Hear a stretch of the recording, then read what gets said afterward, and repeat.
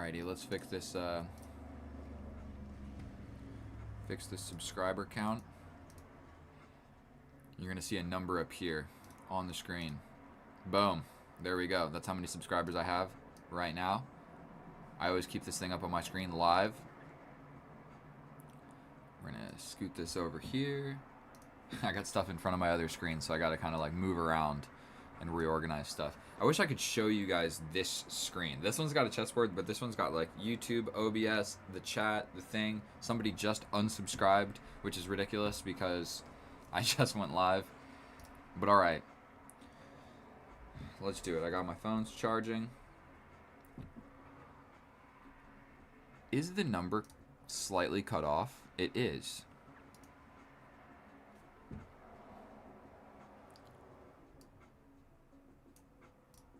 Now look at that. Is that better? Yes, it is.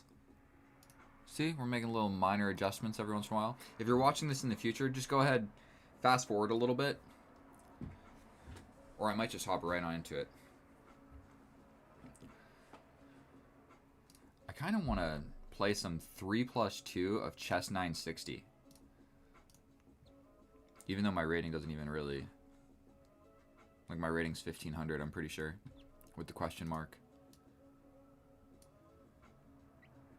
Alright, is the audio good? I always pull up my own stream on my phone just to make sure. And yeah, my rating is 1500 with a question mark. I've never played rated Chess 960, so maybe I should. And at least have some sort of rating. So that's the thing with playing Chess 960. So you're playing against another person, so you really have no idea, like, how good is this person? Let's just copy him, because that's what Magnus does. I watched one video where Magnus was like, pretty much for the first, like, 5 moves, you can just copy your opponent and you're going to be good to go. So that's what we're going to do. As long as it doesn't blunder a pawn, we just completely copy him symmetrically. And I'm thinking maybe the game plan is something like this. Maybe we want to develop this bishop first, but we can kind of push these and get access to our bishops like so.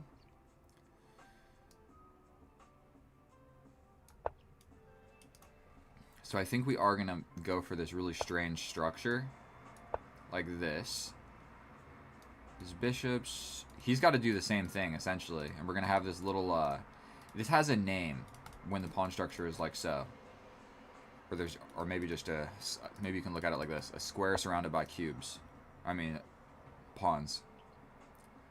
Okay. I mean, he's going to capture.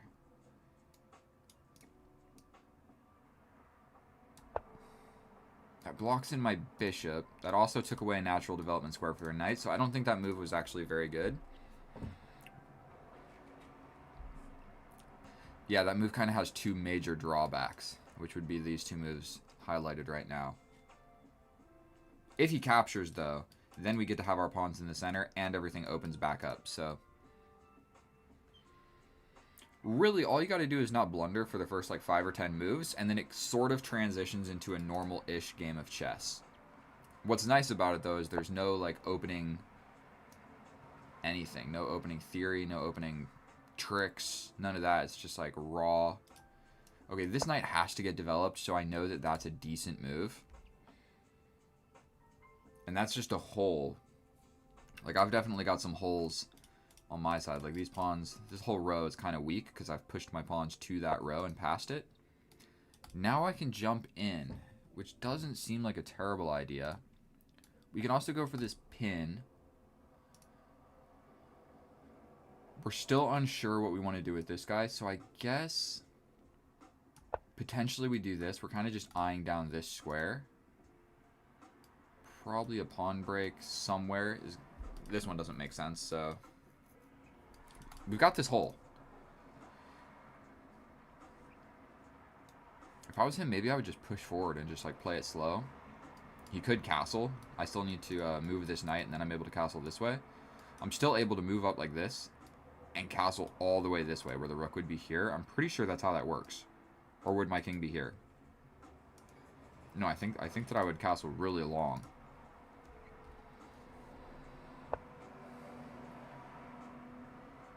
So it looks like he wants to go for something. I guess this move isn't going to be a terrible idea.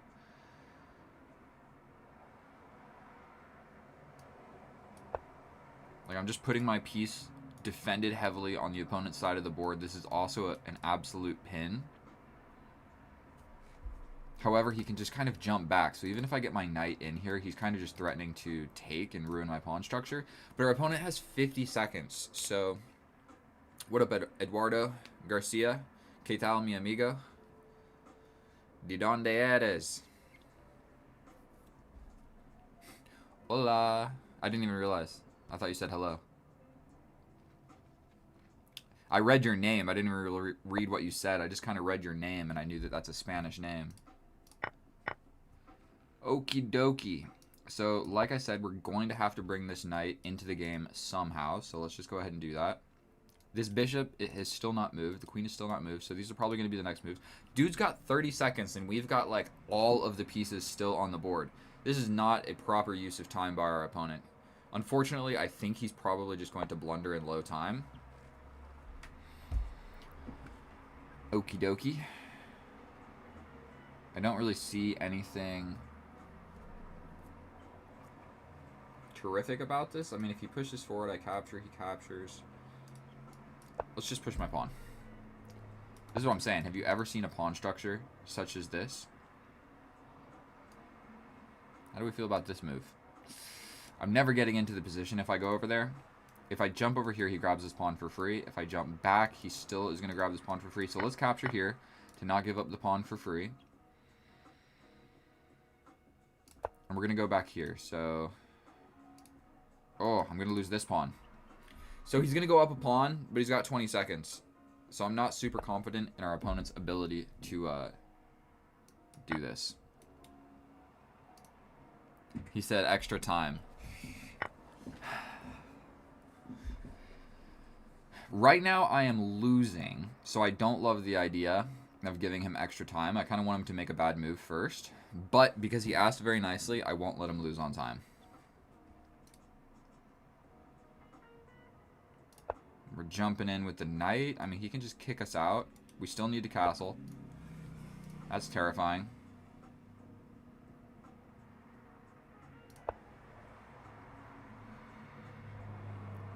This check is blocked. Okay.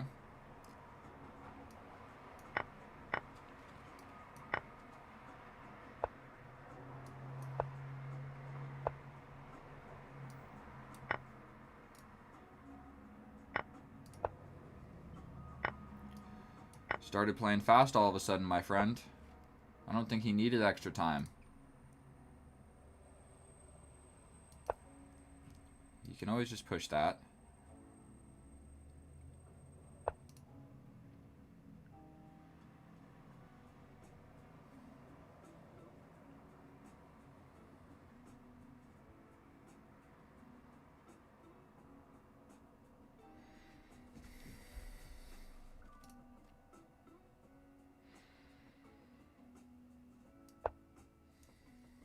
It's a risky move. I've got the open file. But unfortunately, he hung a rook. So now I'm going to go ahead and give him a bunch of time. He wanted to take back.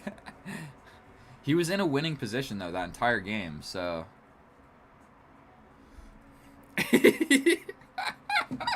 He said, F you. You only give me extra time after I blunder. It's very true.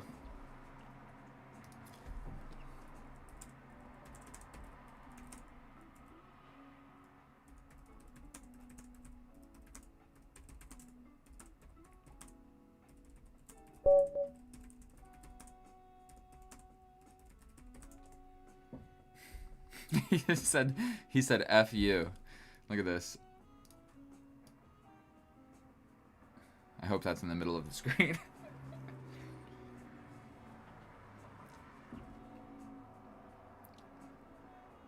He was asking for he's like, I was asking for more time when I had a positional advantage. Yeah, exactly. I'm not going to give you time when you're beating me. The only advantage I have is the clock. And to be fair, you can clutch up with it's +2. Every move you make, you get 2 seconds. So you can absolutely clutch it up. Like, to be fair, this is not that complicated of a position. You just play this. I mean, if I take, you take. I gotta defend somehow. You can bring the knight. I don't know. Push the pawn. You gotta pass pawn, too. So not only that, he's, like, winning. Let's look at this position in the computer. This is a passed pawn. Ooh, white is slightly losing. Okay. Whatever. Let's do it again. Blue pawn. Another chess 960.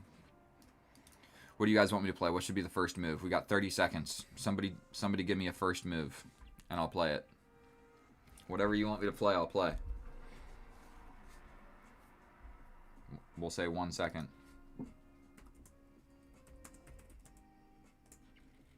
1 second, bro. Don't leave the game. Someone give me a move. I got 13 seconds. I know I got a stream delay.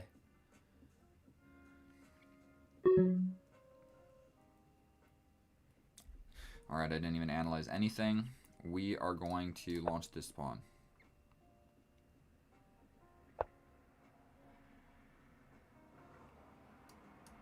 I'm playing this. Getting active. Getting active with the queen is my simple idea here. This dude is 1774, so we are going to do this. He has no simple ways to attack my queen. He can push the pawn.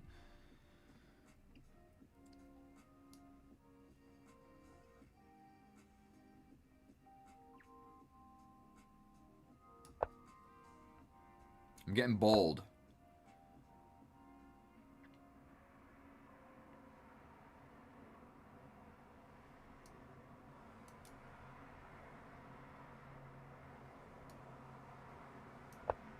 Okay. Maybe we get active with the rook. He's got this, but I step back and guard the pawn. Okay, he attacks this, sort of. Wait a minute, can I just attack the knight? The knight has to go somewhere. Such as here. No, no, no. Okay, I attack the knight and I can win this pawn. No, no, no. He just takes it. Okay, maybe my plan isn't working out so great.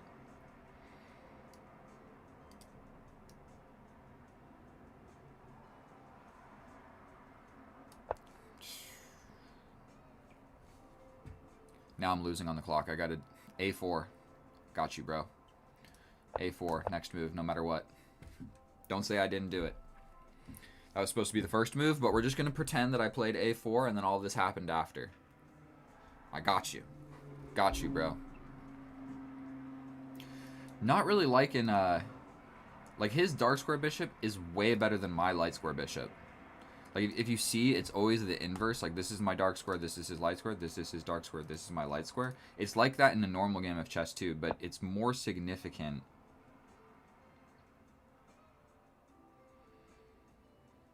It's more significant in chess 960. I think I'm going to have to just go ahead and take that. I don't see what else I'm supposed to do there.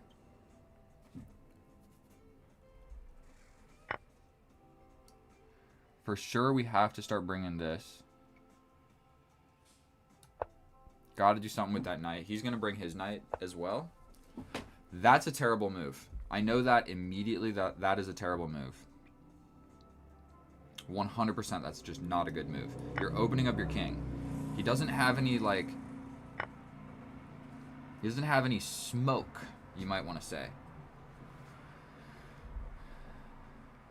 Okay. He's attacking my pawn.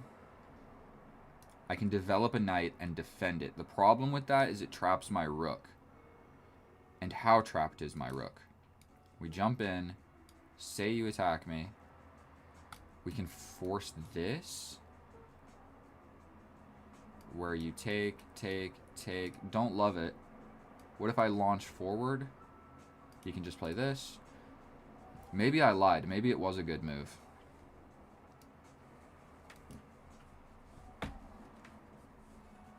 Aye, I'm getting a little bit uncomfortable, boys. I don't know what I'm supposed to play here. Let's play this. He might win a pawn here. Oh, that defends against this. Okay. We're going to launch this guy forward. And potentially I'm trying to bring my rook like this. Like, what if I step over?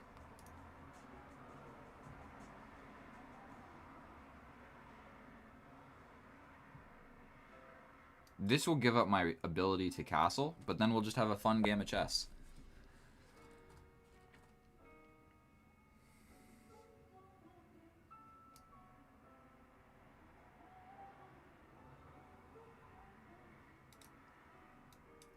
I want to move my bishop. So I'm going to do that.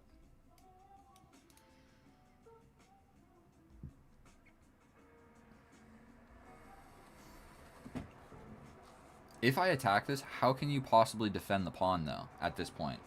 Oh, you push forward and it's defended by the bishop? That's out. But what about boom, boom? That seems fancy. You would trade and my knight would come over this way. Not sure if that's where my knight really needs to be, but... Do we attack? Do we jump over?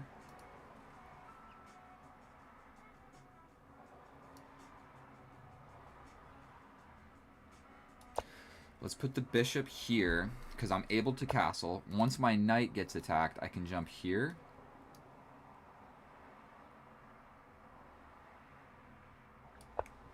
Super defended, like, yes. But it's not the end of the world. This pawn is super advanced. I might just step up with my king, if we're going to be honest. I got 30 seconds, so it's about time I start making some stuff happen. But castling would be more fun. You push, I push. He's going to be able to get this rook over here quite quickly. Pawn to h3. But that traps my bishop. I thought about that, but it does trap my bishop. And it's only defended by the bishop. So that's why I don't really love that move. This is still not a normal game of chess, if I'm going to be honest. This is most definitely... Okay, so he wants to reroute. How badly I would love to attack this rook.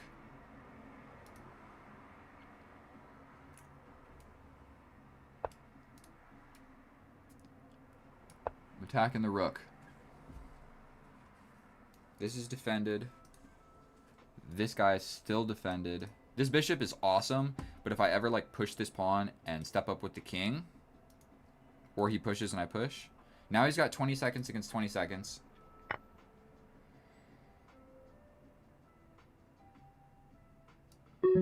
I cash out on the rook, right? Did I mess up?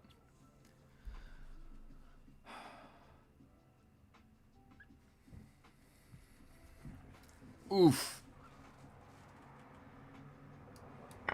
It's the best we got. Best we got. We grab this. We're threatening some stuff. This check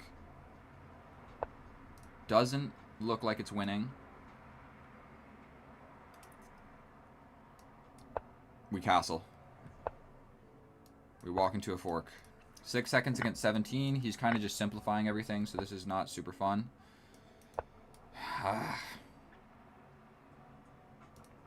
Nothing I can do.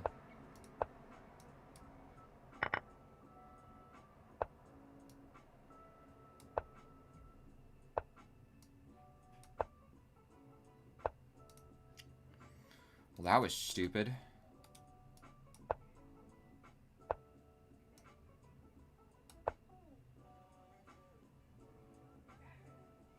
I got nothing.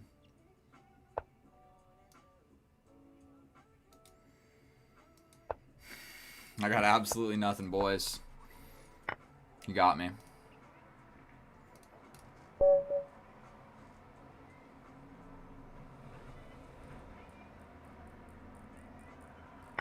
Dude, this cat, literally all she does all day is like, I want to come in the room. I want to leave the room. I want to come in. I want to leave. I want to come in. I want to leave. It's like, bro, make up your mind. What do you want? Because I try and keep my door closed because I don't want my roommate to hear me yelling about chess. Like, oh my god, my rook. I hung my rook. There's a pin.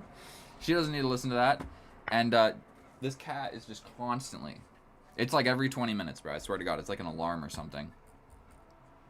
New opponent. We're not even going to analyze this. Screw it. Screw it. Thank you for whoever subscribed, my one person that subscribed here. And I'm happy to play with any of my subscribers. So right now the chat is only subscribers. And I keep it like that because I'll play games with you guys. So you can message me here, and I'll know that you're a subscriber because only subscribers can message. And that's how we're going to do it. Before I had to, like, check. It's like, oh, are you subscribed? And I don't feel like checking. So it's easier for me. It's easier for me. I don't know if any of you guys like Rubik's Cubes, but I learned how to do F2L, which is, I had mate. Did I really just blunder mate? Where was mate?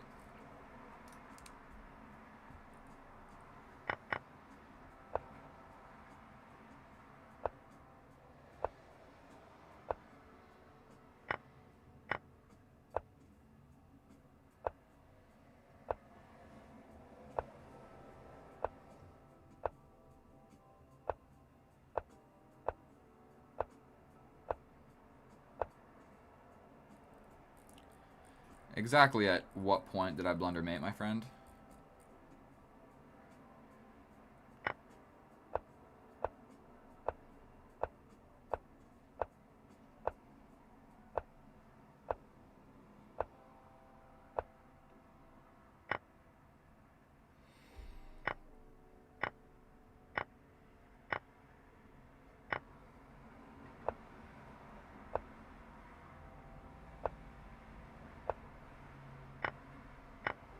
I never had mate, bro.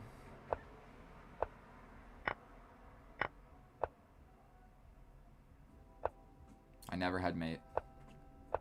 Just a slowly disintegrating position, one move at a time, just getting worse and worse and worse. We could even look at the graph. Maybe that would be easier. Let this thing load. I don't know if you guys care about Rubik's Cubes, but I learned how to do this thing recently. It's called F2L, first two layers. Normally you do like this corner and put it here, and then you do this edge and put it here. But I learned how to put them together and do them together. So you now see that edge is done. I think it's kind of interesting.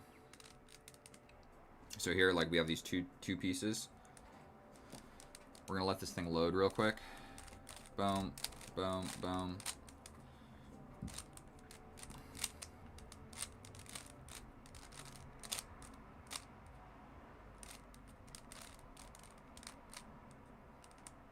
Freaking F2L, dude.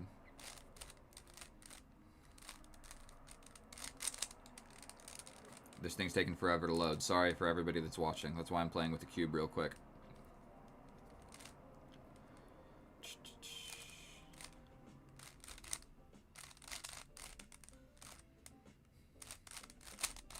Man, I got bad internet. This thing's not loading at all. We're going to see. We're going to look at this graph. The graph will tell us instead of me going through the game. The graph will tell us if there was a moment where I wasn't screwed.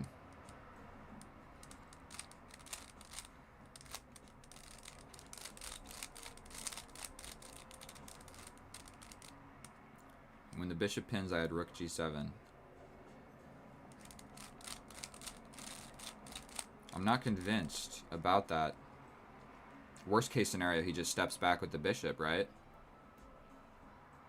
This thing's not loading, dude. What's going on here?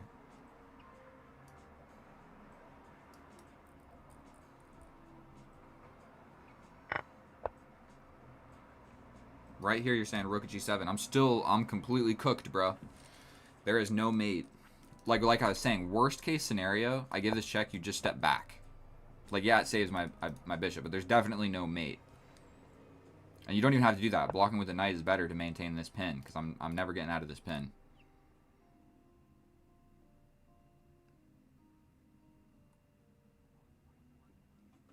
You're saying after this move, rook g7 is good, but it's still -5 for me, bro. Still -5. So, like, we went from -5.8 to -6.2 or something like that. So, at that point, it's really, no matter what I do, I'm completely cooked.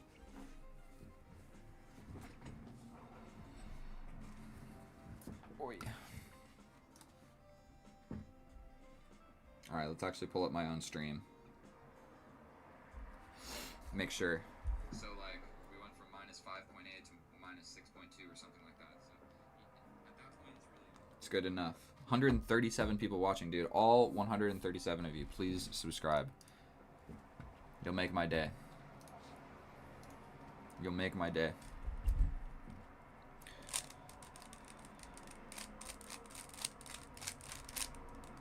The graph wasn't loading, but I looked at what you were talking about, and it wasn't going to work. I'm not saying anything about you and your chess skills. I'm just saying it didn't. There was never a moment I was losing.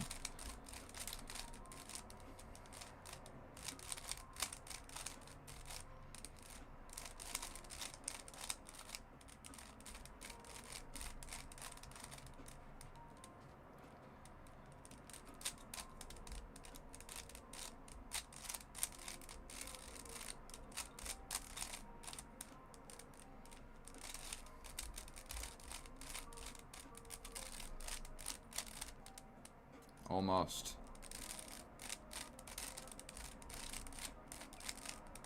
Almost. We can play a 2100.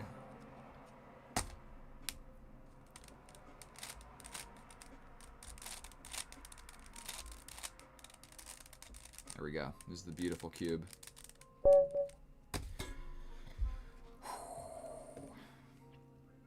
Another decent chess player.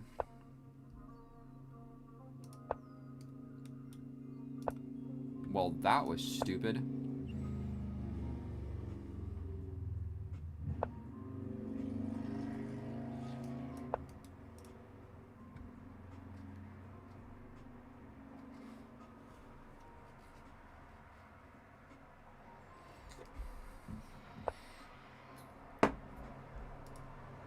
So my idea here, to trade off that bishop,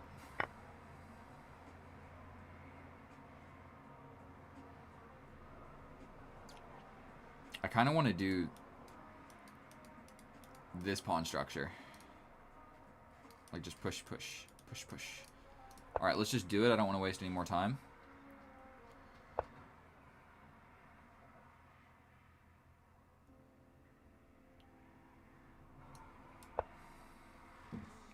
Probably I need to push this forward. That's generally the idea, so let's just go for it. If the opponents play quick, you have to play quick as well. That is just one thing with chess. You have no choice. You cannot just like slowly sink below on the clock. Okie dokie. I'm going to bring a knight. His pieces are all developed. I want mine to be all developed. We're going to capture like this. Sure, we have this, but I'm just going to boom, boom. Big oh, he should have done a big castle, dude. He could have castled all the way across the board. That would have been dope.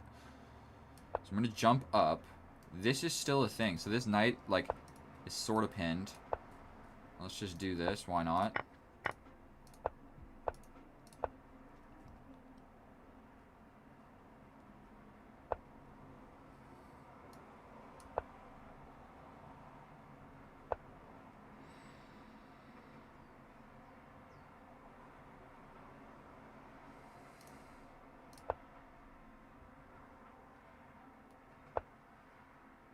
We have this, but it doesn't work. Not very well.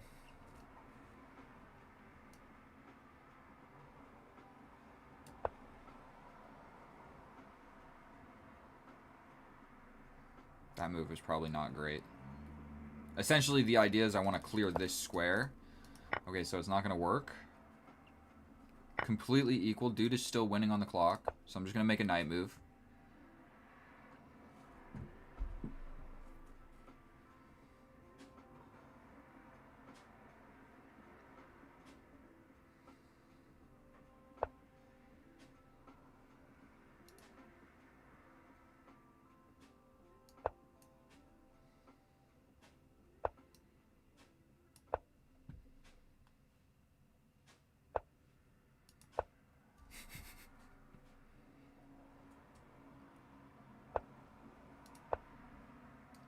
I had this. That gives me an infiltration point. Unfortunately, he does maybe have some ideas. I think just going for this pawn. You have to defend it, right? And then what do I get behind this one? You just push forward. We also do have capture, capture. Playing this. Infiltrating. Leaving this guy to hang. Oh no.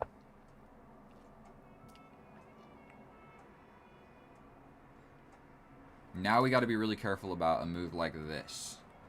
He's got this check. Doesn't do anything great. We have this check where you take, take. Got to move the knight somewhere. I take, you take.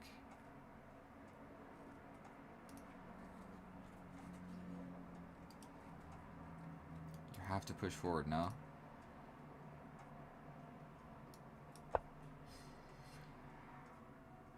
I'm going to level with you guys. I am a little bit scared here. And he has discoveries, which is not super fun to deal with. I think we have to go for something. Do we go for this?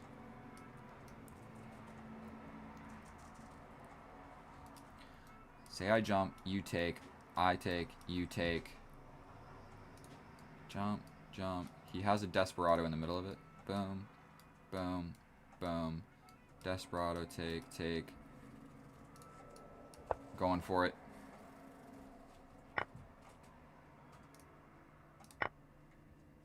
He gets out of it with a check. Oh god.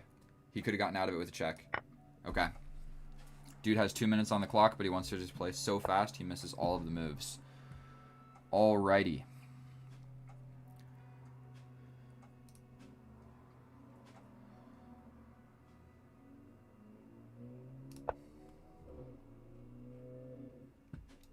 This is the next idea.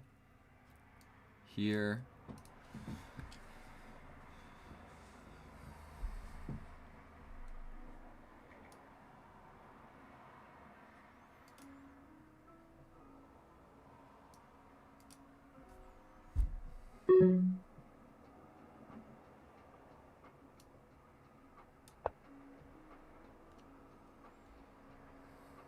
He can always push and kind of get the knight in there.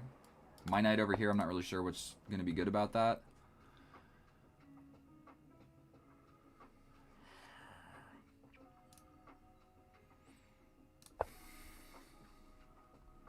He can get in.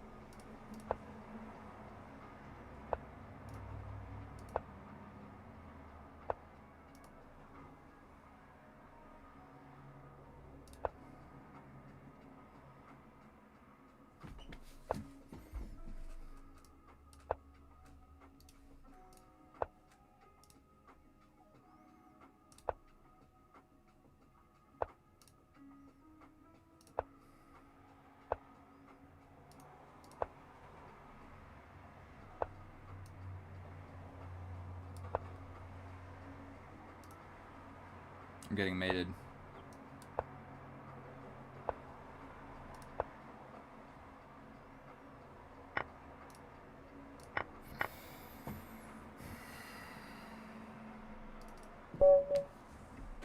Super unfortunate. Super unfortunate.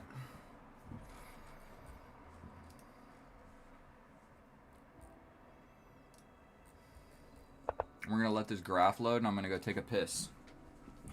Got so many stupid wires wrapped around everything, bro. Fuck. It's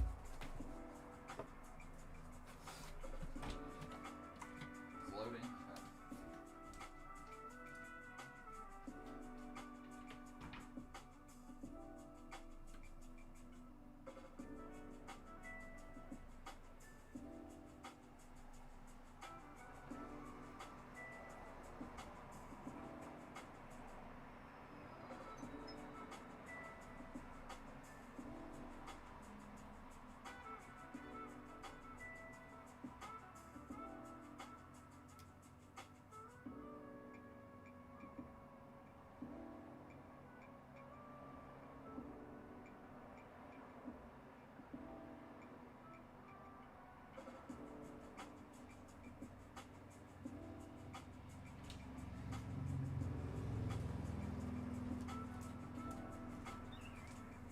Nobody leave. Stay right there.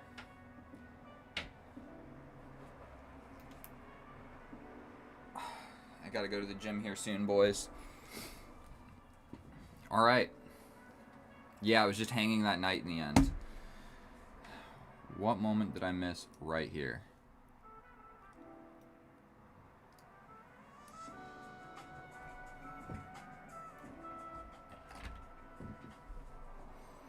Just cash out on going up a pawn.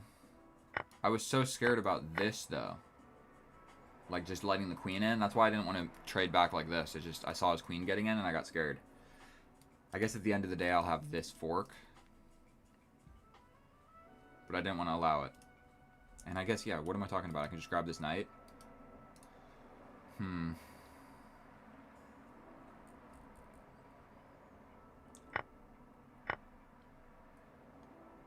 Yeah, he could have gotten out of this with the fork, by the way. So his capture didn't work.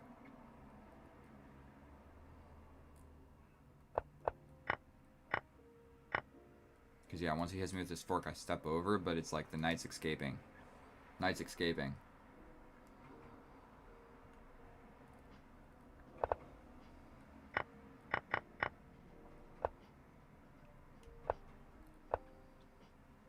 Just grab the stupid pawn, dude. That's what I needed to play. Still equal. Now I grab this pawn.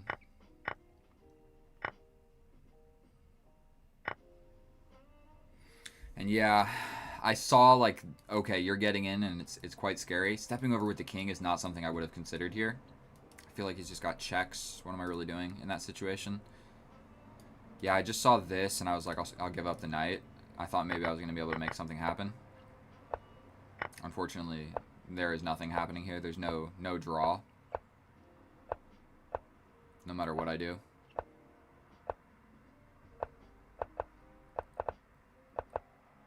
And I didn't find the draw because it wasn't there. That's what just happened. I should play rated. Because I have no rating for this, so I should at least get some sort of a rating.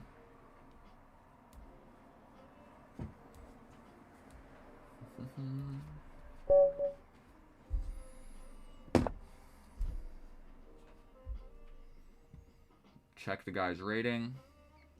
Okay.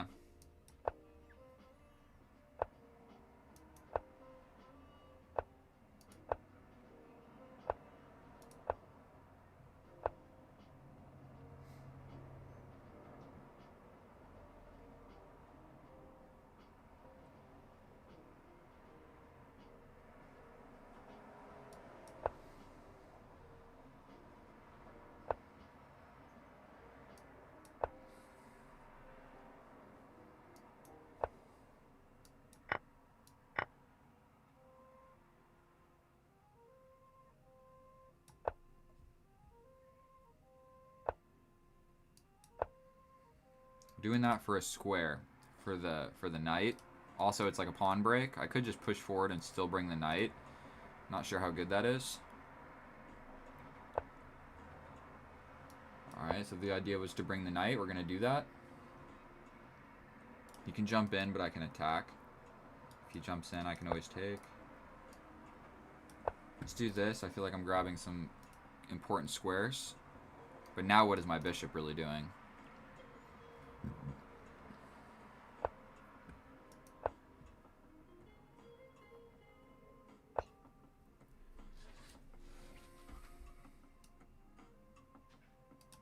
How does castling this way work? That's how that works. Alright, we're going to do this. 100%. Try and bust open this center.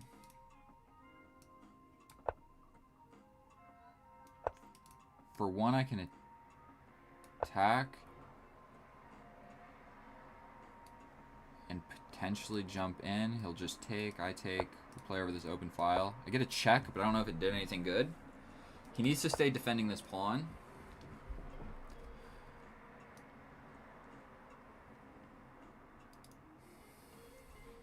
Just take a brief little moment to think about what's going on here.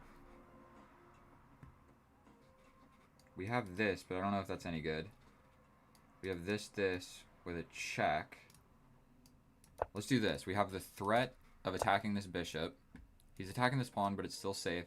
So what I'm thinking is we attack the bishop. Bishop has to go somewhere. We give a check. We have this check, right? If you push, I take en passant. I think we're going for this. Also, I do have just trapping the bishop. You can attack the queen. I take en passant. You take this way. Does this work? Does this check work better? Where do you go? Here. But then, wait a minute, wait. Do I just have this? If you push in, I take like this. If you take with the knight, I think this move has some sting to it. You push forward, I take with the pawn. You take with the knight, I take the bishop. Okay. If you run away, I take your bishop.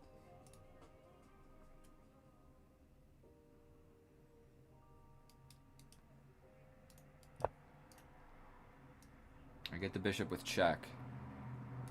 And I'm just in there, baby.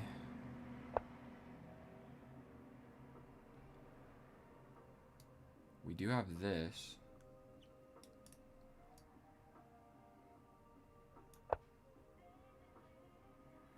And then I'm going to grab this guy.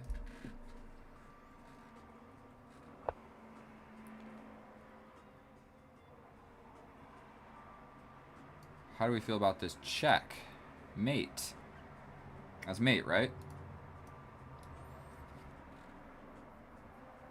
Alright, first rated game went quite well. The non-rateds were not going so well.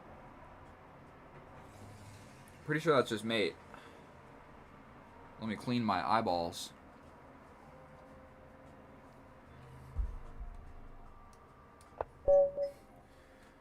Absolutely devastating. Devastating. Let's rematch him. 100% we want to play that guy again.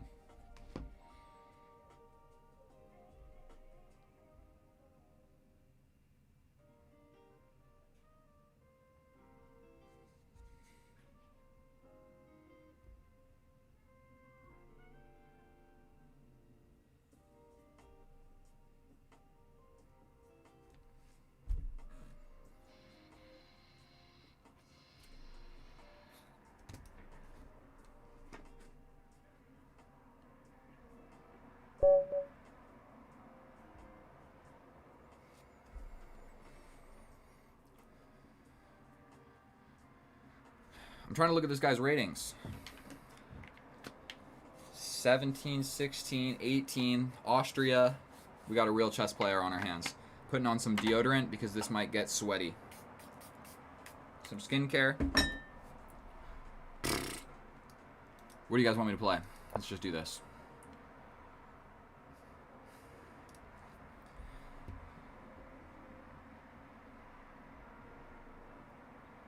That's like a health benefits card that's only used for health stuff. So it's not like a credit card or anything. It's like a job benefit card thingy. So I don't think people can steal it, but maybe they can, I don't know.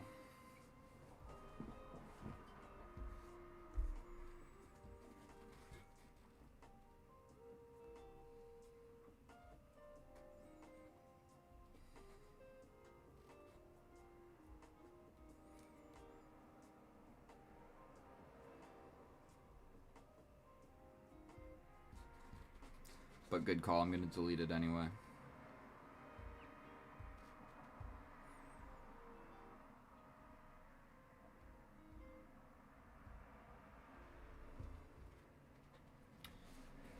Okie dokie, we need somebody to challenge us, dude. We're coming up on 1600. And also, this thing, maybe angle it this way more. We want my head to be more in the middle.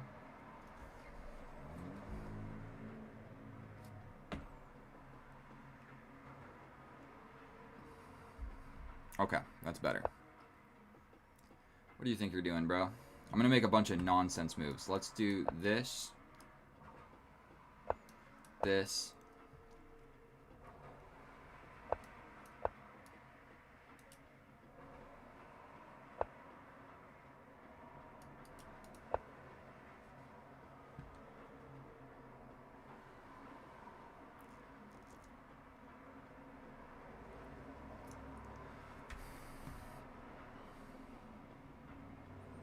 We're going to just smoke this guy. 100% we're going to smoke him. This dude's 1100.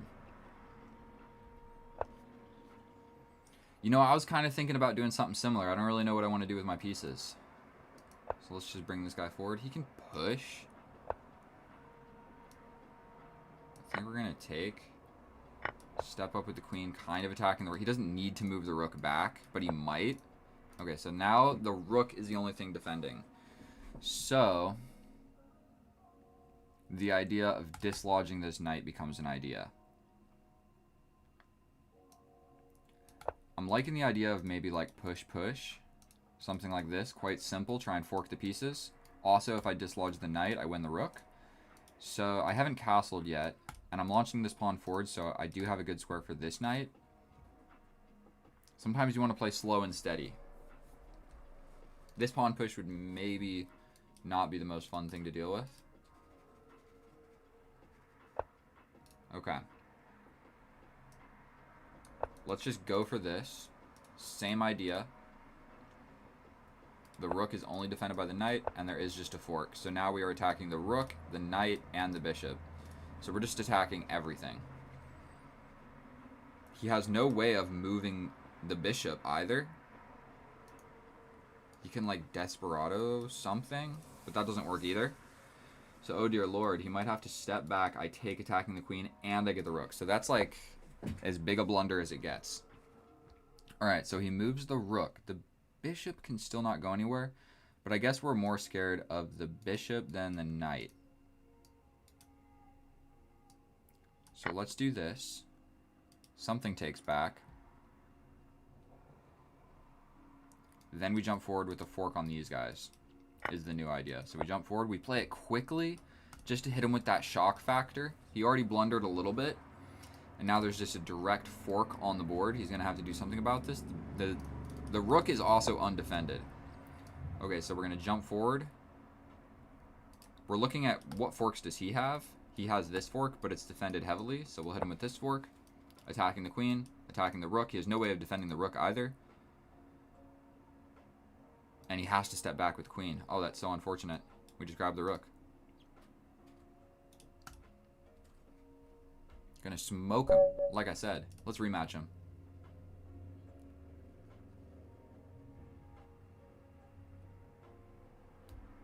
Whenever you beat somebody, try and rematch them, is what you want to do. To elevate your elo. To raise your elo fastest, just if you beat somebody, challenge them again. Because you know you can beat him. He doesn't want to play anymore, that's fine. We'll play somebody new. Now we're 1633. This guy wants to play a 1+0. I don't really like playing 1+0. But I'm fairly certain it's a subscriber. So we're going to go ahead and give it our best shot. I don't like 1+0 because the dirty flagging is just not something I'm a big fan of. Okay.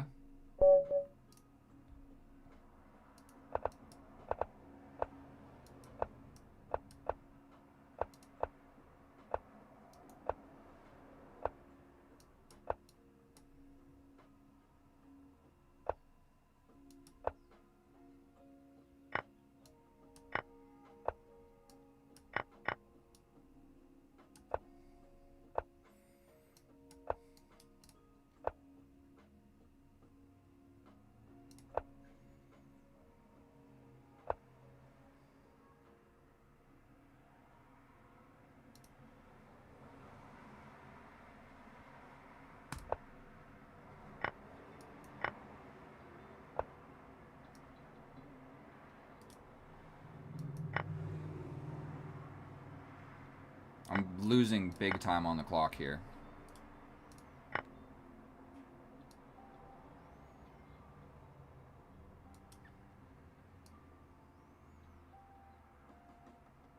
I have no way of defending this, so Let's just go for our own threat. Uh-huh. Terrific. We're gonna do this. Oh my god. I lost on time already.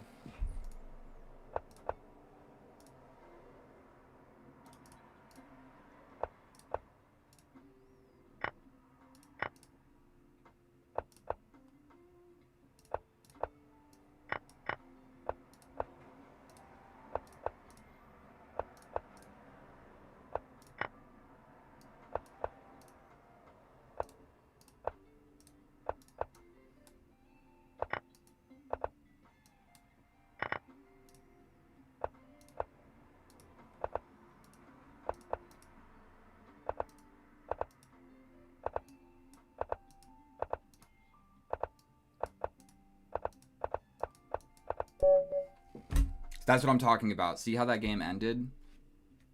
That's not the type of chess that I really enjoy. What I far more prefer is I prefer 0+1. Because you get that same, like, big rush. But nobody, like, what on earth was that last 7 seconds of that game? You know what I mean? It's just we're both making, like, pre-moving nonsense. After playing chess for years, I don't really find that attractive anymore. From either side. I hate winning like that, and I hate losing like that. So it's just like, I really try and only play games with increment to just avoid the nonsense. And looking at that position, I think that it was more or less a draw. But watch, this one will be so much more exciting.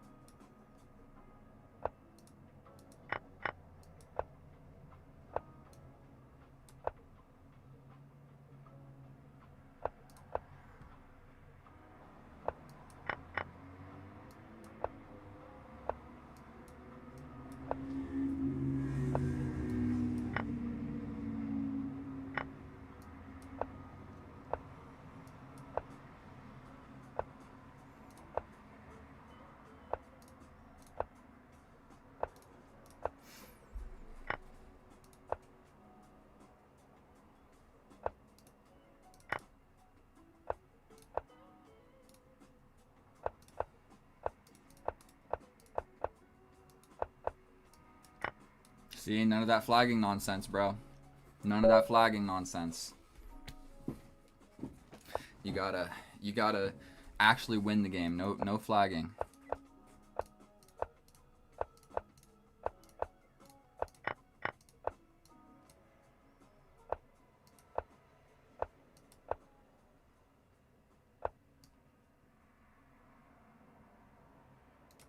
Ugh. I wanted to play it, but I was too scared. I wanted to play it, believe me. We're just gonna take that.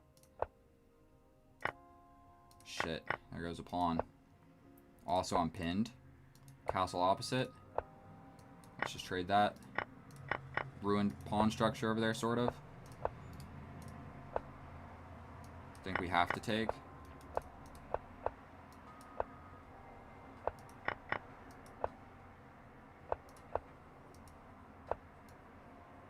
Why did I do that?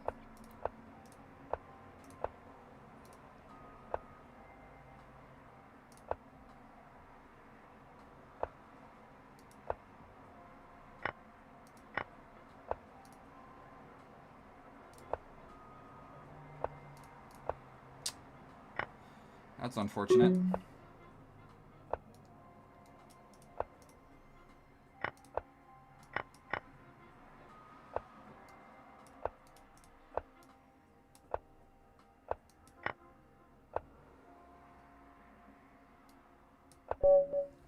He beat me.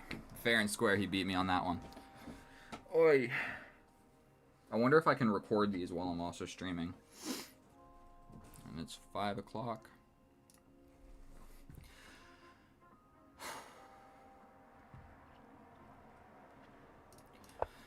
Alrighty, let's see what we get. Sicilian. Let's just try and play stuff as fast as possible. I'm going to trade this knight off immediately. I hate this whole bishop over there, so we're going to just do this. Let's castle opposite and make a more exciting game of chess. We're going to sack... I just hung mate. I was trying to castle opposite, make good content, but I'm going to be far better... He says, oops. I'm going to be far better off not trying to play anything fancy.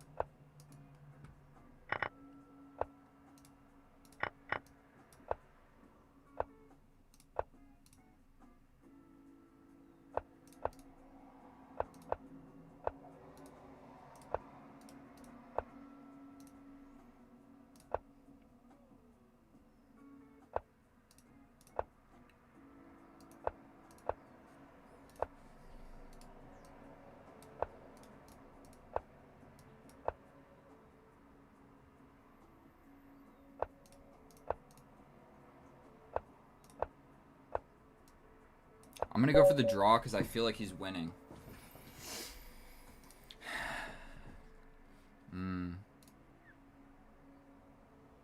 So I tried recording it, messed everything up. I need a better computer, boys.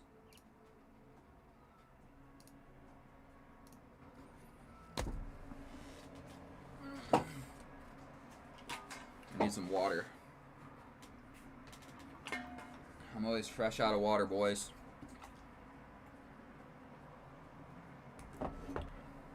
I got no coffee, I got no water, I got nothing. Whoa.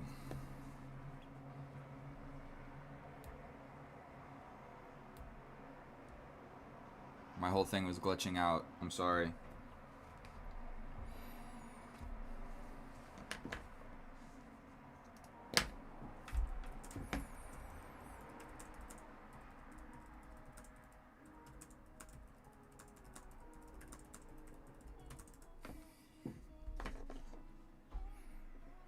Are you winning, son? Not really. Not really. Looks like somebody new challenged me. Somebody new challenged me. I'm going to accept it. I didn't say goodbye to my friend that I was just playing. So when you hear my voice, just know. Okay, this guy's not online, so we're going to actually go back. Okay, we'll play this guy again.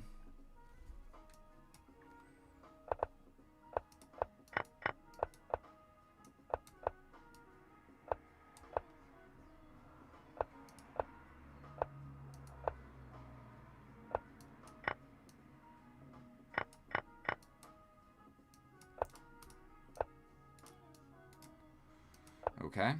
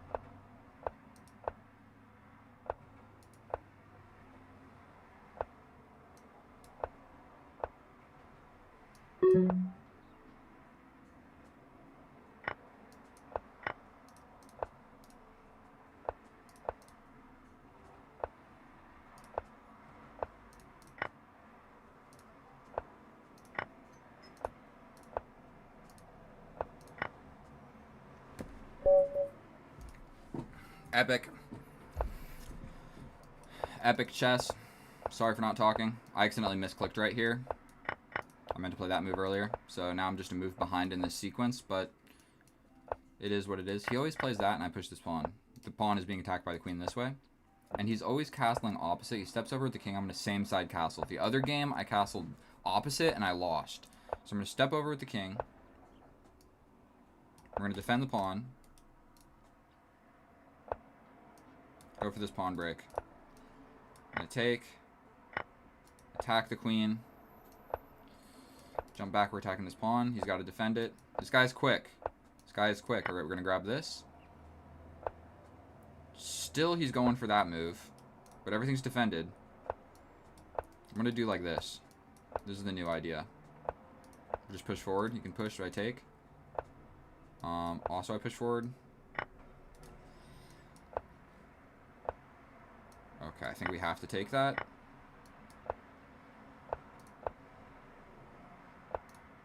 Check.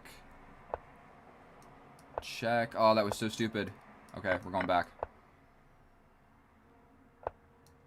Fork to win this pawn. My knight is a little bit trapped.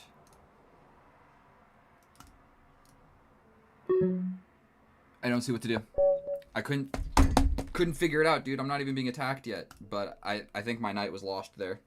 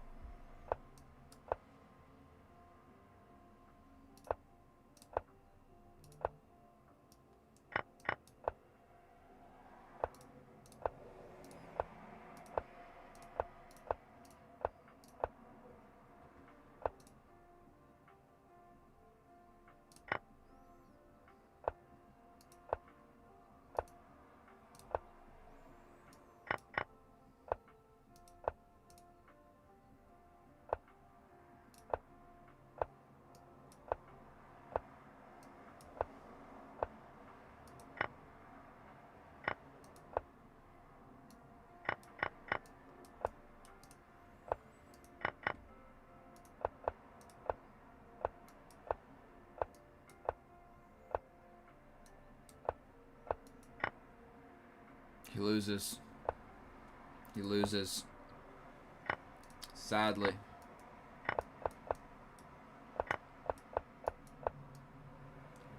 Sadly, he cannot make it.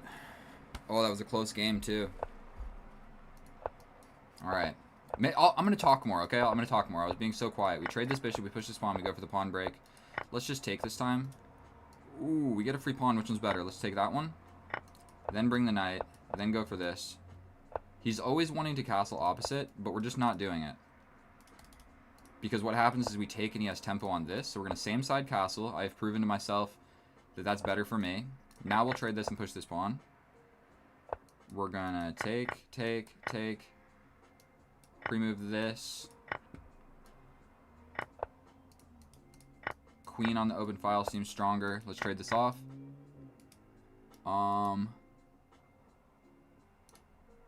Trade like this. Force the queen trade into a king and pawn endgame where I'm up a pawn. We're going to push this forward. Push. Push. Push.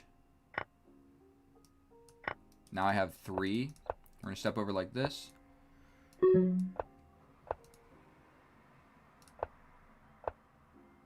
Pass pawn. Yikes. We push it. We get this check. Get the pawn that was scary. We're going to take. Slide back. Woo! Alright, Sicilian, so we're just going to pre-move everything.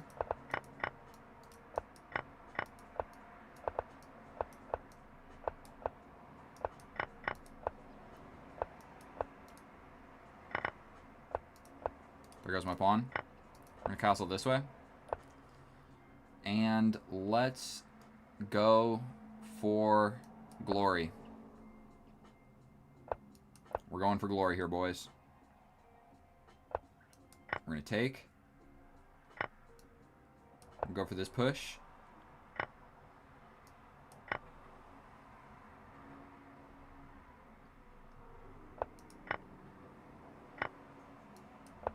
This is scary.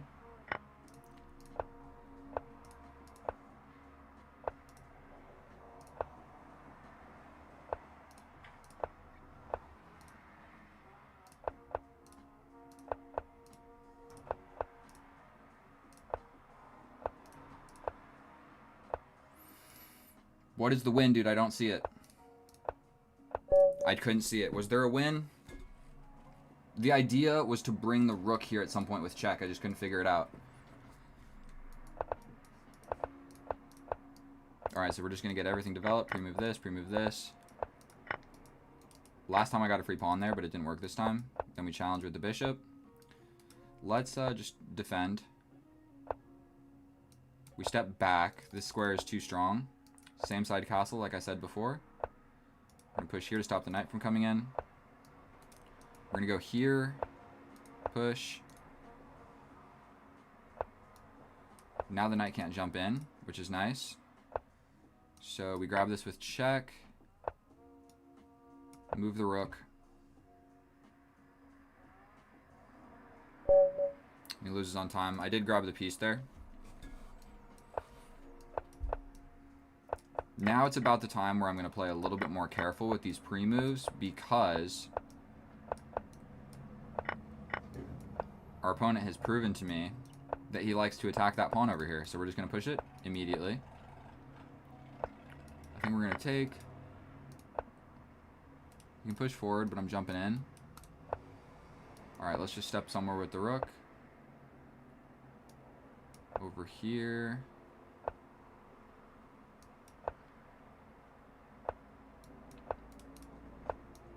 Attack the bishop. We're going to grab that.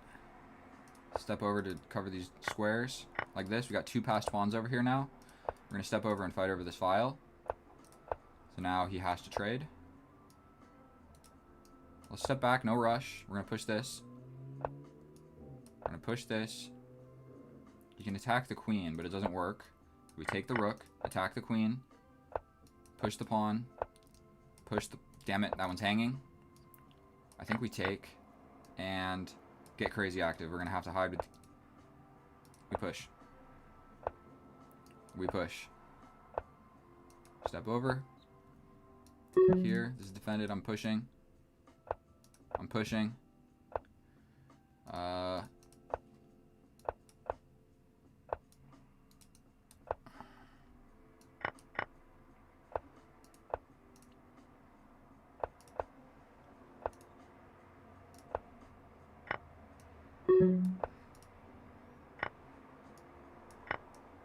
No, I can't stop this pawn. He sees it. There's no hope. No hope. I think that I was completely winning. I know I was completely winning here. What was I supposed to do?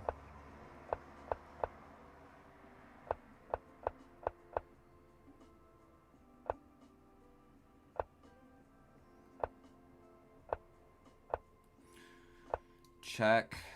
He's going somewhere.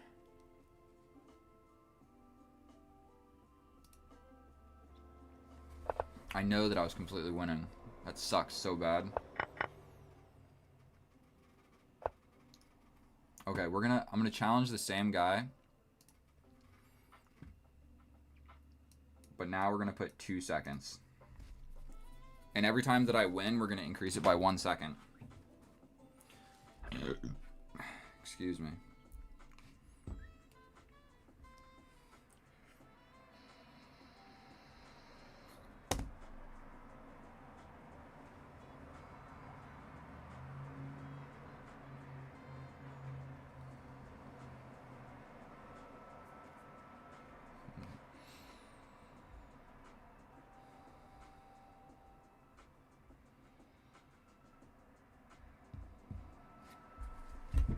All right.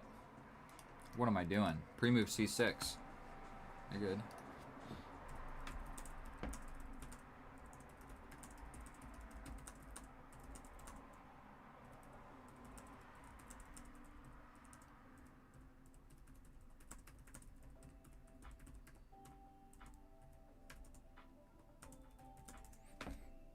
He says I'm gonna sleep now.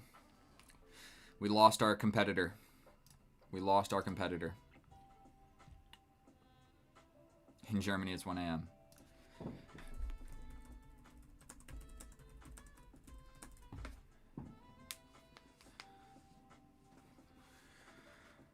I wish I had water, dude.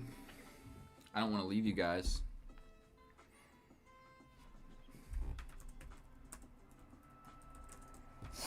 Yeah, bro, anytime. All right, who else wants to play? Those were some good games. 7-6, pretty evenly scored, and that lets me know that my rating is like a solid. If he's 1930, then we can say I'm 1940. My rating is a little bit deflated. Let's go for one real game, one rated bullet game. Abort this game. If I win, I'll play another, but if I lose, no more. Wait. No. It needs to be regular and rated. Dude's 1530. If I lose this, I'm flipping a computer.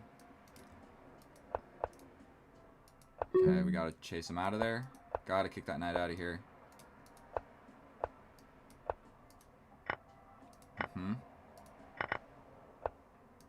Castling this way, for sure.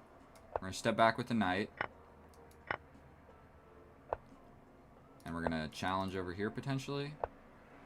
Step over with the king. I didn't need to play that move, but I did. Alright, it's getting a little bit spicy for me, I'm gonna be honest. There's not a whole heckin' lot to be done. Let's try and trade this queen. You can push. Okay, let's go for this.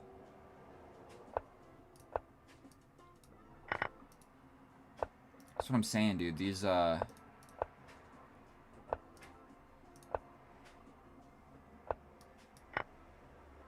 I have a passed pawn. This is also a threat. You can go for this.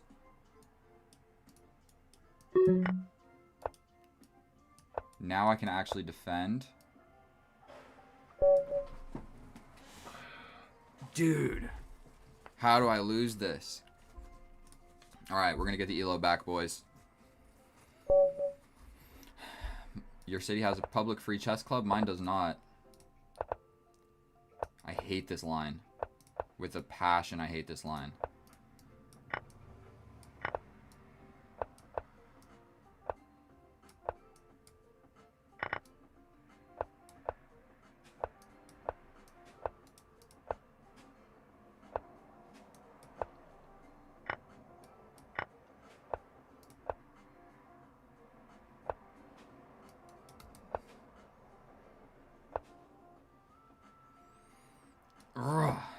Again, I don't know what to do. For sure, we take that. Let's take that. He has a passed pawn. We need to be a little bit aware of that. We're going to try and attack it. Attack the queen.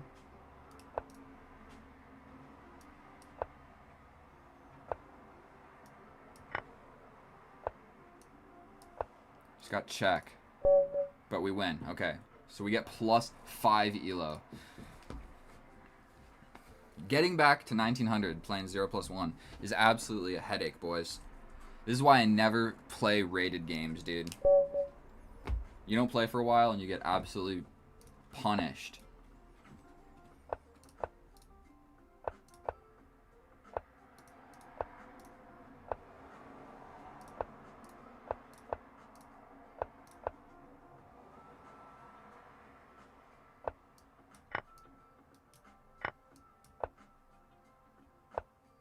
Same side castling. Stepping out of there.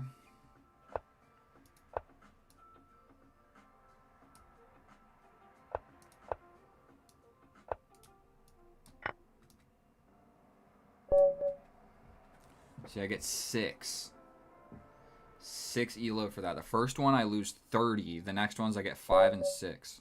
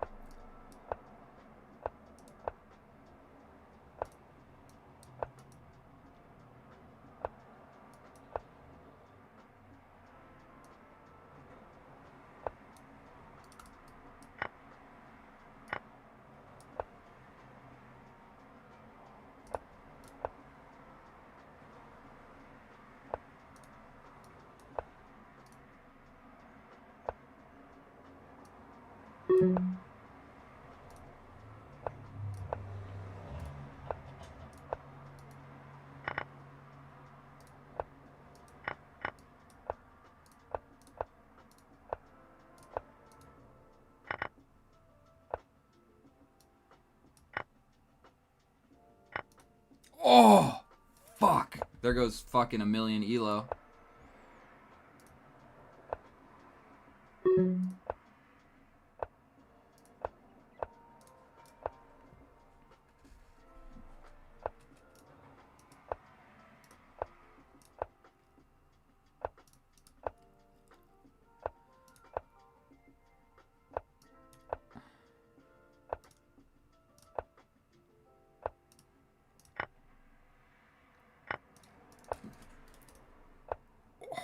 It doesn't even win me anything. Yes. Flagged him. To get 7 elo.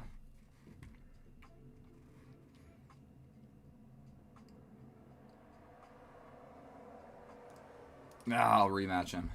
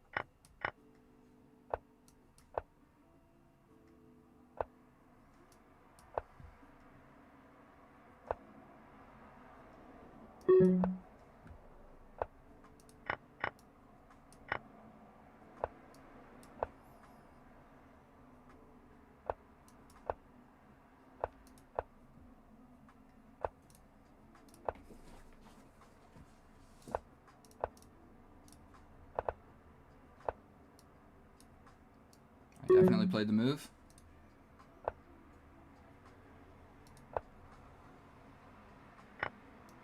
Oh, fuck.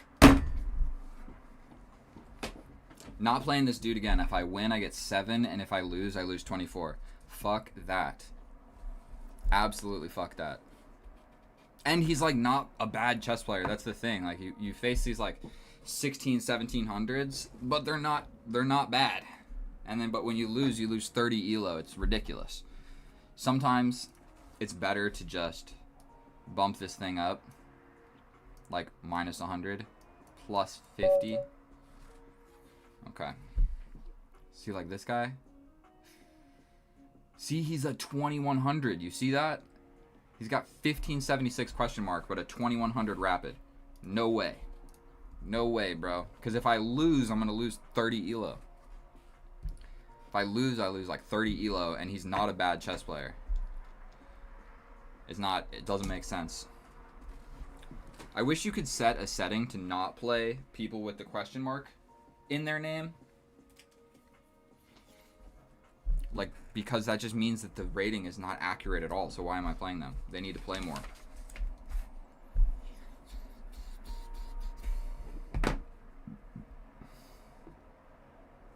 Alright, I'm gonna grab water. I'm like dehydrated, boys. I'm coming right back.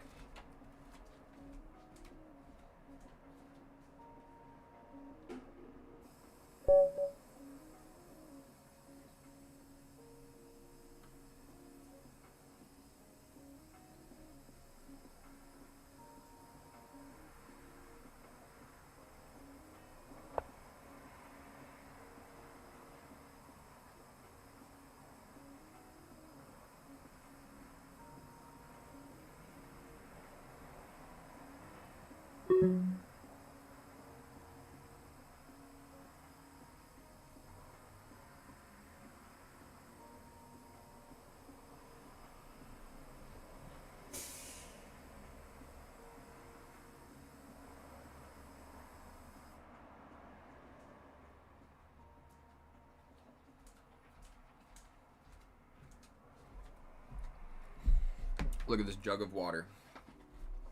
Never being dehydrated again.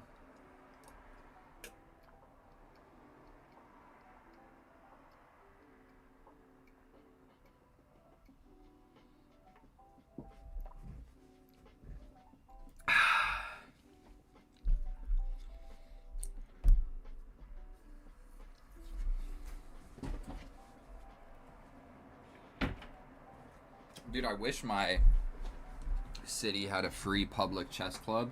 There is, but it's all little kids. It's all little kids. It's like more of a chess school rather than like a chess club. I've struggled to get involved in anything chess related where I live.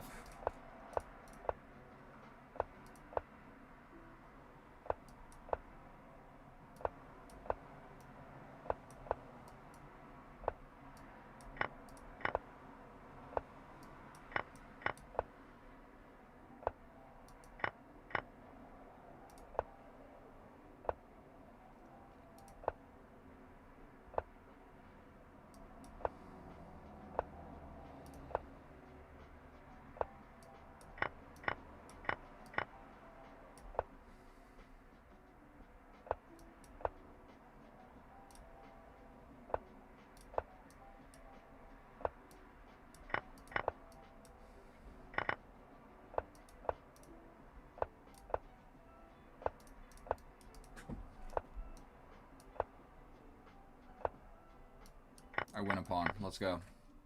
Did I win? The answer is no. But we want to touch this guy. It's ways to move. Ways to move. How scary is this thing over here? It's pretty scary.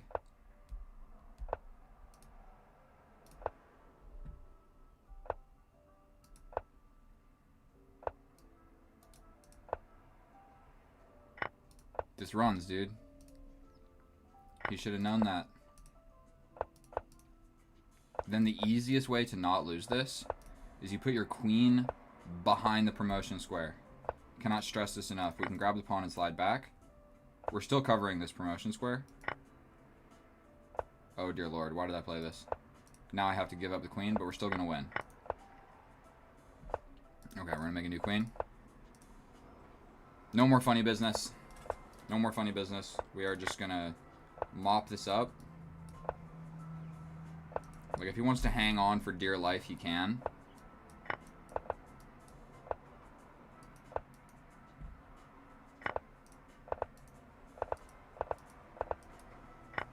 Cool. A little bit disrespectful to not resign here. Good chess etiquette would suggest you should resign.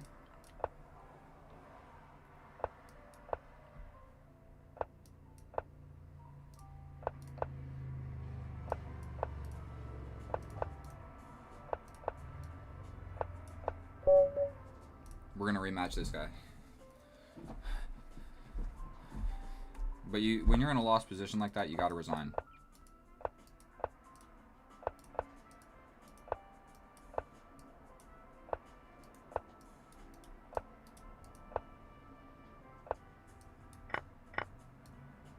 No!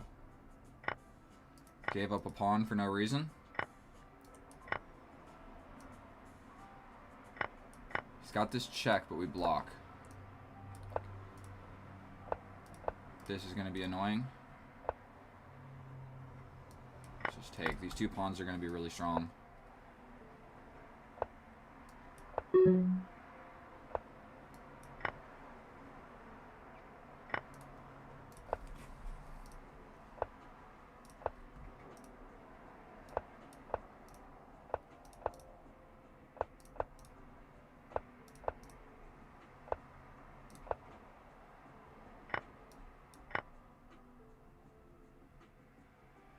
I'm not giving you a take back, bro. You're crazy.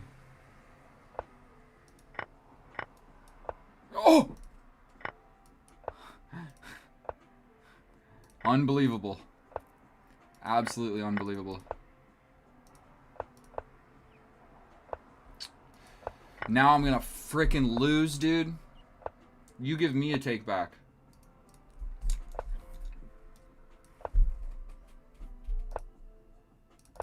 I think it's possible for me to draw this.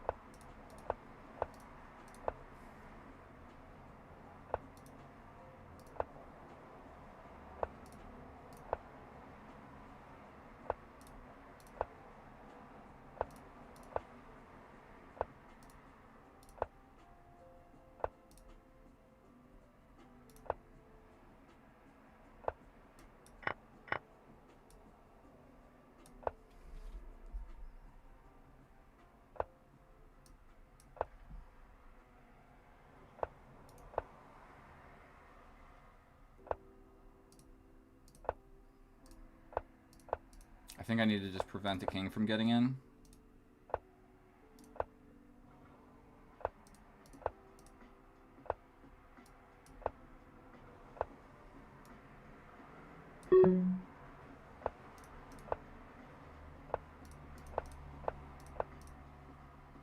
Try it, bro. Try it.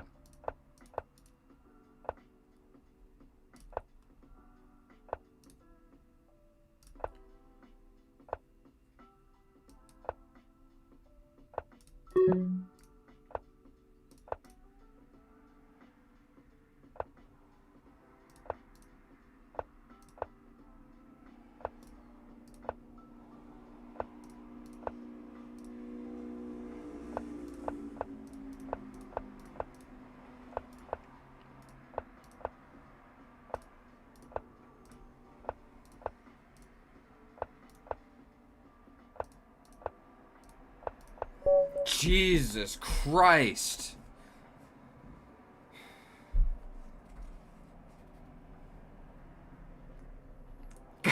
God damn, dude. That was brutal for one elo. One elo. We got one elo. How long was I in this just terrible to be in situation? Jeez, I hung a rook. I straight up hung a rook, and then I had to fight for my life to draw this. Boom. We are absolutely crushing, destroying here. Don't even know that we need to capture, but I guess it makes things simpler. And then obviously I'm trying to play d8. Obviously I'm trying to play d8. And what's hilarious is he wanted to take back right here, and I didn't give it to him. Then like 2 moves later, my mouse skills suck, and I hang a frickin' piece. Proud of myself for being able to draw that, though. That was not incredibly easy. It was more stressful than anything. I knew it was a draw. I just had to play the right moves. And the position changed a lot. You know what I mean? He did the right thing. He really pushed me to make a mistake.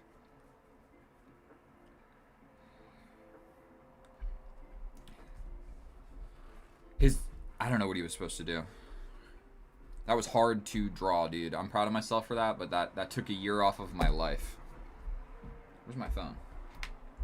Gotta get this thing charged up. I'm going to the gym. Can't be going to the phone with a dead phone.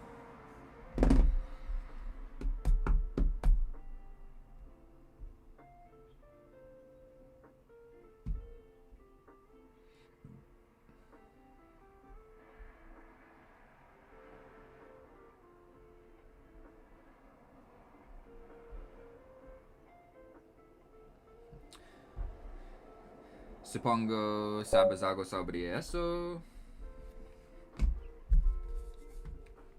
Alright, boys. An 1800, E4, E5.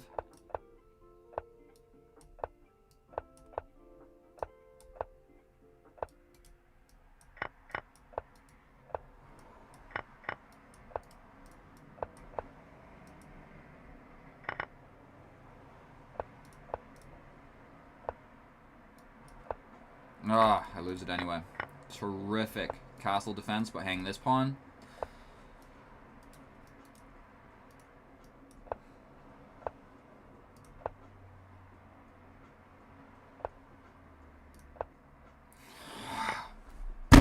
God damn it, dude. God damn it. Just like that.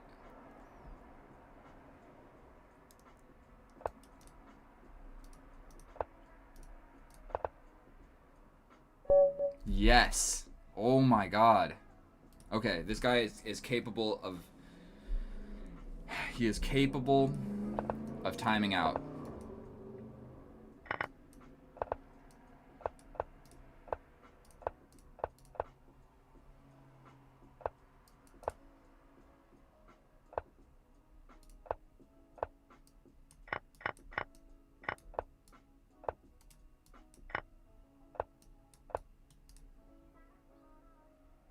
Going for the pawn, but I don't really care. Let's grab the bishop instead of the pawn. I'm already up a pawn. That would have made things cleaner and easier, but...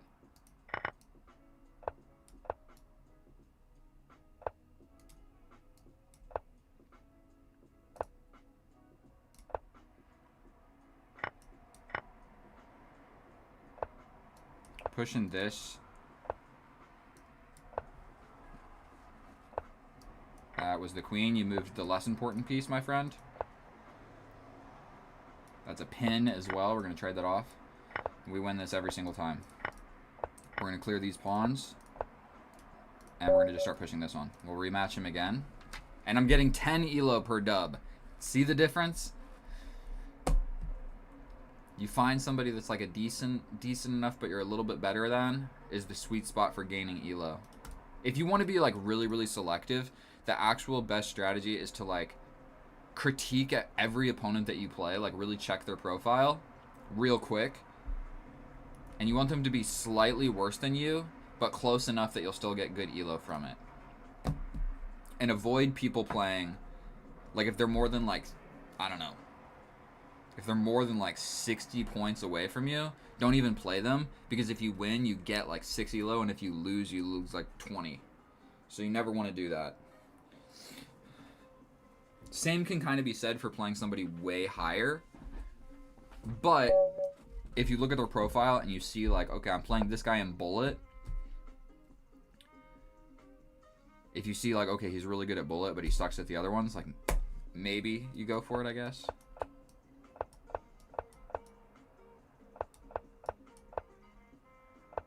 Damn it, I knew he was going to do that. We lose the bishop for no reason.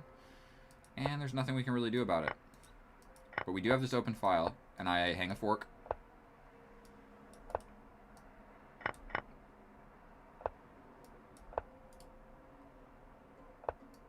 We're going to castle this way.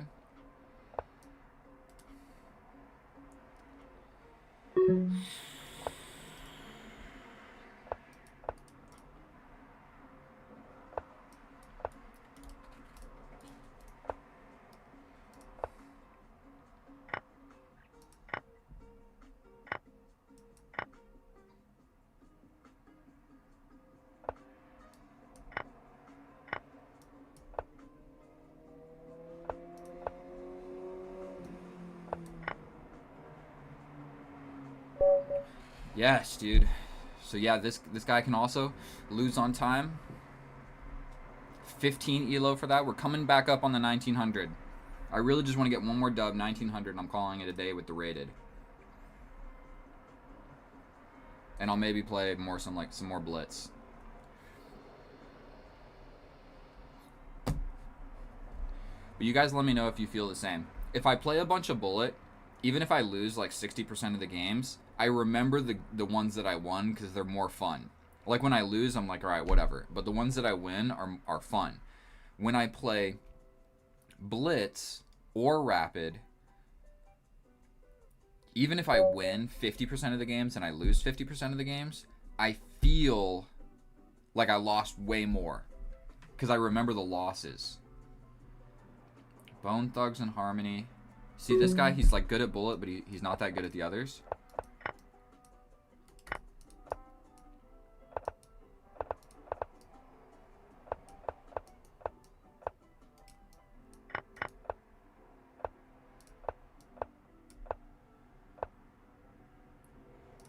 I hang a rook. Okay. See, he missed it.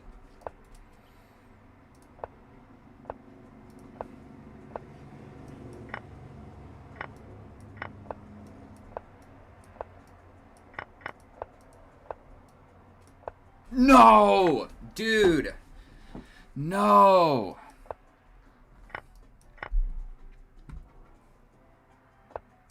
That is absolutely just as unfortunate as it gets.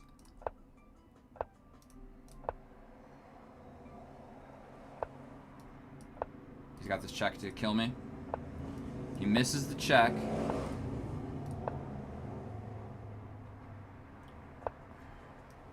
God damn it. He hangs a queen. Yes. Block. Check. Go for this.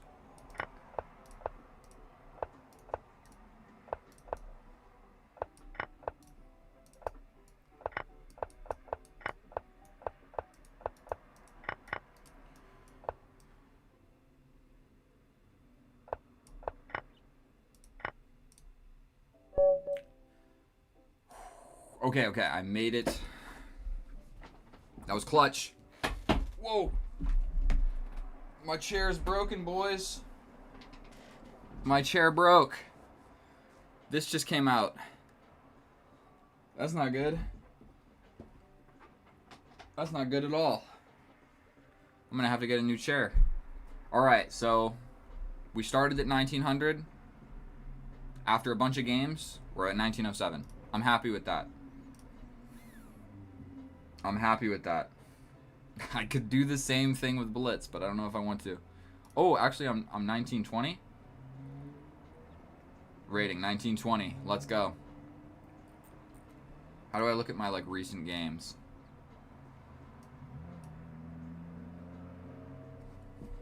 Ten wins, 2 draws, 7 losses. My Blitz games: 3 wins, 7 losses. My Chess 960, 3 wins.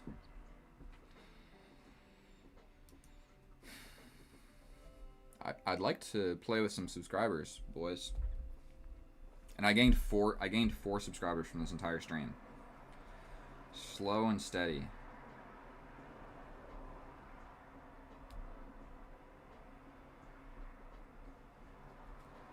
I appreciate that so much, bro. That would have been the stupidest thing ever.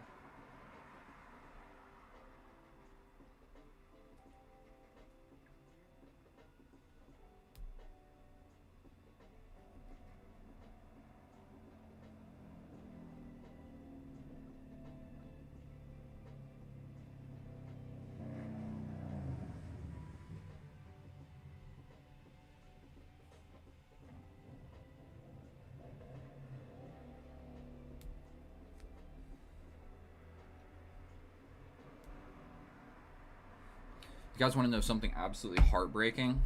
I bought the Icon Pass, which is a ticket that lets you go snowboarding here in a bunch of places. The Icon Pass is all over the United States. But, dude, I paid $800, $700 for this thing.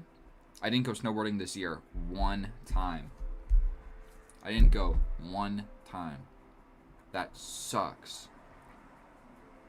That sucks because I didn't go snowboarding, and that sucks because I wasted a bunch of money for nothing.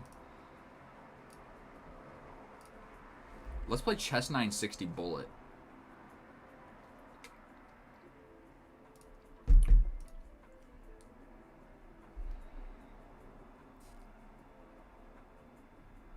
I do want to play rated games.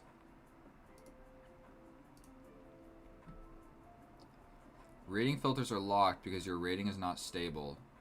Play rated games to increase stability. I'm confused. I'm trying to play a rated game.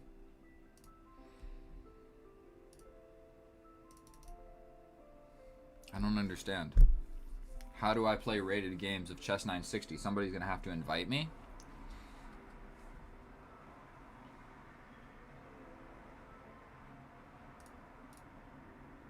Let's look for Chess 960, but rated. Only bullet, submit, chess. No, I'm trying to look at the lobby.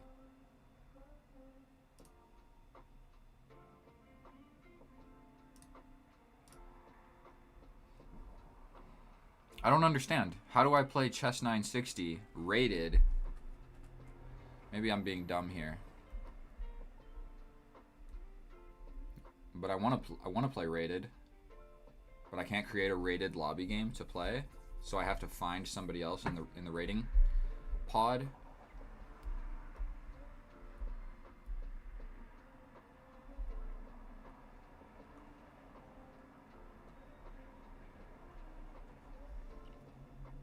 I should have maybe cleaned my room today as well. Pretty messy.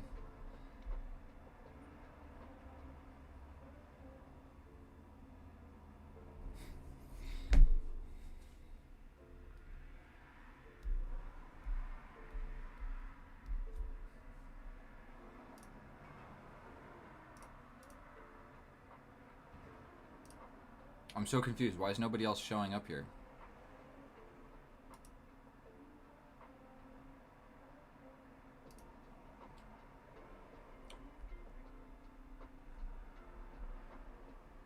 Do any of you guys know?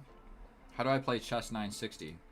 I want to play Chess 960 rated.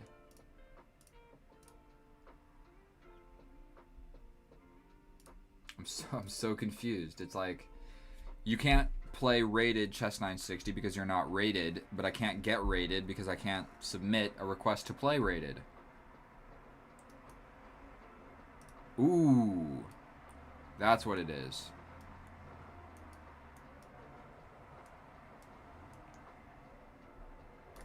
I had to add a little bit of time to it. You can't play 0+1. Oi. I broke my chair, dude. I'm gonna have to actually figure out. Oh, it's pretty broken. I might just have to buy a new chair, boys. Oh, I'm sitting on my nuts, dude. This chair is fucked up. Sitting on my nuts, boys. 0+3.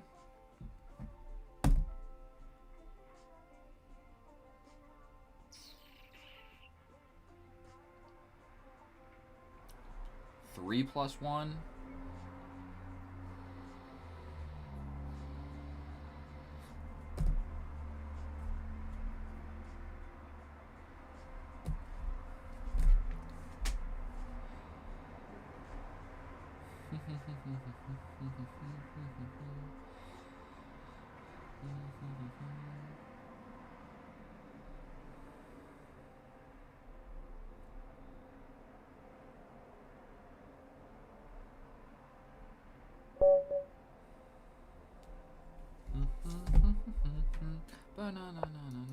I'm just playing the Caro-Kann anyway.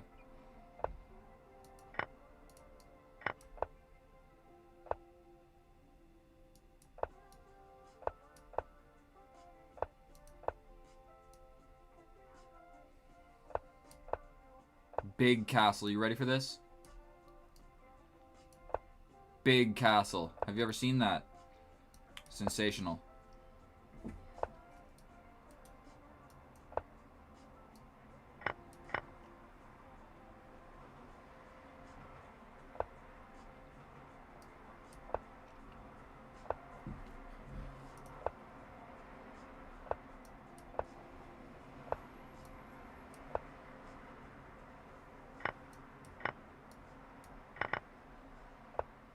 Epic. That was a good epic castle.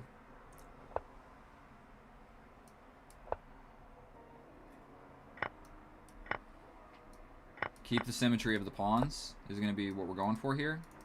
Defend it. We're going to push it off of this square. Push it all the way up.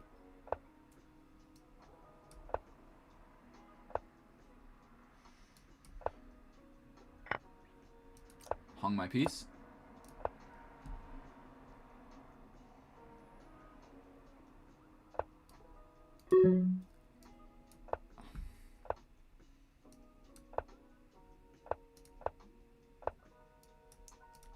What? Fuck that shit, dude. Good game. I don't know about that. Kind of just hung a piece and lost. Wasn't the most fun, good game for me. And I lose 183 elo. It's rough.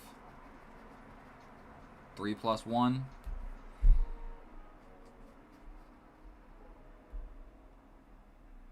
I gotta leave in 15 minutes, boys.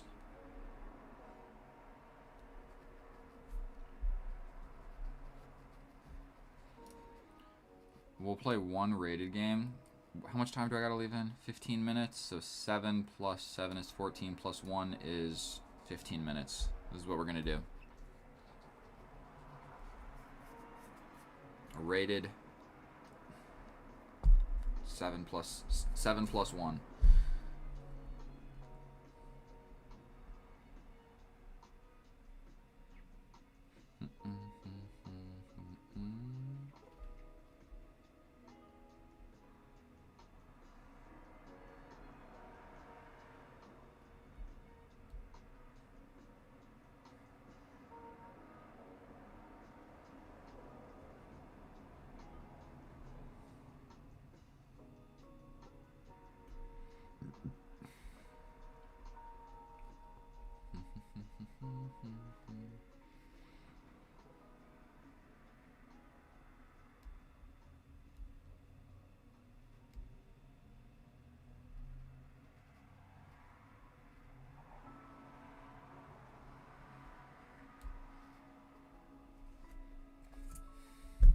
Might take a little while for somebody to actually accept this challenge, boys, but once somebody does, it's going to be an absolute banger game.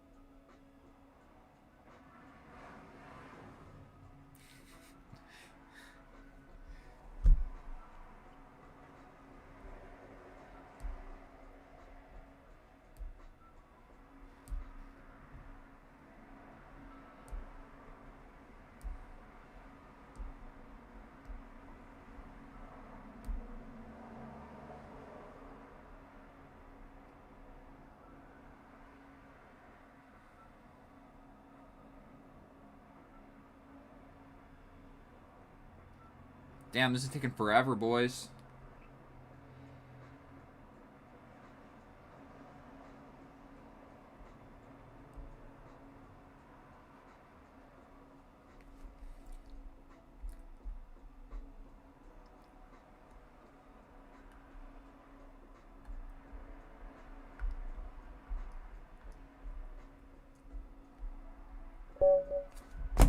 About flipping time.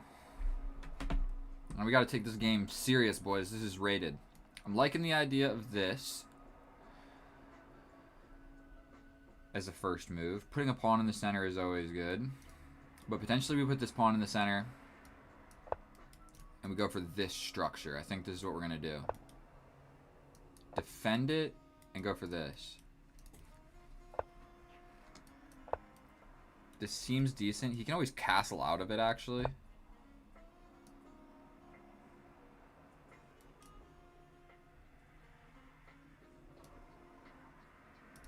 Oh, I I didn't mean to play this. I was kind of just thinking about it.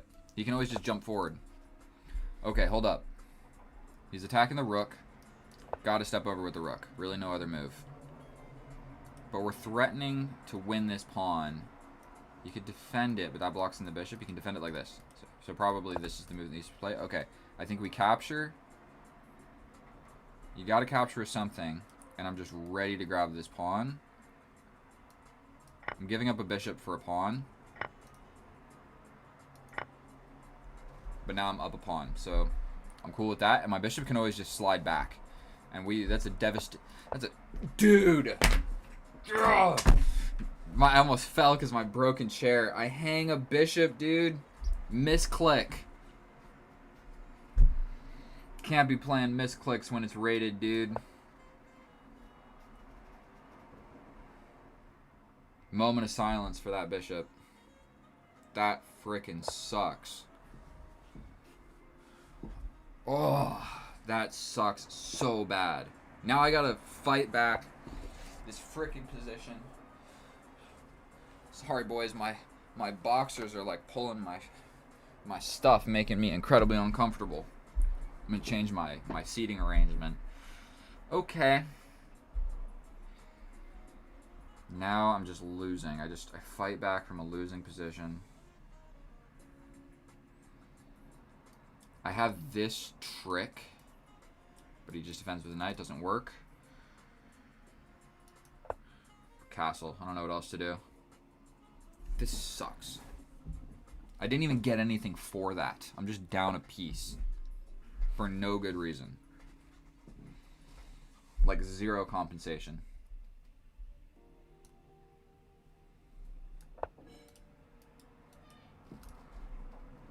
I mean, he can defend it. Like quite heavily.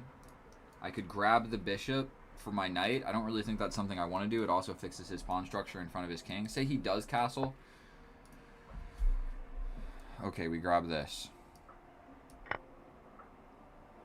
We gotta go for grabbing material when we can.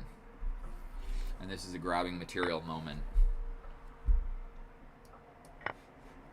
You can sacrifice here, but I step in defending. You take. This comes with a fork, actually. So here, here, here. And I get the rook. I'm fighting back, boys. I'm not going to give up just yet. This is probably the move that I want to see least. Also, this is not so great. Here. Say he plays it. I get this.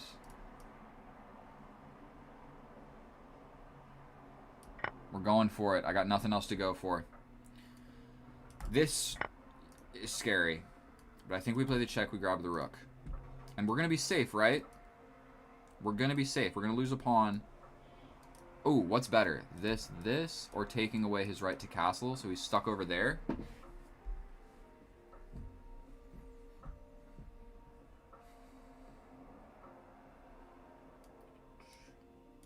Here.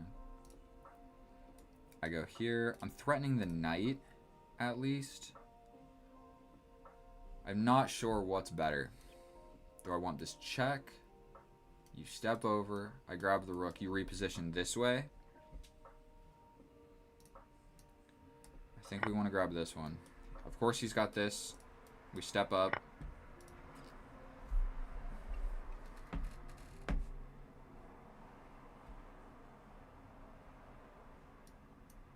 If we push, take. Now I'm up material. Which makes me firmly believe I'm able to turn this around.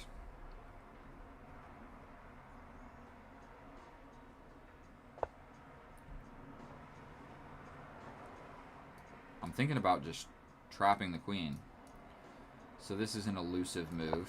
We step up, but we're threatening to trap the queen immediately. So no matter what you really play, I'm attacking the queen. Okay, now he can slip out of there. What a smart chess boy. Okay, we play this. You hit me with the check. I step over. Going for it.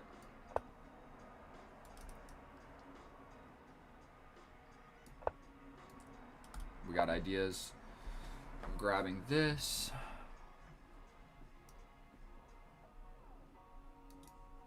Attack the queen first.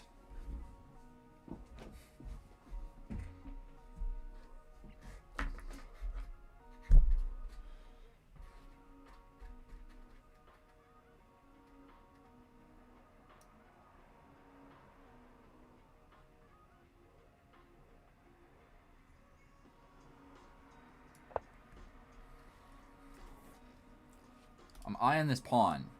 Queen's got to kind of stay defending this pawn until he does something else to defend it. This bishop is amazing, but I do have a passed pawn. That's a great move. I think what we're going to do here is just kind of reposition the queen. You can give the check, but I'll step over. He's also got a huge amount of time.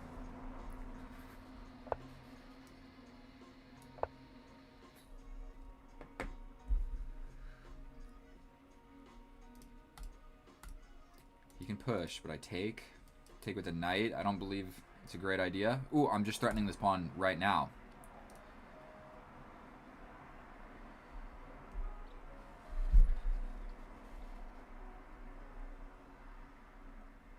But I have this passed pawn. That's going to be really important later on. A defended passed pawn. Okay, so he wants to play a great move. Awesome.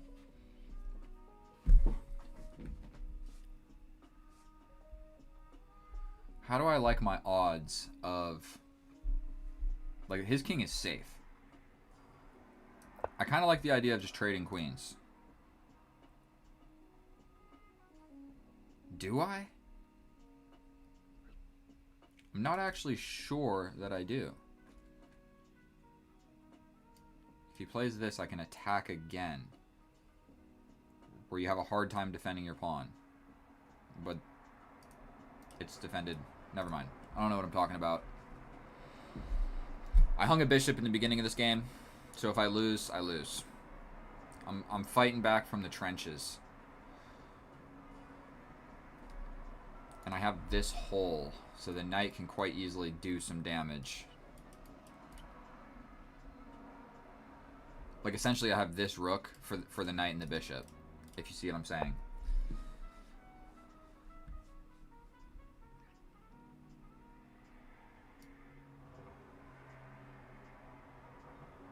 That blocks out my queen, but it gives me, like, some space.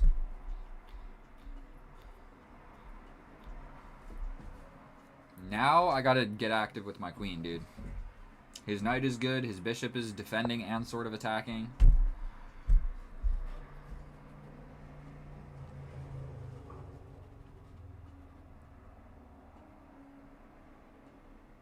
I don't see a great way of, like, getting in, though. This is so, like, a weakening move. What's his knight planning on doing? I don't see it. I don't like this, so we could just, like, push forward. We can push forward here. No, we can't. No, we can't. Actually, yes, we could.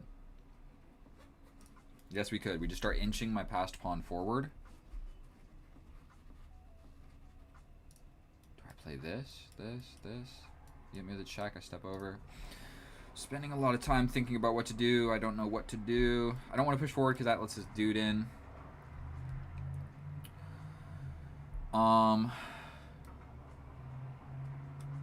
His knight just might go back.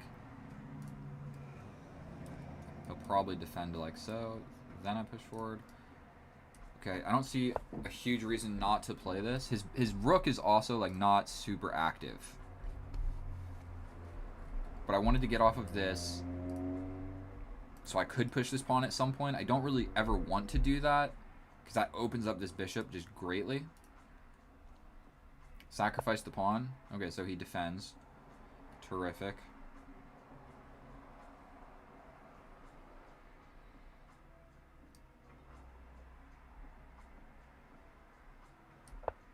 Scooting a touch forward with the queen. Does he have this? I'll push forward and attack the queen. I think he does have this because I can't take because this rook is undefended.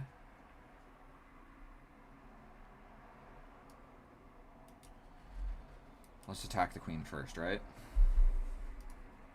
Push this.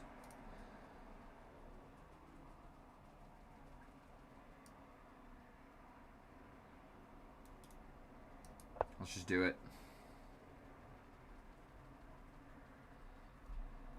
I'm stressing, boys. I'm getting this rook out of there. Okay. So, I take your queen. Ooh, that's very scary, actually.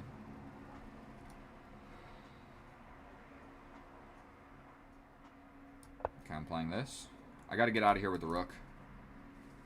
This is a scary night. Like I said, I got all these holes in my position, like his bishop and knight. This is not a type of position that I have much experience playing. Like rook versus bishop and knight endgames is just not something that happens incredibly often.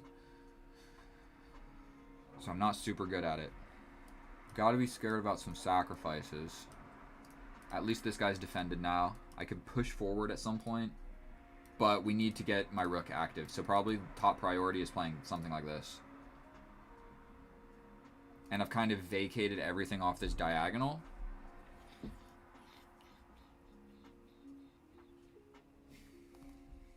And I'm still attacking this queen.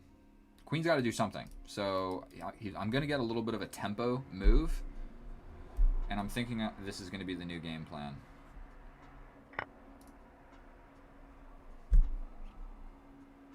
I think that just loses on the spot, does it not? We can play this. We can also just force the trade. Check, take, fork, step over. You grab the rook. If I grab like this, I'm attacking the queen.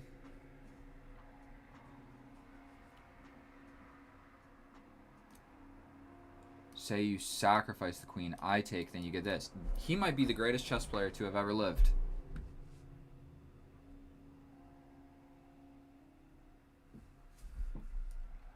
If I play this, you sacrifice, but I actually don't need to recapture. I could go on my own attack.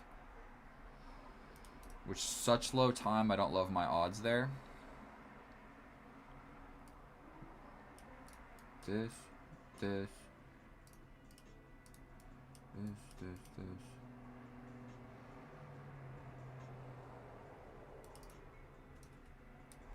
Shouldn't have wasted all my time. I thought that I had, like... I thought that I had just a little bit more. Oh, almost broke my chair again. I'm going to have to throw this thing away and order a new one. That sucks. For one, I thought I had like higher increment, so that's why I wasted all my time there. So that was just a giant mishap. Yeah, I do got to leave, so we're going to analyze this real quick. Boom, boom. I did hang my bishop, so... Okay. Like, obviously I didn't mean to play this move. Obviously I didn't mean to play this move. I was trying to do something with the bishop.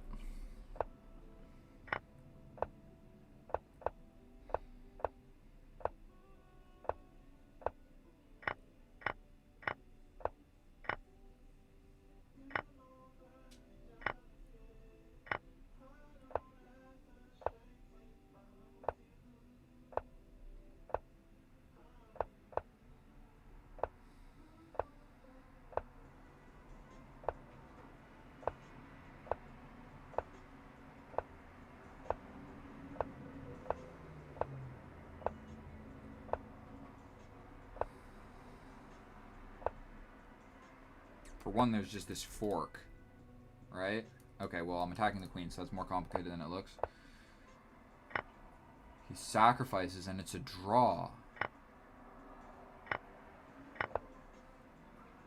Unbelievable that I wasn't able to calculate this. And I'm slightly winning here.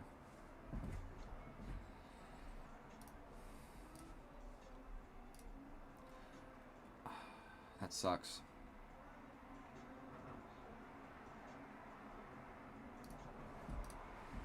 I'm going to put on some fun videos of good games.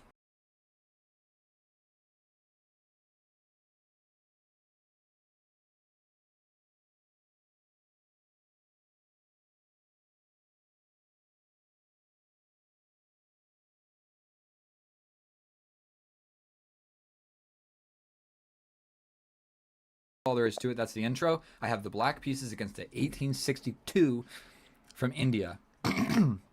Maybe I should have cleared my throat before hopping into this game. Please forgive me. We have e4, c6, d4, d5. Caro-Kann on the board. Exchange variation, advanced variation. This is the fantasy variation. This is the I don't know variation. It transposes into the Tartakower variation. If he captures here, this is a line that I do know quite well. This is the Alien Gambit. And he plays it. What a fine young chap.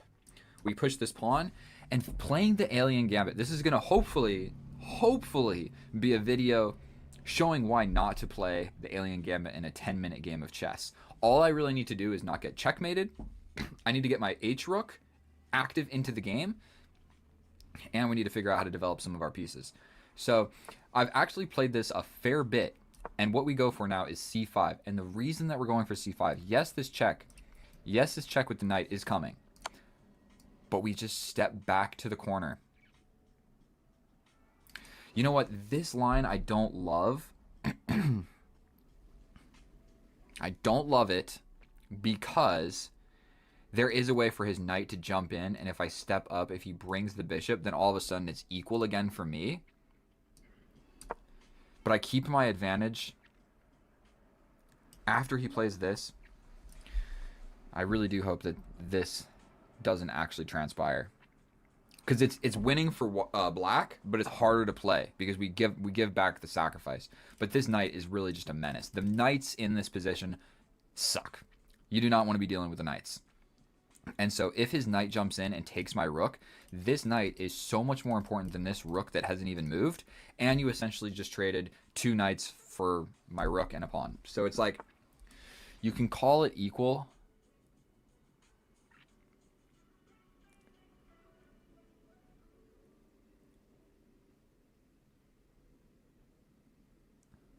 We go here.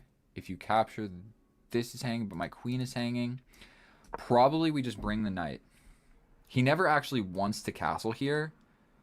I mean, he never wants to do the pawn capture, because then we just trade the queens. And if we trade the queens, he's going to have a really hard time checkmating me. But basically, what this is, it's just like, it's trying to do some origami with the black pieces of figuring out how to get your stuff developed in the best way. I mean, okay, for sure, we just take that back. We traded off his deadly knight for my B knight that was not super deadly. I'm feeling quite good about this game, boys. I'm feeling quite good about the game. Once you get rid of that knight, you are on the path. So for one, I can just jump in like so. Or we can capture. Where you capture. I mean, if I play this and you play this, I play this.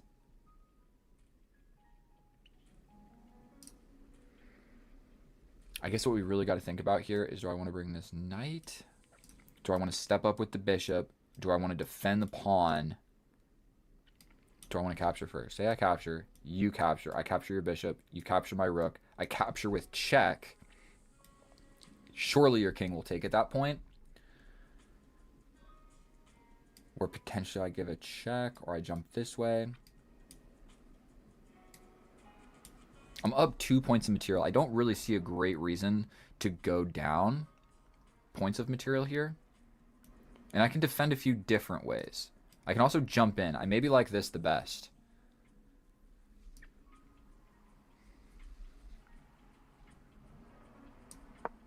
We're attacking a bishop. The sacrifice doesn't work because the rook is still here. So I don't like get rid of this pawn that is defending my king. This file is open, but I am potentially, you castle. Surely I just trade, right? For one, I step in. Say he captures then. I capture, he desperados. I take, then you take my queen back. We could just be more like civilized and just capture here. Or do we launch a pawn? This might be a terrific move. Threatening a queen trade. And like I had explained, he has this, but I just capture. You capture with a desperado. I grab the pawn. You grab back.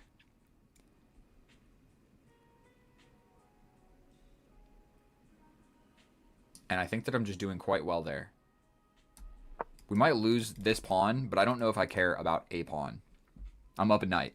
So all we really got to do is trade some stuff. We trade the queens, I'm happy. And essentially, what are his options? Not trade, and you got to slide somewhere. This capture, it looks like it's coming. And if you capture like this, I might even step up with the pawn, giving my king some more breathing room. With no queen attacking this file, then this becomes less scary, the whole bishop here. And quite soon, I can jump forward and bring this bishop this way. Where if you step back, I'm trapping you. Okay, so this is still defended.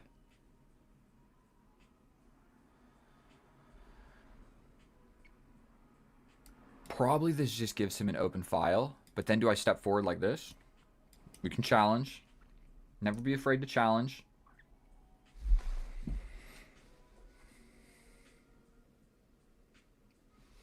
There's probably a lot of different ways to win this.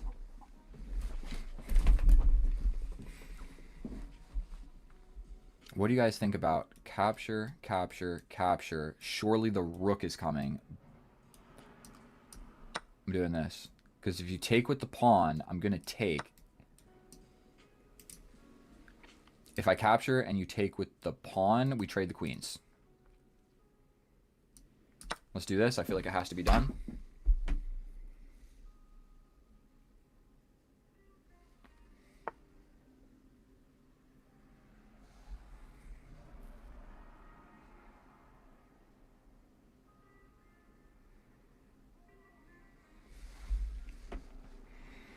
I'm lower on the clock, but I'm still doing decent.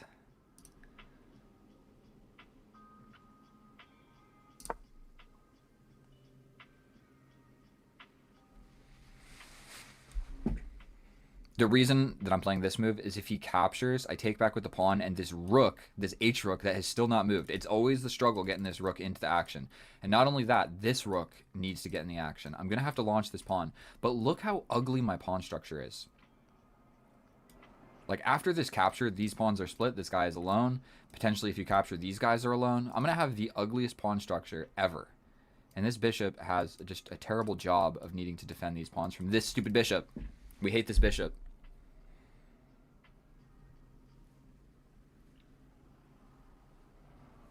But if he doesn't trade here, I'm going to take with check. That is something very important to note here.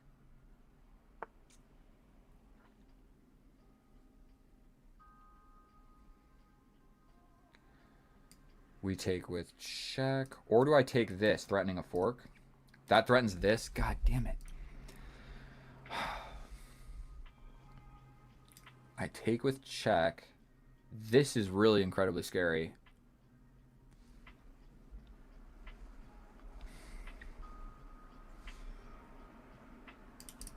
I'm considering just sliding back. You take here.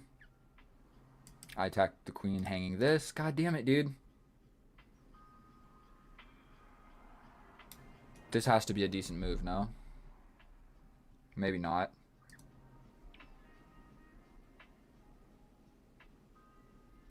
Do we block like this? Allow the capture. We step up. If you give a check, I step here.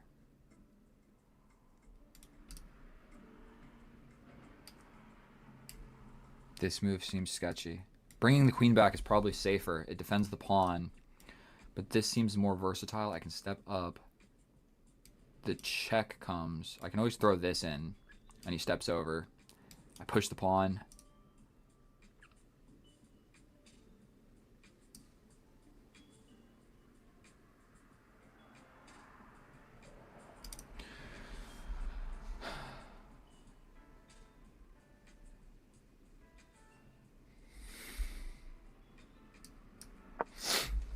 I'm going way too low on the clock, boys. I'm struggling.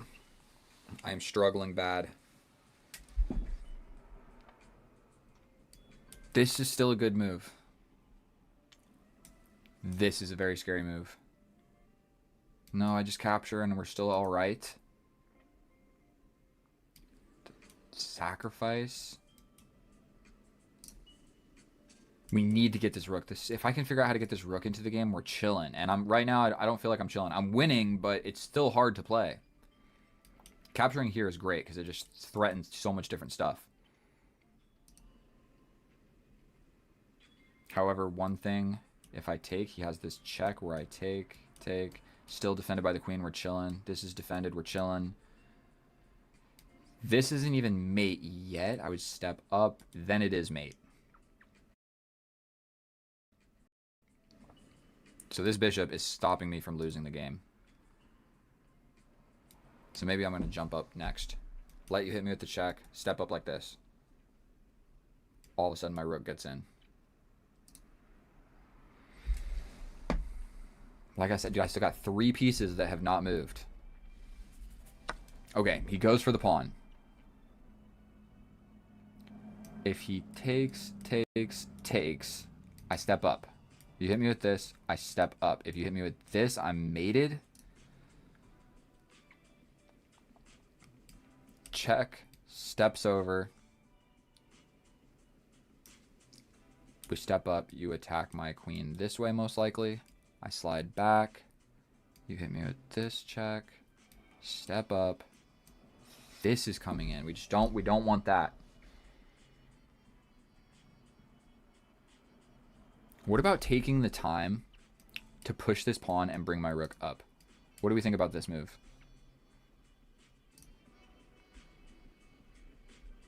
My rook is hanging in the corner of the board, and how do I defend that? Oh my god. Well, I'm not going to hang my rook, so I think we're going to just step over. But then is there just check? For one, I could step up. You hit me with this check and I block this way. Playing this.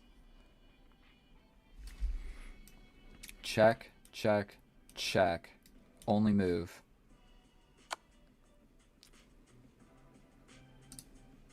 Only move. Also, this attacks the queen. Got mated, dude.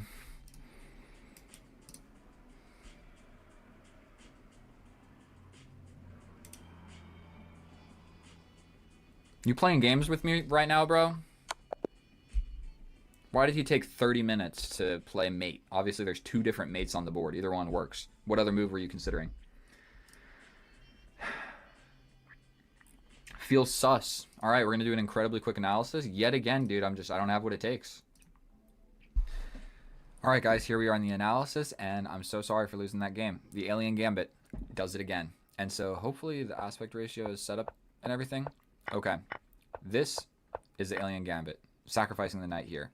Unfortunately, our opponent just played so many strong moves after that, and I'm not that good at chess. So I accept the Alien Gambit, we push the pawn. Maybe I'll start with the bishop, because if they trade, I just step forward, and we're ready to, like, run back. I think I'm going to start going with that because this bishop is always such a problem, and if you're unable to trade it... So, historically, what I have played, they bring the knight. Still we bring the bishop? No, we go for the pawn push. Duh. If he hits me with the bishop check, I'm bringing the bishop next. No more pushing this pawn. That is what I'm going to learn from this. And he hits me with a check. I step back. Bring the knight. He captures. Best move for the opponent. Okay. Okay. Don't really understand that one. We jump the knight to the middle. We bring the queen. He steps over. We capture, which is a blunder, and it throws it back to a draw. I have a +2 advantage. We capture the bishop.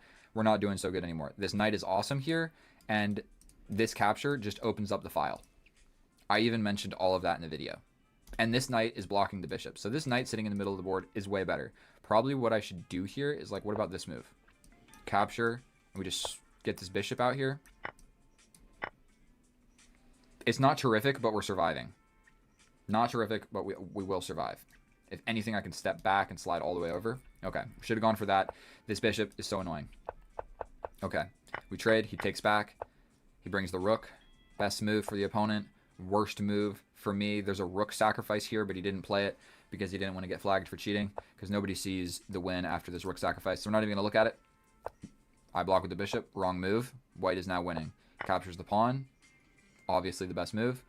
I calculated this, but I just figured he steps over and then he has tempo with either one of these rooks, and it's not good. We step over with the rook, and then he finds mate in 4. Check, up, check, up, check. Mate in 3. It's not even mate and 4. So yeah, basically I just hang mate. It's either mate or look, I lose my queen. Mate or lose the queen. So essentially I walked into mate. Thank you guys so much for watching. Sorry I keep losing all these games, guys. Like, I don't know what to tell you. Chess is hard. Chess is hard. I'm doing my best. I should have been keeping track of how many wins and how many losses have been in this series. But before you leave, where's my rating at? Where is the rating at? I lost 10. 1858. So I started at 34. So after 34 games,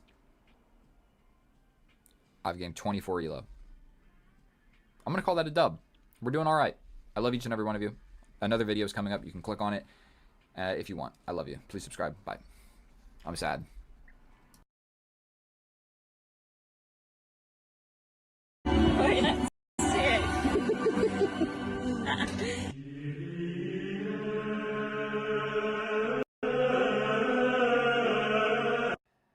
Oh, hello and welcome back, and thank you so much for clicking on my video, my fellow chess enthusiast. In today's episode, we are playing game number 15 of the Push to 2000, and recently I have sustained many losses. And so the main thing we're going to focus on two things here.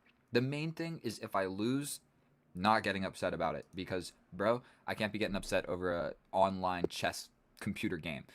2, we're going to try and get better at chess. In the advent that we do not get better at chess and I lose this game, I'm going to do my darndest not to throw my phone against the wall or smash the computer or whatever it is. And so we are playing the Caro-Kann. Will we have the exchange variation, the advanced variation, the fantasy variation, or the Tartakower variation? Those are the variations that I can name off the top of my head.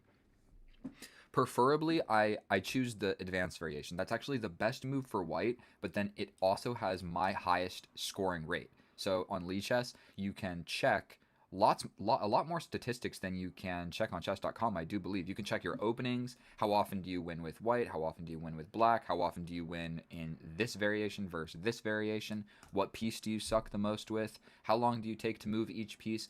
You guys should be using Lichess. The only reason that I am playing on chess.com right now, for all of you fine gentlemen and my one viewer that is a female, because the ELO system of chess.com is that has been adopted by the masses. So when I'm talking to some beautiful girl at a bar and she says, "What's your chess ELO?" and I tell her 2000, and then she says, "On chess.com or Lichess?" and I say Lichess, then she goes with the guy that's 2K on chess.com. And that's just the world we're living in, ladies and gentlemen. Dude took forever to make a move. I think he was probably talking to his girlfriend. That's why I don't have one. She's not gonna distract me from winning. All right. I believe that I bring this knight first, although it probably doesn't matter. Knights before bishops. We do want this bishop out. This is my pawn. Obviously, this is my pawn. I've got 7 of them left. We might give this guy a little tickle. If he captures, we get a pre-move. If he steps back, let's start thinking about what we do. One other thing, on Lichess, dude, the pre-moves actually make sense. Okay, so if I step forward, he's stepping in. I don't want that to happen. This looks fancy, but he just brings the knight. And I accomplished absolutely nothing. If I chase the bishop, I'm really overextending my pawns on this side of the board. But you know what? I think I'm supposed to allow this. Okay. I don't want to lose my time advantage. I have a 1-minute time advantage. He's stepping around.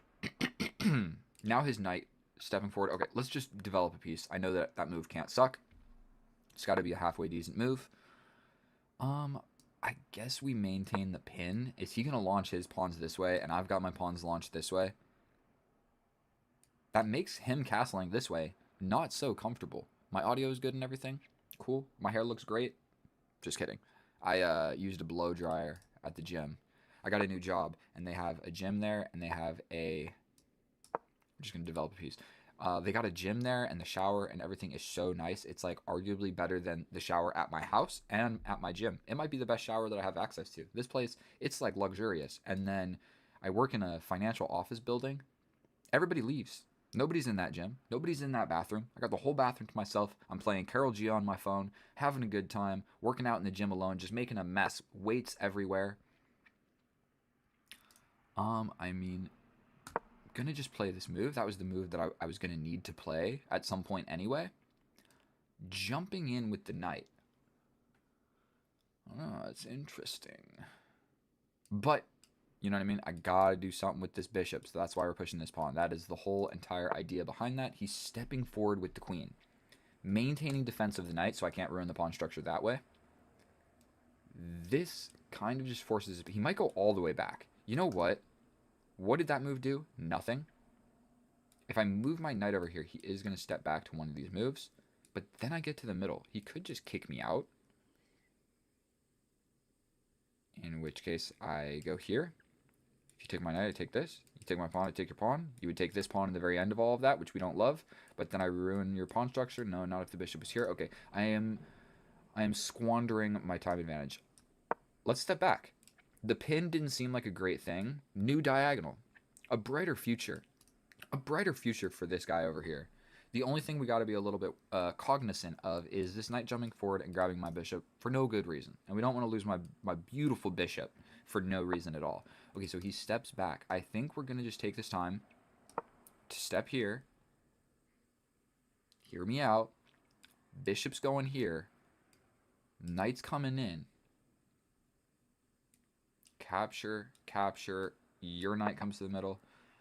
Okay, okay, okay. What is better? Let's just do this. Not even going to think about it. I'm up 2 minutes on the clock. If we can get into some sort of an endgame, I feel a little bit better about my life. We're going to jump in with this knight. The pawn push might be coming. It might be coming. If he steps back... Oh, okay, we're gonna bring the bishop. That bishop was my last undeveloped minor piece. We both have been a little bit reluctant on the castling. You do generally need to castle in a game of chess. He can capture. And I capture back. That opens this diagonal. Not loving all of this stuff happening right now. This guy is also undefended. I kind of like this move.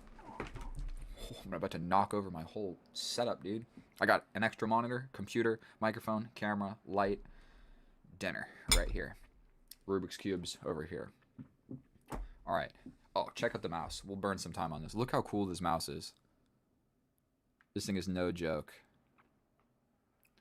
That is a fancy boy mouse. Okay, what do I do here? He's going to just capture me. What if I capture? You capture with the pawn and I get forked. That's no fun. What if I step here? What if I jump in? What if I capture? For sure you take here. Actually, boom, boom. I'm still going to jump in. If you go here, okay, okay. Playing this. This check always seemed like something not fun. But okay, wait. I think we have tactics here. I jump in. No, he can always just jump out of this attacking my queen. We jump forward attacking the queen. Queen goes somewhere. Say I attack the knight. The knight goes here attacking my queen. I have no meaningful threat. I attack you here. Take, take. The knight will go over here. Maybe we can argue that your knight is a little bit misplaced there. Or we just play calm, cool, and collected. Move like this. Move like this. Just putting pressure here. This actually comes with a real threat now, because this square is defended by the queen. 6 minutes and 14 seconds against 5 minutes and 40 seconds. Dude, am I just yapping, bro? I need to get better at playing on the clock, dude. And I wish you could hover over the opponent's name and see their other ratings, dude. Chess.com sucks for so many reasons. For so many reasons. In Lee Chess, you can hover over your opponent very quickly, and it pulls up a little side menu, and it's like, this person has had this account for this long. This is how active they are. This is... Okay, that move actually made a huge amount of sense. What about applying pressure? You capture, capture, capture, capture. Let's just do it. Let's just do it. His pawn structure, it's hard to say. His pawn structure... He wants to go for this. What are we doing here? Let's just trade pieces. Let's just trade pieces. If his knight goes there, I'm kind of thinking his knight here is like not a great knight, but we're just going into a rook and pawn endgame. Do I scoop my rook over here? You know what? Let's do this. It brings his knight over here, which is better than these two squares. Like, his knight's not doing anything over here. I think it's probably about time we castle. Might not even need to castle. What if I just go over here? 5 minutes, 27 seconds. I'm going to just have to maintain my time advantage. We got 5 minutes against 5 minutes. Dude, I don't want to lose this game. I'm trying to be in good spirits. My knight's never going over there. We're going immediately right back where we were. His pawns are doing a far better job than mine. Far better job. Like, I'm covering... Should we waste time on doing this little exercise right now? That's where my pawns are attacking. Okay, he steps up with the king. I'm going to castle. He wants to go for something here.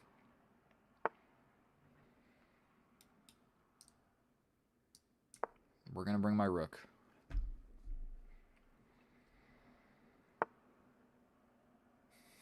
He can defend so many different ways. Like, I don't really see...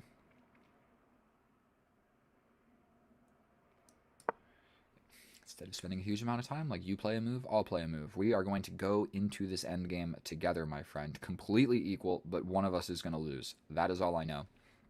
This is a complete draw for every Grandmaster in the world ever, but not for us. Not really sure what my knight's doing over there. I didn't see a way forward any other way. A move like this would make sense.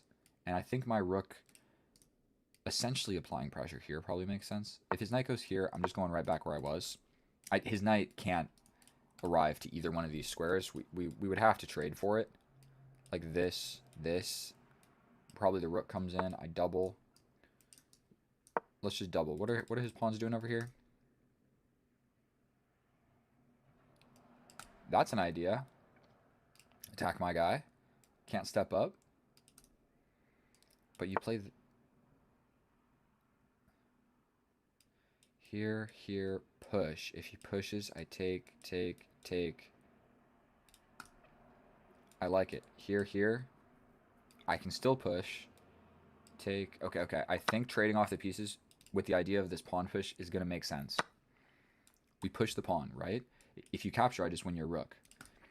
If you push forward, I capture. We're going for it. He could just step back. But then I get this guy. God damn, bro. We capture. Then he's got a 2-on-1 in this endgame. Capture. Say I capture. His king steps in, and I think that I'm just losing. He still can't take. So what if we defend? He still can't take. Because then I'm winning this guy. So I think I'm maybe 3 minutes against 4 minutes. Like I mentioned earlier, one of us is losing this game of chess. That gives me a passed pawn, but I have no way of actually doing anything meaningful about it. Still, if he captures, I have this idea. But I think maybe bringing my king is like what I'm supposed to do here. These are the hardest parts about chess. I mean, if I capture, you go here. I can never do this. It just doesn't work. Bringing the king. His king is active. We traded so many pieces. For a second, it was like maybe your king's weak in the middle, but no, his king is active, ready to come eat this pawn if all of this happens. And it's hard to say, like, say he captures, here, captures, but we don't trade everything. Maybe we trade one rook, but then we step over for this pawn. I think we step up. You step here, I step up. You capture, I capture.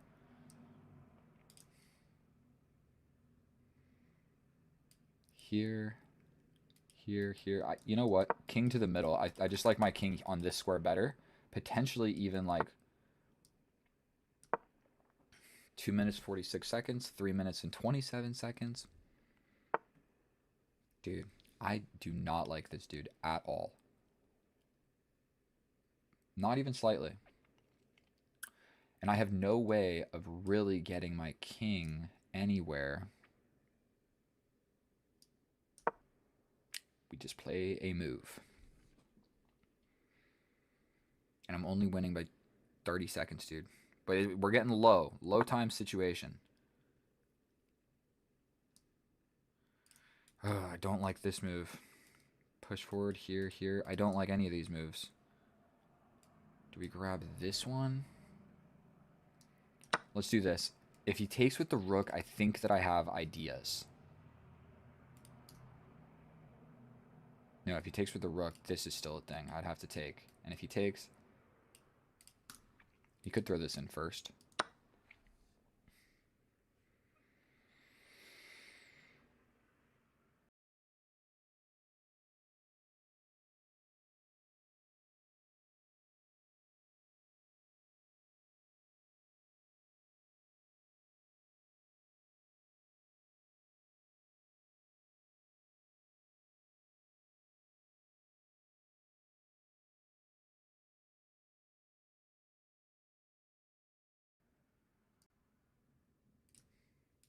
Here. Is there any way? Stepping forward. Oh, his rook getting here is definitely not a lot of fun. Still this. Looks good for me. 2 minutes. 2 minutes against 2 minutes and 40 seconds. I'm like really just thinking about the clock here. Let's go for this.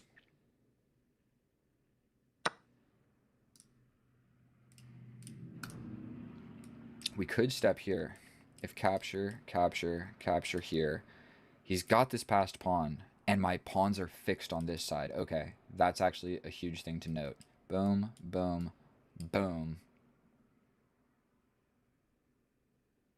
I think I'm just losing that endgame. I think we trade one.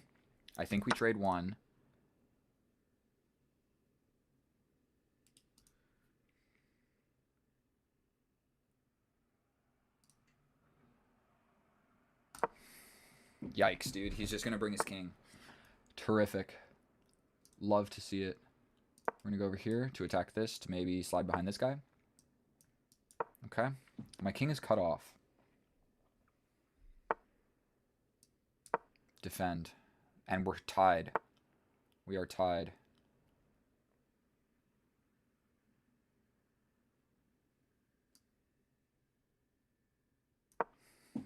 Yikes, dude. This is probably just coming.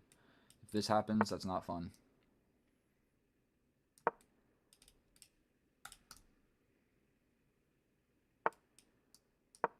Still a draw, I believe.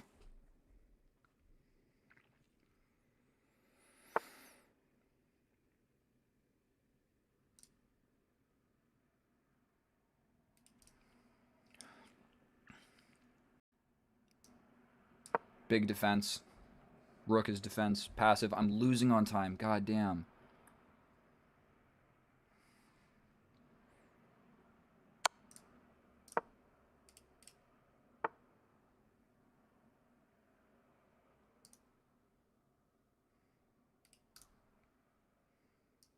Dude, I don't know what to do.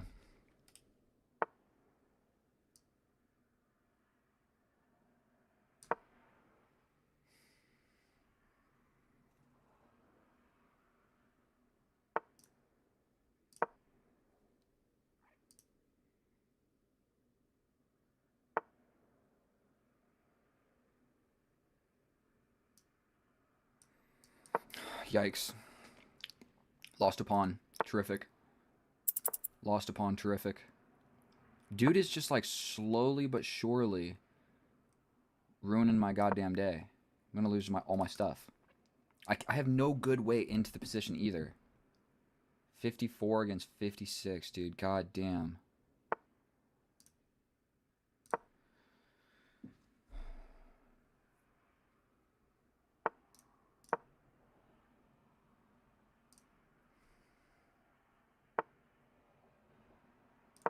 Damn it. Now I lose this. No, I hung my rook. Oh, I hate chess, bro. Was trying not to get upset about that, but what are you going to do, bro? What are you going to do? I think it was just a draw for the longest time. And dude just slowly started moving everything forward. Ugh. What do I not understand about rook and pawn endgames? For one, I hung the rook. I think it was still a draw if I didn't hang the rook. But yet again, I just got too low on time. I did a good job of keeping the same amount of time as my opponent. Instead of yapping, let's just go look at this with the computer. I will see you over there. And here we are in the analysis. And I believe that is like 1 draw and 3 losses, maybe 4 losses in a row. I remember why I stopped playing on chess.com for rating. Because whenever I lose a game, I'm like, what if he cheated? And so I just started playing unrated games on Lee Chess. Like, I made it to 2000 and just stopped playing rated games. And like, dude, I enjoyed playing chess a lot more when I just didn't have to worry about the elo. Win or lose, I could make crazy sacrifices. But here we are in chess.com with this push to 2000, and I'm not having a good time. I am just getting absolutely steamrolled. One guy for sure cheated, and this guy didn't. I don't think this guy cheated at all. But the sneaking suspicion of thinking maybe he did while playing, it's not something you want to deal with. And if you're playing a casual game on Lee Chess, dude, it's got to be like a fraction of a % of people are cheating on a freaking Lee Chess game. So, dude, and all this really was just trading everything equally. Just develop, push the bishop back, scoop my bishop back, develop a knight, stepping around, attack the queen, trade, jump in, trade equally, trade equally, step around, boom, boom, boom, boom, boom, boom, boom, boom, boom, boom, boom, boom, boom, boom, boom, trade equally. And now we are in a rook and pawn endgame where I found the best move. This pawn push made sense. I kind of underestimated how powerful this retreating rook move was. The reason it is so strong is after this, if I capture, his rook gets the open file, where if I capture, his king gets in. And it's going to be really impossible to save this pawn, and then he's just got a 2-on-0. He's just winning that endgame. It says +2 right now, but I guarantee you it's like I'm completely lost. All I've got is this. I've got this, where if he captures, I make a pass pawn. But he can kind of just shut that down by playing this. Then I got to play like this. So either way, that's why that defensive rook move made so much sense, and he found it. And cool, we defend our pawn, and the move I needed to find to maintain my advantage, running the king is actually the best move. Earlier it was saying go ahead, play g5. Never was playing g5 in a million years. We bring the king, we bring the king, we bring the king.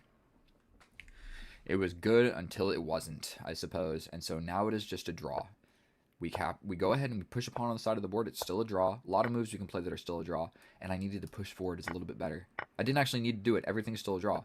Then we lock it down, which actually is such a terrible move, because locking it down makes pushing this one impossible and makes this one absolutely do nothing. So what I really needed to do was like push, capture, then I have a 2-on-1 on this side. That's what I needed to do, okay? Or not do anything. Push this pawn, then push this pawn to get this, whatever. So that wasn't a great idea. I kind of figured I'd be able to bail out with this capture right here, which I was able to. It is still a draw. We capture. Correctly, I step over with the rook. I'm kind of wiggling around with my rook. I'm realizing he's got an outside pass pawn. I've got a weakness. I've got another weakness. My king really doesn't have a great way of like defending this pawn, because I need to like move my rook over to then play this. But then what am I doing about this passed pawn? So really my position is harder to play than his. Like, this is my extra pawn, and that's the imbalance, okay? Like, we've got the 2-on-3, and he's got the 2-on-1, and his 2-on-1 with the pass pawn is way better than mine. So it's still a draw, but I'm on the bad side of the draw. That's how it works. Then finally, we get to this position where there was only one move to be played here. I need to be brave and step my king onto the side of the board, involved in all these discoveries, essentially almost checkmated on the side of the board. Like, I don't have a lot of moves with my king if I go over there. That's the move that needed to be played. Everything else is losing. Unfortunately, I didn't play this. This is not even a move I considered. I probably considered stepping back. I guess you're supposed to always consider moves forward. I moved a pawn forward. What do you want from me? And now it's just +3, and my position just becomes incredibly difficult to play. We get into this position where I hang my rook. Even if I didn't hang my rook, this is still happening. I mean, what am I really doing here? We step back. He gives me this check. I win this pawn. He gets this pawn. I'm losing no matter what I did in this position. Even if I didn't hang my rook, I'm just slowly getting suffocated. His pass pawn is too strong. And all I really had opportunities for were fighting for a draw. That's all I ever could have done. Fight for a draw. I never could have won this game unless I wasn't the one playing it. So thank you so much for watching. If you liked or learned anything, I'm not sure what I liked or learned, but thanks for hanging out with me. And if you could subscribe, I would really appreciate it. I'll see you in the next video. Thank you so much, and get out of here. I love you. Bye. Yeah. Wait. All right. Yeah. Hey.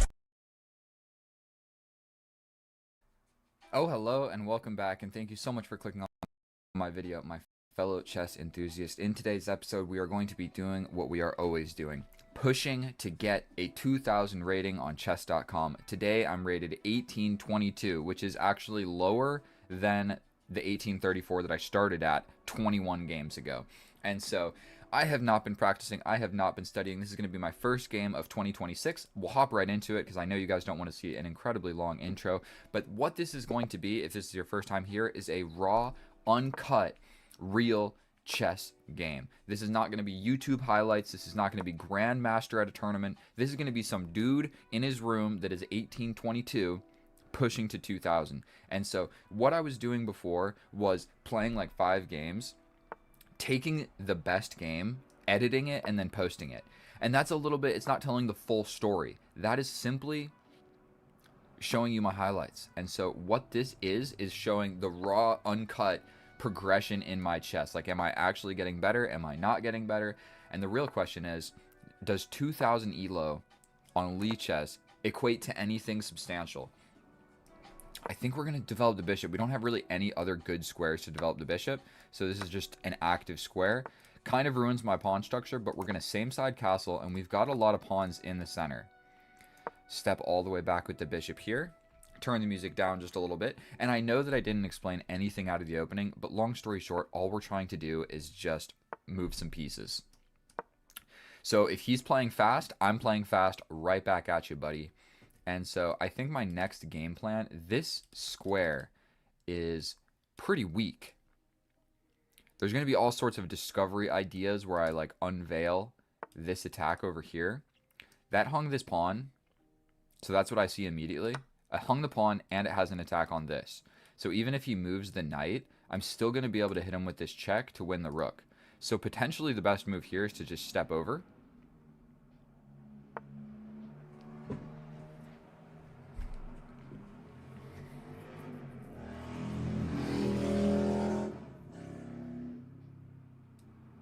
I mean, we take, right?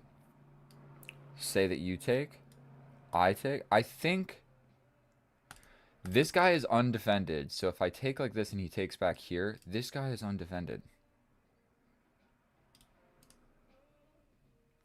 What if I jump in with the knight? Probably I just lose a pawn there because this guy is going to be attacked at the end of the day. So take, take, take. Say he takes my knight. I take his knight. He takes back. And I'm down a piece. So boom. Let me think about this for a second. Boom. Boom. Say he just grabs my knight. We can't be doing all of that. Can't be doing all of that. What if we ignore it and apply more pressure here?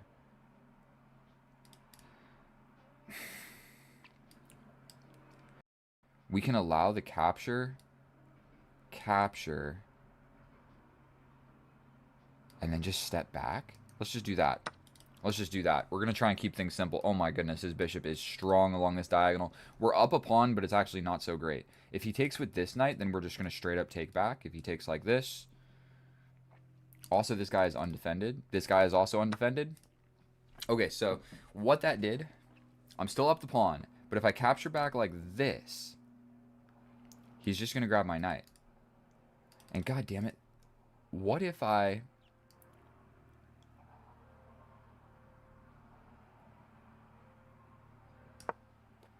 push forward?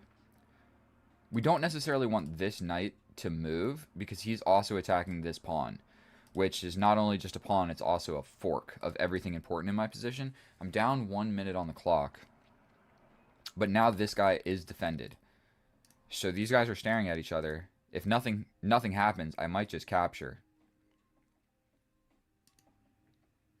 And this is a happy, happy night. I think my position is actually quite decent here. Now that I'm looking at this.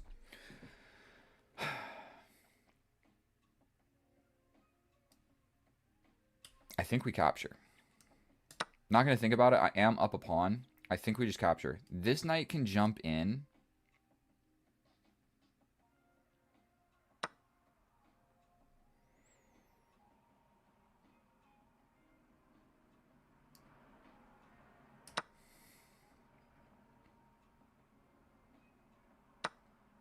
Uh-huh. Do I have anything cool?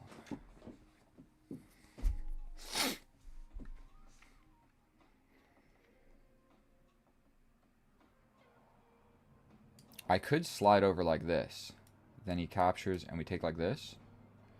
This knight coming in is definitely not going to be super fun. So what if I step forward? Capture, we take back like this.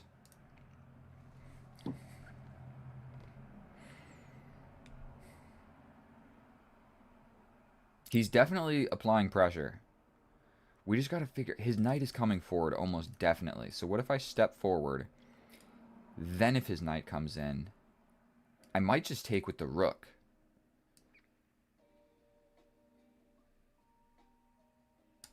Let's play this. If he pushes forward, I'm actually quite happy. That takes away... That gives me a passed pawn for the end game. So we're kind of hoping he pushes forward. It gives me a passed pawn. Takes away this tension.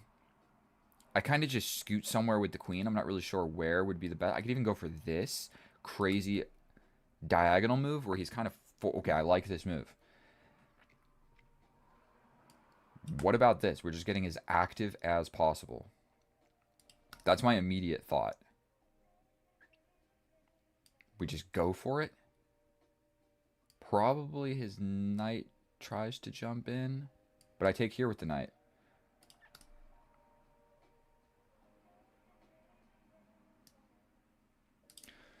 There's 6 minutes. No need to panic. This feels active. Defended queen. Actively defending. I'm ready to push this pawn and have a defended pass pawn. This guy is weak, but we are really lining up pressure on this square. We have been eyeing down this square for the entirety of the game. And potentially, even if the king tries to really run essentially anywhere, I'm going to be able to have sacrificing ideas. Because I can jump to these 2 squares. And from those 2 squares, I basically attack. I guess he can go here. And I can't hit him with the knight. But we might have discoveries. We might have discoveries. And this guy is pinned. And I might just play calm, cool, and collected, solid chess. If I win this game, I get 10 elo. If I lose 8. The dude is 1864. Oh, dear Lord. Okay. I don't know if this is necessary. I don't necessarily see anything better. What about stepping back? No, that's a happy night. Let's just play a slow move. This guy is pinned. So I think the next idea might be try and like bring this rook. Might not be a terrible idea. And I'm up a pawn. So really what I want to do here is probably try and trade these queens. He's going to have to waste some sort of move to defend this pawn. This pawn is a huge issue for him. And he can't kick me out. So he's got... I'm applying pressure. This game turned around real quick. I think that I'm doing all right here. My knight is also kind of pinned due to this pawn. This move is still not really possible. I just play this. What if you pin me? I get out of it with a check, right? You take here. I take the queen. You step up here. We just trade here. I think I'd be all right there.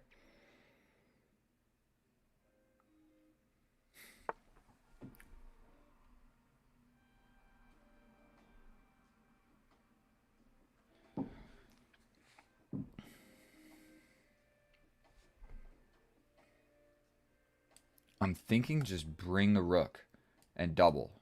We could be more chill and play this. What's better? I guess we can play this. Boom.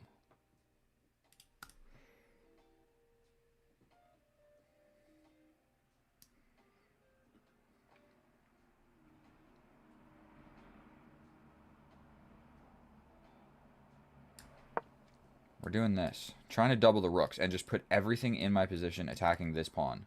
Unfortunately, my queen is kind of at the head of this attack, so a defense with the rook is going to kind of stop all of my ideas. Like, I'll take with the knight, but then I'm walking directly into this pin, which might not be incredibly easy to get out of. Also, the queens are going to see each other.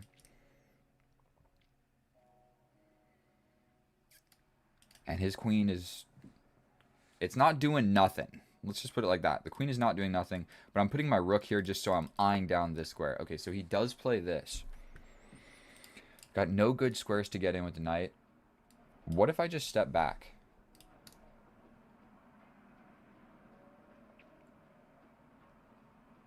We step back. This is hanging in the endgame.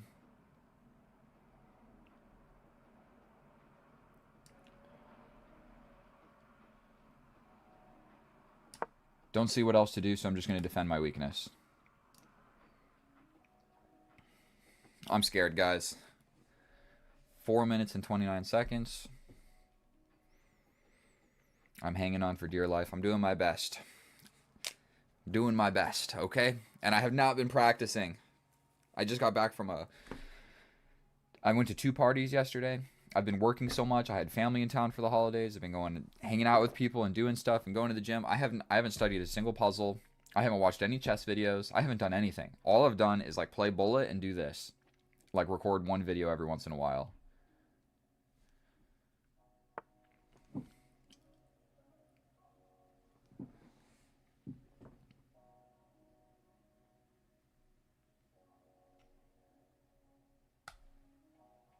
Say that we take.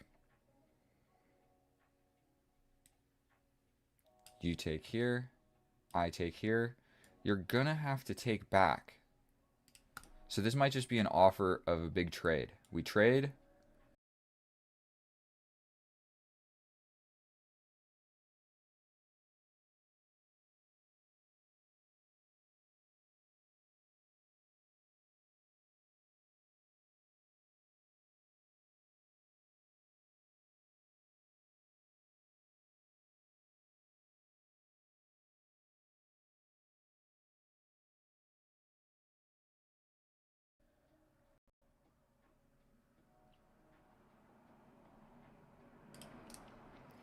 If I take here, I've got 3 things, but he's also... Okay, let's just trade. Is there a huge reason not to do this?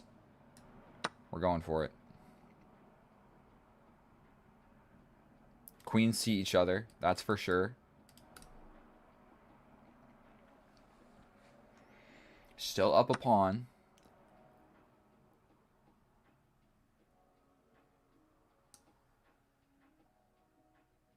Let's do this.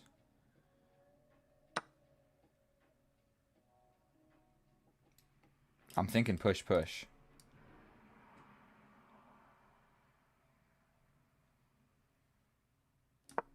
Tempo on the rook. This guy is undefended. So at some point, this little pawn push could make sense. So if I push forward and he plays here, I don't really know what that accomplished.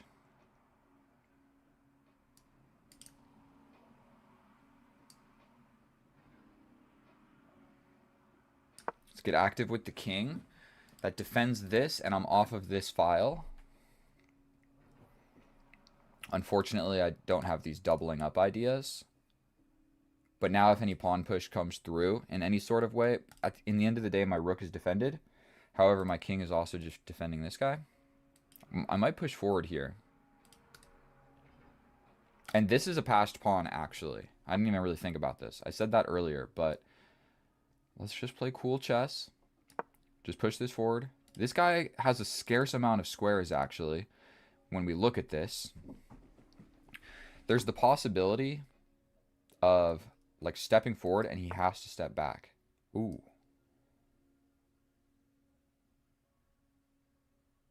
I think we go for this. We'll then be able to go for a pawn push, where there's a pin here. We can go for this pawn push.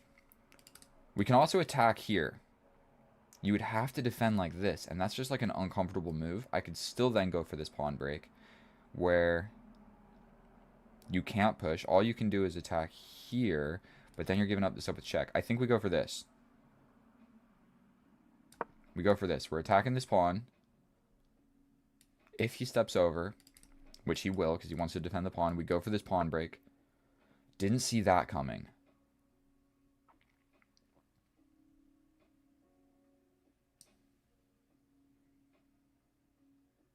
I could just push. Is that kind of the same thing that I was thinking about before?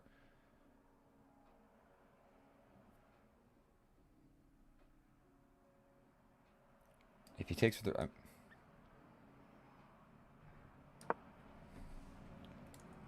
Now he has... Oh, no, he doesn't. No, he doesn't. I still have this with check. If he ever pushes forward, I hit him with the check. And if I get another pawn, and then I have two passed pawns, by getting rid of this one, that turns this into a passed pawn. 2 minutes and 17 seconds, I actually think I'm just crushing this game. As long as I'm not stupid and don't blunder anything, I'm also threatening this. And you can't defend it. And if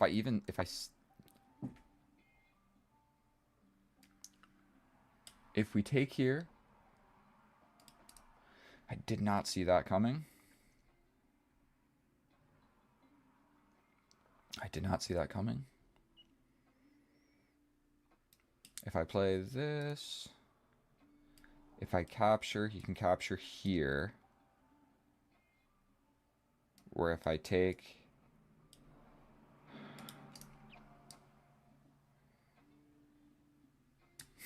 You hate to do it. You absolutely hate to do it. I'm still up a pawn though. I'm blunder. I didn't think the king was going to come attack. Okay. We just trade like this. The king can get in, but I'm stepping forward.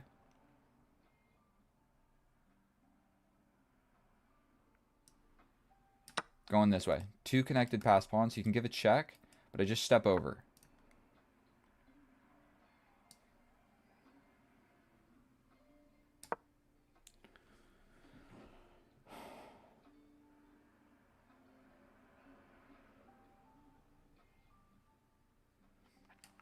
We're going to...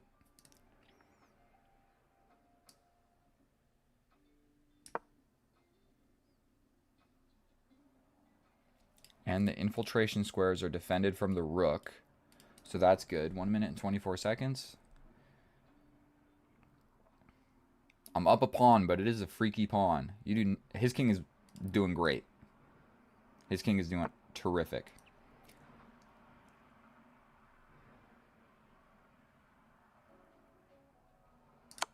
Giving a check.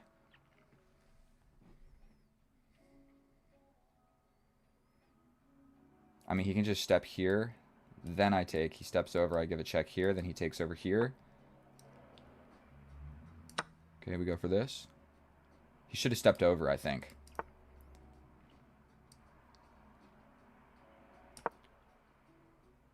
He can get in, but I'll just let it fall. Like, he can play this. I can just step up. If he can get behind it, I'll take. He takes.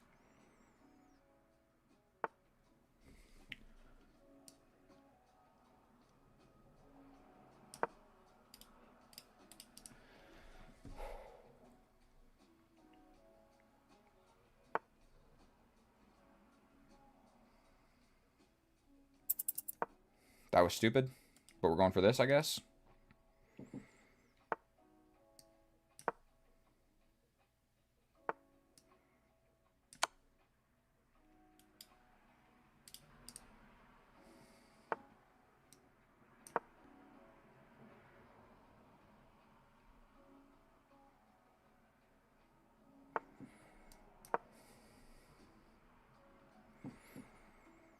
We are getting active in this endgame. What if this happens? My rook is solid. This guy is hanging, or like defended by the king. That's not good. As long as I don't blunder my rook, I am going to win this. I think we step forward. We're threatening this and this.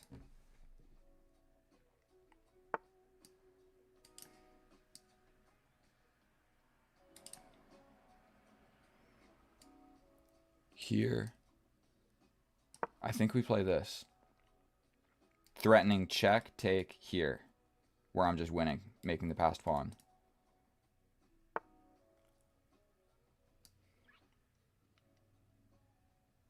We go here. Damn it. Okay, you want to be fucking stupid, bro? I'll take all your pawns with 30 seconds left.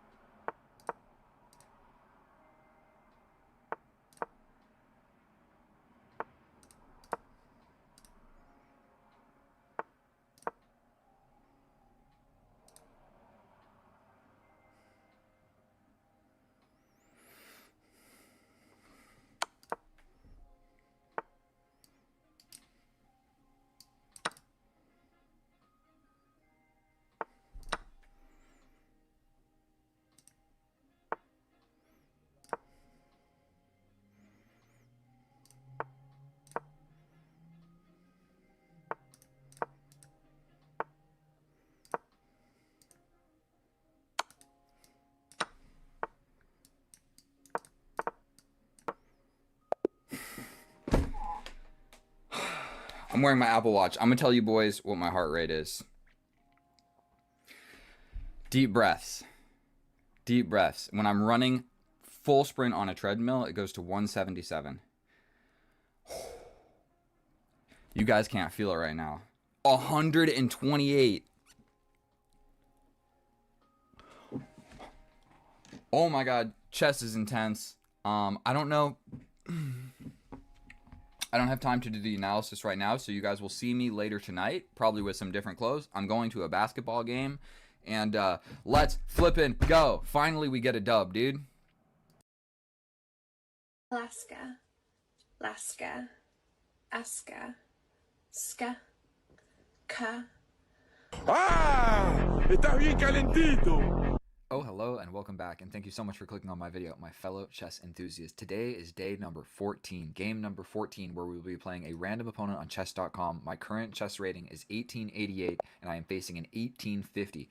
If I am able to win this game, I will be rated 1899, and we will start the game with e4. Now, one thing that we are most definitely not going to be doing in this game is slipping low on the clock. That has been my main point of just errors throughout this series. I just have struggled to play quickly. I spend way too much time thinking, and whatever, we're not going to do that. Today we are playing the bishop's opening, so we're having a calm, cool, and collected. We're really hoping he brings the bishop. If he brings the bishop, ooh, we have an attacking line, and there's a chance that he does not know how to combat it. This is a chess opening, simply studying chess theory, and he plays the best move. Ugh, you hate to see it. You literally hate to see it. And now this pawn is defended, and the main issue here is this pawn push attacks the queen. So I believe the best move is to actually just step back and threaten mate. Unfortunately, he can bring his queen, and that's where my theory goes out the window. When they play the best move, it's more or less like a slightly winning position, slightly winning for white, but not by much. If he would have just done the most common move, instead of stepping over with the king, if he would have brought his queen out before my queen was developed, you go ahead and attack the queen. There's a line. I'll show it at the end of the video. Unfortunately, it didn't happen, but we were able to maintain a 31-second time advantage and counting. So he brings the knight. Okay, so that means that the queen won't be coming. I'm fairly certain we have to develop the knight to defend his knight from advancing forward. We just don't want to see that. And do I push 1 square or 2 squares? I feel like 1 square we have to. Oh my god, he's going to just attack me. Oh god, and then I'm not going to be able to castle. That wasn't the most intelligible move. What do I do here? God damn it. I may have fudged up just a little bit. Instead of spending a huge amount of time, let's just go here. He can grab the knight, but I step back. He still can't castle.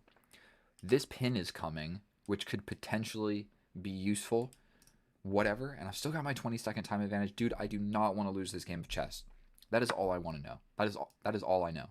I want to maintain my ability to castle. My queen is arguably decently placed over here. I think we just step over. Re-threatening mate and threatening the knight, you have to go back. That's definitely a tempo-losing move, if I'm not an idiot. But now I believe we pin, correct? We pin. Where if I capture, if he captures with the pawn, his king is weak. I'm giving up the bishop to weaken his king. But we've traded so many pieces, it's hard to say that that is actually even somewhat reasonable. Should I do it?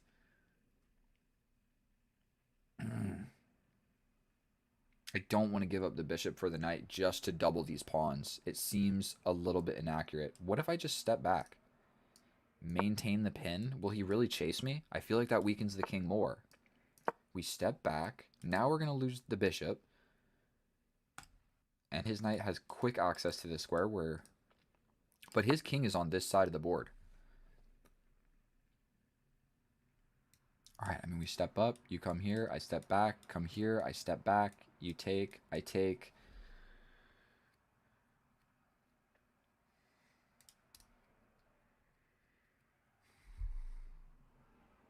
What about going here? You can't take. It just hangs mate in one. Oh, no, it doesn't. What do I do? Oh, God. Now I'm losing on time. We're doing this whole line that I calculated before. I saw that it wasn't losing, so we're just going to go for it. There is this fork, but nothing's defending the pawn. So, okay, we lose the bishop. It is completely equal. There is now an open A file, which means castling this way seems a little bit scary. His bishop is actually quite well placed. My knight is not well placed. He's survived this opening quite well, if we're going to be honest. And that was my golden bishop from the beginning. I wish that I still had that bishop. But now we might just have to revert into playing some sort of a end game. He steps up with the king. Unbelievable that he would have the audacity to play that. What about sliding in? What about castling this way? What about breaking here? You push forward, but I step up?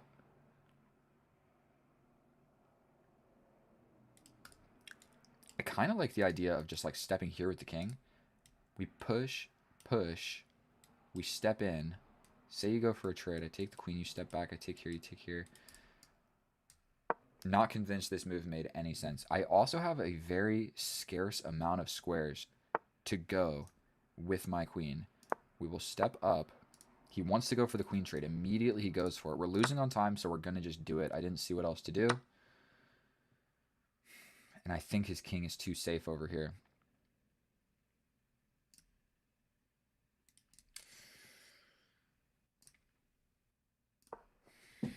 Just trying to do something with the rook. Didn't see what else to do. He can just defend that with either one of the rooks. This guy is defended by this guy. Okay. Love to see that. Potentially this move makes sense. His knight can get in attacking me. Don't love to see that. So if I play this, his knight comes in, forking my guys. Hate to see it. Do we jump over with the knight? Is there a way to attack this pawn? Do I shove this forward one more? Let's just play it. I'm not even going to calculate. I'm just trusting that move makes sense. He can still jump in and attack my rook. But I think I'm okay.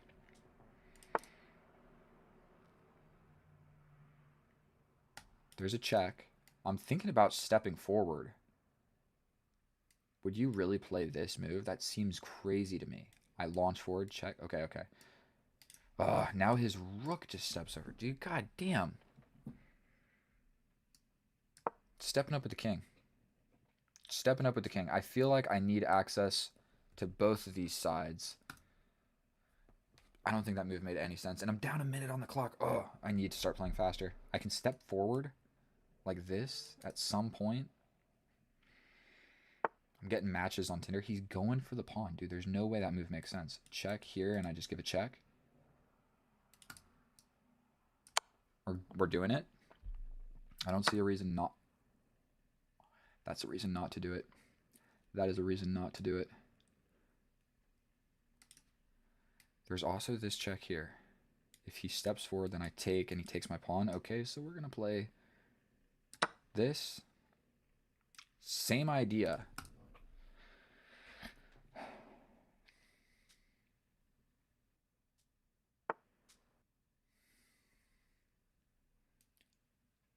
Check. All right, my rook is quite stupid over here, if we're going to be honest. I feel like this check maybe makes sense. Wait a minute, is that just checkmate? Am I? No, he has to take here. Then we hit him with the discovery. That is almost mate. So what about this? Check, here, check.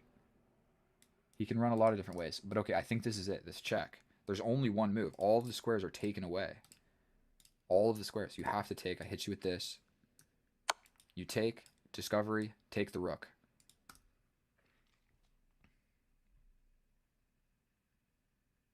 Gotta take here. I hit you with this. Okay, so I'm getting a piece. I got 5 minutes against 6, but I'm actually getting an advantage. Let's freaking go, boys.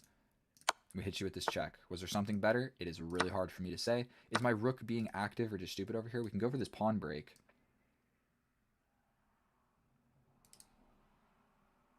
This bishop is so annoying. There's probably a lot of things that I can do here, but let's just play this. My knight isn't really doing anything useful.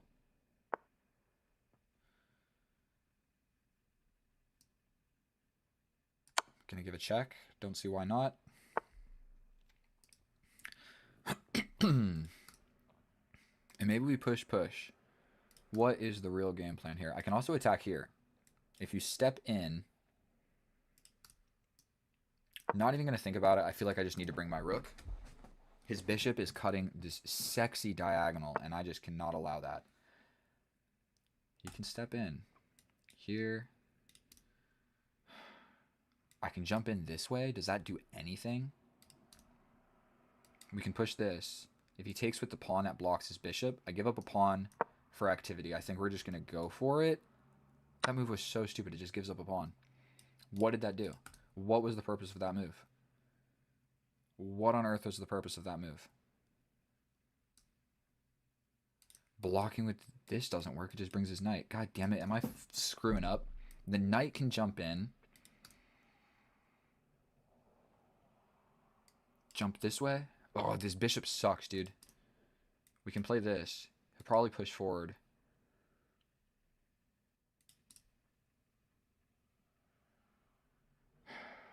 That was such a stupid move, dude. I just made a weakness forever.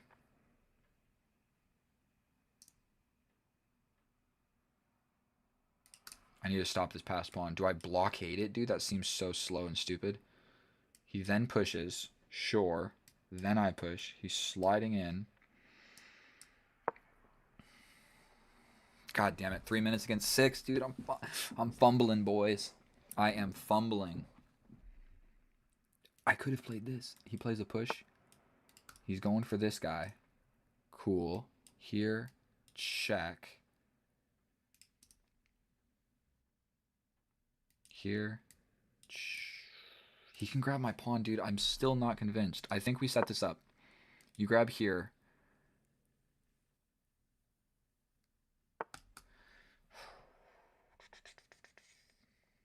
That gave up this option.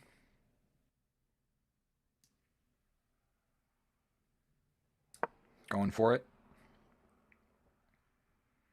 Blocking the bishop seems like a decent idea. I like it. For sure this is happening.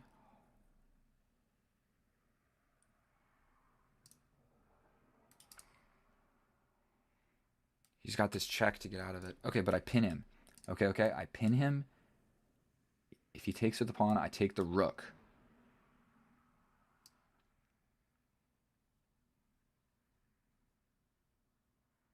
Going for it. 2 minutes. This is very, very tense. I need these elo, bro.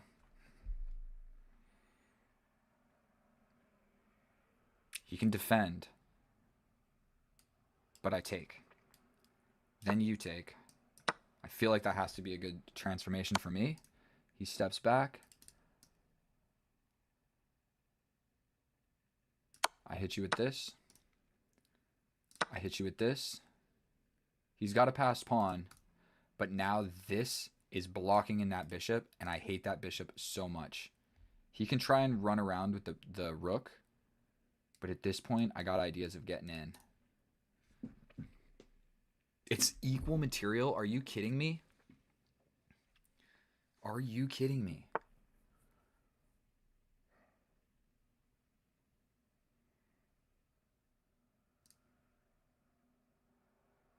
Going for something, dude. You can just step in for one. This guy is so annoying to deal with. I'm attacking a pawn.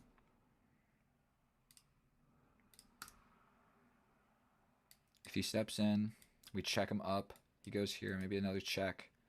He goes back. This king can honestly attack my rooks. This is not fun or easy to play. But if I'm able to grab just a few pawns...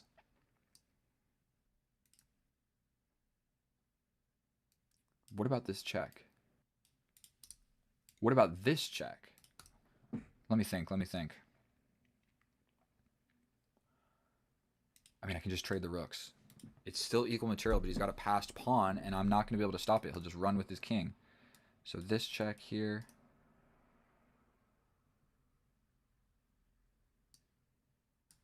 You know what? I'm abandoning it.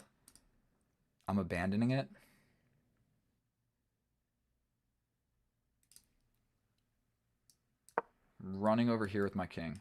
Dude, this is getting so complicated, bro. We step forward. This is blocked. There's a fork, but it's definitely scared.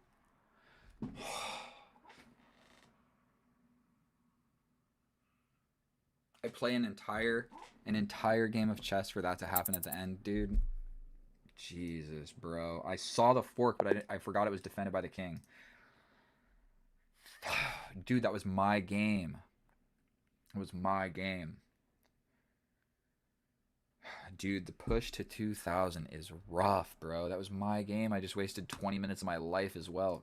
And here we are in the analysis, and god damn it, boys, chess is so hard. I can't believe I hung that fork. Are you kidding me? With teary eyes, we will go through this analysis together. We're going to keep it like 4 minutes long because there's really not all that much. What I do want to show you guys is this line specifically out of the opening. The fact that he knows the computer best line here, I don't know.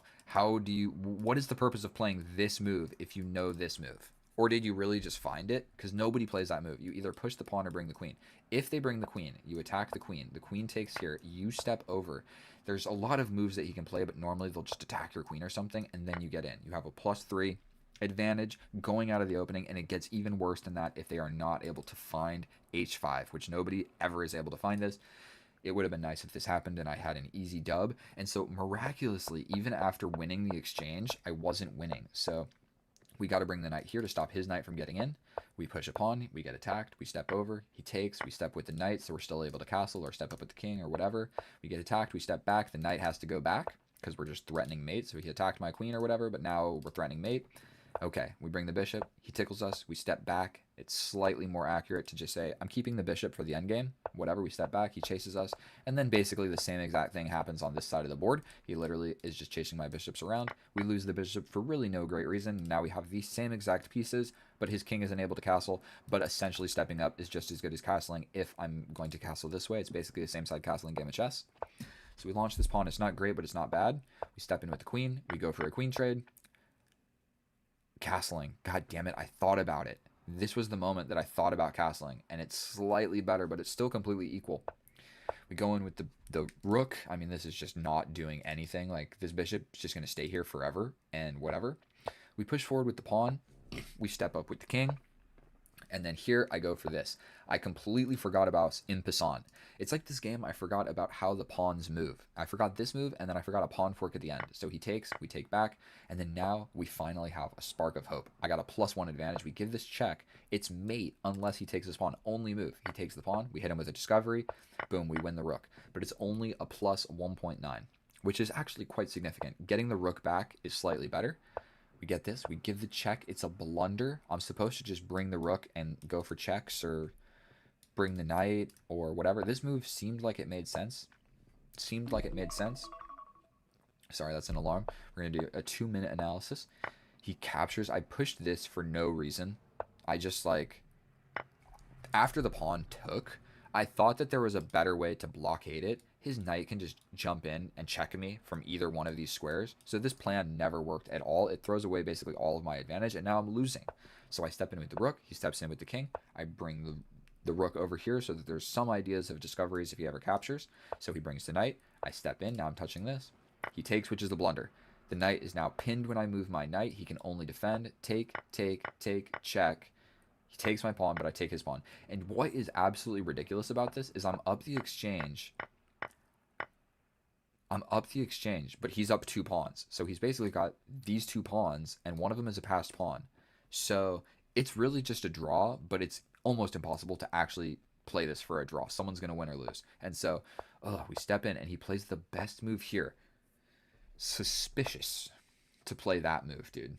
Suspicious to play that move. How do you know that trading the rooks is okay? How do you know?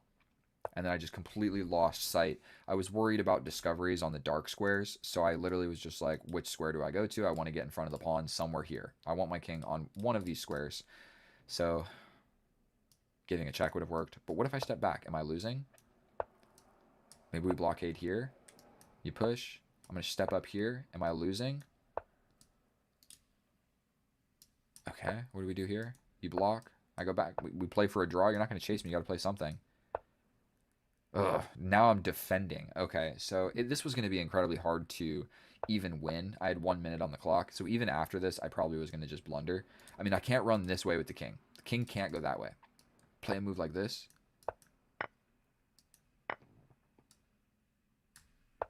Don't you just start pushing? Oh, that wins the bishop. Okay. Thank you so much for watching. I'm so sorry I lost that game. But apparently, even in this position, up the exchange, there's just a fork, dude, and I hang a fork. I take 3 seconds to play a move. All I thought about was this. I thought about the pushing forward with check. I thought about the diagonal check. I even thought about pushing forward and attacking us and saw that it was a fork, but I was like, oh, it's not defended. I would just take. Chess is so hard, dude. And now I'm right back where we started, dude. Right back where we started. This whole series, where even is this thing? Did I close chess.com? Please subscribe. I'll see you in the next one. Goodbye.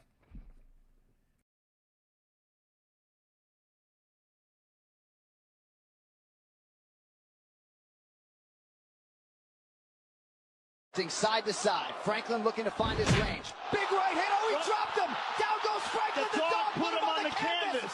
Damn, that would hurt. Anyway, welcome back. Today we are in episode number 4, game number 4, however you would like to call it, of the pursuit to 2,000 elo on chess.com. We will be playing a 10-minute rapid game, and win or lose, I will be posting this game. And so we are off to 3 wins and 1 loss, and we are facing a 19-22 with the Caro-Kann. Deep breath. Let's not panic. And we're going to be going into the exchange variation. I'm almost certain of it. And so this is probably the highest rated opponent that I have actually faced here on chess.com. And I'm a little bit scared. And so one thing that you need to be a little bit aware of in this line is the pawn push. The pawn push comes and it makes developing your bishop a little bit harder. So we're just going to get my bishop developed. He will not be launching the pawn. So that is a good thing for us because I understand this structure better than I do with all of this. Anything with this little c5 action, I hate it so much. c4, the explosive move. Now, general just chess principles, you kind of want to pin this knight or just activate this bishop before closing the pawn chain. So I think we play this. Hoping he kind of brings the bishop out, we just trade it off equally. Then we push the pawn. And I think we're going to do the same because I don't want him trading my light square bishop for his knight. We will then be closing the pawn chain that I had talked about earlier. And all we really got to be worried about right now is this b4, b5. Man, I suck at these coordinates. You got to be a little bit scared of this b5 square because right now his bishop and his knight can access it. A simple pawn push can stop all of that.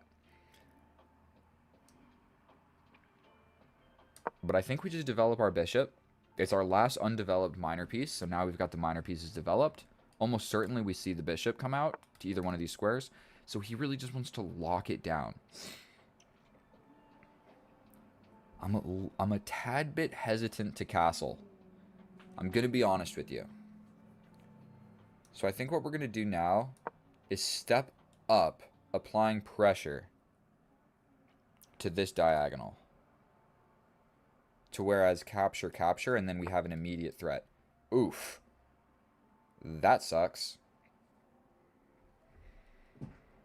We can get out of it with check. We can get out of it with a check. But then he just launches the pawn.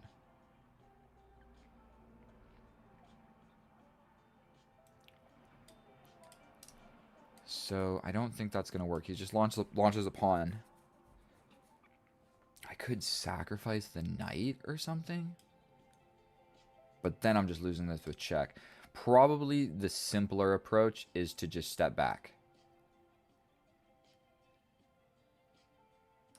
Yeah, we're going to just step back. I don't want to slip way too low on the clock. So right now I'm a minute below the opponent. So he does just take. We're going to take.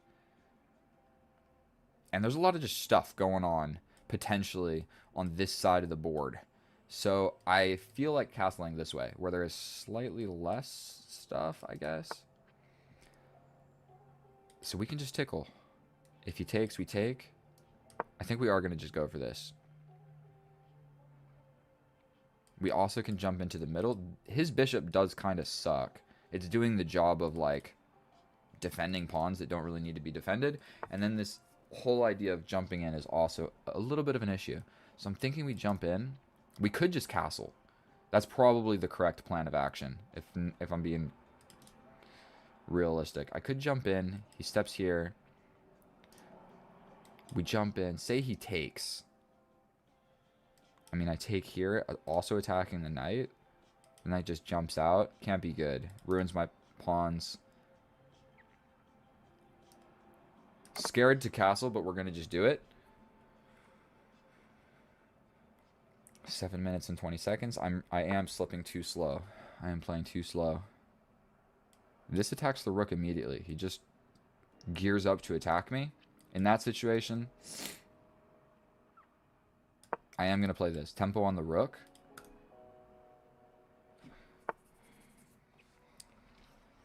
He just gets ready to annihilate me. I think we attack this guy. He steps back. We attack him. He can just go for a pawn push now. He doesn't need to be brave. But now the c-file has opened up on his king. His king is not castled, and it doesn't look like he's going to be able to castle. And if the bishop steps back, I mean, we can just grab the bishop. Then this guy will just be chilling.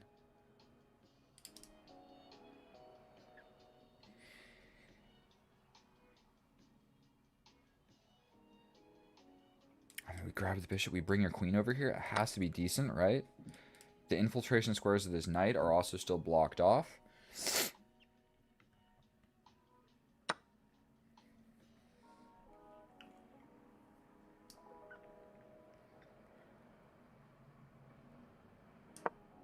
We're stepping back. I'm also low on the clock, dude. I want to get into an endgame.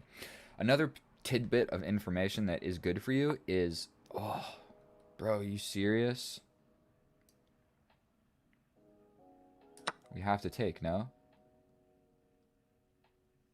I'm gonna have this.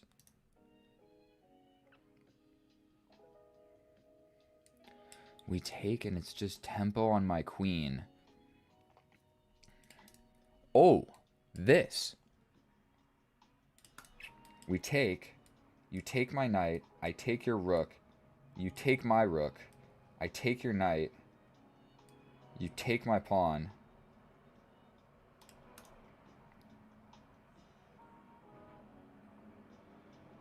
What about this? He's just going to take the knight. Say I step back. The rook needs to do something.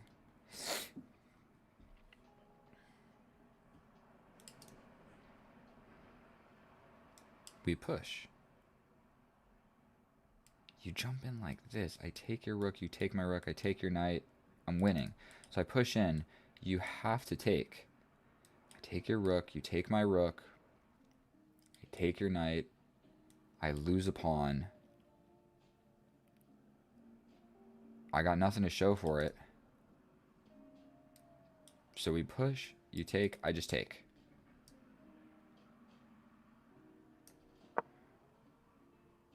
He's also got this, but I take the rook in that situation. Okay. We step back, but I'm ready to push forward. Also defending laterally. He could castle, okay. I somewhat like the idea of playing this. We just lock it down on these light squares. And then my bishop is better than his bishop, at least right now, temporarily. So he wants to infiltrate this way. So I think what we're going to do is slide over.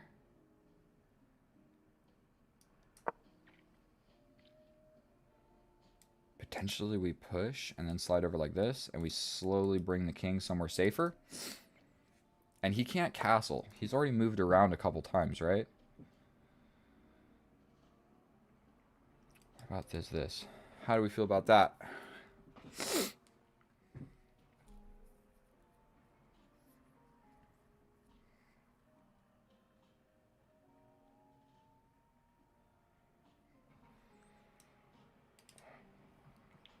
I need to play a good move. I can't screw this up. I like pushing. He pushes. I step up with the king. He pushes again. We push. Push. Push. Step up with the king. You push again. I go here. You take. Can't be good. Over here. That might be it. I'm trying to figure out how to get like a rook on this file is what we need. We could play this. He steps over. I slide over with the rook. You hit me with check. I step back. You take. I take here. And we alleviated a lot of pressure here. I don't think this guy is ever getting in. He still can't castle. He could step up and go for this, though.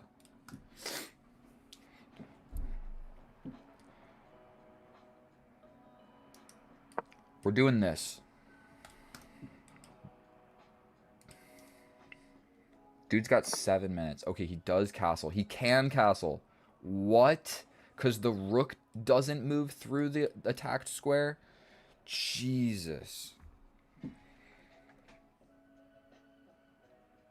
We need to keep my queen here to stop that. That is almost for sure. We can go here to here, here.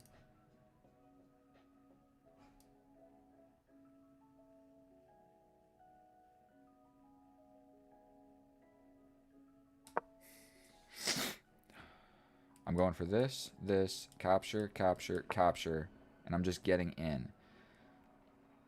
So I think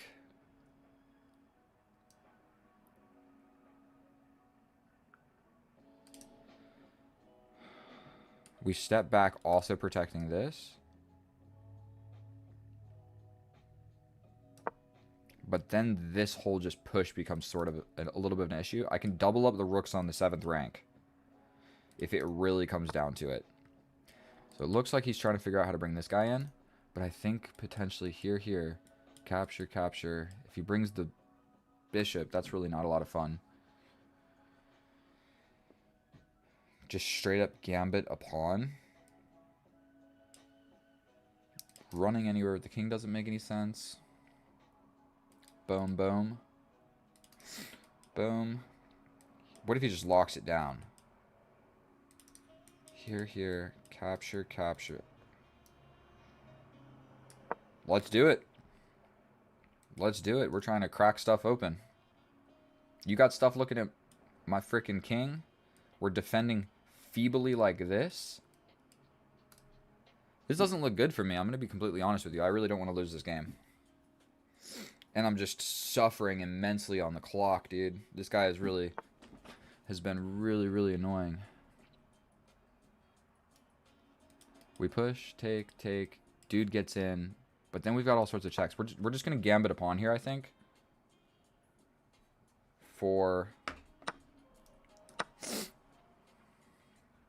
If you take with the bishop, I sacrifice. If you take back, I'm winning your queen. We just take the rook, no? We also have checks. That move looks scary. But how dangerous is this? Will I have a follow-up? Okay, okay. Boom, boom, check. You have to go into check. Oh my god. You don't have to take. But if you take, I'm getting in. And you don't want that.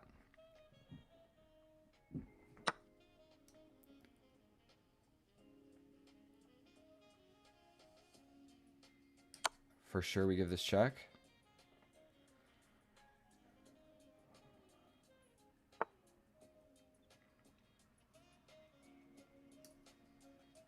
I mean, we take with check. You got to take back.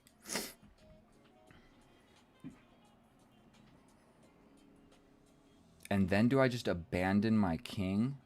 What do I do about that? We also have this check.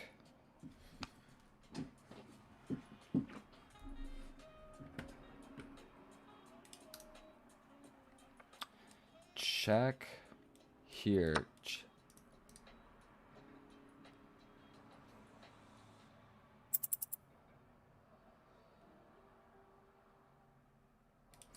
What if I step up? Can I just defend? Here, here, here, here. I push. And then he's got 2 passed pawns. I don't think that's good. Can I just...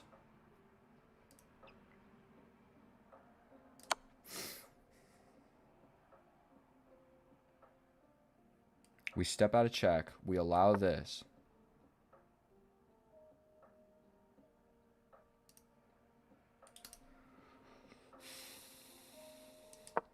"29 seconds, I'm going to get flagged, dude. God damn it. Check. It's not a check, but I take here. This is a problem. I've got an extra bishop, but everything is on dark squares, dude. This sucks. 29 seconds. Please don't let me blunder this away. I'm stressing out, boys. I'm stressing out.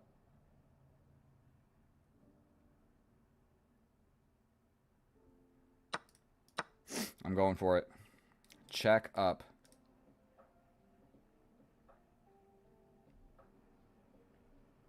Check up. Another check, I hide. This check, I'm hiding.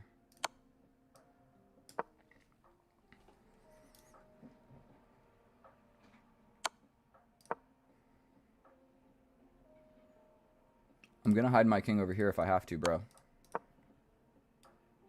Wait.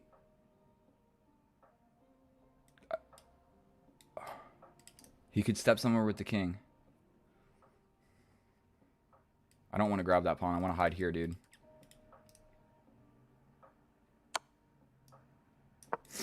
He can step somewhere with the king.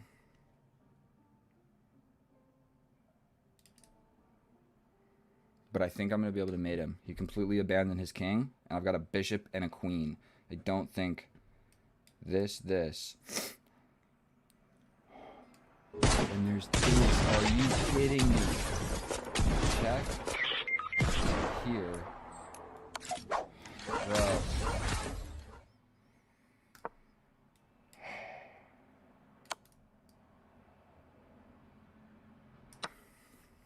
Unbelievable. I don't know what to even think about that, dude. God damn it. Are you gonna cry after I beat you? I had it. No. You're not gonna cry? Look in the camera. Are you gonna cry after? He's got 4 minutes. He found the best move.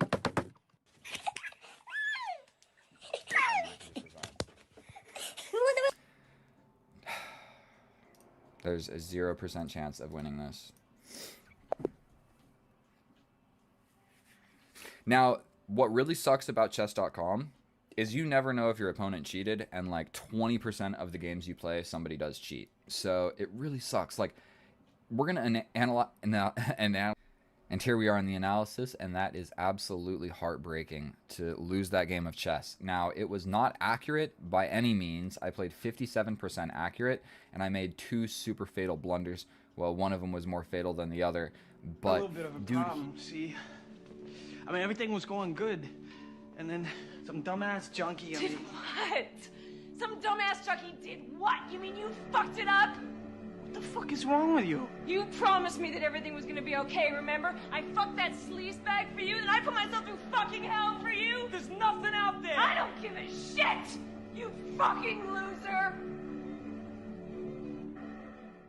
Now, my ability to calculate this. I calculated it and then rejected it because I said that it wasn't good. So, I saw fork, take the rook, you take my rook, I take your knight, you take my pawn, and then what do I have to show for it? What I failed to see was there was going to be this check at the end, where for one I can win this pawn, and then for two I'm threatening the bishop. And not only that, all the way back here, the king didn't need to take, the rook could have taken. So then I would have had a rook on the open file. And so I saw all of this. Boom, boom. I saw this. Boom, boom, boom, boom. For whatever reason, I was recapturing with the king, which is still fine for black. I'm still winning. No, it's a draw. It's a draw. Okay, you take with the rook or the queen. And then he has to make this obscure queen move, which he's probably not going to do. He might, like, do something with the rook. It's really hard to say what he's going to try and do here. He could just castle, right? But then I just take this. I failed to see how good this was. I need to, like, what I did here, and the reason that I lost this game is I didn't even think for a second, what if? So what I do in my calculation is I just assume that I am playing the best move. Does that make sense? So, like, this is the best move, then this is the best move, this is the best move, this is the best move, and then for whatever reason, somewhere along the line in the calculation, I just assume king captures is the best move. And then I'm, like, evaluating the position as it stands after that move is made. I need to pause myself and say, well, dude, there's 3 different ways that I can capture. What about taking with my least active piece and putting it onto the potentially soon-to-be open file, also with pressure on it? Like, if I would have just paused for a second there, I would have won this game. And I still was winning this game. So we hop into all of this, make the wrong move,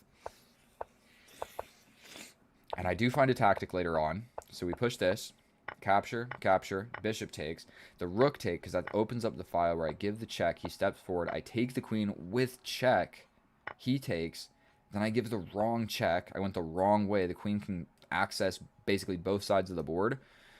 The reason this is so much better, I'll show you incredibly quickly, is we get a check, he steps over, we knock him off the back rank, wherever he goes, we're getting the pawn, okay? He comes here, and we just literally wiggle him around for 10 years until it's going to happen at some point where you can, like, get a certain check where you win another pawn.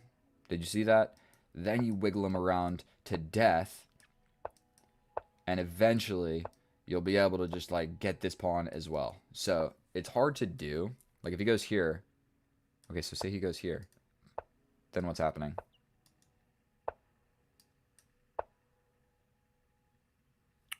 Now we step over with the king? Okay, it's really hard to say. Then say he captures. I'm going to give a check. That's just mate. You threaten mate. Ugh. So I needed to go this way. I needed to go this way. And the reason for that was not simply because I'm going to win 2 pawns. But if you saw what happened to my king literally, like, went on a run all the way over here. I'm not sure if those were the correct squares or whatever, but I literally ran my king all the way over here where this to winning my queen over here was an option. So if I can get rid of these pawns, none of that is an issue. And my bishop is essentially, like, not doing anything. So I play the wrong move. It's still winning. We run with the king, also the best move. We grab his pawn. We allow the check. We step up. We allow the check. We step up. We allow the check. We step over. We allow another check. We step up. Another check. And you know what? With 24 seconds on the clock, I should have just played quickly. I just attacked the rook.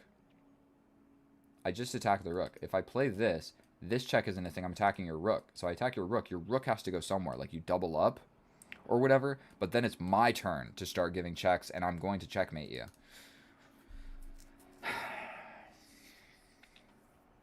For whatever reason, I just assumed, like, this was a queen defending the rook, and this back rank thing was imminent, and I was going to have to hide.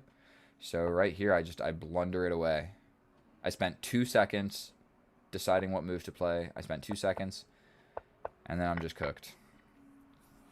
Really sucks. If I would have just looked at this, this is a very critical position. It's either like getting checkmated. It's either like winning or losing. If I would have just spent 2 more seconds, 3 more seconds here, and said, "Where's the mate, bro? Where's the mate?" And he can double up or double up this way, but whatever he does, bro, it's my turn to start giving checks, and I'm gonna figure out how to mate you somehow, or at least give a million checks and take a bunch of pawns. At the end of the day, we can just like figure something out. Like say he just runs, I'll chase him around forever, and we'll figure something out. We're gonna win this pawn. We're gonna just give this check. Maybe he runs this way. We grab this one, and then at this point, like, this is a very strong. Please subscribe. I love each and every one of you. I'll see you in the next video. Sorry I lost, but that was close. A 19-22 opponent. I do have what it takes, but I did not manage my time well, and there were 2 critical positions that I calculated incorrectly. I hope that analysis wasn't too long. Sorry. I love all of you. I'll see you in the next one. Subscribe. Bye.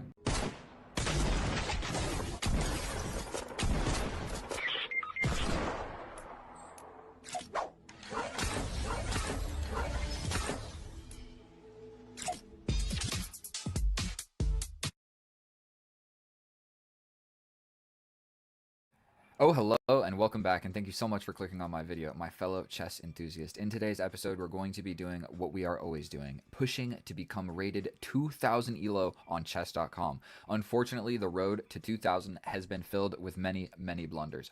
The majority of them have been mine. And so we're going to be playing a random opponent on chess.com. I'm cutting out no nonsense. This is uncut, raw, real chess. This is not YouTube highlight reel chess. This is not grandmasters playing in some tournament chess. This is Kip314, some random dude that is rated 1833 on chess.com, making a push for 2,000. I hope that intro didn't lose all of my viewers. And in the case that you're still here, we're playing e4, best by test. Our opponent is 1831. I think this is Poland, Indonesia, same thing, right? They're like close to each other.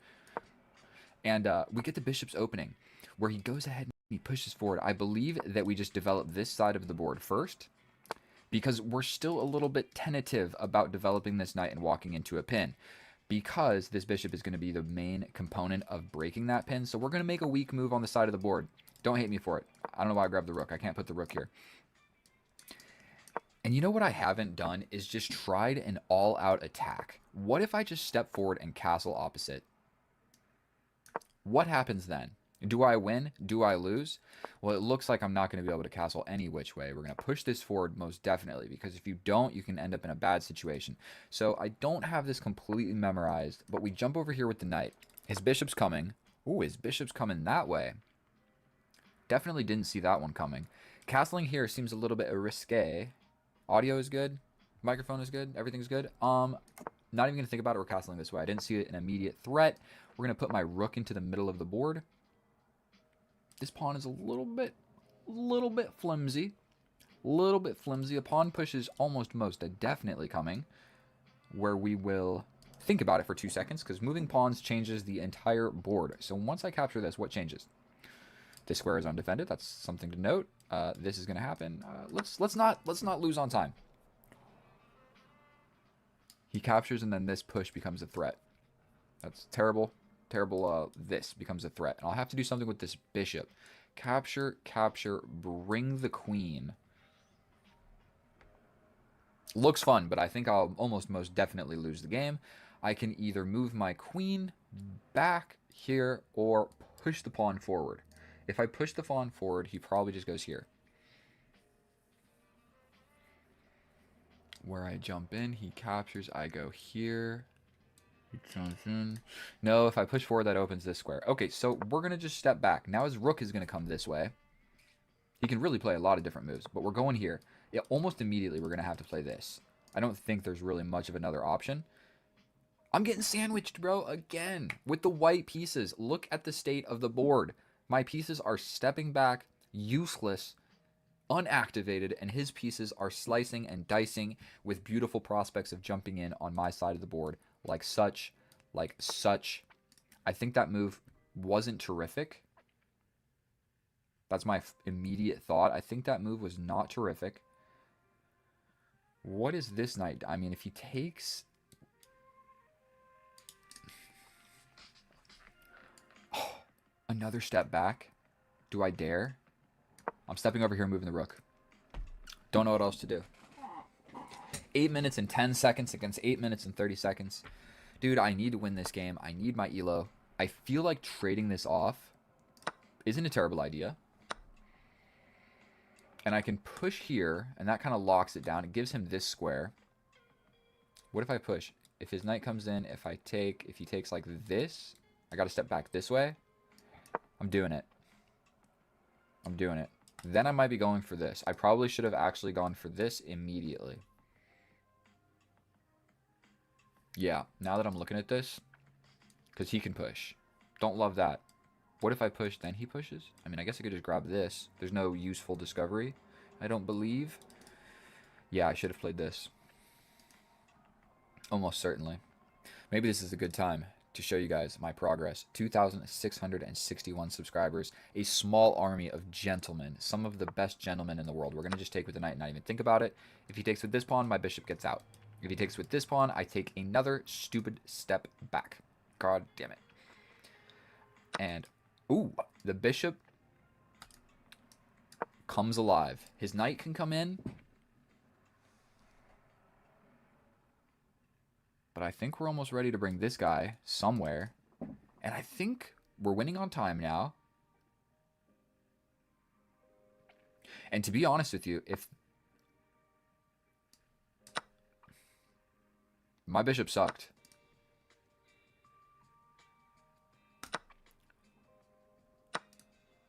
So this fork was what I saw. Unfortunately, he just steps forward, and then my forward momentum is doing nothing. If I step here, he's still going to play that, but at least I have like a reroute over here idea. What about this? Then he pushes. Okay, so we're going to play this and immediately attack this. I guess he could just bring a rook.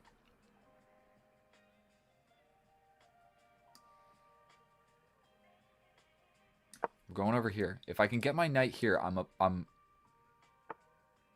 pretty solid. Is there anything better? We have this, this. Don't see it. We're just going to put my knight here. He can put his knight here. Where's the knight going to go after that? Well, I guess he's got a lot of options, doesn't he?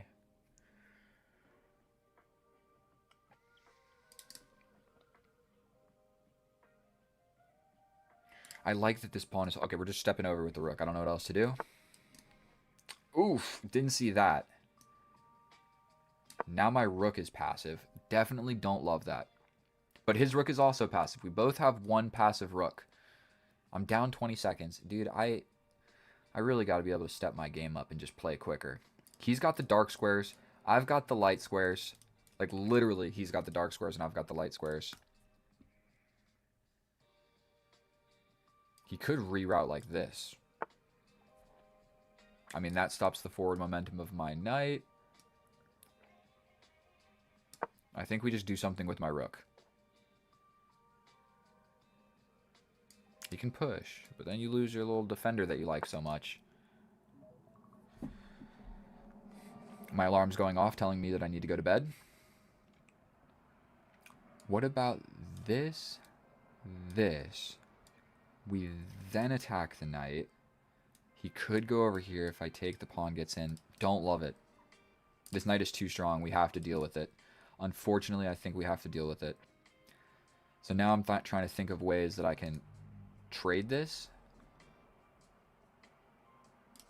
Unfortunately, if I play this, he pushes and my rook is just trapped.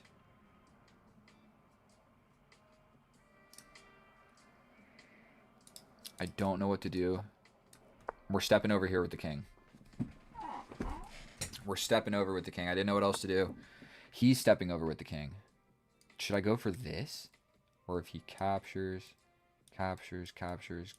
here, we get a check. What about this? Didn't even think about it, and I'm just going for it. Straight up. Didn't even think about it for a second. I'm just doing something. doing something. I'm not sitting still. Okay. We grab. We have check ideas. We have infiltration ideas. Rook is nice and active. Like, his rook sucks, but also my rook sucks. So those are kind of equal. This one's slightly better. He's got this little sneaky attack. But I can always just trade.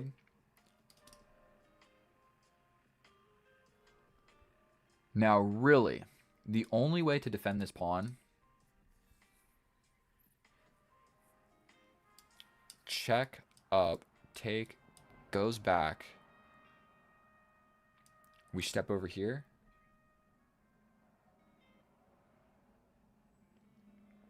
Really a little bit unfortunate. What if I go for this? Ooh, what if I go for this? Again, we're not really going to think about it. Oh, yes, we are. If I play this, he steps here. So let's give a check first. Wherever he steps, we hit him with another check. But the difference is I'm sliding into the position. He's going to be able to trade me off at some point.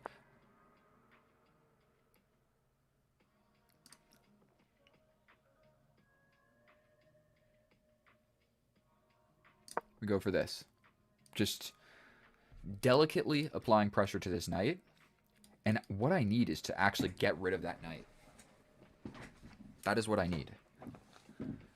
And what I'm...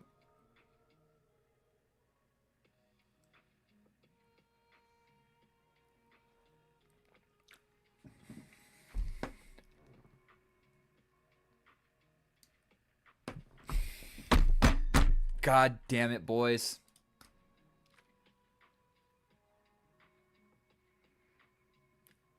If I step over, there's the fork. If I step this way, it's literally just mate.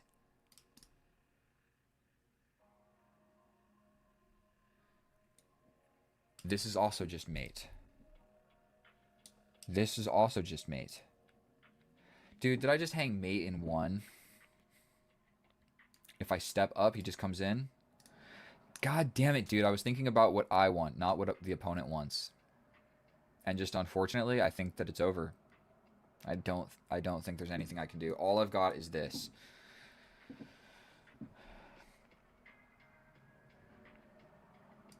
Where I grab this, he still hits me with a check. I step up. He takes this rook. But this rook survives. This guy's going to fall.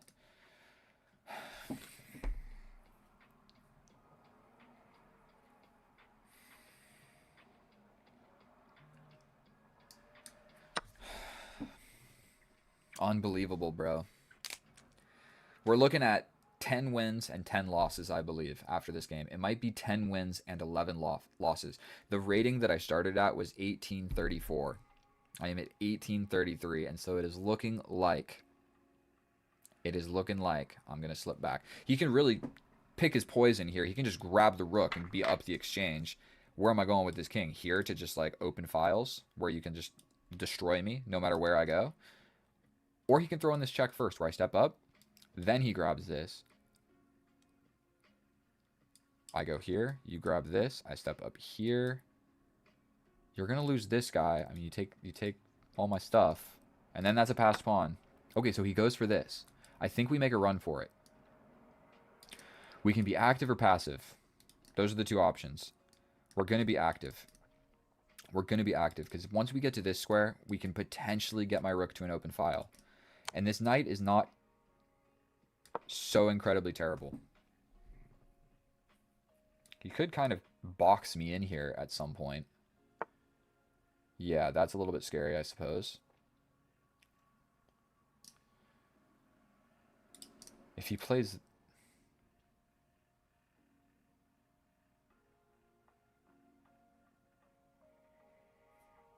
We jump in, take. God damn it. Getting outplayed, boys. And this rook sucks. He's just blocking this. What if he plays this move? I step over. His rook's getting in at that point. We push up. You take. I take like this.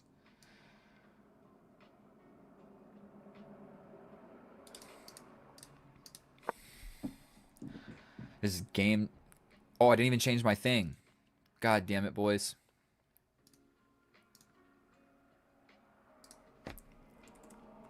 There we go. I should have changed that earlier. Now I'm going to have to like make some editing in the... Get the hell out of here. Other rooks coming? I grab this pawn. You play this, I step over. You step forward with the king. I bonk you on the head with a crazy check, maybe? If he plays this, I grab this pawn, right? Check, I step over. I might be able to survive. He can go for the rook trade, which is not super fun to deal with. He's stepping out. He's afraid of it. Oh my goodness. We're trying to slide over. He can step back with the king, but then we go for this. He hits me with a check. We step forward. I'm not giving up, dude. I'm not giving up. My knight is strong, and I will grab this pawn, and then this turns into a pass pawn in certain positions here.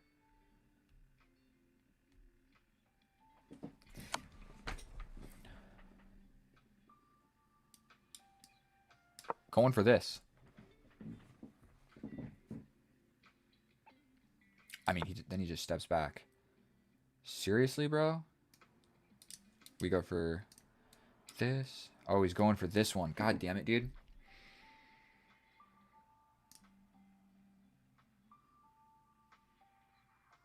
I'm stepping up. You hit me with this check, I go here. You hit me here. Your rook is not doing a whole lot. Going here. He's just grabbing a little bit of everything. Does this check do anything? He steps over. I hit him with this check. Potentially a blunder. Even if he steps over and I hit this and he takes my dude. Okay, so that's not super fun. Let's go here. Going for this pawn. He can honestly, like, do so many things. This pawn is too strong for me to actually deal with. He can also attack here. Infiltrate like this.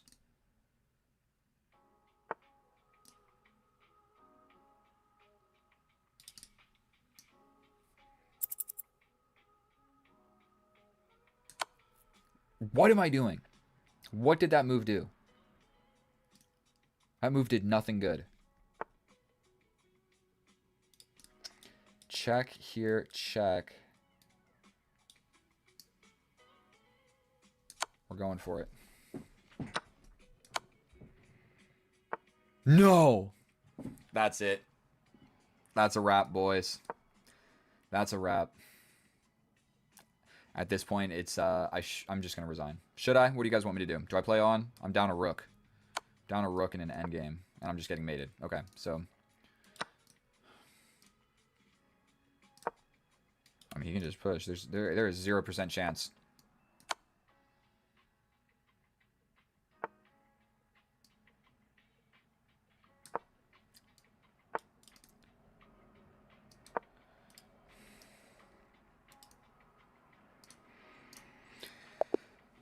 We will resign. And here we are in the analysis. And if you haven't noticed already, look at my eye. It's red, dude. I don't know what to do about that. Do I need to go to a doctor? I don't really know. But what I do know is we're going to start a timer and we're going to fly through this analysis incredibly quickly because I don't want to waste your time or mine. I lost the game, so I should look at it in more depth myself. But I realize once we reach this point of the video, everybody clicks off. So I'm not going to analyze for 20 minutes and 10 minutes or whatever if you guys don't want to watch it. So if you don't want to watch it, then we'll just fly through it. Maybe I'll start doing them separate. Like I'll do game 1 video, analysis second video. Then people will find the second video and maybe go back and watch the first video. I don't know what to do. Or just not analyze and not get better. Okay, so at some point, this is a blunder. Why is it a blunder? I'm going to be honest with you. I guess this, where if I step back, I'm walking into a fork. If I take, then it's the same problem. So yeah, I blundered. You got to be careful putting your knight and bishop on forkable squares. Definitely when it is a type of square that a pawn can occupy and kick the dude out. So like you can put a pawn on the d5 square with tempo. So unfortunately, I'm glad that didn't happen. But some more moves happen. I jump over with the knight, and then I literally question this, and I made a face at the camera. The sacrifice is the best move. Sacrifice, and he's not even supposed to take back. Say he takes back. We get in with the queen. He goes for a pawn break. Cool, we're bringing a knight. You step back to defend against some stuff. We get the queen out of there. You get the queen over here. We defend. You go here. What are we trying to do here? We capture. Probably a capture comes in. We capture this way. We just put pawns in the center. We just go for a big attack. We're going to castle this way. And I'm winning slightly. Unfortunately, even going down that line, I didn't even feel too good about the position. Once you sacrifice a piece, you need to play so incredibly accurately, and I'm not good at doing that. So we capture, step back with the queen, step back with the bishop, step back with the knight, trade some stuff off, go for a little pawn push, capture, go forward with the bishop. He steps this way, and we ruin his structure. Boom. We step in with the knight. He launches a pawn. We step over with the knight. We step over with the knight, and it is a mistake. I'm supposed to immediately go for this pawn break. The difference is his knight is going to get to this square, and I needed to realize that. His knight on this square is an absolute nightmare because he's got this fork and applying pressure to this and defended. And my pawn can never push. So there goes the pawn break. Because this square is held down so hard, I'd have to play something like this. It's just not going to work. It's just not going to work. And even if I do play this, even if I capture it, this pawn just still defends the knight. So I needed to go for the pawn push instead of bringing the knight. Didn't, and he gets his knight to that square. And now I'm just officially not doing so well. We go for a little king step over. I couldn't figure out what to do here. And playing this move is just not good. It's not bad, but it's not good. We go for this pawn break, and yet again, it's another mistake. He could have also pushed me out of here, where I take, and then he just gets this. I'm still losing. Okay, whatever. Capture. We've got about 1 more minute of analysis. We give a check. This is another blunder of the game. I'm supposed to just take and just play this endgame. That's hard to do, because if I take, this knight is going to be threatening this guy for forever. I'm going to have to bring my knight around in some type of way. I can't even figure out how to get my knight to one of these squares. I'm going to be honest with you. It's hard to do. But I can never come over and defend with my king, or my rook is trapped in. And I can never step up because these squares are attacked by the knight. So I definitely don't want to scoop my king over like this and trap my rook in here, because this is just frozen, all of this. So either way, we should have went for it. And this is about the last blunder of the game. I play this, and he just gets what he wants. There's nothing that I can do here. This is mate in 1. Stepping over is mate in 1. Pushing a pawn is just check. I step up, and he just takes the rook for free. So like if I play anything else, he's just going to hit me with the check. Up, win the rook for free. And no matter what I do. So all I can do is go down the exchange. And then unfortunately after this, he just plays incredibly well. Some of the best moves. Just, you know, not too much I can do here. Not too much I can do here. And I mean, I could have grabbed this pawn. I don't know what it really even does for me. It's saying sacrifice the knight because I'm going to lose anyway. And so we play a couple more moves. And then this stupid idea. This is how you know I'm not getting better at chess. He takes the knight. I give this check.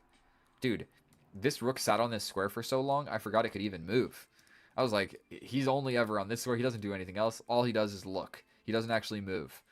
And he, in fact, does move. And he moved. And now he is blocking the check where I'm screwed. I am screwed.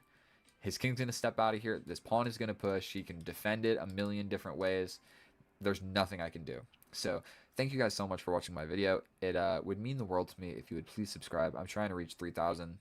And then once I reach 3,000, I'm trying to reach 5,000. And then once I reach 5,000, I'm trying to reach 10,000. So you get the general idea. No matter what number of subscribers I have, I'm always going to be just going for the next number. So I guess that's life. That's just life. Money and subscribers. And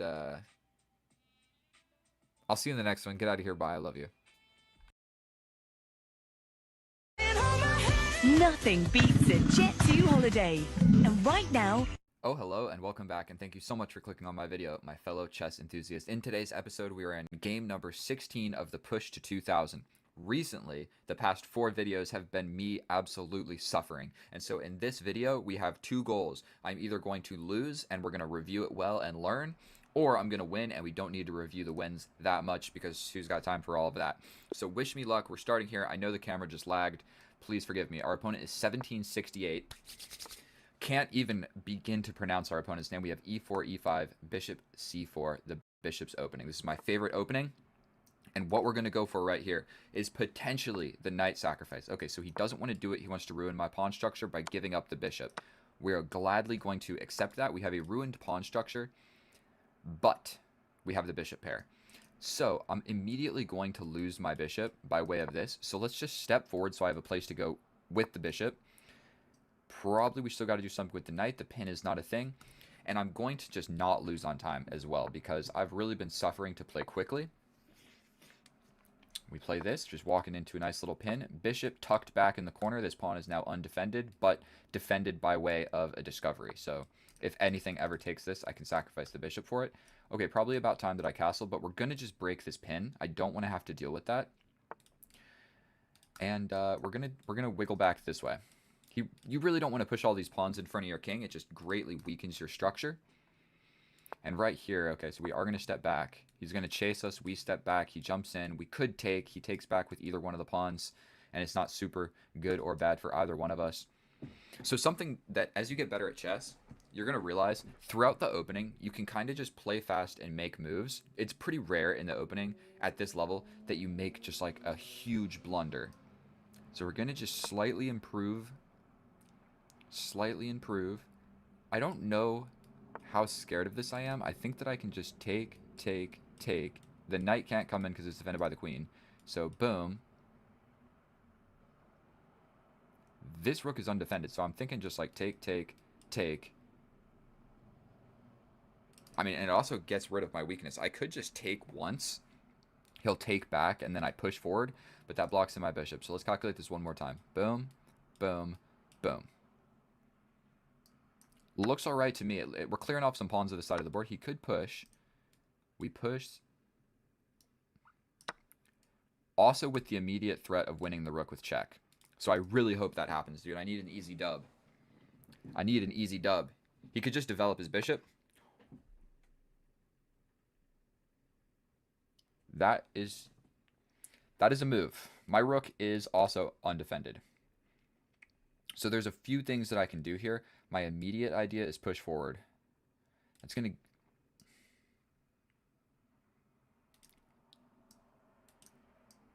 Yes, we're going to go for it. This doesn't work. This is still defended. I'm ready to push forward.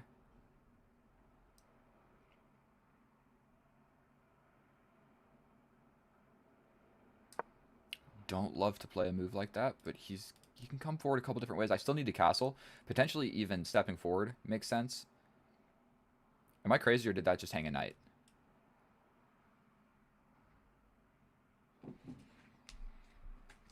He either just hung a knight or he sees something that I just don't see. We grab the knight.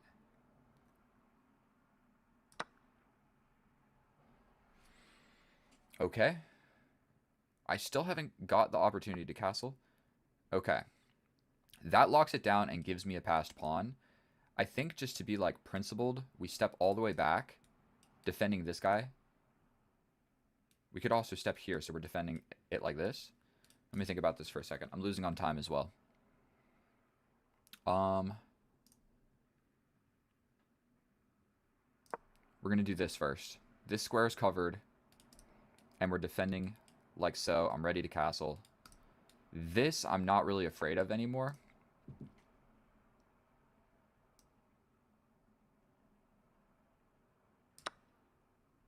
I mean, we push forward, attacking the bishop.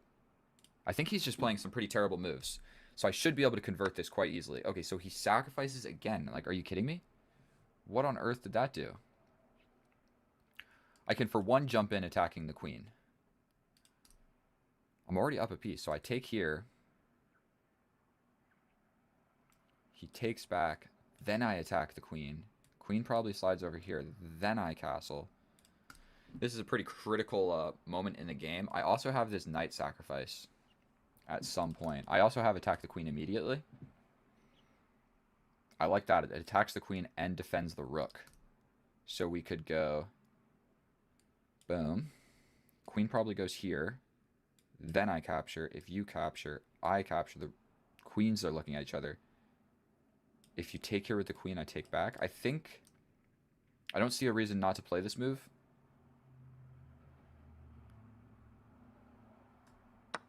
We go for it. And at this point, I could just castle. I could just castle. And, like, whatever's going on over here, just, like, forget about it. Like, yes, the knight is hanging. It gives you activity. My rook is now defended, so I could even just step forward. Like this. move makes sense now, actually. Because this... I grabbed. The rook is still defended. I think this was the key move right here. Okay, so we grab. Is there anything better? We grab the knight. Your bishop steps in. I capture. Say you capture with the queen. I mean, I'm going to take this first. Okay, I think we're okay to play this. The key thing to note is the rook is defended by the bishop. So we go here.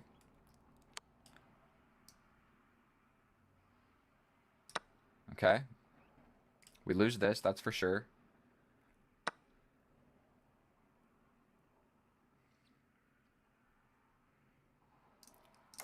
And I think we just castle. Like, yes, this pawn is weak. Yes, this pawn push makes sense. But I think I'm just going to have so many threats here. Like, my king is safe. This pawn push, I don't see it ever actually working. I mean, I can just capture. He's going to have to prep it. So he goes for this immediately. I think what we do here is we just threaten mate in 1. How do you stop that? You have to trade...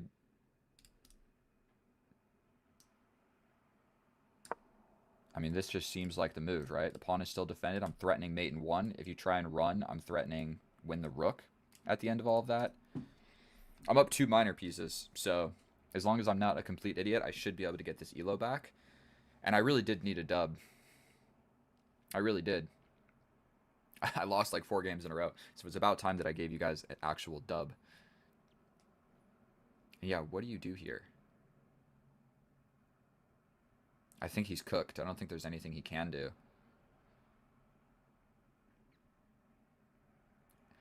Because he can't defend with the queen to any square along the diagonal. Specifically this one covered by the knight. If he runs, I'm just getting in with check. He steps up here. I could even hit him with another check. He runs all the way over here. I grab this guy. It's over. So it's really just a matter of like him playing whatever move he plays now, and then I win. At least I think. This doesn't work. That temporarily fixes the problem, but I'm fairly certain that I just capture, and then it's the same issue. Like, what are you doing? So I don't see a reason not to play this. Big time connecting each other. Like, we're defended all the way across the board. Mate in 1 is incoming. I think this, but then I can just give another check and trade the queens. If he ever ventures the king along to this file anywhere, my rook is incoming. So that gets his rook out of it, yes. But I have check. I mean, this has to be the right move, no? Check. Let's just play it. He steps here.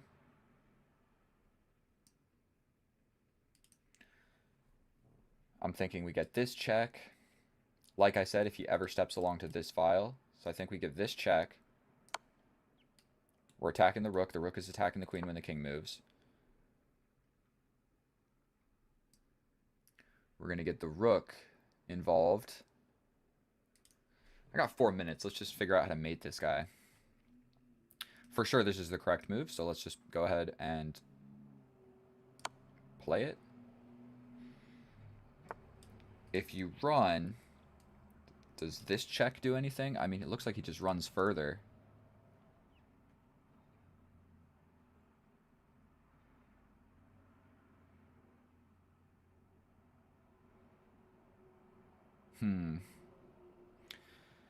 I don't know if this check does anything. He just runs away.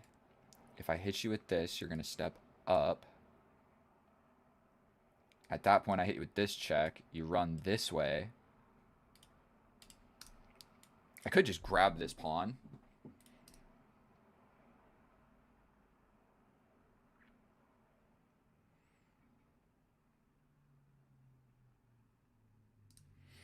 Let's not lose on time. That would probably be smart.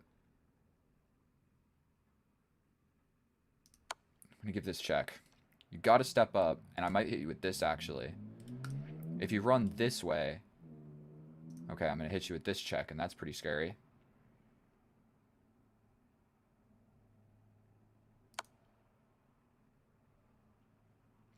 I'm so scared of just, like, blundering my queen or something and messing this up. Okay, so he's running away. I've got this check. I don't know if it really wins me anything. We've got this, we've got this, we've got this. I don't know what's best, so let's just play this.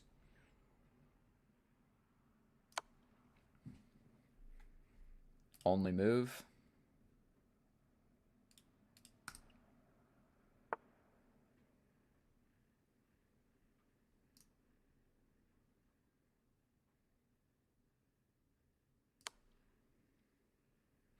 To be honest with you, I don't see like a exact way to win this.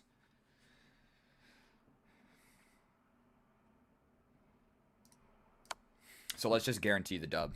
Let's just guarantee the dub. I'm going to win this endgame. That's the way I'm going about doing this. Unfortunately, I think that's what had to be done. Grab a pawn. Grab the other pawn. All we got to do is not let this turn into a queen and we win. Here he could resign. So we're just going to grab this pawn. Him not resigning is a little bit ridiculous. But I am gonna come forward with the king. So he's got to make a decision. I'm coming in with the king. I want this pawn, bro. I don't really need it, but what are you trying to do, bro? You can't go in the corner. Get out of here. Okay. So if you ever are in a situation where you're worried about a stalemate, I got 2 minutes, so for sure it's not going to happen, but we're just going to push this pawn. I don't want him like hiding over here somewhere where a stalemate can happen. So we can just do this. He's way on that side of the board, and we'll push this pawn. We get this with check. Get this with check. If he goes here, it's mate. If he goes there, we'll cut him off. So he has to go here. And we'll just chase him down. We will just chase him down.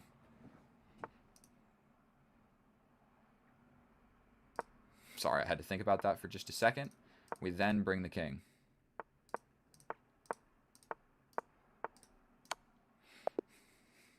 Let's frickin' go, dude. Finally, I get a dub. That was an easy dub.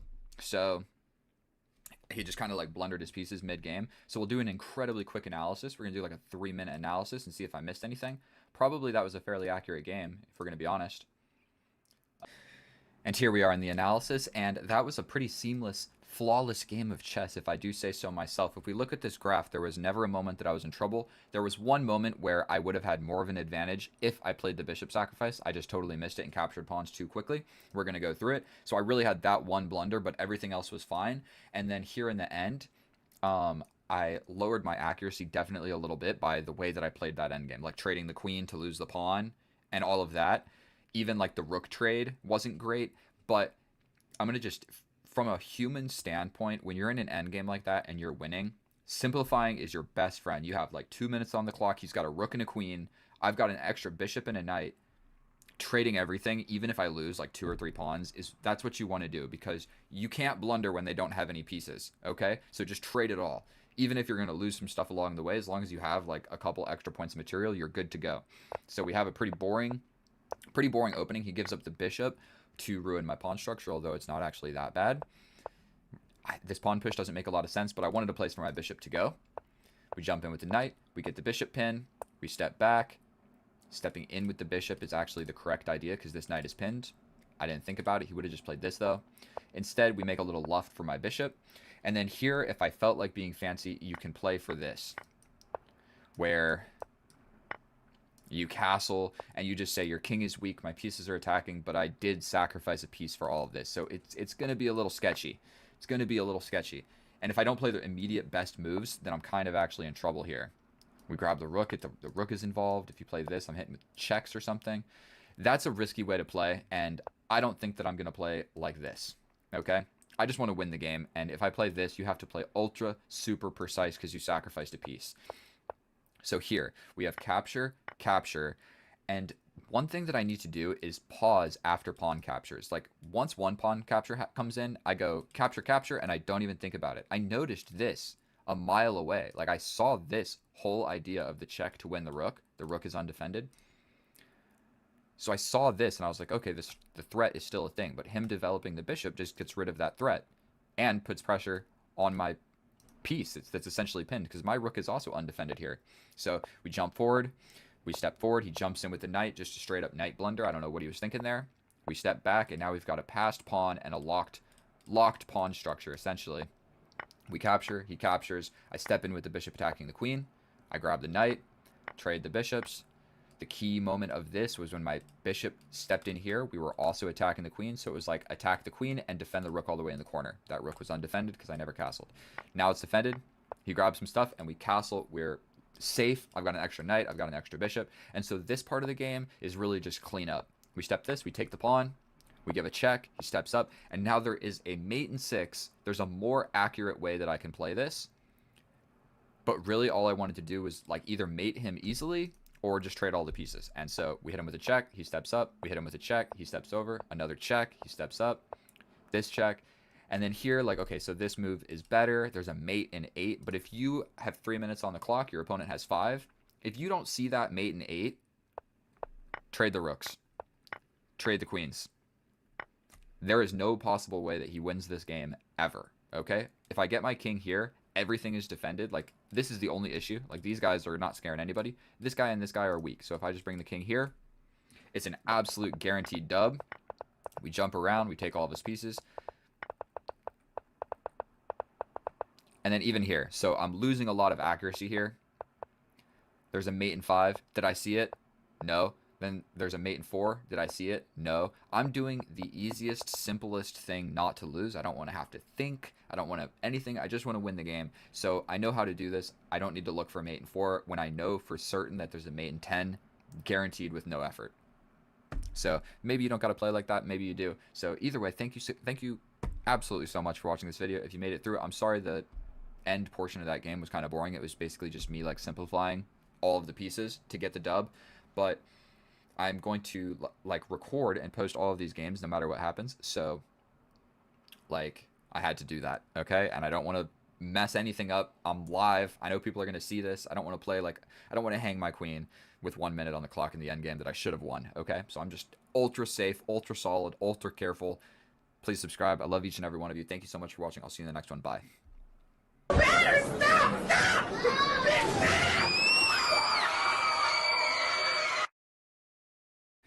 Oh, hello, and welcome back, and thank you so much for clicking on my video, or swiping up on YouTube Live. Whatever it may be, I'm glad that you made it here, because we are about to hop into an epic game of chess. What this is a raw look at my chess performance. So today we're facing 1e4. We're going to be going with c6, the Caro-Kann, the easiest to play opening for black. But essentially what this is, without too much of an intro, is I'm going to be posting these games, win or lose, so no matter what happens, or what I say, or whatever, there's going to be no cuts, no edits, no nothing. You're just going to get the raw video. Is he going to push the pawn? He doesn't. Okay, so this is called the Caro-Kann, where they capture. You can also step back, and I'm a little bit less familiar with this. For some reason, I think this move sucks. You know what? I think you pawn gambit here. Now that I'm trying to remember, unless there's like a specific reason I'm not supposed to play that, I do believe that this is the correct move. You gambit the pawn to ruin his ability to castle, and then you just kind of are down a pawn, but he can't castle, and you say, it's okay. Don't quote me on this. We're going to check after the game and see how accurate that move right there was. He's definitely thinking about it, which makes me happy. Maybe it doesn't make me happy. If he... Let me think about this for a second. I can pin that and leave the situation the way it was. If I capture, he's just bringing the knight, then I attack the queen and he can still push this pawn forward, which I just don't love. I could capture here and then just jump in. We capture, we attack, opening up my bishop as well.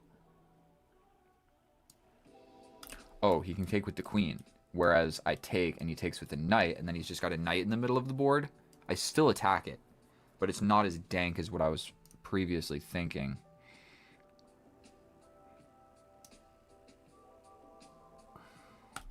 He's gonna bring this bishop with check. Gambiting a pawn, bro. I'm not a big pawn gambiter, if we're gonna be completely honest. I'm just gonna level with you guys. I play like solid chess. This dude's rated 1889. What country is this? Myanmar, Burma.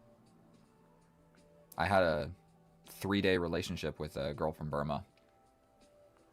A little insight into my life. Take your time, Mr. Dude from Burma. And then also something funny. I was recently in Thailand for the entire month of August this past year of 2024. And there's an island called Koh Samui. And there's a whole bunch of people there that look Thai, but they're actually from Myanmar, because Myanmar is a country that's going like through a bunch of civil unrest or whatever. That's what they told me. I did zero research. This is just what the locals told me. Their country's not doing so hot, so they move to Thailand for a better life, and they go to these little tropical islands and just hang out there. I know I'm not talking about chess, but it's strange because you would never know that they're not Thai. Okay, so there's the pin. If I take, I'm just allowing this. Maybe I just pin back. I might just allow this. We're going to have an isolated not queen's pawn. But that kind of opens the door to this. You can take with the queen. I can't take back. That's scary to play, though. And also it allows this.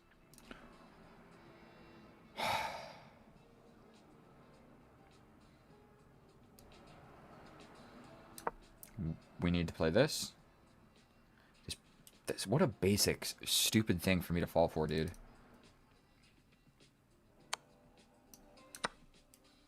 This pawn gambit, dude. This pawn has just been sliding across the board, getting gambited. Doesn't matter which way we're going here. But if he doesn't take, I mean, I can capture back. Or capture back with the pawn. So he has to push or capture, and I think capturing makes the most amount of sense.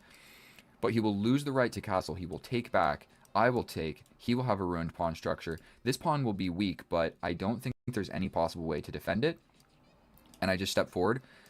So I don't think I'm completely cooked. I'm going to go down a pawn. Might be going down a pawn, but he might be going down away to castle. What if he just tries to... He can't go anywhere with the knight. This knight is a little bit frozen. What if he pushes, though? Then I just take. Okay. I think we're going to go down the line that I just discussed. Almost certainly. Let's think about this for a second. We capture, he steps over. I capture, he captures. He has a weakness, and I really don't. We step forward like so, defending the pawn. This guy's just so weak. It has to be okay. Has to be okay. This guy, how often do you ever see this? Dude, we got flip-flopped pawns. My pawn's going this way. They're running away from... You never see this. That's pretty rare. What do I do? That was the original idea. Just, you got a chance to make a weakness. Let's just do it. Don't see a reason not to. This guy's definitely coming forward. I think activity. Like, I think I'm going to be able to grab this pawn. Unless he plays, god damn it, this. Then I attack. Then you push. We're going for this. I'm going to have this if he pushes forward, which is a fork. So he's going to just have to let me get this. Getting crazy might make the most amount of sense, but we got a lot of weak pawns all over this board, dude. And when it simplifies just a little bit, we're going to have this 4 on 3 against his 3 on potentially 1. Okay, so like I said, we are going to be playing this move. He could step back here and try and fix his pawn structure, but I might just step back. But that's like a hardcore threat on a very serious piece. So he plays that. That enables this. Okay, what do we take with now? The rook or the knight? The knight's in the middle of the board. We take... Don't see a huge reason not to do it. He can bring his knight.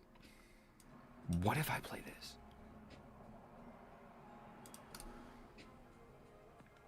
Here, I step back.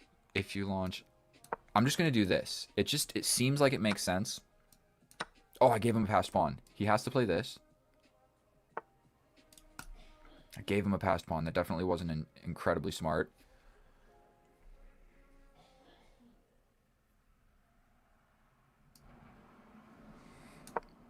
Blockade with tempo. He blockades. Now do I castle? He's stepping over here to attack my bishop. That is definitely happening. So I'm thinking potentially I step forward. He's going to jump in. I could go all the way back, bishop versus knight. I think...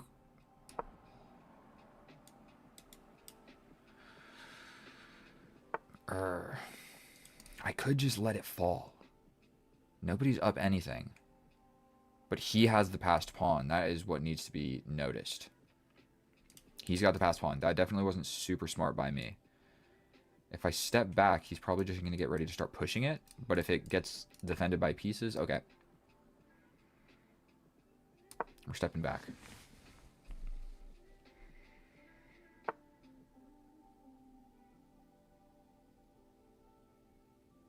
I can kick this dude out of here. He'll step over here. I can chase him out of here.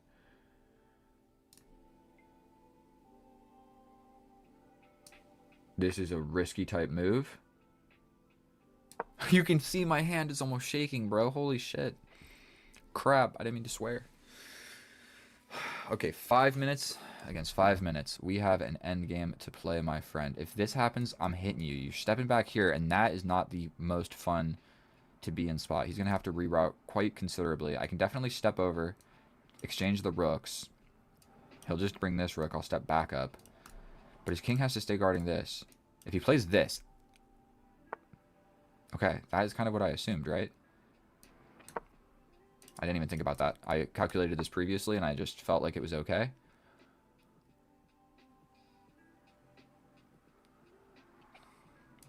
Why does this move feel okay? Capture, capture, check. I step up. I mean, I can't let him just have the open file.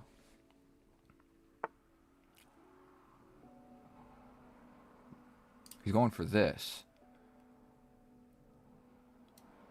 What about allowing it? We give him an attack.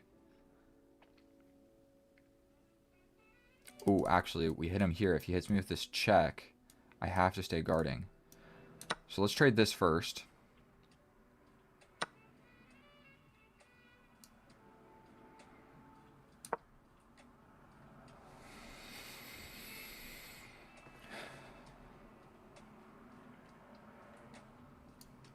This might be a way in. Just unless it's not. No! That's a pawn. Not only just a pawn, it's this one. And those are the most important pawns. Damn it. He grabs this. I grab here. He takes here. I take this. He takes this. I think that I'm just losing. I push in, go here. I go here. Damn it, dude. I can kick. God damn it. I think I just threw it away, guys. Why did I just... All I needed to do is push this pawn forward, and then I can go for the pin.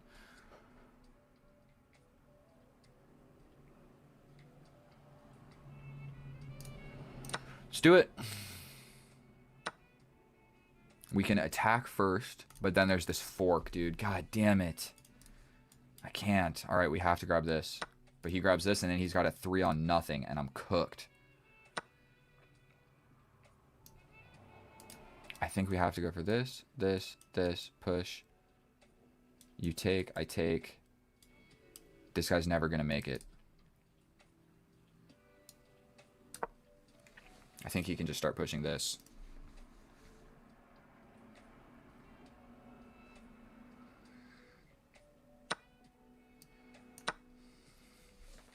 Never give up, but you got to be reasonable sometimes.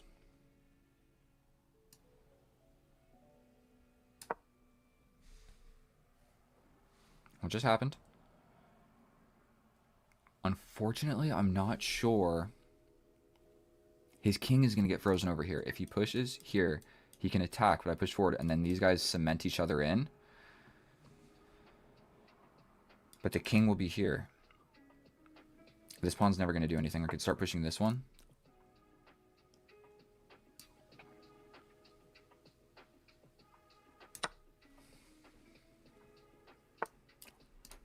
Here, here.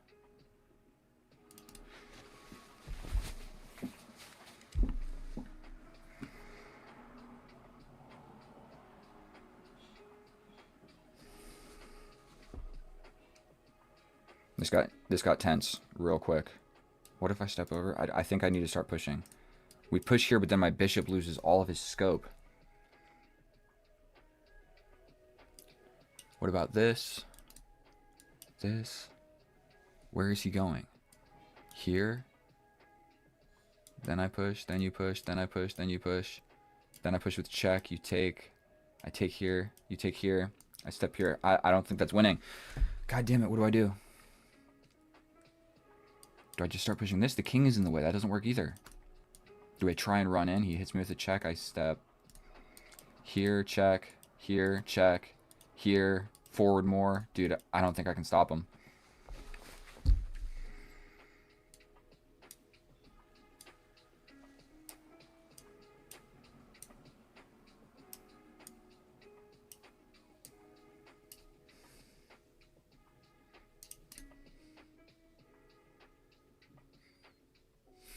Every single piece in his position is on a light square. I think that I'm just losing. I cannot figure this out. Man, my mouse is glitching out. Boom. Boom. Here, here, here. Say he plays this. I step over. It doesn't work.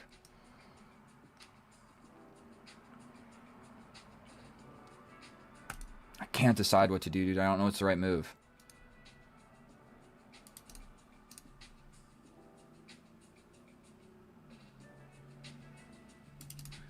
Here, push, say I take. I step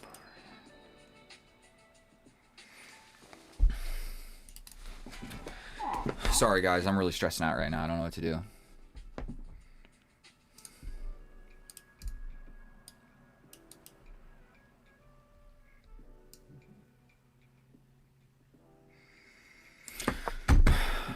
Fuck, dude.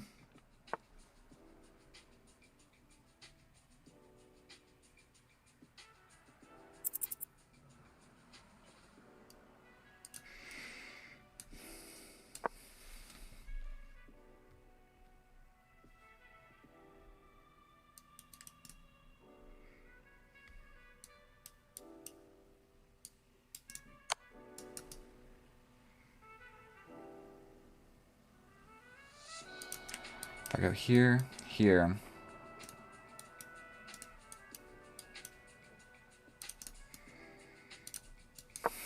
I think he's just going to push through and there's nothing I can do about it.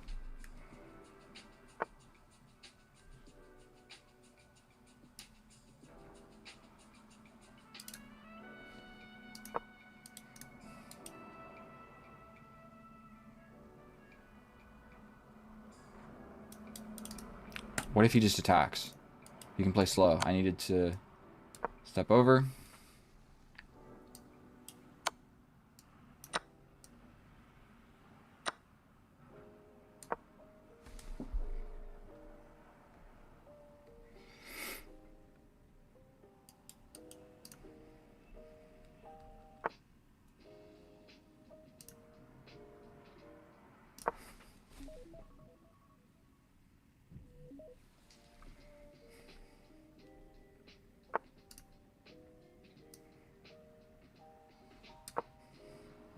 This.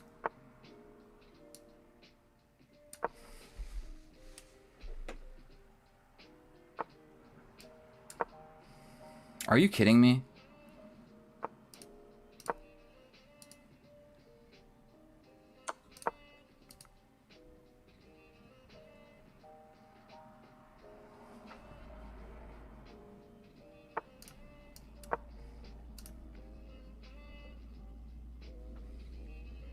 I'm calling nonsense on this. Dude. I don't know, bro. This endgame, are you kidding me?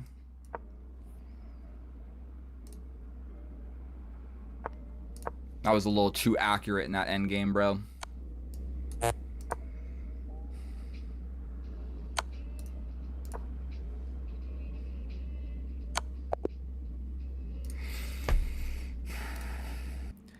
And alright guys, here we are in the analysis, and I was mumbling at the end of that game that it was too accurate, our opponent. I was suspicious because our opponent played too accurate. Dude, I don't know how accurate we were playing. Are you kidding me? What am I talking about? We both played not that accurate. He played 84%, and it was equal the entire game. And then all of a sudden at the end, I started screwing up pretty bad. So let's hop through the beginning. I almost know for certain that our opponent did not cheat this game. I felt suspicious because in the end game, it felt like no matter what moves I made, he had like a perfect response that solved the problem 5 moves down the line. I don't know how to explain it, but it just felt like superhuman. But this move right here is a pretty simple fork. He does not have the natural knight development to defend the bishop. So this check straight up just picks up the bishop. He has to block the check and I grab the bishop. We both missed that. Normally this doesn't work. Like you're pretty used to this pin coming in, but it normally doesn't work because they can just develop the knight to block the check and defend the bishop all in one. So I wasn't even looking for this. Neither of us were. But he had both knights on the other side of the board. But more or less it's still even. I still have the opportunity to get the bishop, by the way. So it was there more than one move in a row, and I just did not go for it. We trade here. All of this is good. This is not perfect, but it ruined the pawn structure. We bring the rook to attack the pawn. The pawn scoots forward. We fork the pawn and the bishop. Bishop goes ahead and moves. Then I grab the pawn. He attacks the knight. I jump in. He captures. Now he has a passed pawn.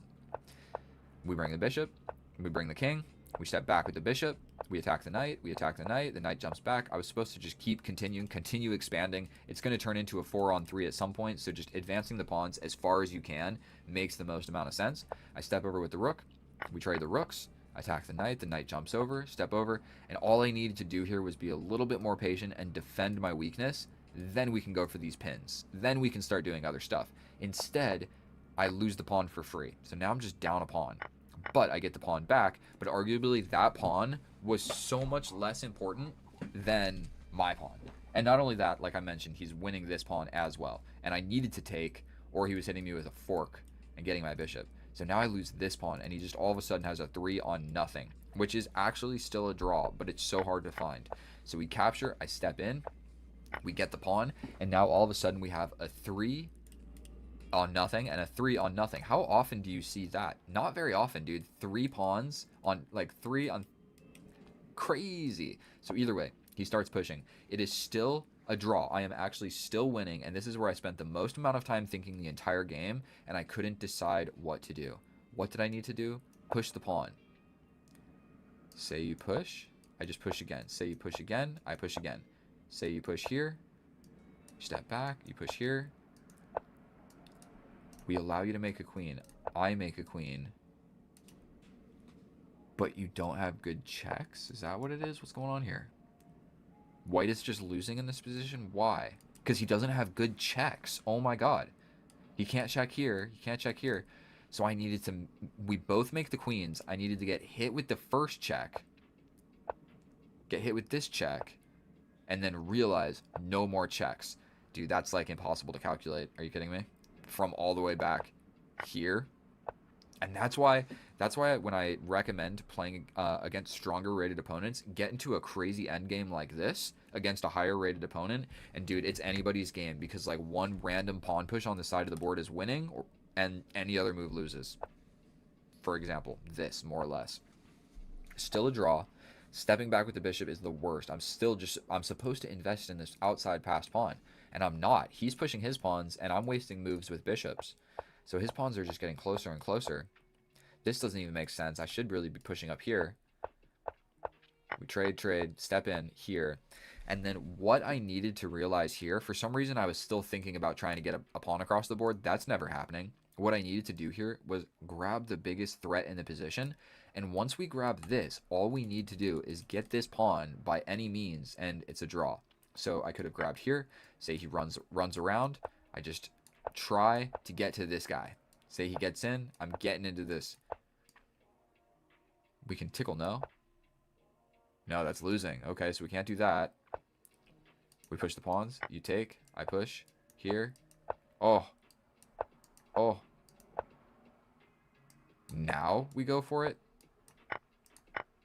Oh my goodness. Chess is crazy. Did you guys see that? So either way, in this position here, all I needed to realize was that once I grab this pawn, all I got to do is bring the king and figure out how to get this one and use these guys all as distractions for both the king and the knight. Didn't happen. So this is the position we get. For whatever reason, I felt like, okay, if I get this structure, then the knight will have to go over there, and while that happens, I can do all of this. It just didn't work. It's just a completely losing position. And right here, I felt like, okay, the opponent had to cheat. These are inhuman moves where he knows not to take this pawn with the king, and I'm just frozen with moves. There's nothing I can do. So I'm sorry I lost. Thank you guys so much for watching. Unfortunately, that is another loss in the books. Please subscribe, and my rating's back to 1849, so we're still more or less exactly where we were when we started. So if you're watching this on YouTube Live, another video is coming up right now. If you're watching this in real time, not on YouTube Live, at some point in the future, another video is going to come up. You can click it. Thank you guys so much for watching. I love each and every one of you. I'll see you in the next one. Goodbye. Oh, hello, and welcome back, and thank you so much for clicking on my video, my fellow chess enthusiast. In today's episode, we're going to be doing what we are always doing, pushing to becoming rated 2000 on chess.com. Now, part of this series is I'm playing these games, and I have no idea what type of game they are going to be. It's going to be exciting, boring, opposite side castling, sacrifices, no idea. We're hopping into it, no preparation, no nothing, and I'm just going to give you what happens, okay? So there's going to be no editing, no frills, none of that. You're just going to get a raw view at has my chess improved or not, and hopefully both of us can learn a little something along the way. We have e4, e5, bishop c3, bishop c4, the bishop's opening, my favorite opening to play, because there's like a 20% chance that we get into a vicious attacking line. There is a line right here where he can sacrifice the knight, where if I capture back, all right, instead of wasting any time explaining stuff that doesn't matter to you, we're just going to focus on the position at hand. Now, the knight jumping forward doesn't really work. We can always just jump over with the knight, castle, and at some point we're going to be all right. So the knight advancement, it doesn't work immediately because I can take it. He doesn't want to get pinned. Makes sense. We kind of want him to push this pawn. So we're just going to bring the knight first. Now, let's copy him. Let's do a completely symmetrical structure, but I'm ready. God damn it. This clever bastard. God damn it. That's actually a great move because I was going to go for the bishop.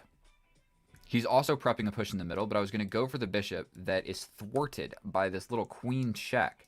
But if I castle, then it is no longer a thing.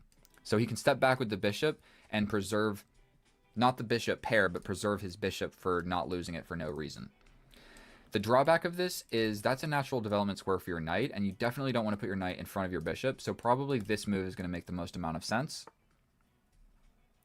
That move also makes a lot of sense. We're not going to think about it. If you launch a pawn on the side, I'm launching a pawn on the side. You want to play moves like that? I think we're just going to challenge this. This bishop is staring at my king, and I just don't like it. So maybe bringing the queen. Yeah, something like this. But I'm going to just do the same exact thing as him. The knight can get in, but it doesn't threaten anything immediately. I'm not sure. Like, it's a good square for the knight, that's for sure, but I'm not going to cry about it. We have a completely even position. Probably the bishop's coming, or he can be a little bit more passive. I'm not really sure if that's more passive. I'm kind of doing the same thing. If he castles, then my bishop is looking right at your king. So he could just castle, then bring the bishop. Then if I take, he takes in the center. If he ever takes here, I take in the center. And then we have this little conglomerate of pawns. Okay, so he wants to reroute the knight. That lets go of this. So I think potentially stepping forward is what needs to be done here. What if I push, then you push? I just capture. I could trade. If I step forward and you take, I take, you take. This pawn gets isolated. I don't want to isolate this pawn because my knight's here. I need to push this guy, which I can't really push this guy. What if we just try to trade everything off into a more or less equal endgame? How are you guys feeling about that? How are you guys feeling about that? We have the same amount of time on the clock, but I'm just going to go out on a limb and say, I'm better at endgames than this dude. I hung a pawn.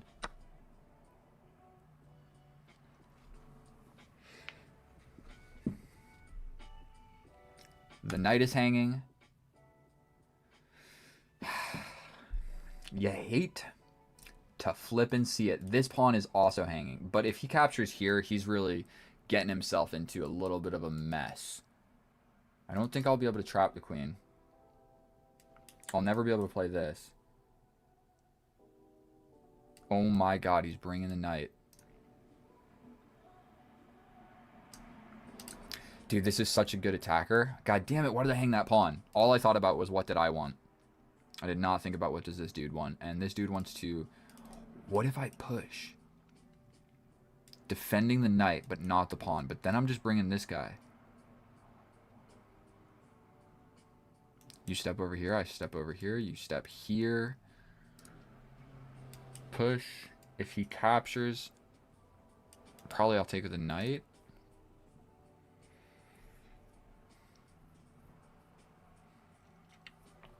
God damn it, boys. And I'm losing on the clock. Urgh, we're playing a slow, stupid move. He's bringing the knight. But if he brings the knight, that does get away from escaping ideas. He could just evacuate with the queen. That's probably the best move. It may not be the best move. Yeah. Terrific. At least I can sort of do something here. I mean, we attack the queen and he steps back a little bit further. We're cracking open in the center, dude. I don't know what else to do. He can for sure push. He hasn't castled, so he still does need to castle. But now I'm just down a pawn, so we're just gonna hold on and say we're down a pawn. I'm down on the clock. I need to fight back, dude. I do not want to lose this game. If I lose this game, I'm back to where I was. I think we capture.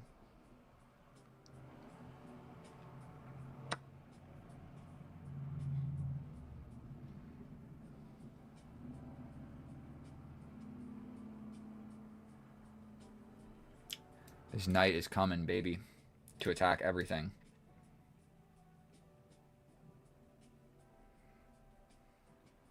What about a crazy move? Like, this doesn't really do anything. This doesn't really do anything. This definitely confuses and makes things kind of scary for everybody. I mean, is there any good reason to play that? What does it accomplish? Nothing.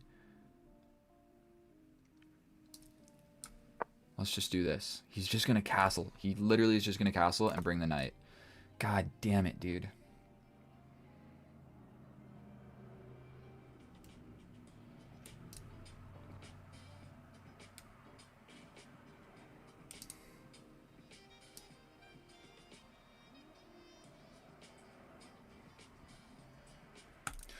God damn it. All right, we're stepping over. I don't know what else to do.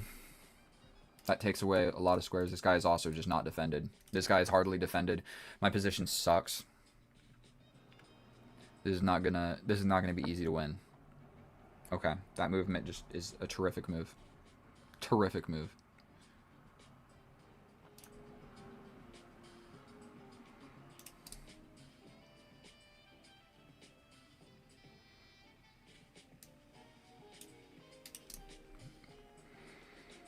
What the hell is this Looney Tunes music playing in the background? I don't know what to do, guys.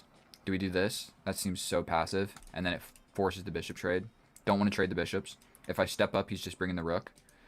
Let's do it. Let's do it. He's also got this. I mean, and then he has a pass pawn. He could gambit a pawn for the pass pawn.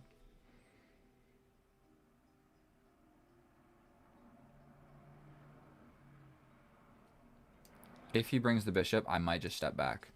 I think I might just have to, like, keep the pieces on the board and play quickly. Don't really feel like trading the knights. So we're just stepping back. That's all the calculation that needs to be done by me. He brings the bishop.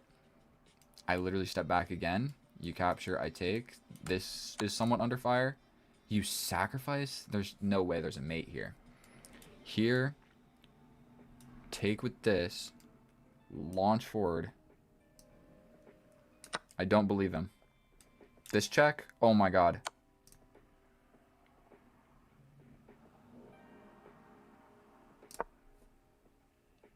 Now he's got this check.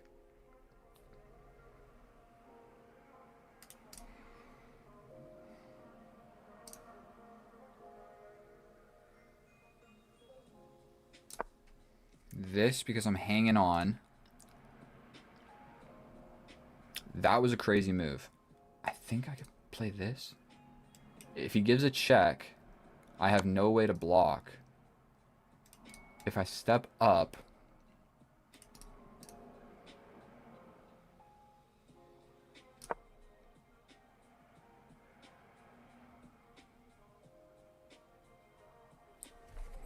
This just got really spicy.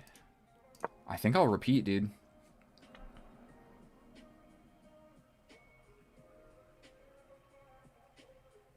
This is a tense moment. That sacrifice was ridiculous.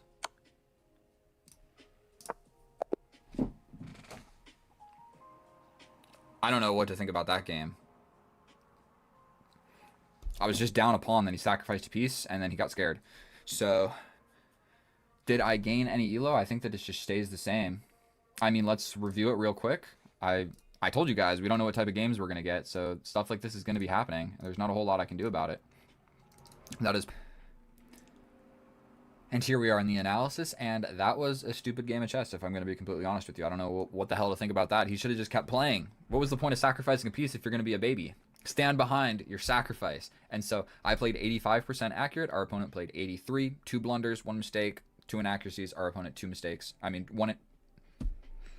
2 blunders, 2 inaccuracies. Look at the graph. Not a whole lot of nothing going on there. There was definitely a moment where he grabbed the pawn. We're going to fly through this. This is just basic principles. Just get the pieces developed.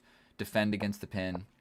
One of the best moves is going with this little h5, and the best response is to play h4. So I like that. We got a symmetrical, just about as symmetrical as a structure gets.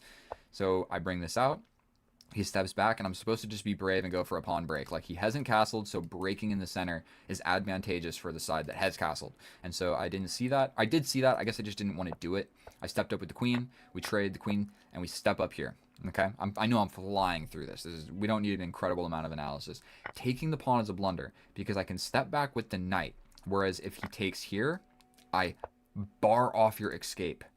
Okay, what's the best move? To just castle, but I attack your queen, and you have to give up the queen for the rook, and you just don't want to do that. So that would be completely terrible for black. So I thought about this for a second of like, what if I do something different? But I didn't see it. I was thinking this. So I was calculating the position like take, take. I should have calculated the position about what about this, this, then this. Didn't see it, so it's a blunder, but I blunder right back, so now it's back to completely equal. I'm down a pawn, but arguably this is like one of the least, that is the least important pawn in my position. This pawn is more important. Every single pawn is more important than that pawn, so it's still completely equal. We attack the queen. We go for a little break in the center.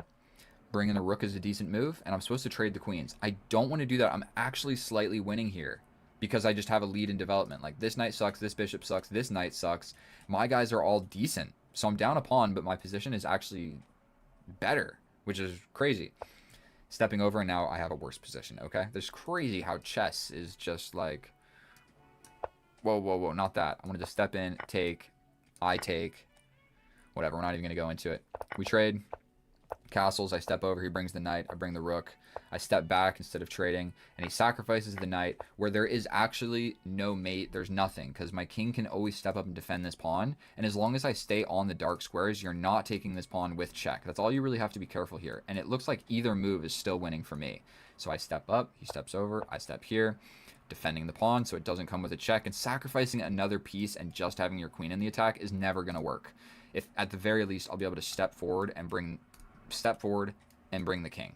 Okay, so we shuffle moves, and that's what we get. So thank you so much for watching. I'm sorry that wasn't super entertaining. You should just go and watch game number 24 because that was a good game.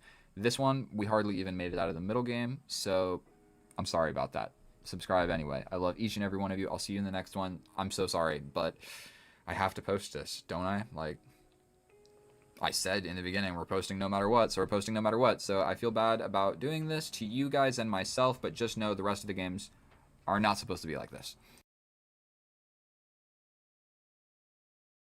Ladies and gentlemen,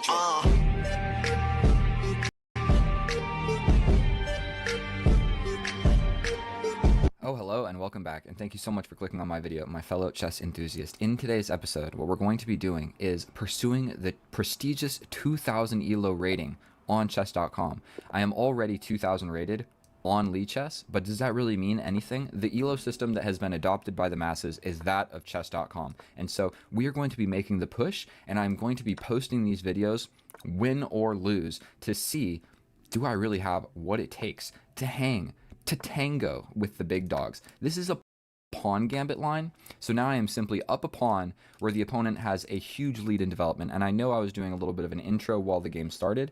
I think we're going to just calm, cool, and collected pin that. We have to take it. He hits me with his check. And I'm just losing. It's completely equal right now. But I'm in trouble. I'm going to take a deep breath. Maybe I should be thinking about what I'm doing instead of just blitzing out moves where the opponent has spent 13 seconds and I think is doing quite well. Now.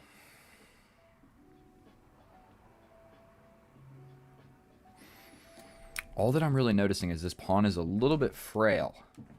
Only defended by the queen, but if I capture here, he's still defending. So we might just do something like develop a knight. I'm going to need to push some pawns. So he wants to castle this way.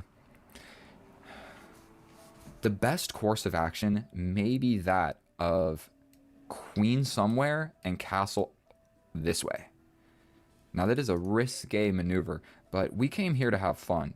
And so we're going to try and get better at chess and have fun. I can also just push this, greatly weakening the pawn. This pawn is already a weak pawn, but oof.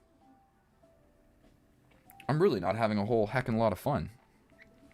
What about getting freaky with the queen? Does that do anything useful? I think I'm probably going to just have to push something here.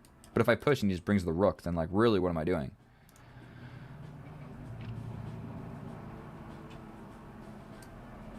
I mean, this seems like an active type move. Let's do it. It's going to enable me to castle. But then he's just got tempo winning moves like this. Sort of. I mean, that's defended by the knight. So if he plays something like this, I could capture. Queen comes out. Then I jump over, reaffirming the attack.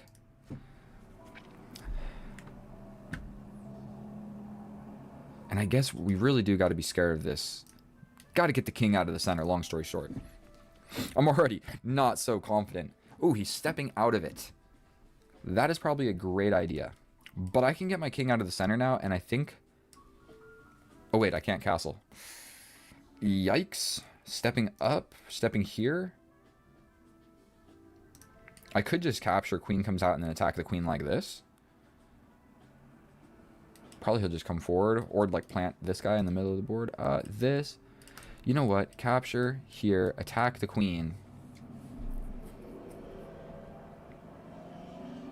You gotta stay defending this pawn to some extent.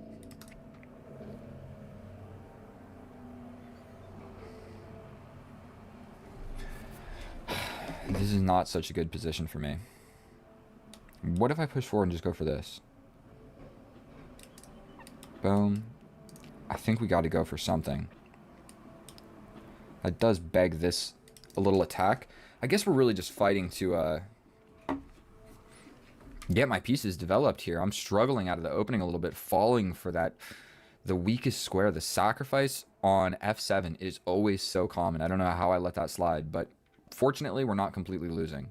If anything, it's like a -1 for me. So we're fighting back. This dude is rated 1700. He has played exceedingly fast thus far in the game, which is definitely a cause for a minute amount of concern, but I think we're going to be all right.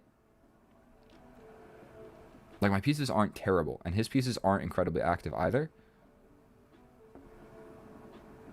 And at least temporarily, this pawn is just, it is a little bit weak. He could just go ahead, I mean, he could just go ahead and push. Where if I capture, he captures, I capture. He jumps in. Really cutting off a lot of crucial squares there. So this pawn push might, in fact, be quite decent for our opponent. But what about boom, boom? You bring the queen. I then attack the queen. Queen goes anywhere and everywhere. Then we recapture. Then you capture, then I capture, then the queen would get in. I don't think... This pawn push is actually what we're a little bit afraid about right here. This knight on the side of the board, I kind of don't believe in it. I think we can step forward. Like, if he plays something like this, we can just capture. I don't believe that that's going to work incredibly well. Of course, the queen is being attacked. This seems like it keeps an eye on this rook. We're going to go for this. You could launch forward, But really what we're doing here is we're threatening this by like this. The only thing defending this knight, the only thing defending the knight is the queen. So I think we can just capture the knight. Where if you capture back, that's just mate. Is my queen going to get trapped somewhere along the way? What about like this? Sacrifice with check. I step over. No more calculation. I think we just take this. Unless I'm missing something. There's definitely this. But then I Am I crazy, or is that just mate and one? Did he just fall for that?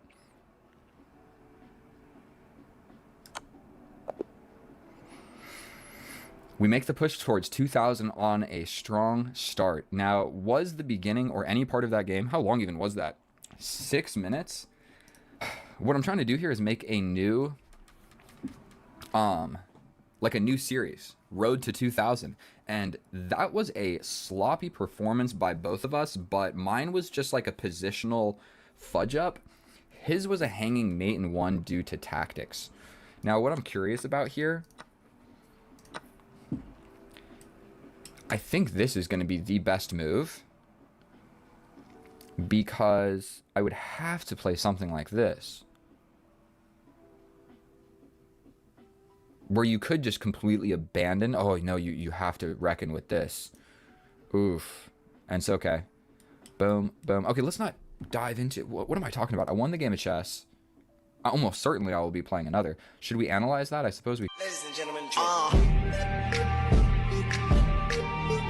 And here we are in the analysis, and there is not too much to analyze, and as you can see, we are doing this in the Lichess database, and so the aspect ratio of this is going to be absolutely horrendous, but you can see the chessboard, and you can see right here the computer analysis. So let's just hop right into this. I don't know how I fell for that little F7 sacrifice. I've literally fallen for that in Bullet so many times. So during this part of the game, I was literally just yapping, but this is a pawn gambit. That is not good for white, but you get a huge lead in development. So now he's got 3 pieces developed and I have 1. And so he's literally just throwing a pawn at me, saying, I have a lead in development, I'm ready to castle, and your pieces have arguably hardly even moved. So immediately I fall for this stupid tactic, which I spent 10 seconds looking at this. So I guess 9 seconds of that I was yapping, and the other 1 second I was blundering.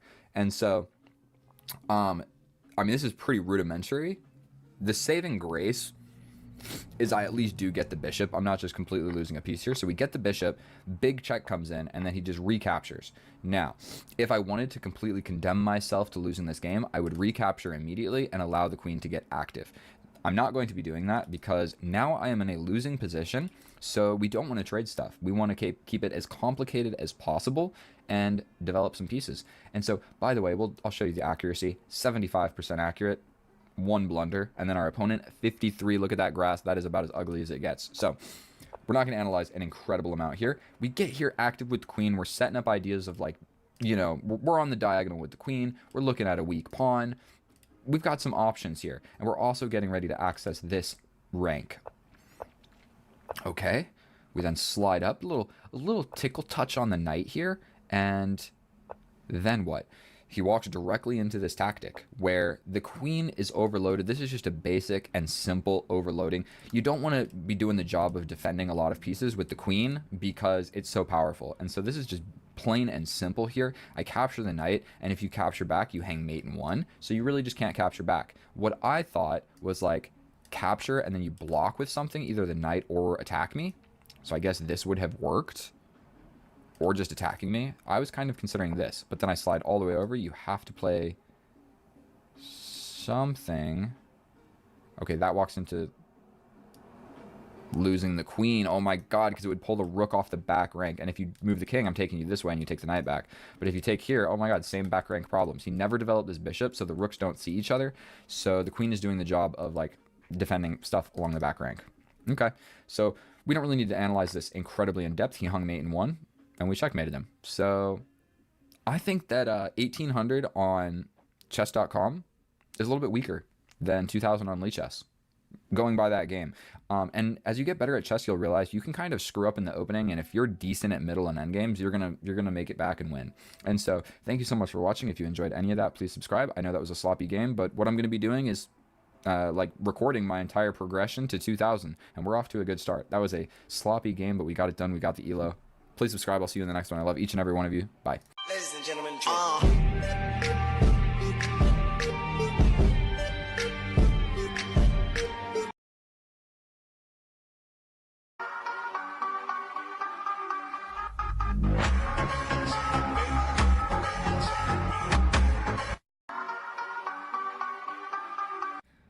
Oh, hello and welcome back, and thank you so much for clicking on my video, my fellow chess enthusiast. In today's episode, we're going to be doing what we always are doing, pushing towards the illustrious 2000 rating on chess.com. Now, what this is a raw, uncut episode of real chess. This is not YouTube highlight chess. This is not grandmasters playing in a tournament. This is some dude that is 1800 trying to become 2000, and we are going to watch the process. So there are going to be inaccuracies, mistakes, and blunders, but I hope that that makes it more relatable to you, because most likely your rating is somewhere around mine, hopefully slightly worse if you're watching this video. So without further ado, let's hop into the rigmarole. I have the black pieces facing a 1763. My current rating is 1847. Deep breath to steady the nerves, and we start off with c6, the Caro-Kann, my favorite opening with the black pieces because it is easy to play, okay? I'm not a genius, and we're just going to go for basic development here. We've put a lot of pawns on light squares, so the goal is to put basically all of our pawns on light squares with our bishop on the outside. So essentially, this is a bad bishop. So if we're given the opportunity to trade our bishop, that is a bad bishop, for their bishop, which is a regular bishop, we trade. Bada boom, bada bing. The queen comes out, and we go for this pawn push. We are cracking at the center right now. But the main reason we're going for this pawn push right here is not because the bishop is defending it. The main reason is to vacate the c6 square for the knight, because we need to get the knight into the game. This is the natural development square for this knight, this knight, this knight, this knight. Okay, maybe I'll just draw the arrows. I don't know how good or bad you are at chess, but that's a bad arrow. Bad arrow. There we go. That's where the knights belong. And so now we are actually in a game of chess, and this dude is taking a moment. So sometimes what you want to do is go ahead and just click in the pre-move. Obviously, I'm recapturing with the bishop. The reason for that is not necessarily to not waste any time, although that's good too, but it hits him with the shock factor. If he's sitting here thinking about stuff, and whatever move he plays, I play a pre-moved move, he's going to be like, what's going on, dog? How do you pre-move all, you know what I mean? One other thing to note is I am at 2,659 subscribers. It is absolutely insane. Look at this. Boom. I can't stick it over here, but you get the idea. Boom. Slide it over here again. Absolutely crazy, dude. I remember just like a year ago, I was struggling to get 1,000. Okay. You can click on any one of my videos like a while back, and you'll hear me talk about it. Be like, oh man, I can't. Is my internet bad? Refresh. Always reload the page. If it's suspicious how long your opponent is taking to play a move, refresh the page. He's still thinking about it. We are locked in, good to go. This is a good sign. I need this free elo. And maybe I'll just take a moment to let you guys know there were 2 additional games that did not make it into this series. I lost, and then I won. So technically, this is actually game number 21. It says game number 19 because it... You know what we do here? Let me think. I'm almost guaranteed that this is the move. This is the move. He captures. Our knight will be stepping in, uber defending that pawn. He spent a while thinking about that, but I still was able to play back quite quickly.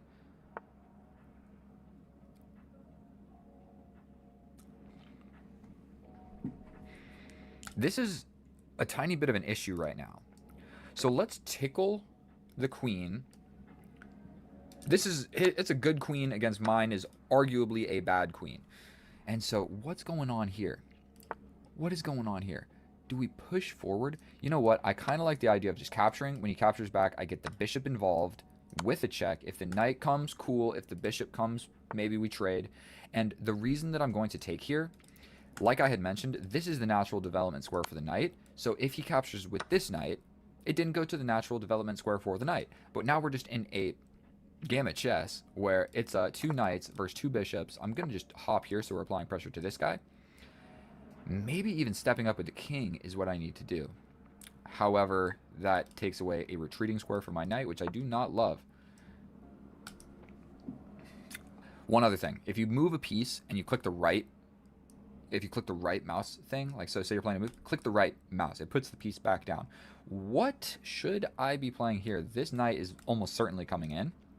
We cannot be allowing this. So if I step over, he's probably going to play something like this.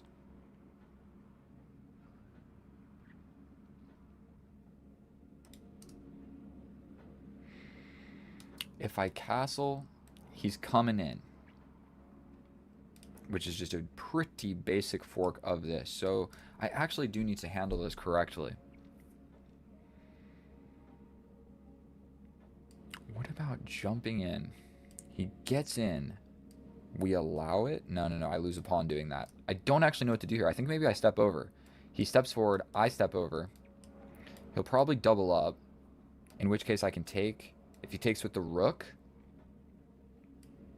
we jump over here.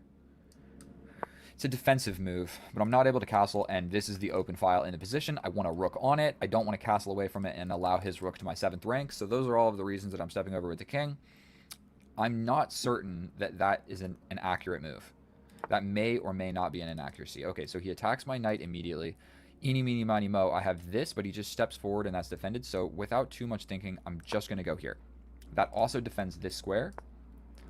He's stepping in, stepping in, stepping in. What if we attack the knight? Then he takes with check. Okay, so that doesn't work. God damn. If I step over, I step over. He steps in. I'm kind of overloaded at that point, so if I play this, if he captures...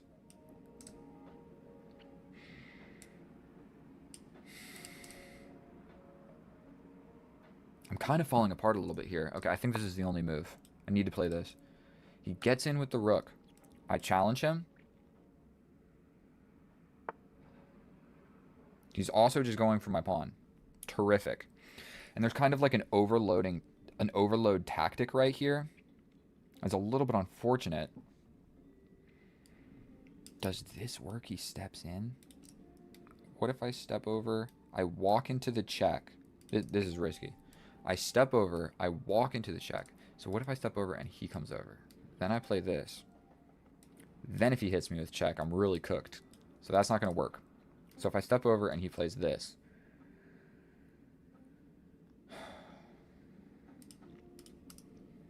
God damn it, dude. I need to think about this for a second. This isn't good.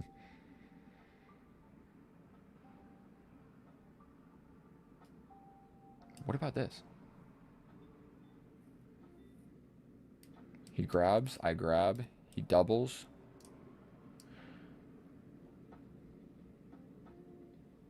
This is still the same nonsense. If I jump over, he just sacrifices.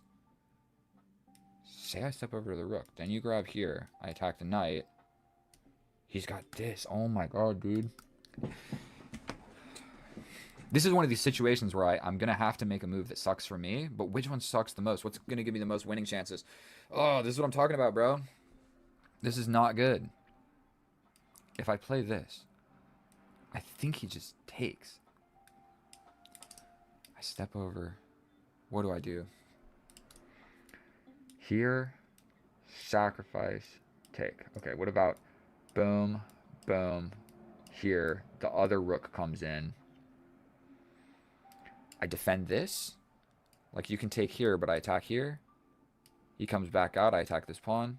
He steps forward like this. Maybe I go for a little pawn break. This is so unfortunate. I'm officially losing, by the way. I can almost guarantee you I am losing by a little bit. At the very least, he can grab this pawn.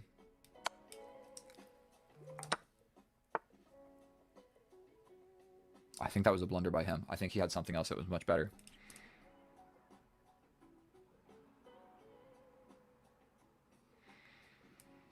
Well,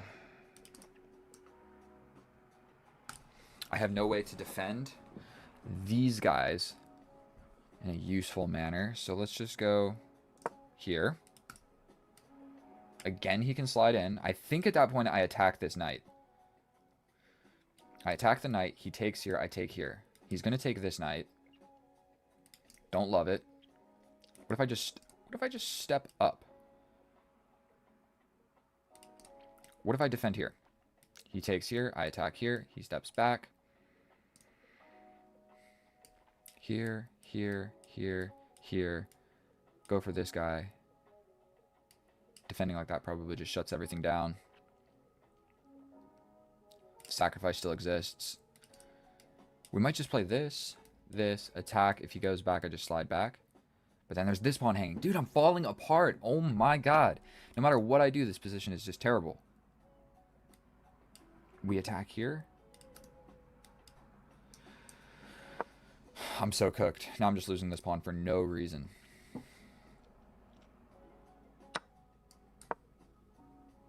He just goes back. He just grabs here, no?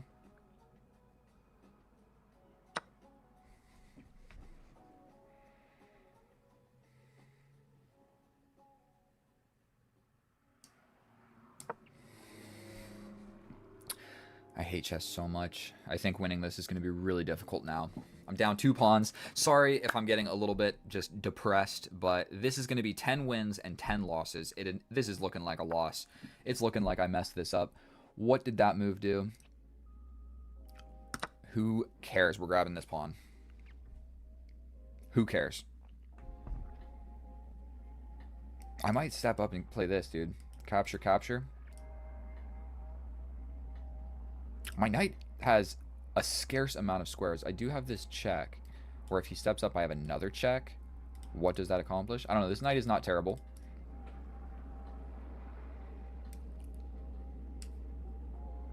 He can just go for this, dude. He's got a 2-on-1. At the end of the day, he's got a 2-on-1, and he's up a pawn.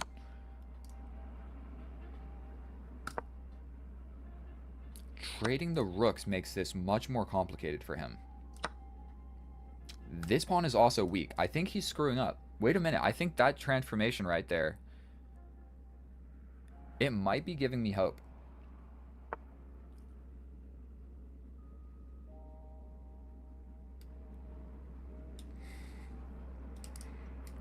How are you going to defend this pawn? I step back attacking this. How do you defend that? This is your defending square. You don't have it anymore. I'm grabbing this pawn. Then we're equal. Let's go, dude. Let's go. He's still got the 2-on-1.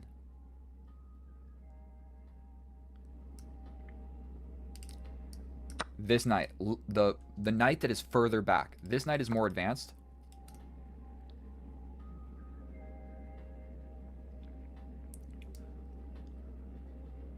We're kind of just staring at each other. So I have the chance to bring my king. This capture is always going to be an option, but holy crap, I have a passed pawn. Bring in the king. This is a passed pawn. It's equal, but I actually have the passed pawn. And what on earth are you going to do? If capture, capture, here, if you take, I take, you just step over. You're blocking the passed pawn. That's actually kind of a problem for me. Is there any way to attack anything better? Let's go for it. Here, if you capture, I step in with the king. Then it just turns into this. So I don't actually want to do that. Let me think for a second. We have check. I'm stepping in. I got 2 minutes and 23 seconds. Now it's a draw, but I have the passed pawn. My king is more active. He has the potential to maybe make a passed pawn over here. There's tactics where, like, if he gets his, if he pushes. Okay. Let's just play quicker. I can attack this.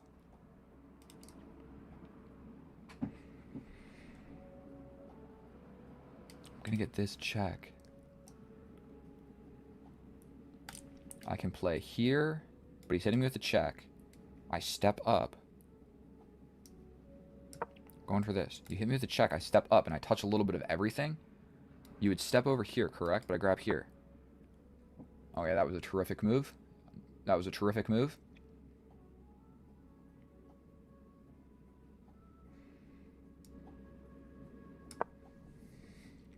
He can get in. That is not fun. He can play something like this.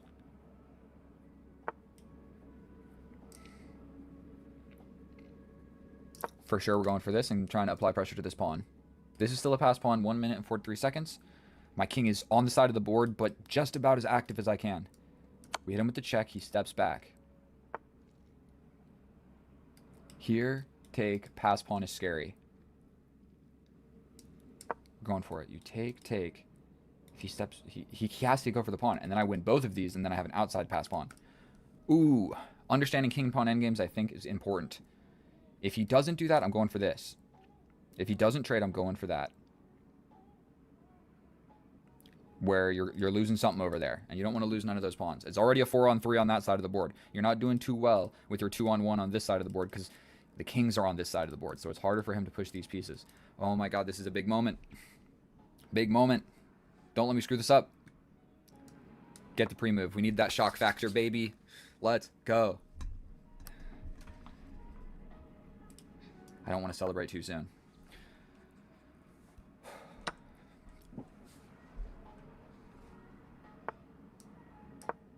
You gotta go for it. Here, here, here. I'm just making a pass pawn over here.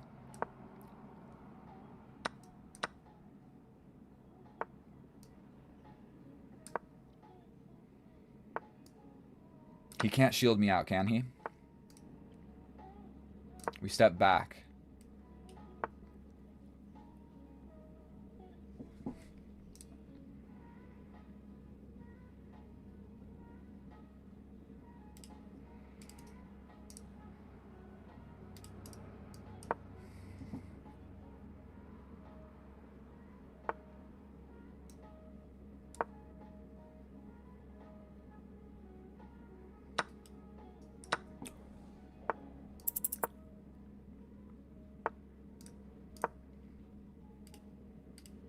No, dude, did I... Oh my god.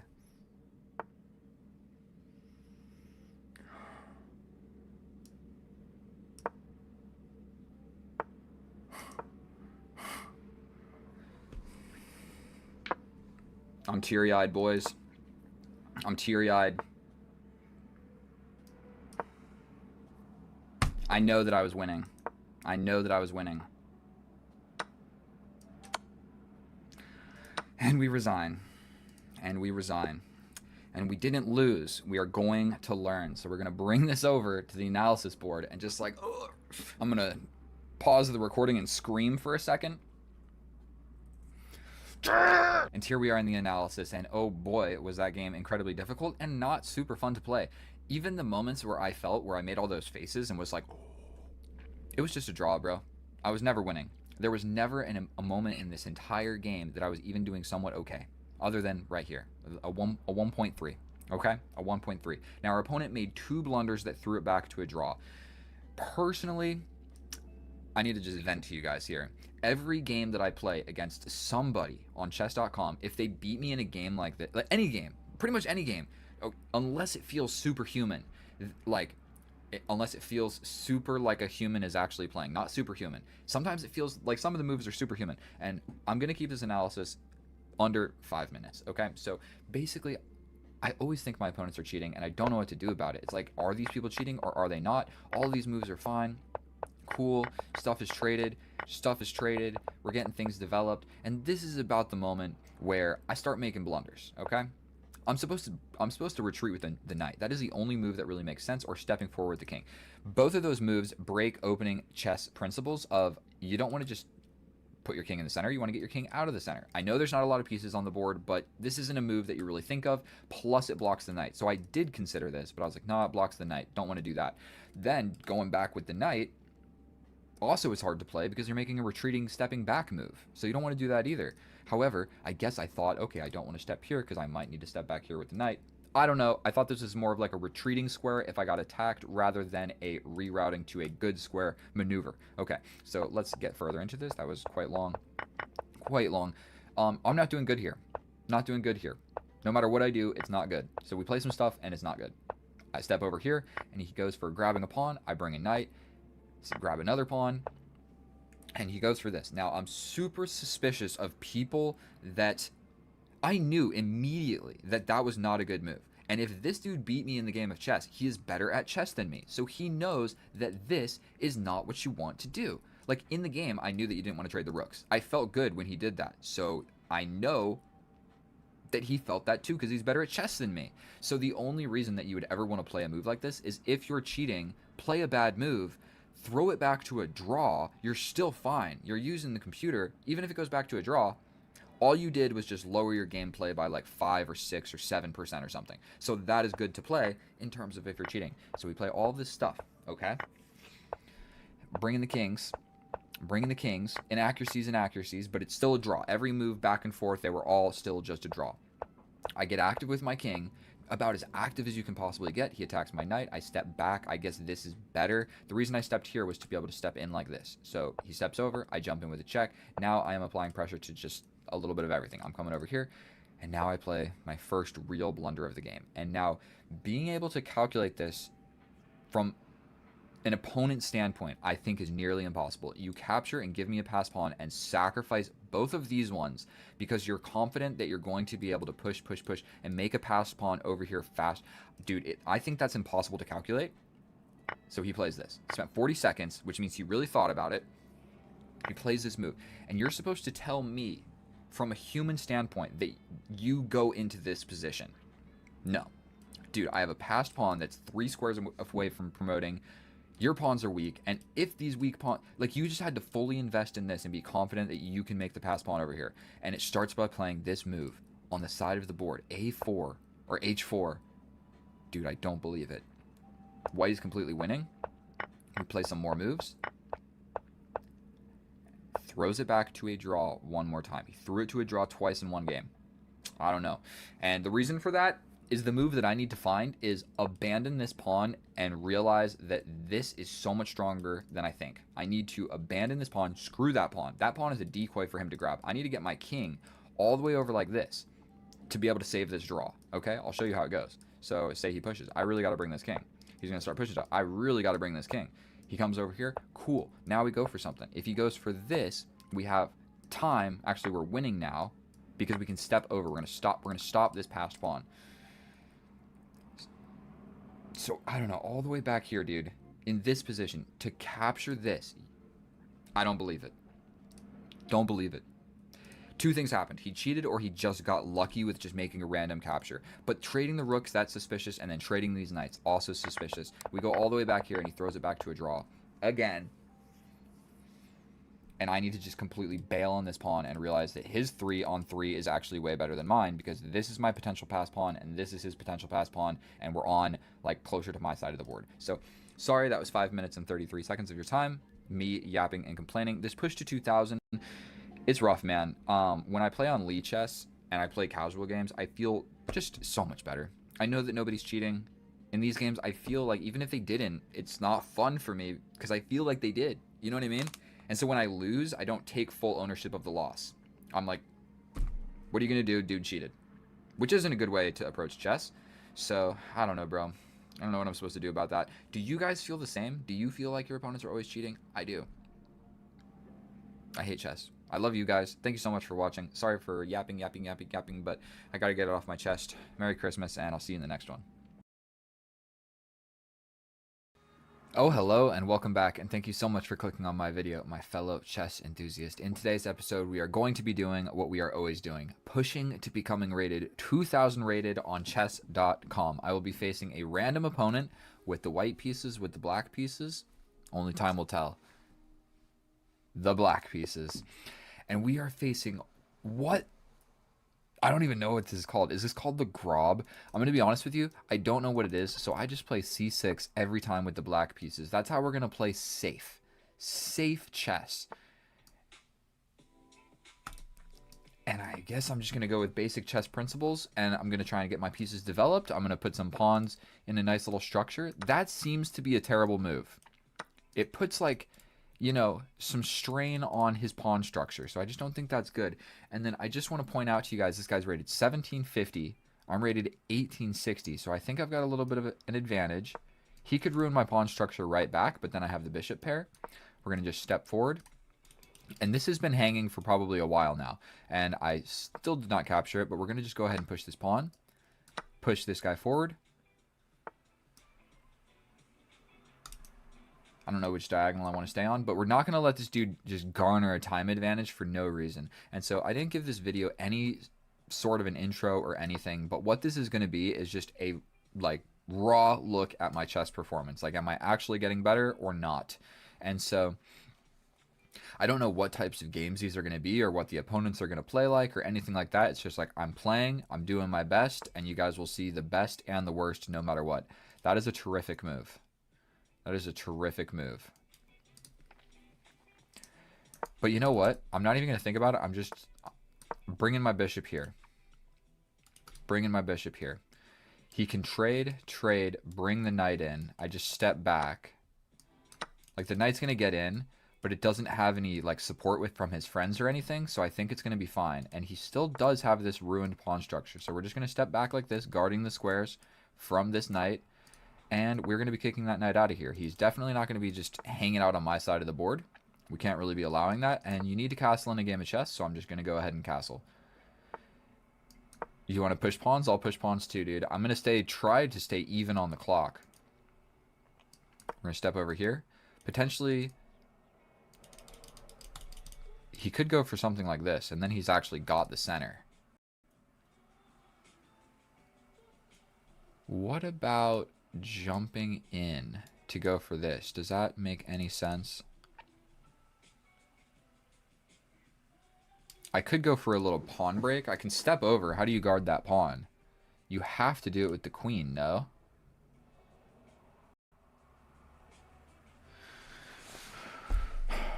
Like I said, I'm not gonna get in a time disadvantage. This dude's playing pretty quick, so if I don't have time to actually think about my moves, I'm just gonna make a move that doesn't appear to be a blunder and just rock with it. Yeah, so he has to defend like so. I think potentially we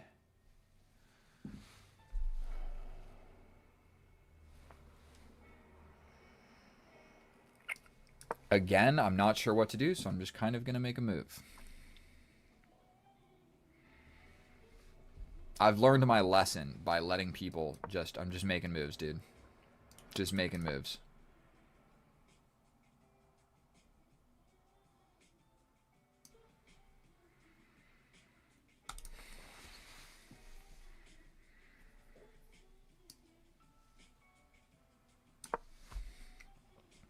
Not letting this dude pressure me on the clock, bro. That's all I know. He's trying to play fast, and I'm not having it.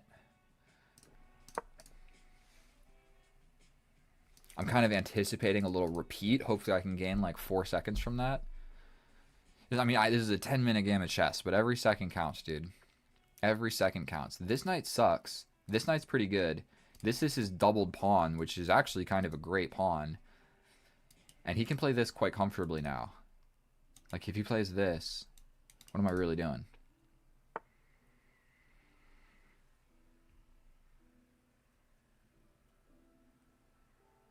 We can step over, allow this, step over, trade.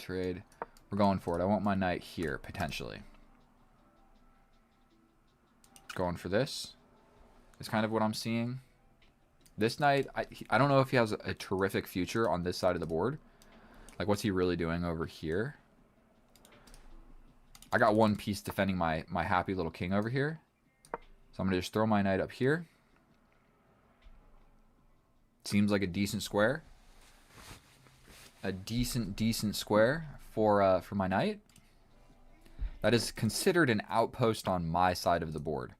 Okay, so he wants his guy to come in. I'm going to step back and guard against that. Uh-huh. It appears that I only have just this move that makes sense. He can bring the knight. But we're gonna fight over this open file.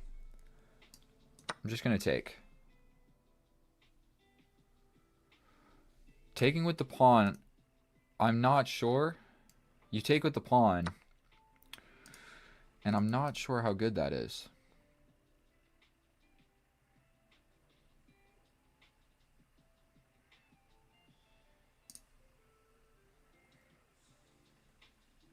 It's actually great.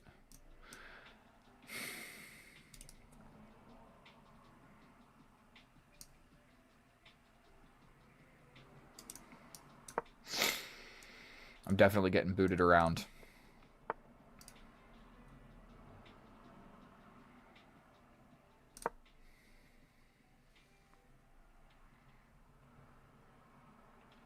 I have to go for something meaningful. He can just trade this off kind of immediately, is what he can do. I don't want to do that. That makes such a weakness here. Man, this guy is just ruining my day.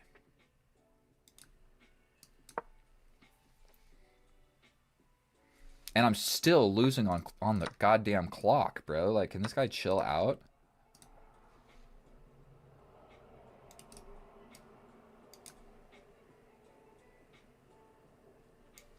If I take... This is actually kind of a big moment. If he takes... Okay, so he doesn't want to take. If I push forward, he can take en passant this way, so that's not super fun.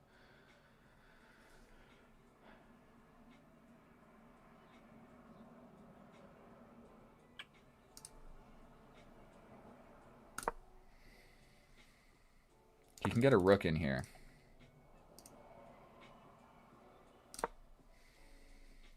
Still, he's just playing so freaking quickly.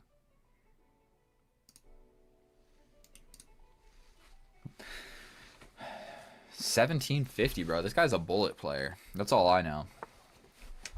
He is a bullet player through and through. I think I'm going to play this. If he takes, I take. He takes, I take. We're chilling. This is guarded twice. We're chilling. His pawns are just more advanced than mine in this endgame, is all that I really don't like.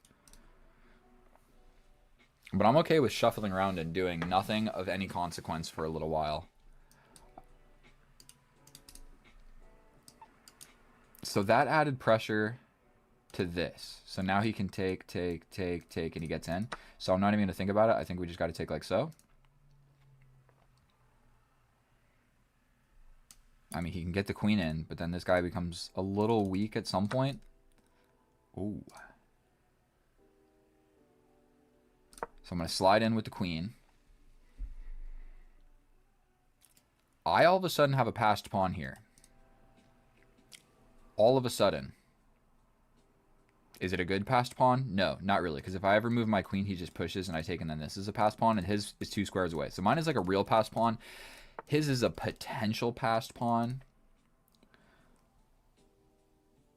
I think we got to be brave here. If he steps over with the queen,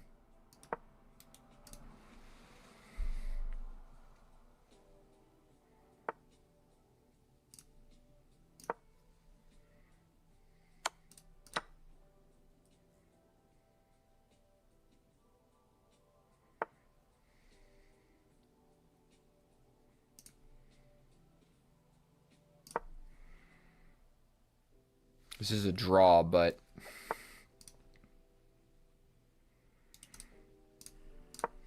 this is a draw. I push here.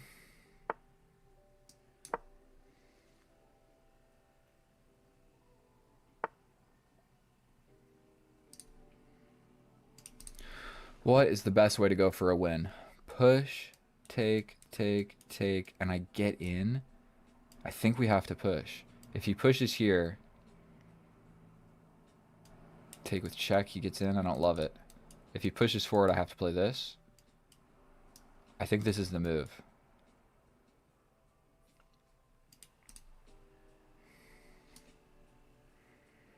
This is how you go for a win. That's all I know. He doesn't actually have to capture. What if he just steps back? Then I can capture and I get an open file for my rook. This is a tense moment, guys. I really do not want to lose this game. This is the move that I was considering. If he pushes forward, I think I have to step up. I think we go for this. You have to capture, no? If he pushes here, I hit him with check first.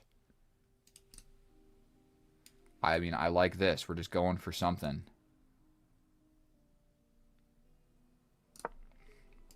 Also pinning this pawn. So we're threatening this and pinning the pawn. So this walks into check, up, then I win the pawn. Check. Correct. Check. I think I'm winning. Endgames are where you win the game, my friends. Check. If he steps up, I win the pawn. So if I check here, he steps over. I hit him with this check here. This is the move. I might be able to grab this pawn. Wait a minute. Could I have just... Yeah, we don't want to let the king in. This is also still hanging. And if this falls, then this is going to fall. We give this check.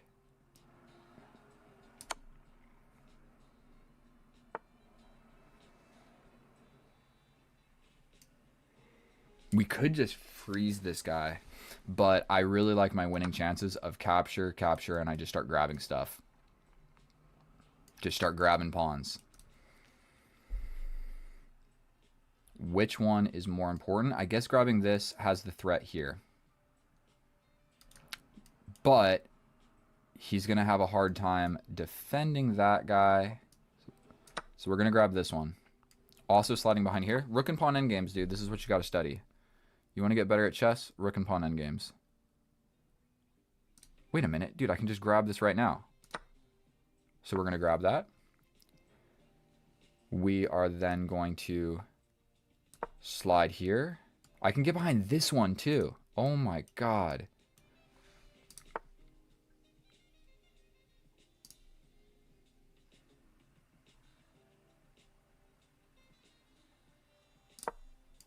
I like just grabbing this one. This is the only thing that I got to worry about in the position. If I start losing some pawns, so be it.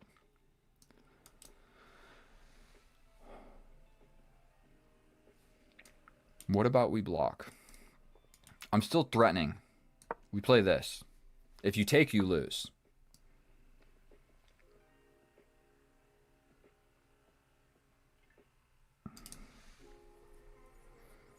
He wants to get in and win this. I don't love that. So what about we ignore it? He slides in with check, then I take this. All right, we're going for this. 2 minutes and 40 seconds. If I'm not a complete idiot, I should be able to figure this out. Awesome.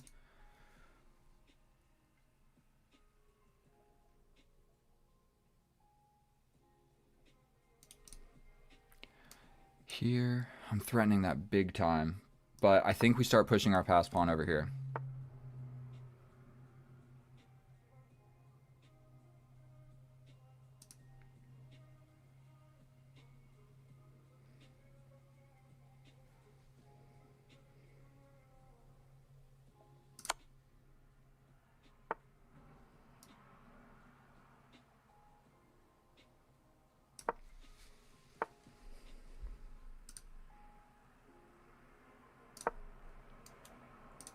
He can push, god damn it. Okay, I'm getting behind this guy. He's got this check at some point, so if he pushes here, I have to step over. Because he'll have here, check. But I'm fairly certain he's got to chase us, and he's got too many squares. That hangs this. We grab it. Cool. We go for your last pawn. You can go for mine. Grabbing this pawn. We give a check.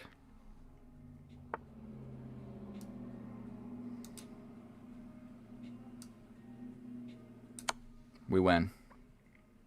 We win. Let's go, boys. Let's go. That was a tense game. I was winning for a very long period of time, and I'm super tired, guys. I'm sorry. I didn't give this any intro or anything like that. I was at work all day. Then I was at the gym for like 2 hours. Of course, he does have to resign there. There's not really a lot he can do. He's forced to trade the rooks and just lose. That was a pretty smooth conversion. If I imagine I didn't make any blunders. The way you win chess is just getting into an endgame, dude. Screw the openings and everything else. All you got to study is endgames, get good at endgames, and then don't blunder in the opening and the middle game, and you're good to go. So we're going to...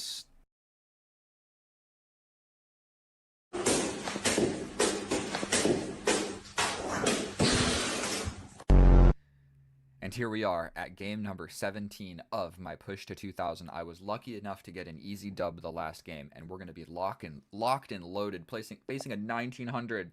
Oh, god damn, we pre-moved c6. Wish me luck, boys. We have the Caro-Kann on the board. I'm going to be honest here. I'm not 100% sure what I'm supposed to play. You never actually see this. I have the opportunities to, like, dislodge the knight. I also have the opportunity to just pin, and this becomes a threat. We're doing this. I'm not sure if that's what I was supposed to do, but already, like, 5 moves into the opening, I'm out of prep. Wish me luck. We're just going to capture back. That opens up my diagonal towards my king, but we're not going to care about it too much. We're going to step back here. Chase me around, bro. Develop a knight.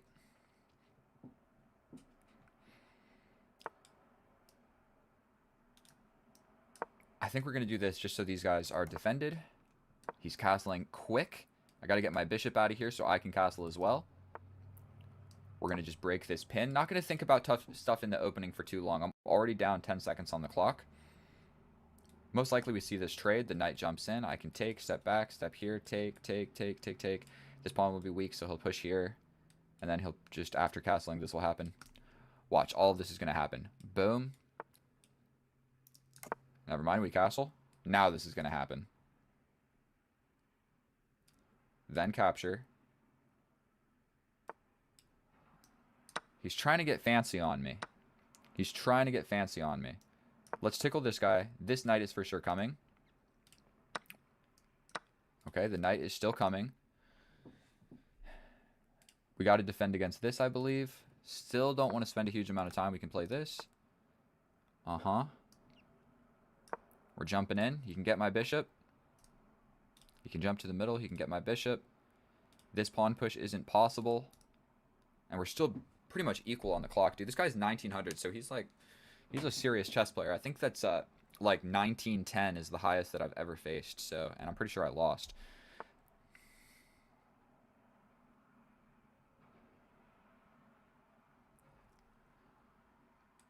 What about this? He's going to just step in.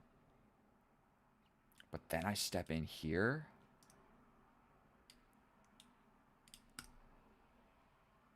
I'm thinking this, dude. That's a way to move forward. We move forward. This, I mean, he's just going to attack me. And then what am I doing?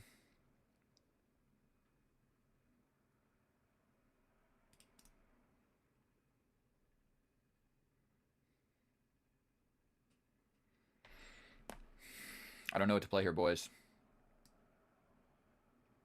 Oh, he's attacking the bishop. Okay, we are going to play this. Pretty scared to play a move like that. He's just going to jump in.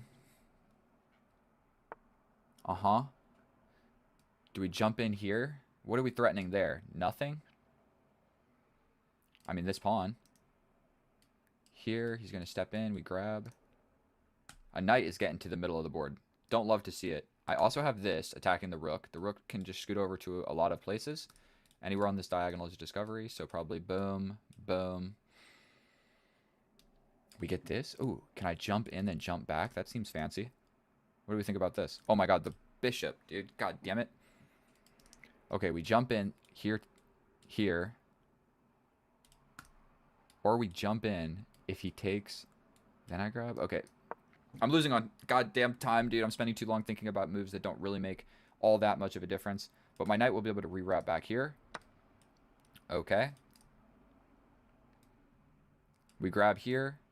Say he runs away with the knight. That's the only place to run away. Then I also run away. He jumps to the middle. I jump over here.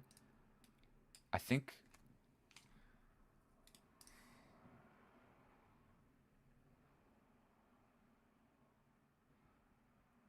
Hear me out. We grab the rook, and I'm up +2. If he captures, I capture, and then I'm winning. So if I go here...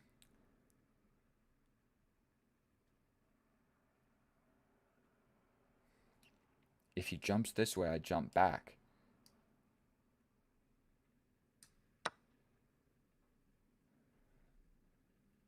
This knight is undefended. I am attacking it.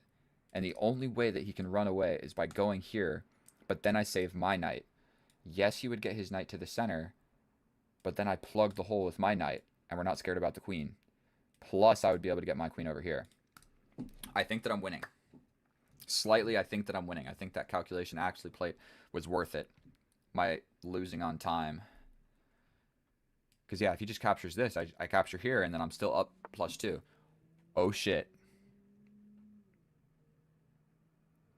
Oh, shit. We have to attack this knight, I think. We attack the knight.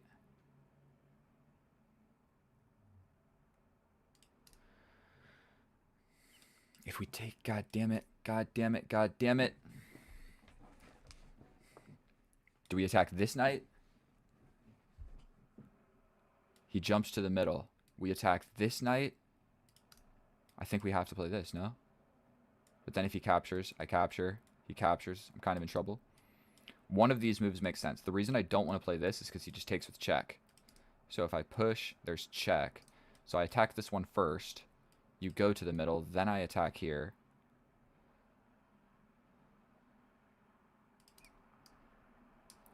We got to do something. I might lose a pawn here, but if he takes back with whatever, my rook is on this file. So knight to the middle.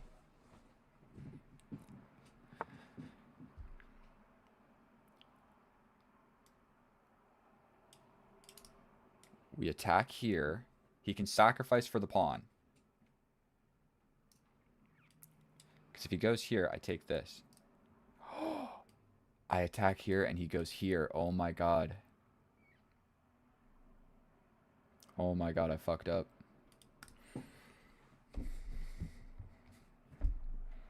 Yikes. God damn it. This just doesn't work. He defends with the queen. Oh, yeah. I can move the queen over this way. Does that accomplish anything? Okay, we jump in. He steps back here. I'm in big trouble then. I take the pawn. His knight jumps back in. I mean, I grab another pawn. This is all I got.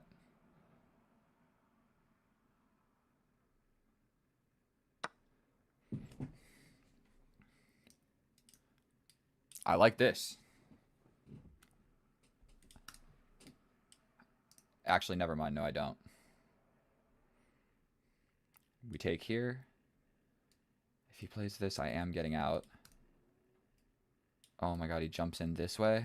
Dude, I fudged up, boys.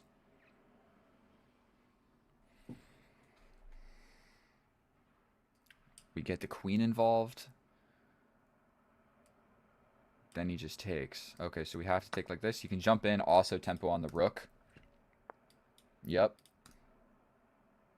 I'm still up 2.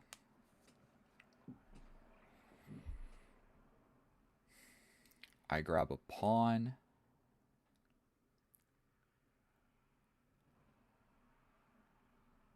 Probably you just grab back. Or you grab the rook. I step over. Then you grab. I would have time to defend. I also have, like, just push. I think this makes sense. I'm going to lose the knight anyway.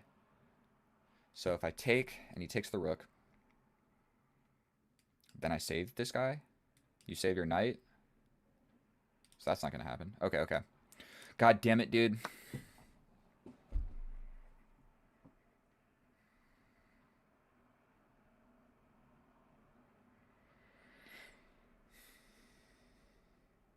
Now I'm going down material, dude. Why did I try and be fancy, bro? Why was I trying to be fancy? Okay, so I can grab his knight, or I can save my knight.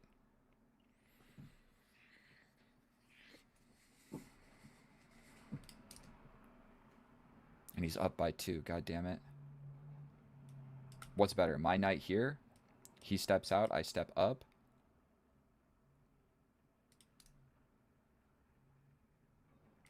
Does this make any sense? No. Does this make sense? No, he just mates me.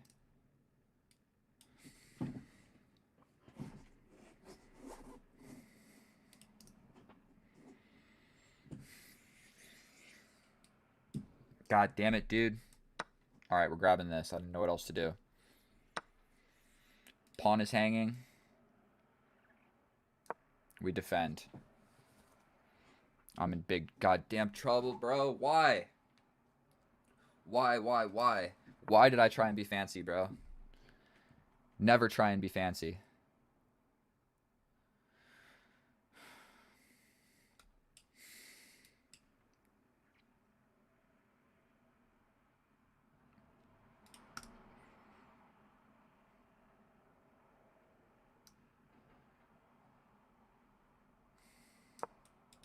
I got nothing, dude. I got nothing. He's got 7 minutes on the clock. I'm so sorry, guys.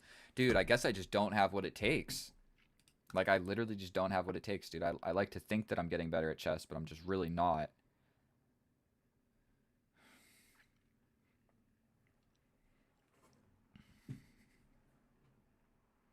I wish that I could abandon this pawn. He's going to just play this, and then it's a queen trade. So what about if I step over? He steps over. I push. You have to take with the pawn, yes?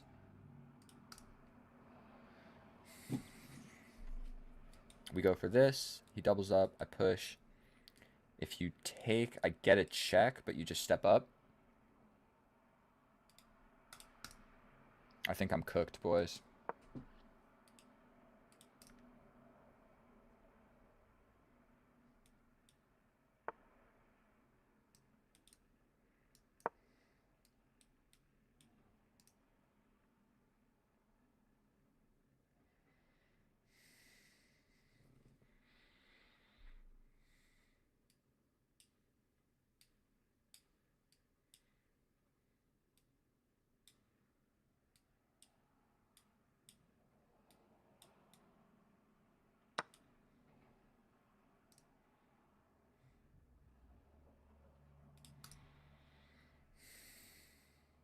I've got this, but that shuts down the diagonal, so we're giving this check. Giving this check.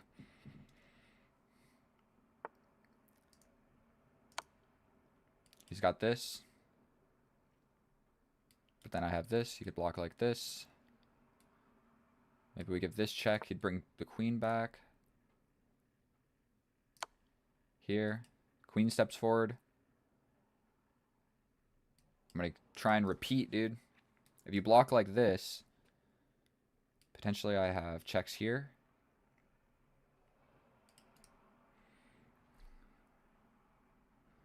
He's got this at some point, dude. I'm so cooked.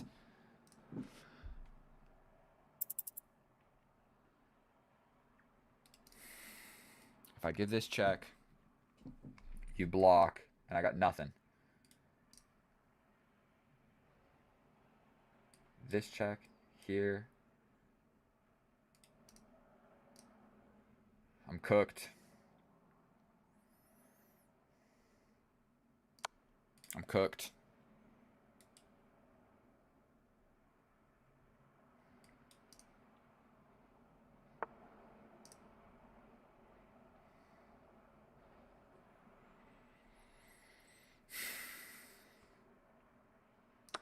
I'm just getting mated, dude. Mate. Mate. A lot of different mates going on here, I'm pretty sure.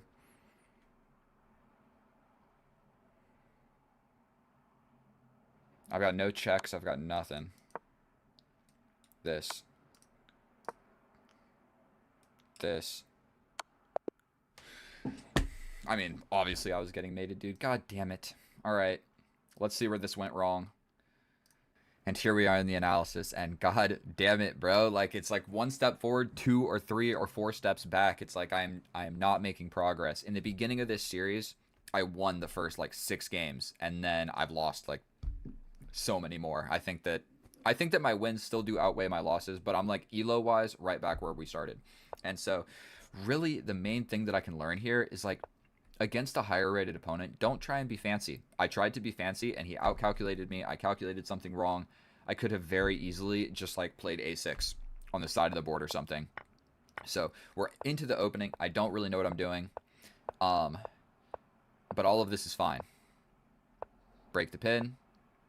Castle. Trade. Trade, still equal. Rerouting the knight, best move. Jumping the knight in, best move. Okay. And right here, I tried to get fancy, dude. I can play so many moves. If I just push the pawn on the side of the board, I'm fine. Okay? I don't even have to do anything. I can just push. I can make any move, bro, and it's fine. Instead, I try and get fancy by jumping in with the knight, doing all of this fancy stuff, and I failed to calculate that he can just play whatever it is, g3, and trap my knight. So I calculated everything from back here and said, let's do it. I tried to be fancy, and like, why am I trying to outcalculate someone that's 1900? We trade, and then just straight up my knight is trapped. Straight up. He can trap my knight and defend his knight all in one move. And I just didn't see it. I didn't see it. And it's not like I spent a considerable amount of time. 45 seconds. An entire minute. And then another minute. So it's not like I didn't have enough time or anything. I played the moves confidently, trusting my calculation. And then all of a sudden just boom. H3. Or G3. What am I going to do? What am I going to do? And I play one of the best moves.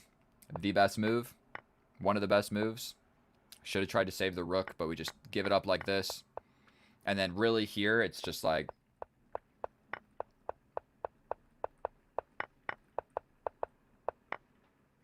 What you going to do?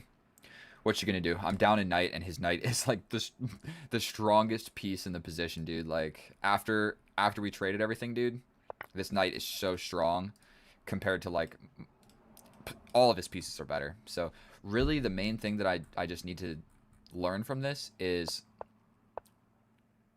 don't try and be too fancy. I tried to be too fancy here, jumping in with the knight. I felt like it was a good idea.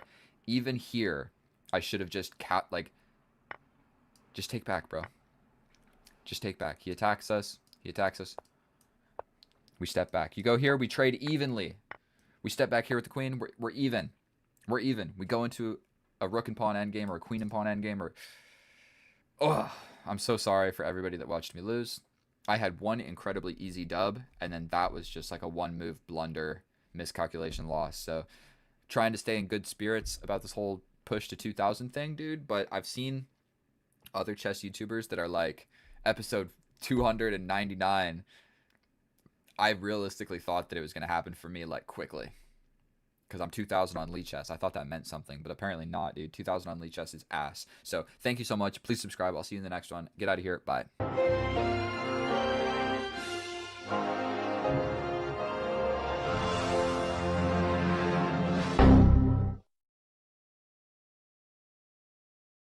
Oh, hello, and welcome back, and thank you so much.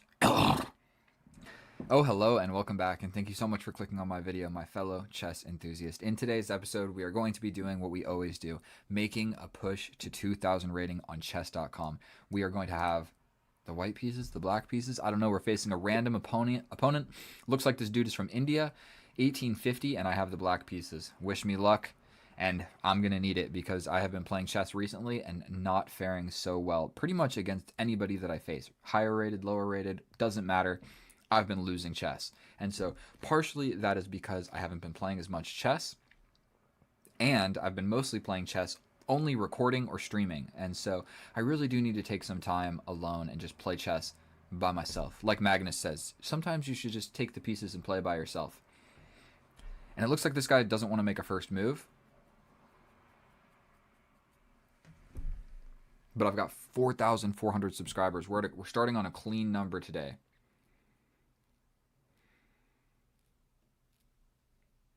It looks like the game is going to abort.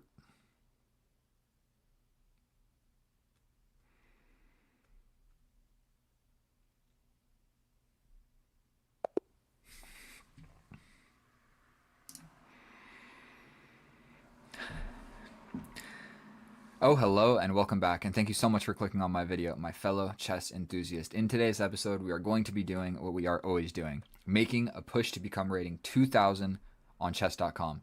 We're going to be facing a random opponent, no cuts, no edits, only raw chess. Today we are facing a 1940. That is a huge rating.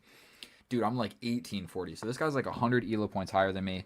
Wish me luck, and I am going to need it. We're going to be playing the Caro-Kann against e4, so c6, e4, c6 is the Caro-Kann. This would be the exchange variation, and probably we see, okay, everything's going good.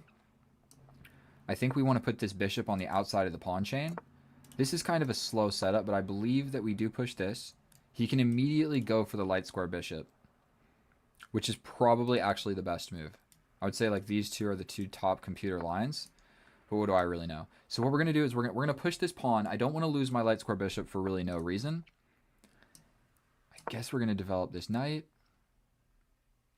That's going to be an annoying bishop to deal with later in the game. I know the bishop doesn't move like that. Let's draw the arrow correctly. We're definitely going to be a little bit worried about that. And I want to show you guys something. check this out. I got a $100 bill from 1988. Look at the back of this thing. It's like a circle. I don't have a regular $100 bill. Oh man, my fingernails were looking horrendous in that right there. Let's put this down. Okay, we're going to definitely have to do something. I think we're going to just put the bishop on an active square. Probably he brings the knight. I'm scared to castle same side, but I guess we're going to just have to do it. I don't think I have another choice. And I'm going to do my best to maintain equality on the clock. This pawn push is definitely coming into play. We're going to just bring a rook, not even think about it. Recording audio is good. The audio of the board is also probably good. This is probably a great move. And right now I have this diagonal, which seems decent for me. Yeah, so that's the move that I was kind of worried about. I don't see anything better. If I don't take, I'm kind of just getting sandwiched. I could push forward and allow him to take, and then I jump in with the knight. The problem with this is if he takes, this knight is pinned. He could go here. I'd have to step over. He can take. I think we're going to go for this. He can always just push forward and push forward again. Or just simply push. I guess I didn't really consider what would happen if he just pushes. 8 minutes and 40 against 8 minutes and 40. I think all is good. Probably bringing this bishop out is going to be super useful. Now that the knight is on this dark diagonal, there are going to be pinning options. I think I have to take, no?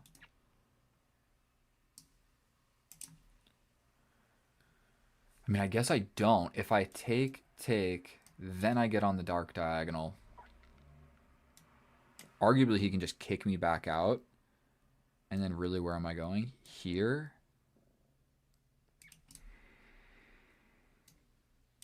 Here. Capture. I capture the queen.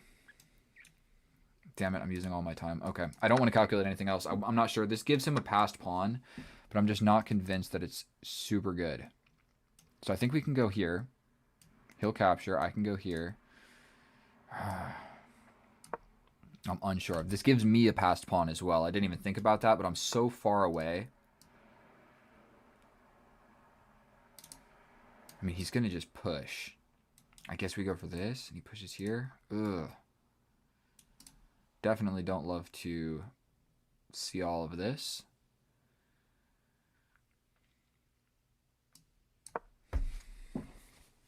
Yikes.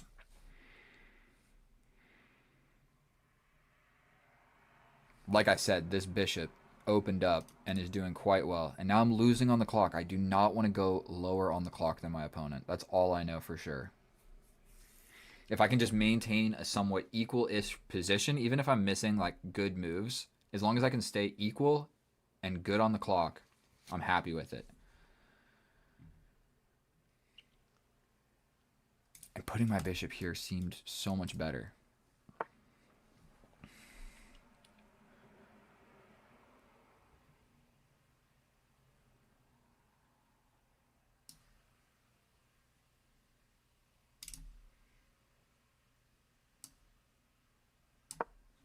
Not sure that that was necessary, but I'm going to replace my bishop here. I'm not really sure what this is accomplishing. I think we're going to just take. Okay, we are also just going to take here.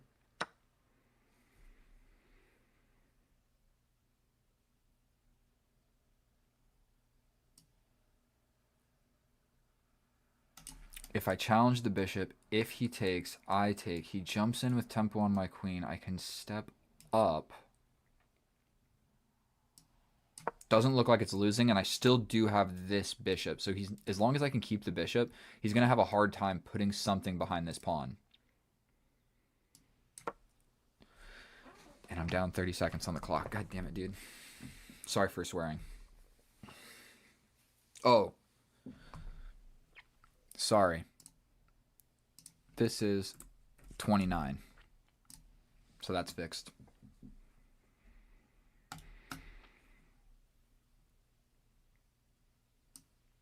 think that's the move that he needs to play. Does he? Or he could step back defending the pawn. Like he could play a4. I mean a3 with the bishop. Bishop a3. Or c3. But I'm liking my bishop. Okay, so I think we have to take this, no?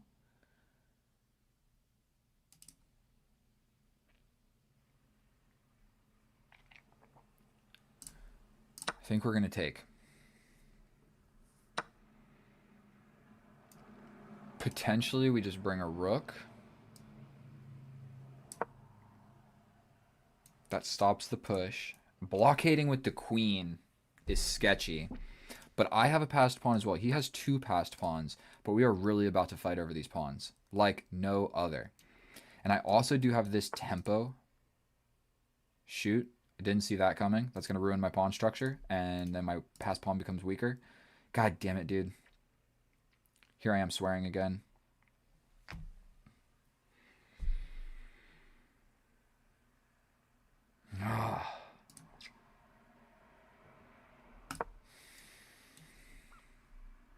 Dude, he can even just fork.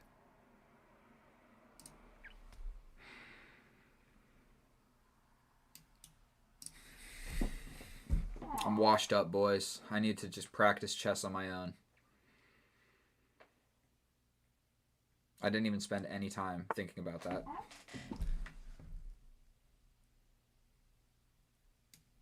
That hangs this. No, it doesn't. That didn't accomplish anything. He still has this fork.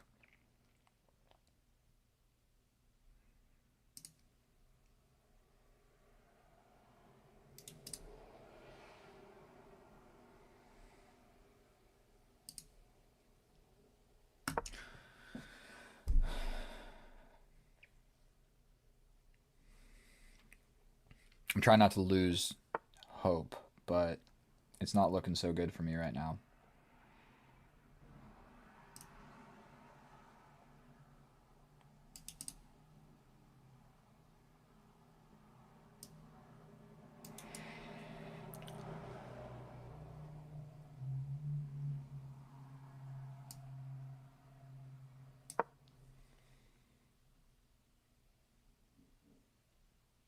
These pawns are pretty crazily far advanced.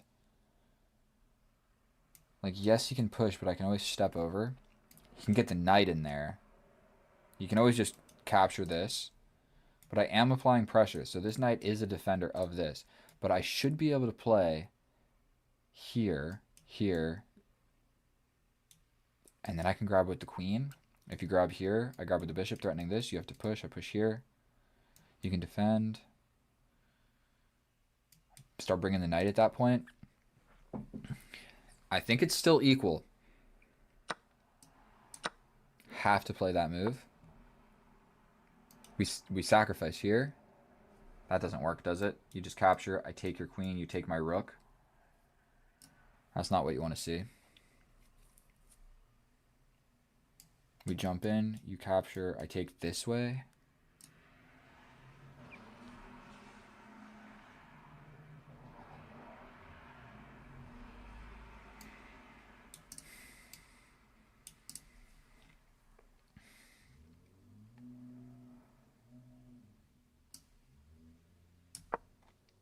I think we threaten here. So that works.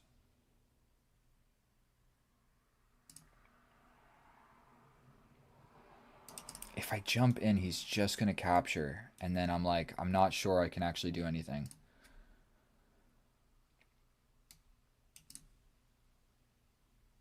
Capture. Capture with the rook. I capture, you capture my rook, I capture your queen, and then it's just, I'm losing. That doesn't work at all. I want to bring my knight. I want to bring my knight, but he's just going to capture, and then this does nothing for me. If we're in this situation, I have no good way of attacking this. He can always just defend it, like a lot of different ways, quite easily.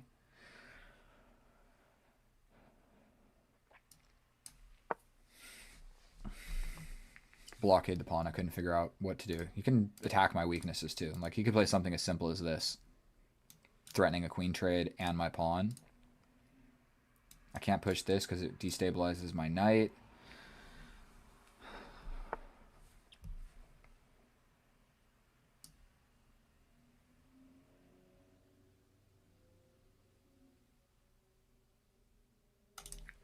This is the threat.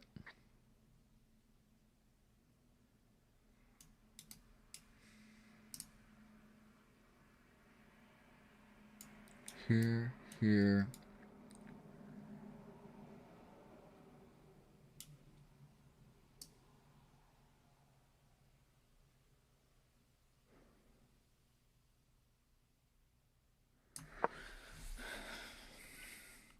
Like, this is my frickin' passed pawn. He has 2 passed pawns, dude.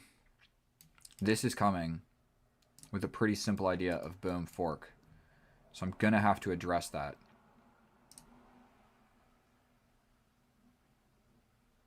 And I don't think there's a good way to address that. I wish I could have played this pawn push earlier to prevent this, but I just don't think there is. Anything.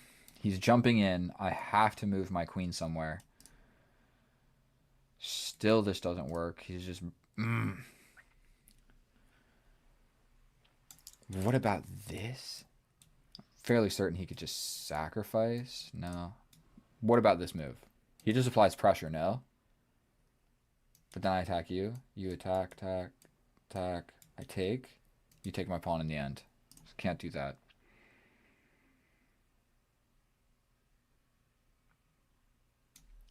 If I step over... Nothing is ever defended well enough. So if I go here, he's hitting me with this. I have to do something with the queen. Arguably, no matter what I do with my queen, he's just starting to push these passed pawns. Unfortunately, I don't see a way around this, boys. This is my only hope, but he just wins a pawn at the end. I calculated that. I can sacrifice to split the pawns. That might be my best bet. We step back. He comes in. We sacrifice for it. We trade this way. We're doing this. You jump in. I attack your queen. I'm worried about just going into like... Okay. I can attack your queen. Probably you just move. Or move here. I can also just sacrifice to split the pawns. Trade. Trade. Trade. Trade. Trade. You make a queen. Can't be having that. We can take and then just get behind it, and he has no good way of defending it. Boom, boom. I think that might be my best bet. We can either grab this. We can grab this now. God damn it.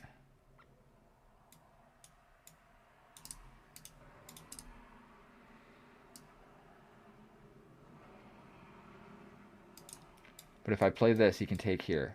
I take the queen. You take back, and I have no way of taking the knight, and then it's just these guys, so this doesn't work.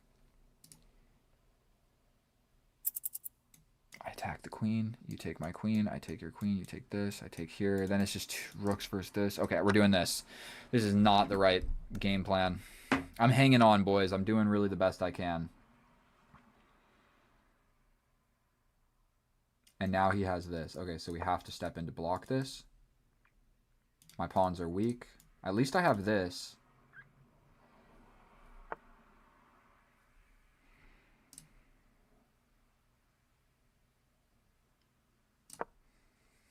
The pawns are just coming, boys. He's got this. He's got this.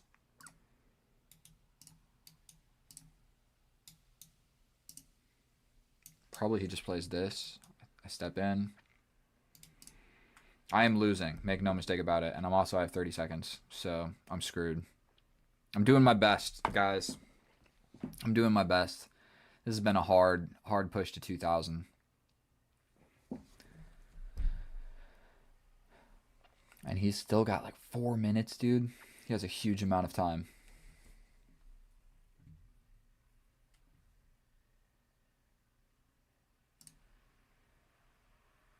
I'm pretty much just going to be grabbing this pawn no matter what. Like, he could even sacrifice back and just push.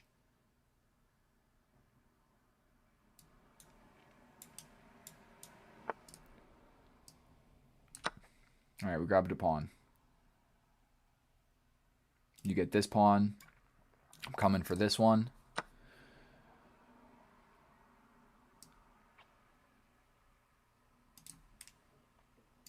We attack the queen.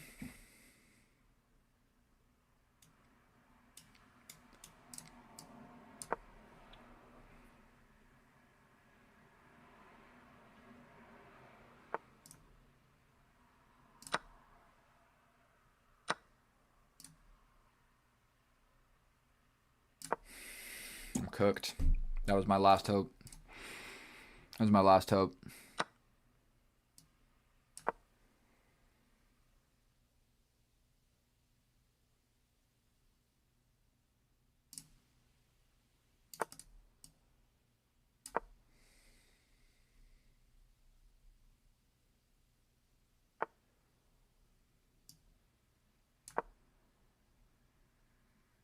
He's just got mate in one, dude.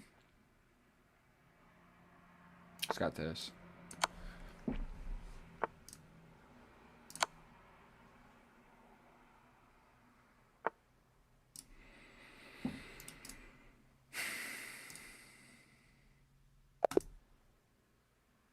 Well, that was fun. Let's see where I went wrong. I felt like I was losing that entire game. And here we are in the analysis, and that was not one of my best games. I was kind of in trouble that entire game, if we're going to be honest. There was a period here where white was slightly losing out of the middle game, but going into the end game, I got smoked. And so our opponent played 91% accurate. I played 86. So let's hop into the analysis. Everything here is good. Don't really understand why this is not a great move, but whatever. It's still equal. Okay. And then my setup here, I'm slightly better. Saying that my setup here is just better. And I even considered this. Okay, putting the bishop on the solid diagonal. The reason I didn't want to play this is like I kind of thought like, okay, what about push? But I guess that does hang this pawn, and it hangs this with check. So I didn't want to trade. I never wanted to trade for this knight. But I guess there would be this sacrifice where I'm still slightly winning. I can even get in here and take this. So whatever. Okay, yeah, I should have played that.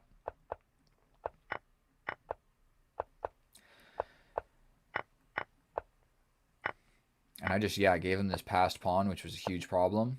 We traded it off. Went the wrong way with the queen. Also, I just walked into this fork. How did he not see that? It's a little bit suspicious to not play like the obvious best move. I'm never saying my opponents are cheaters, but sometimes you're just like, how can you outcalculate? Like I saw this in a second. You know what I mean? I saw this immediately. How does he not? Doesn't make sense. He's better at chess than me. He beat me easily. So how do you miss such an obvious move like this? It just doesn't make sense to me. So either way, we're jumping around. We trade. He gets behind his pass pawns. I blockade as well as I can. I jump in with the knight. And yeah, best move I have to take. But at this point, it's already +4. And I'm just cooked. No matter what I do, I'm cooked. So even if these moves are not the best or the worst or whatever, it doesn't matter. Going all the way back to the point where it did matter. Dude, it was all the way back here. This is where I last had any hope. Capturing the pawn is wrong.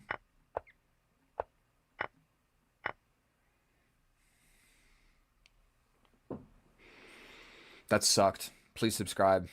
No more analysis. We're not even going to go into this one. I just got cooked, dude. This entire position. Everything I do, I'm losing. Like, he just outplayed me. On every front. On every front. After this move. I think going into this...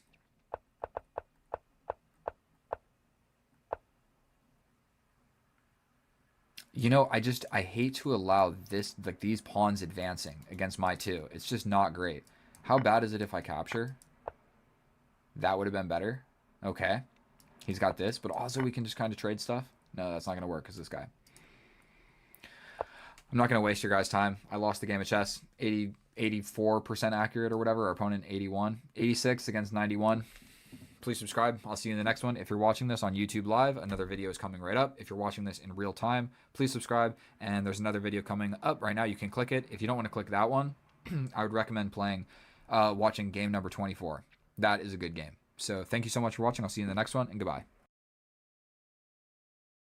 What's up, my fellow chess bros? We are back at it again, sitting in front of the 64 squares of madness. And in today's episode, we are going to be playing game number 6 of the series of Push to 2000. We will be playing a 10-minute rapid game of chess. No cuts, no edits, no BS. We're going to see if I have what it takes to climb the ladders and eventually reach the 2000 ELO goal. And so this is game number 6. It looks like we are facing off against the Sicilian. Be my guest. Give me the open Sicilian, my dog. Give me the open Sicilian. Capture, capture. A little pawn push. Ooh, okay. I forget what this one is called. Is it the Caro-Kann?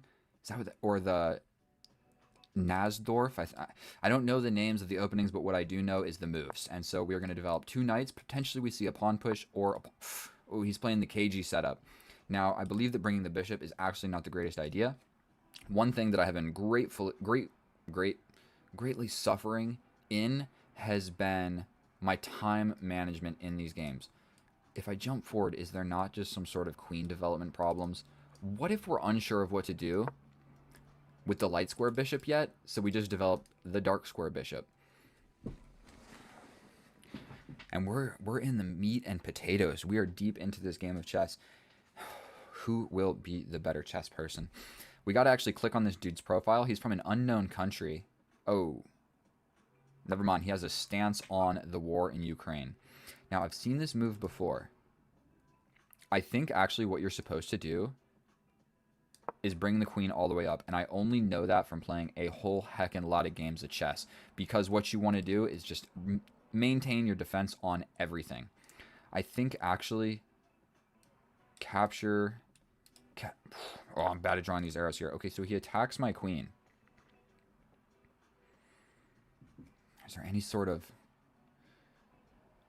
We can step back, but then we're really just asking for it, are we not? We push forward, he captures, I capture, you capture, I capture. I'm not losing, am I? In that situation, I think it's okay. We don't have anything better, so let's just step back. If he jumps in, we just get rid of this guy. If the queen comes out, that probably is the natural move here, but we could always step back. Okay, so he is applying pressure to this guy. I think we're going to just develop actively. We need to develop a piece and defend the pawn. Instead of making a weak pawn move, we're going to develop the bishop first, holding on to just a little bit of everything. Please forgive me for the arrows that I'm drawing. I know none of them are in the correct spots. I'm used to lead chess. I play on lead chess. I'm a lead chess player. He can always jump in, where if I capture, then he takes. Okay. I'm going to push this pawn forward. I have a conglomerate of pieces in the middle of the board. I would say that I'm leading in development here. He's got 3 pieces, and I've essentially got like 5-ish. I think we might give this guy a little tickly tickle. We're giving him a little tickly tickle. If he... Oh! This knight can jump in here now. The capture becomes a little bit more precarious in that situation. He can always just snap capture this with check at pretty much any given moment. But potentially, I alleviate a lot of this pressure by pushing a pawn. What that does is it does kind of overextend my pawn and undefend this knight at least a tad bit. And oh boy, if I jump forward, he's just going to add pressure here. You hate to see it. But we might hang on to this bishop where he jumps in, we capture, the pawn takes. What if we take here first, then the knight comes in? He's attacking everything. What if I just step back with the bishop? Capture, capture. You step in. My pawn's weak there. Let's chase this guy around. We can chase him again. He probably just steps back, and then really, what is my knight doing over here? I guess I can just castle, though, right? What if I capture? We don't really want to allow The queen gets in, and then I've got 2 things attacking me. Probably, I gotta step back. I think we're gonna just go for this. I'm really hoping I'm just not calculating anything wrong here. This becomes a little bit scary. These guys, nothing is defended in an incredible manner, but I don't think that he's gonna have a huge attack. I'm down 1 minute on the clock, so I need to stop over calculating stuff in the opening / middle game. We have an entire game of chess to play, and the end game is notoriously more difficult than the opening or middle game. This guy is also just undefended in the middle of the board. So I'm seeing a path of simplification here. For one, we could attack. I mean, this guy is defended by the queen. Okay, so we take. If the queen takes, we step back. We capture. The queen is coming in.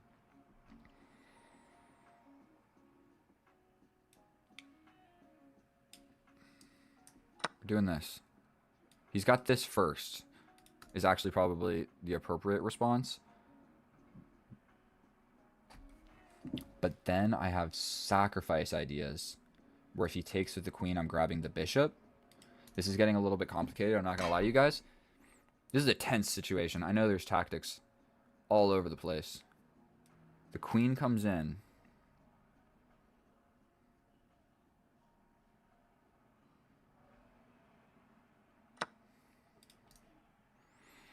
We have 2 attackers on this guy. I'm liking this. Where if you capture, capture, capture here, knight can jump in. I think we do this. Attack the queen and defend this guy twice. The knight jumping in is something that we do not really want to see. This also is defending here. Do we castle? Or do we castle this way? Oh. Yikes. This is a fork.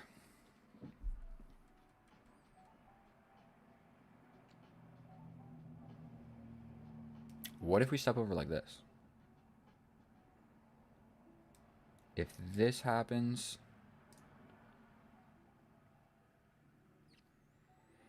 this might be the way to do it.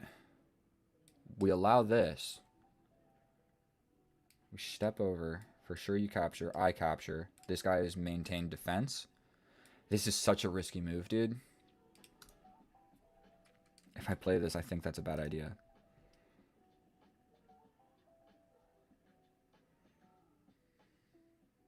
I don't see anything better. What if I step back, actually? If you play this, I'm ready to capture. So what if we just step back? Does that untangle? We step back. If the knight comes in, we just take. You take. I'm desperately trying to clean up this mess that I have made. The queens see each other. The bishops see each other. The fork is still there.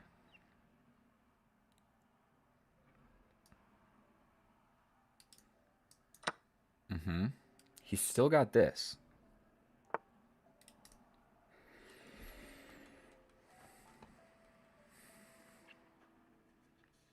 I could just castle. But then he applies pressure. That's absolutely not fun. Castle, he applies pressure. I guess I could just take here.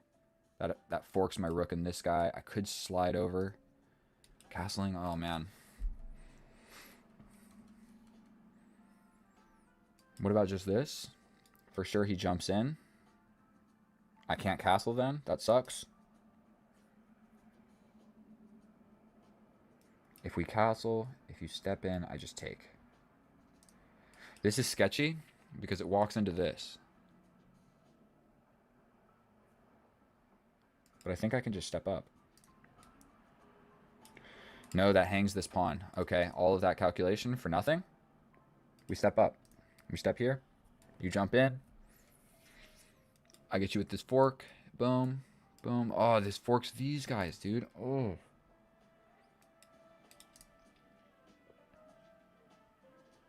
What about just stepping back? What does this do?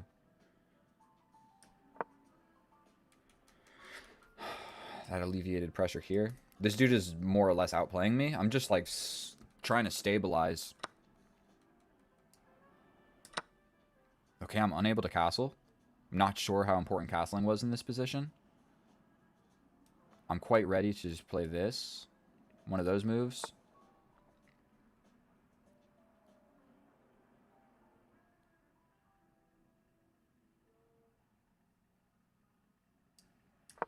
Okay, I got 3 minutes against 6. Our opponent has played a little bit too quickly for me. I guess we're just going to go this way. He's got this check, but I don't think I care. This bishop is so good. And he can always just get this. We're going to go here because it's on a light square.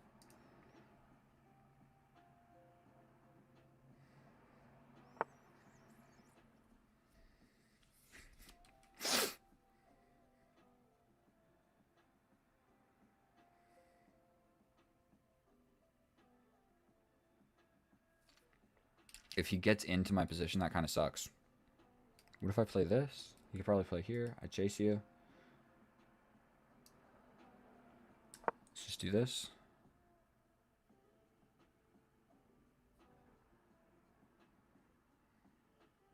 He's really kind of sandwiching me, boys. I'm sorry. I'm not doing well in this game. I'm doing my best. Please forgive me. This 18-11, though, dude, I just feel like every move that he's made has been, like, a good move. Duh, he's 1800. What was he supposed to do? Just give me the game immediately? Okay, we've got a bunch of attackers on this. Really, the only way to defend it is to give something up. If I push, I'm just giving up a rook. How did I not see this frickin'... Ugh.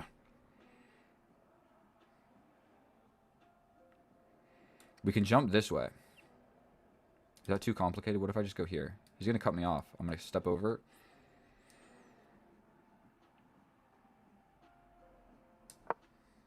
He can play this. But then I might be trying to get active.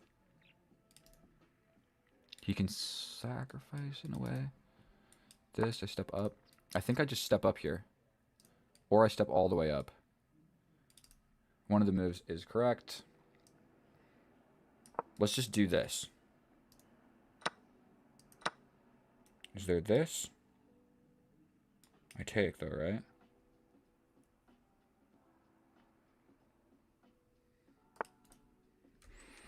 How about you get off my flippin' dick, bro? This. That is attacking this. Okay, I step up. I step up. If you sacrifice, I take with the rook. Okay. For sure we play this. Holding it down. 1 minute and 29 seconds. I need to step the pace up. I am officially...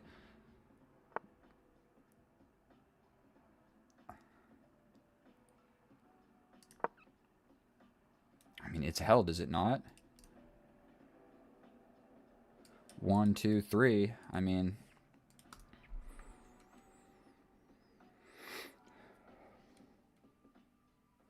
And now my king is sort of attacking this guy.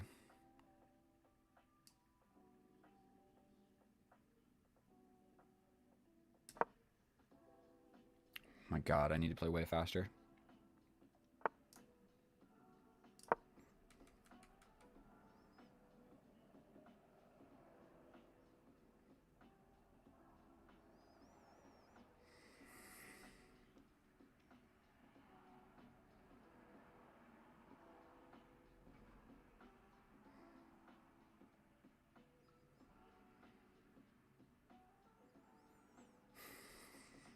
I'm covering my face, dude. I'm freaking out.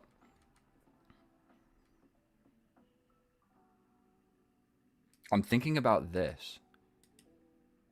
It's a weird mechanic, but it would allow me to maybe activate my king.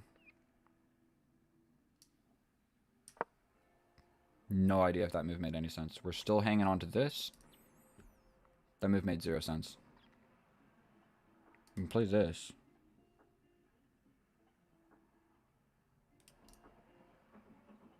I can always just push this pawn.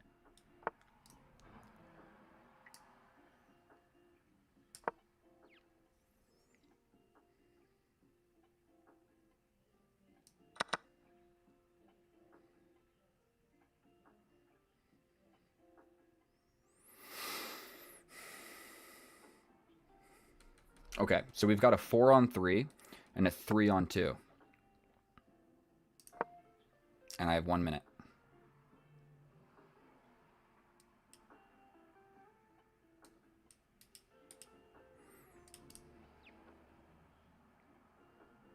Going for this. Something with the king, I feel like is correct.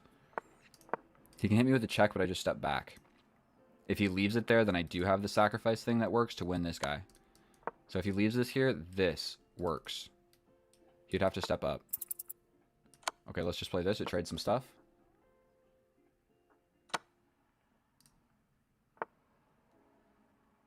I'm going for this. You have to defend, no? Going for some stuff, my friend. Damn it. That is not good for me. Capture, capture.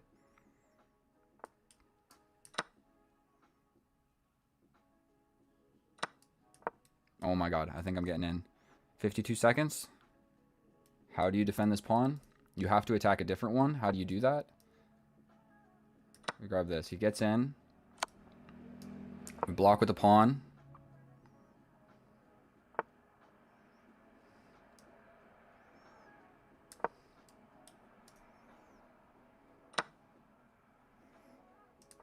Damn it, I'm going to lose a lot of pawns here. We can always defend this guy. But he's got this. Who's this faster? 41 seconds. We're in a rook and pawn endgame. I'm down a pawn, but my passed pawn is strong. We push. We push. Get behind that.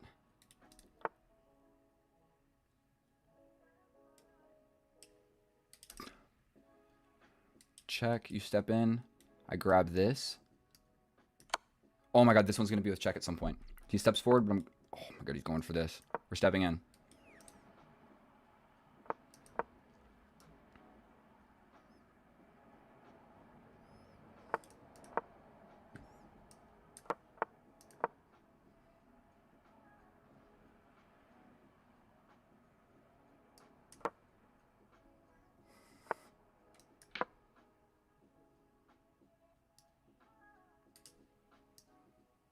How am I stopping this pass pawn? I don't think I can. No, dude. I'm so stupid.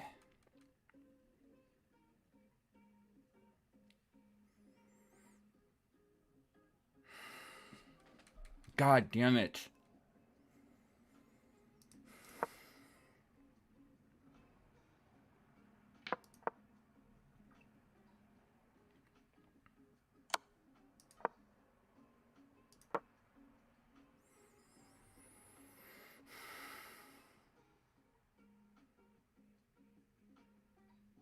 And I shouldn't have spent so long just moping about.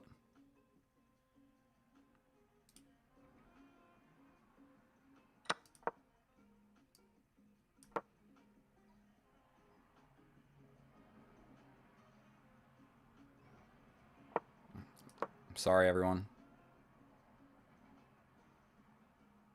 I'm sorry.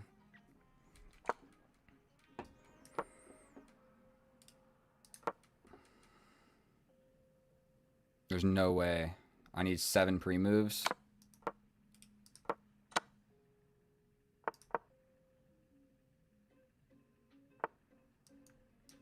I think maybe I could have drawn that. Dude, I don't even want to analyze this game. I know what I freaking did wrong.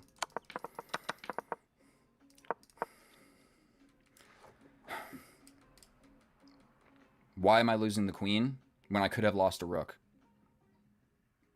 This move is winning. You push, I take defending. You take, I make a queen, you push. I'm in with check, and I win the fucking... Dude, I know what I did wrong. That is such an amateur and rookie mistake by me, dude. We play an entire game of chess for me to get 25 seconds on the clock. How do I cancel this, like, what happened? We don't need to analyze it. That's what I did wrong. And all right, here we are in the analysis, and I owe it to you guys and myself to actually go through this because I know you guys aren't going to do it yourself, and I did it by myself right now, and there's some stuff that I should show you. So long story short, oh my god, I feel so terrible about losing this game. None of this stuff was important, okay? Stuff happened. We're in the thick of it. We're going to go through this incredibly quickly. Attack the queen. Going back here would have made more sense, so I'm defending. Also, these guys are defended. Whatever, I go back here. Still, it's totally fine. We're -1. Who cares? We step back. We take. Still a draw. Running forward with the king is actually what we're supposed to do. I'm never going to play that. We step back. Now the king is safe. Stepping up was more important because obviously we're going to have to defend this pawn at some point. Okay. Cool. We step up. He traded the bishop for the knight for really no reason. Straight up just missed this tactic. There's a hanging rook. He has to take. And then we just get this. This is also still defended 2 times. So he's attacking it twice. And we are attacking it. Defending it twice. He's attacking twice. We're defending twice. So I missed that. That was just about as basic as it gets. I shouldn't miss that with 1:46 on the clock. Whatever. Still, it's totally a draw. I realize this rook is free to do some stuff, so he starts doing some stuff. We trade equally. Step back. I go to trade a pair of rooks because my rook is in the enemy's position, so I'm going to be causing more problems than his rook is ever going to be causing mine. So we get behind this. Step up. We go for this, which really is not great because he can just take, and then his rook gets in. And, like, yes, I can take this. I mean, but it's hard to say that I'm actually doing amazing here. I let his rook just get in. He can, like, boom, boom, boom really quickly, and I'm not really going to be able to win these guys, and then he has a 4-on-0. So I saw that in the game. He didn't play it, and now I'm just all of a sudden winning because I get behind this pawn, and all you can do is, like, slide into my position. So I take, and to be honest with you, I calculated in this position, he's in. This is what I saw. He's in. He's going for this one. He played this. Bro, I can just simply take that. Didn't see it. We literally moved the pawn that could have taken the rook. Like, I am blocking my check. You know, I have made improvements here, I must say. When I get hit with a check, instead of instinctively just moving the king, think, can you move another piece? But I have explained this to myself, and I'm going to explain it to myself one more time. When I am hit with a check, simply check if I can take the piece. Because, dude, more often than not, you can just take the piece. And this happens all the time in these low time situations for me where I'm hit with a check and it's like, can I take it? Like, sometimes it will literally be just like this. Like, a knight will jump in and be like, check. And I'm like, okay, and I move. But I could have just taken it. And I'm like, what am I doing? Either way, we're still winning, by the way. We're still winning. I pushed that pawn for no reason. We've invested in our passed pawn here. His king is cut off. We give a check, and we start bringing our king. Now, the correct mechanism here is saying, your rook sucks. I can actually just get in here. And you get too far, I'm just going to win this pawn for free. So your rook is really never going to go anywhere because I can just step in and make a queen and get rid of your rook instantly. So he has no time to do anything. So just leaving this the way it is and going and eating all the pawns with my other rook and then, like, promoting this pawn, that is what I should have done. Instead, I step up. I'm attacking. It doesn't feel like a terrible idea. And right here, dude, you less valuable piece first. We protect the promotion square. This is so basic. This is so basic. A 1000 knows this. And for whatever reason, I felt like I needed to promote here so that when he captured, my rook would capture here so I can access this rank. So I'm not on this rank with the pawn. None of those things made sense. Because for one, my rook can't capture this way, but that was the idea. As I was like, okay, if I get on this rank instead, I'll be able to access here. Right now I'm hitting a brick wall, and I'm never going to get in. So for whatever reason, that is what I calculated there. Was like, okay, I'm going to get my rook off. So this happens. And then to my disbelief, we make all of these moves, and he trades the queens. And now it's a draw. 2 or 3 moves later, bro, I'm winning. I lose on time in a winning position. We step in. And at this point, you got to start doing something. Like, if you push, I chase you, right? If you push, I'm just going for it, and they're too far split up. I got a lot of moves that make sense. So I lost on time in a winning position. I completely threw away a winning position to a losing position. Then I got a draw, and then a winning position again. Honestly, I'm just not that good at chess. That's what this game tells me. There were so many things that I missed. For one, just the rook. The rook capture, wherever it was, here, or maybe it was here, just capturing the rook. There was the discovery to win his rook that I missed. There was the promotion. I blundered 3 heavy times in this game, and please forgive me. I will not be playing another game of chess tonight. Tomorrow, we chase 2000. Oh, hello and welcome back, and thank you so much for clicking on my video, my fellow chess enthusiast. I will do my utmost best to not disappoint. Today, we're going to be doing what we are always doing, making a push to 2,000. Now, if you take a look at my rating, or you have been following the channel even somewhat remotely, you will see that we have not been progressing in this road to 2,000. I started at 1834, and I am at 1858. So if I lose this, I'm right back where I was, and if I win this, we're good to go. So we are playing the Sicilian Open, the Open Sicilian, not the Sicilian Open, the Open Sicilian. There's really a few different lines here. He can advance the pawn attacking the knight. He can push the pawn here. He can go for the Fianchetto setup. And I believe even pushing this pawn or moving the queen are okay, even taking with the knight. There's a lot of moves that he can make, but I would say these two are the... Lost the chessboard for a second. Now, you don't see that move very often. If I defend with the bishop, I hang the knight in one move. So I'm pretty sure what we want to do is bring this knight. We block the check with the knight, developing a piece. This has to be actually a bad move by our opponent. There's no possible chance that that's a good move. It's giving us development for free. His queen developed, but you don't necessarily always want to develop your queen. Because at some point, we're going to have the pretty simple idea of like capture, capture, and maybe we have a discovery if we set this up. Okay. There's another thing that I know. I can step back, and it's kind of a tempo-winning move. Or I just take the knight, he takes. I'm not 100% sure what I'm supposed to do there. I slide all the way up, and I'm attacking this pawn. This is an option, but if we jump in, he's probably going to hit me with this pin. Right, hit him with a check. If you step up...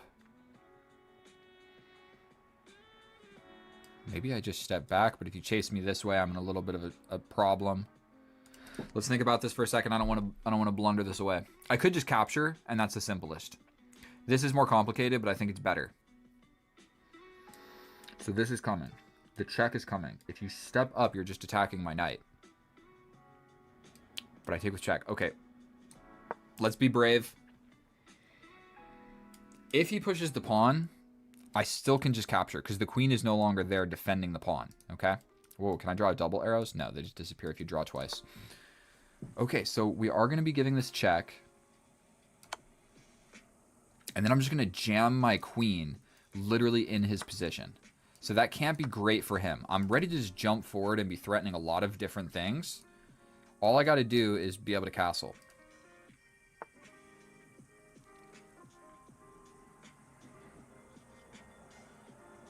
That's threatening this, that's for sure.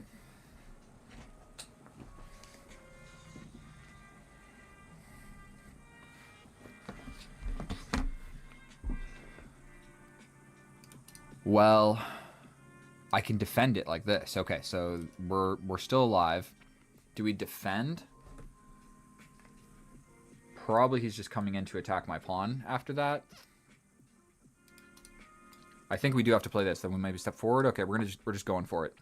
My queen is a little bit offsides, but we are cutting off crucial squares. We can castle this way now. I am ready to castle. He is not ready to castle. So he's going to have to bring this knight. Then I can castle. Then he castles. No, he can't castle. My queen is still here. Ooh. If I win, I get 12 elo. If I lose 12 elo. If I get a draw, then nothing happens. And dude, I cannot. I was one game away from 1900. I was like 1896 or something. I don't know what my highest rating was, but it was close, dude. It was one game away. So at that point, it doesn't even matter if it was 99 or 97. It was one game away. You can't play a game for no elo. Or I guess you can if you get a draw. But okay. Come on, bro. What do you got? And my face is feeling dry. I do skincare, by the way, all the time. This is Naturopathica. It has Manuka honey and lavender in it. I always put this on. Used a hefty little bit right there. And our opponent has spent a little bit of time. Maybe I should have been thinking.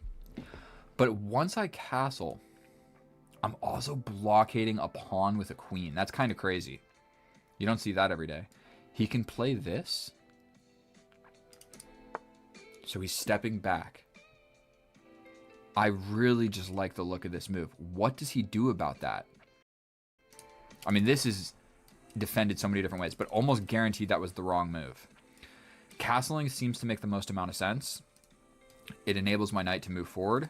I can also develop another piece and be flexible. However, what's probably going to happen there is he just steps up, but maybe then we attack the queen. If you take the pawn, I'm threatening this check where you step over. I can take the rook. You can take my rook. I step up. I hit you with a check. This is also defended a bunch of different ways. This seems more flexible, but I don't want to see this. Do I jump in with my knight? Oh. Be brave. That's how you win chess. Don't be afraid and castle early. Be brave. Set up threats. Threats over king safety all day. His king is less safe than mine. I can merely just castle either way I like. I'm ready to castle. He's not ready to castle. I need this dub, dude. I need this dub. As long as I just don't play stupid moves. That's really all chess is. Just play some decent moves, bro.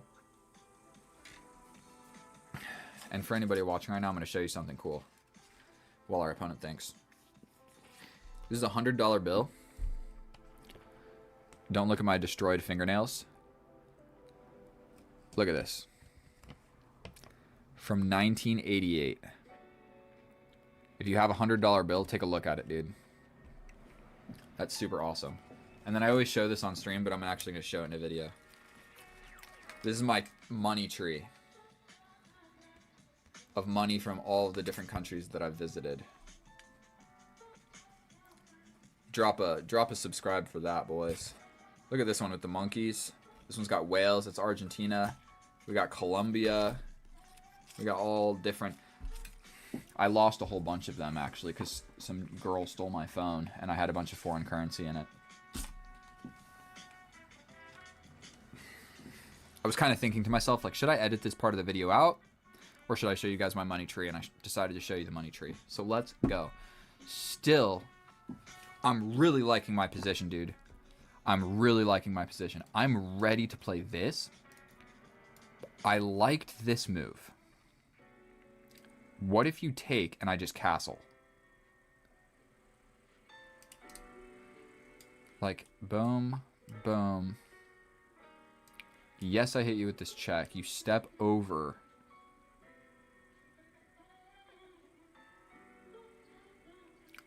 I line this up. Where if you take, I step up. You can take my other rook, but you're just losing at that point, are you not? I hit you with a discovery.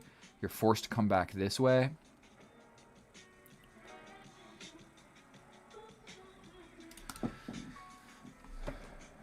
This is the brave move, but I think Stockfish is going to say it's correct. Like, who cares about you getting a pawn and a rook and a rook? I'm going to checkmate you.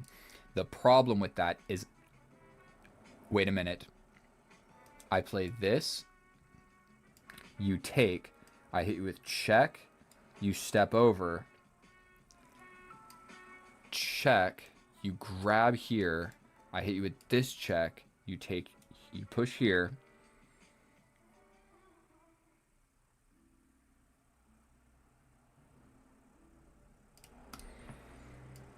Boom.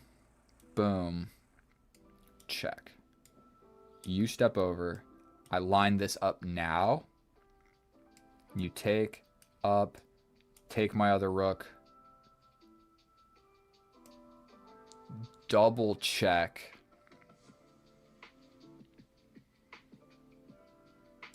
Only move. Mate. That is mate. I do see it. It's forced mate. Boom. Boom. Check. You have to step over. I line this up. What if he pushes the pawn then?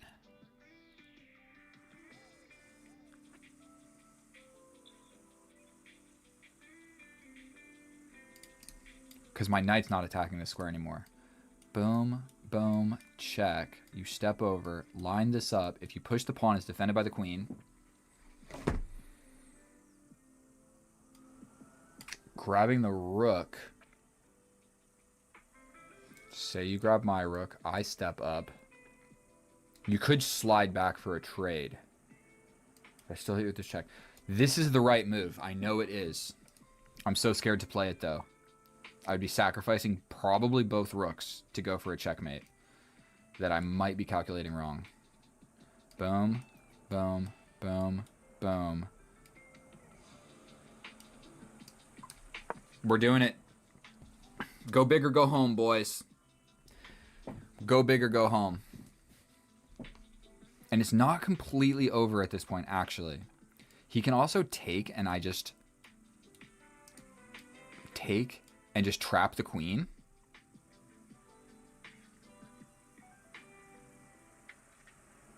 Yeah, that would actually trap the queen. So this has been defended this entire time, and I failed to see it.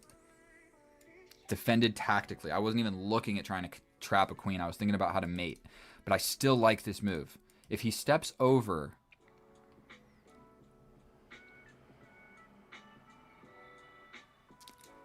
Gotta take note of that this is also a thing. He can also just jump in with his knight, which I don't love. I can always hit him with his check, step over. There are just discovery ideas now. Like if he ever moves the knight. I mean, what am I talking about? If he moves the knight, then I just take the queen. I don't have to give any check or anything. Go ahead and spend a minute thinking about this, bro. I'm freaking locked in. I'm getting this dub for you guys. You see this right here? This is a chess book. I'm reading a chess book. We're getting better at chess.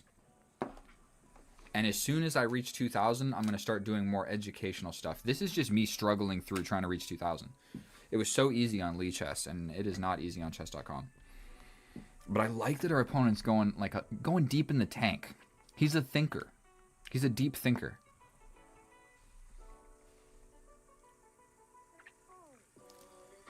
Check. Over.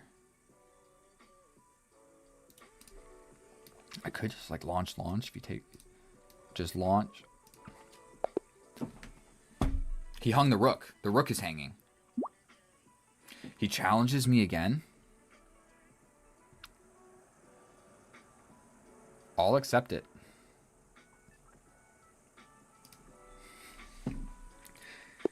Hey guys, welcome back and thank you so much for clicking on my video. In today's episode, we are going to be doing what we are always doing. Challenging a random opponent on chess.com and trying to become rated 2,000 on chess.com. Did I say chess.com twice? We are playing the Caro-Kann, the simplest, easiest opening to play with the black pieces. This is the advanced variation signified by this little pawn push here. So we're going to put the light square bishop on the outside of the pawn chain. This is a little bit of a sideline that I don't have memorized, but we're just going to play it like it's the normal thing. Nobody really ever plays that move, I'm going to be honest with you. You generally want to push it 2 squares so that you can develop the knight there. Because now this knight's only options are these 2 squares.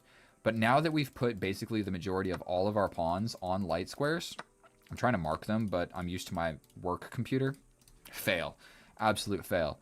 We are then going to go for this pawn push so that we can put our knight on the natural development square. You see what he did? His knight can't go to the natural development square. So we're going to push our pawn to go for this pawn break. We're then going to step up here. We're defending against this check. We're angling in on this. Probably bringing the knight's going to make the most sense. I can always push forward or capture. If he captures back, I bring the bishop. Capture, capture, capture. You go here with a check. I take the knight, gets in. You're threatening this fork. I can defend like this. You have no light square bishop to defend against this. I can just castle this way. I think it's going to happen. All of that's going to happen. Okay. This capture. We pin your queen. You take my queen. I take your queen. You take my bishop. I take your bishop. We can always push forward, and then we are just threatening the queen this way. Maybe we just go for a queen. Just hope chess here. We're just really just hope chess. We're going for this. Hopefully he doesn't see it. Play quick, bro. Just play a quick move. Quick move. He saw it. God damn it. That was hope chess.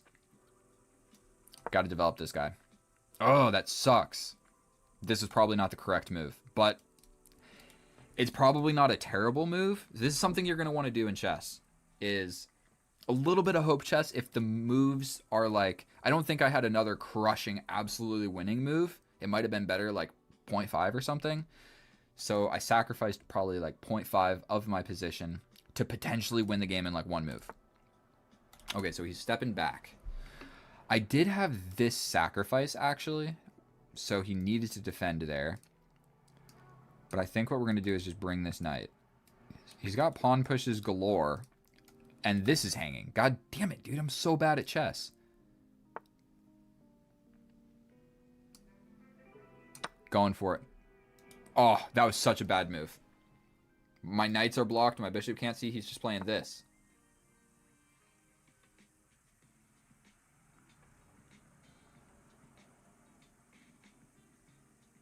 I mean, this is the only move, so let's just play it. He's going to get my pawn. And then it's not looking so much fun for me.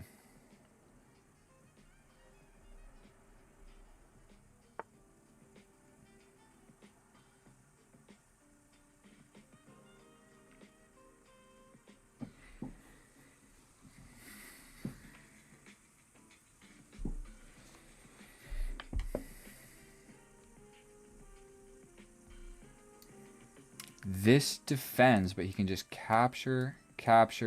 He hits me with the fork. I step up. He wins the rook. So this isn't going to work. We attack his rook back, but then he hits us with a check. We step up. If he takes our rook, we take his rook. So he's not going to do that. So we go boom. Check up. He will then move his... I think this is all we got. Counter threats.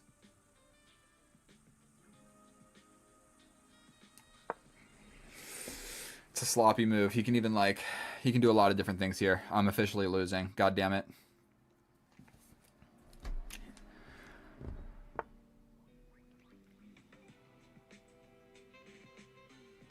Now, once he steps over... Oh! Give me a second. We got to check, and I think that really does save me here. We also have this, you attack. I throw in this check. You're just going to block. So that's no fun. I like this check. Then we kick out the knight. He can always play this check, but then...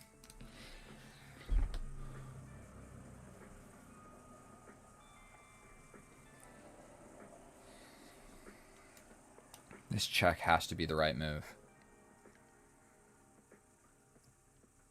If he plays this, okay, this is the only move. We need to defend against this stupid knight, dude. How did I let a knight get this advanced? Also, this rook is awesome. Also, I haven't been able to castle, so maybe we can...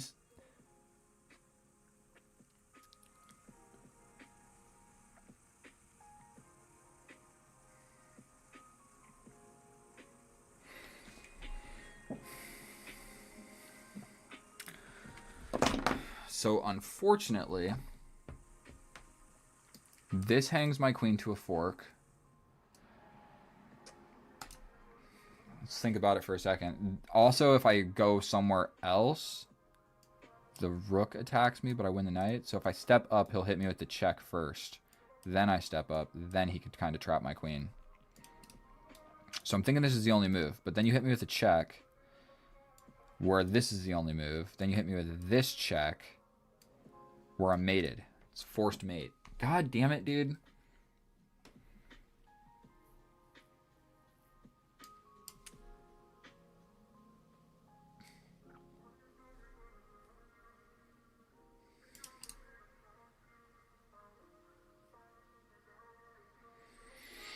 I don't see it, boys. God damn.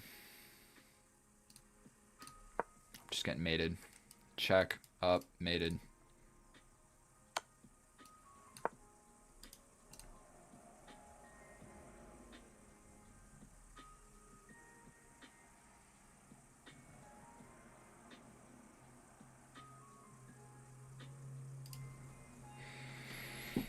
Ugh.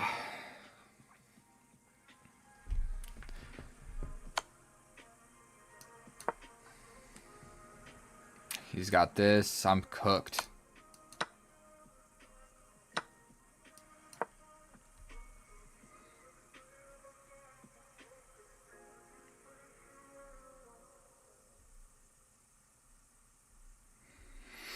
We're still going to fight back. This pawn is hanging. The knight's not. But once I grab this, maybe this is hanging. If I can grab If I can grab 4 pawns, so what did that threaten?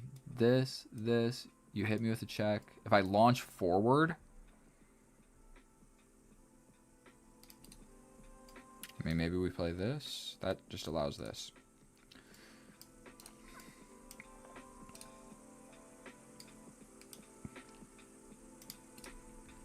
Thinking we just bring this. You hit me with a check, I take. You hit me with this check.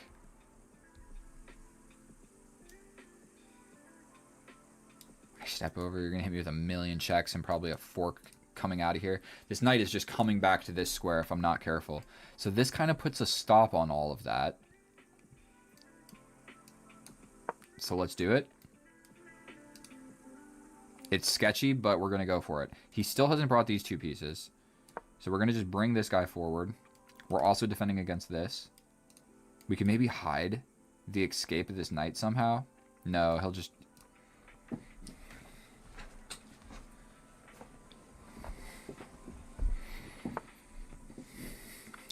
Terrific. You love to see it. You love to see it. Let's do this to kind of slow down that guy, even though he just comes this way. Okay, so that was a terrible move. I think maybe I try to invest in my passed pawn. That is all I have. I don't have anything else going for me.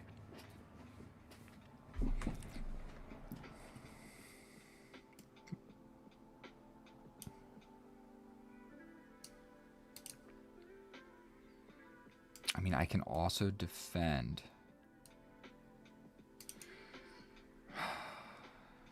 Defend with the king seems so sketchy. Because I'm scared to do this and he jumps in. And then I'm just going to lose the bishop. Which I really don't want to see all of this happen. But let's do it. I'm not giving up, boys. I'm not giving up. 4 minutes against 6 minutes. Just down a queen. Down a queen, unfortunately.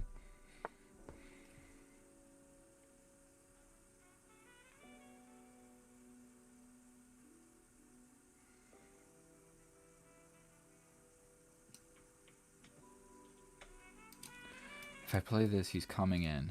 So what about... Can we attack this knight? He jumps up. I take, I step up.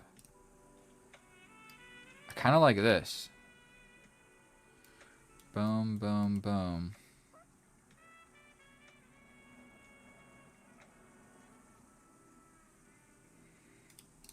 This knight is pinned. Oh, if I step over, you just take this guy. This seems strong. We're threatening this. No, he's just going to castle. I'm pretty sure he can still castle. Yeah, terrific. That was super fun. Super duper fun.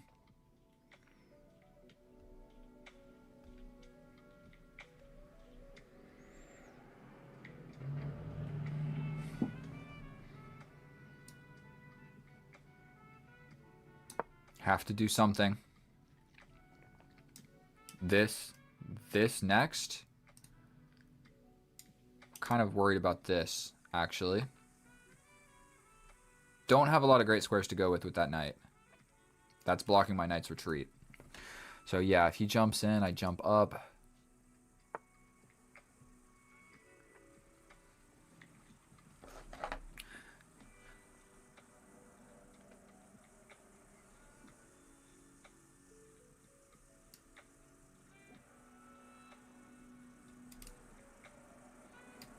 I mean, I have this, where he pushes a pawn. Then I swing all the way back. I don't want to lose this bishop. But I can't go anywhere. I'm not sure. Do I go here?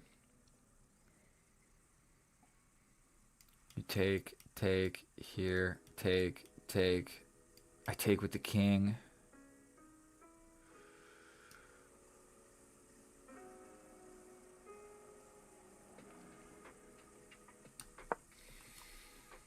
I'm so cooked. Like, what on earth is happening? I have 2 minutes. And that blocked this rook, dude. Obviously, that wasn't a good move.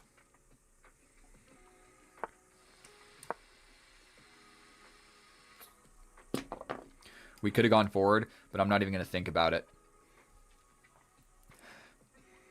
We need a miracle here, boys. We need a real miracle.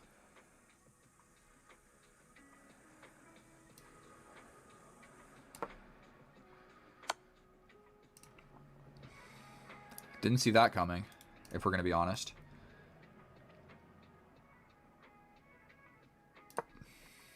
King attack, baby. King attack. You hit me with this check, I take your knight. My knights are defending each other. My rook has the open file. Have to play it. That was the only move. We're playing it.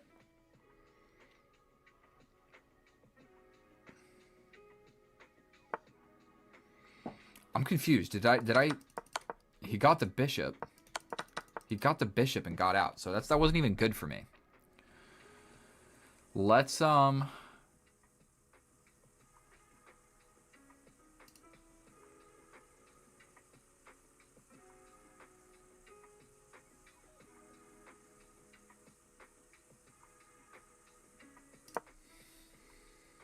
trying to double the rooks.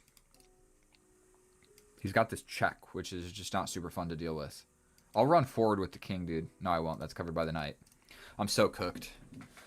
I'm so cooked. If I win this game, everybody has to subscribe. Okay, saw that coming. Now he's just going to attack my other knight. He can... I'm threatening a pawn.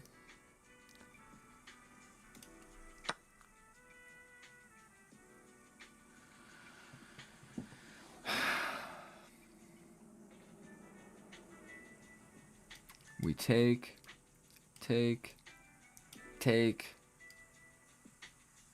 check.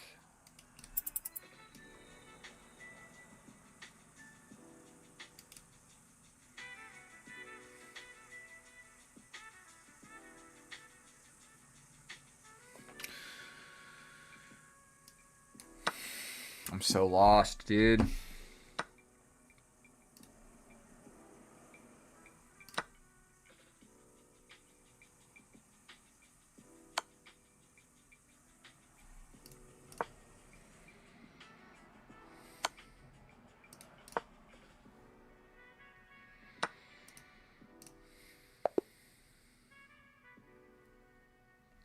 That's the end of the video. Chess is so rough. Oh, hello, and welcome back, and thank you so much for clicking on my video, my fellow chess enthusiast. In today's episode, we're going to be doing what we are always doing, pushing to become rated 2000 ELO on chess.com. And like it or not, that is what every single chess player is sort of aspiring to do. No matter what your rating is, 2000 is the golden pedestal that everybody is trying to reach. And so here I am with the idea of posting the game, win or lose, good or bad, happy or sad. We are posting the games, giving you a raw, unedited, uncut, just episode of me getting better at chess. This dude is rated 1734 and he's going with a little d4 action. We will respond with c6. The main reason that I play this is because it can transition into the Caro-Kann, and that is what Gotham Chess told me to play. Unfortunately, he goes with the c4 variation, which is definitely a lot harder to play for the black side. So we're going to just go ahead and develop this knight first. It's very important in this position to develop the knight before you develop the bishop. If you develop the bishop first, it's actually a blunder. Now we can actually develop this bishop with the key moment of now the bishop is on the outside of this pawn chain. We're kind of hoping for this little capture and getting a natural development square for our knight right here. But as it stands, we're both playing perfect chess. So no mistakes so far. Dude is 1734. I'm 1843. So I should be able to absolutely destroy this guy. And if not, I'll just go to the gym and train until my body is sore. Okay, so this is definitely annoying to deal with. What I've done in recent games is just step forward, allow the capture, and go like this. The drawback of that is the knight can come in and attack the pawn immediately, and we don't want the knight getting in. So I could just push forward. We could just push forward. I'm not sure if that's correct. I can also step up. But instead of losing on time, we're going to keep the time maintained, maintain the time, and we're going to just push this pawn forward. He did not capture. Did I blunder? Oh, God. Oh, God. What if capture? Here, I jump in. He pins me. I only can defend like this. He applies pressure to the pin. I defend like this. The knight's coming in. It's not looking good. I think...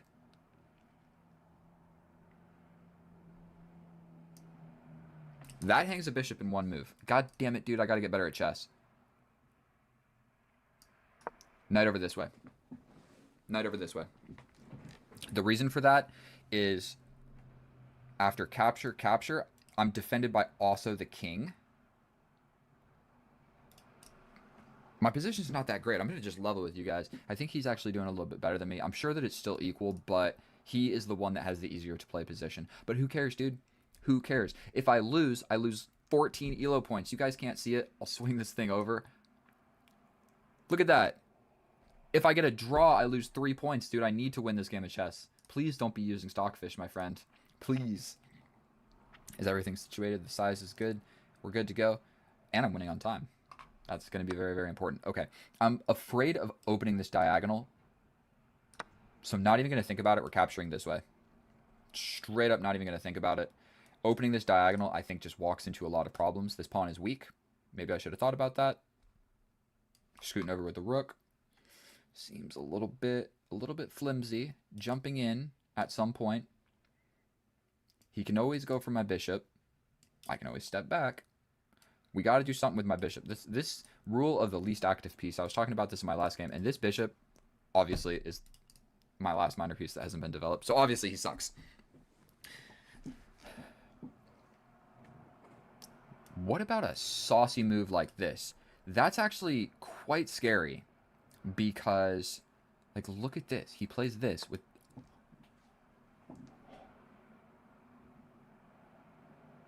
Dude's cheating. I call BS. I call BS.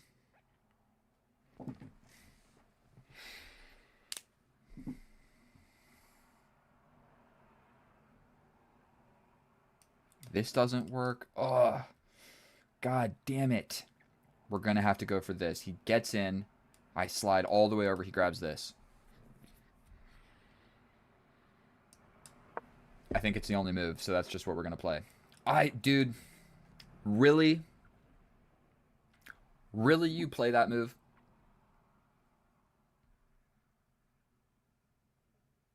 This is looking bad now. All of a sudden, we just have to lock in. In a losing position, God damn it, dude.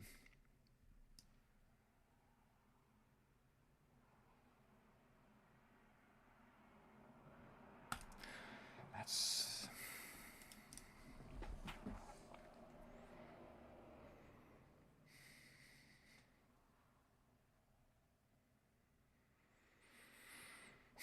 Moment of contemplation, boys. Subscribe, please. God damn it, dude.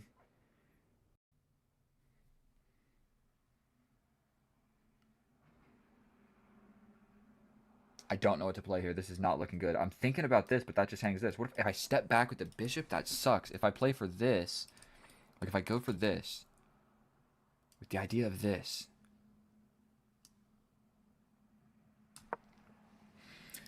He can just pin me.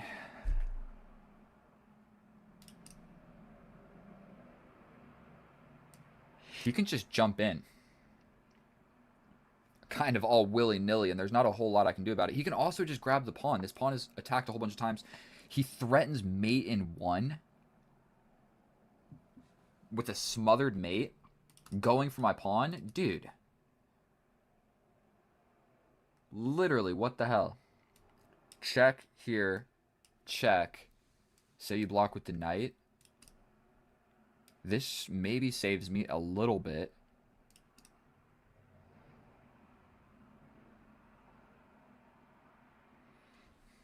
Check here.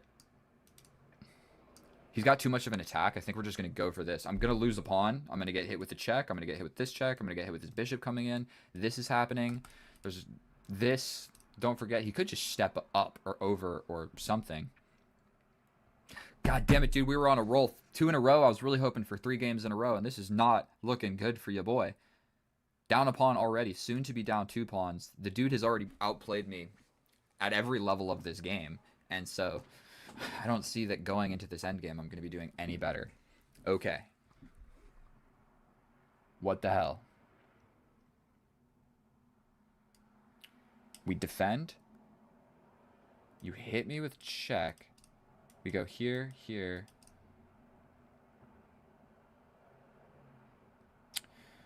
What about jumping in with this knight?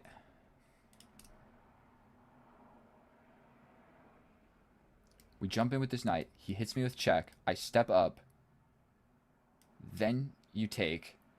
And I lose my... Dude, I don't think he calculated that, dude. Are you kidding me? Are you kidding me? He wants to go for this check, so I have to step up so he can take my queen for free. I think I have to take. If I step over, he hits me with check. I can step here. Here, check. Step over.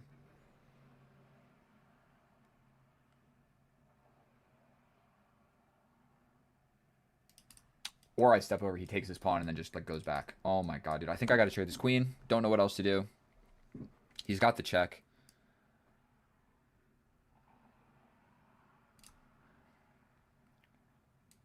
What about launching forward with this pawn? Allow the check, I step up.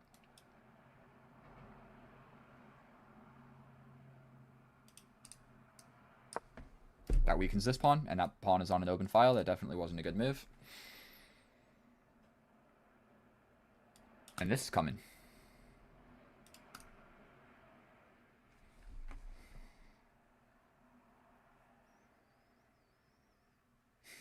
Unfortunate, dude. This is an unfortunate game. Please just blunder or something.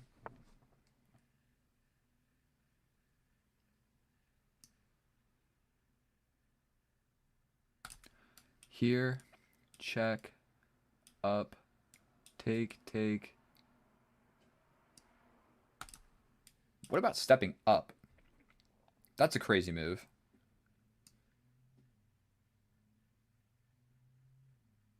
But we were trying to play this anyway. This guy's defended still.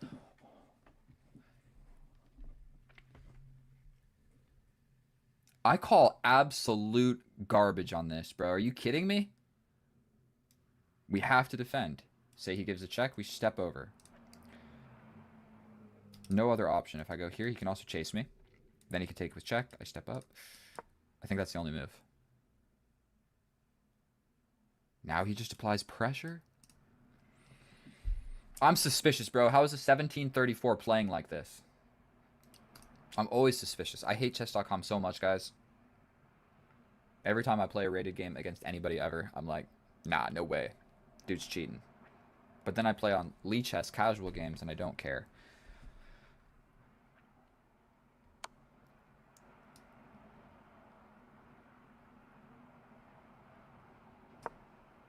Okay.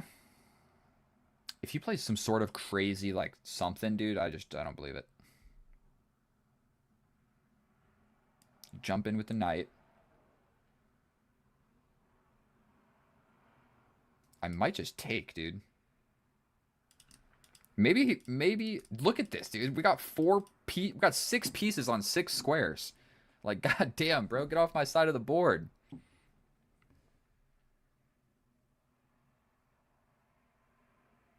If he plays this, I take. If he takes with the pawn, I jump in with tempo on the bishop. Sort of.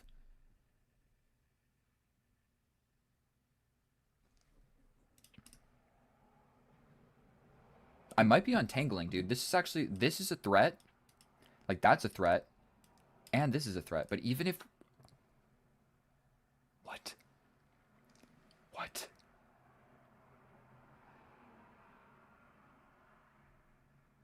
Yeah, I didn't see that coming. Do we take here? We take here. You take. I take. I don't think that's good for me. Is it? It's equal. We grab this. Or I grab here. What am I trying to do? We grab this.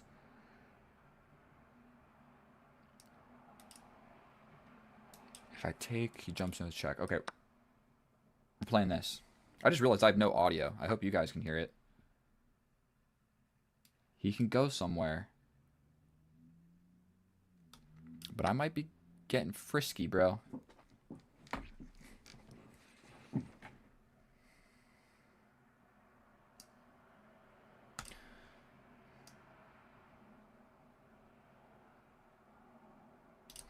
Here, check, step over.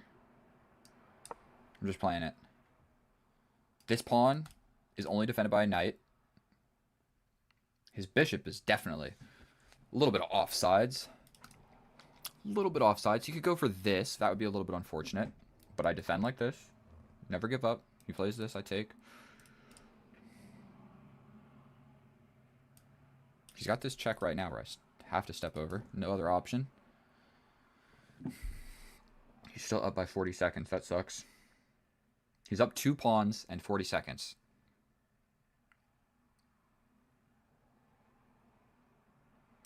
What if he just jumps in? No, I grab. Please try that.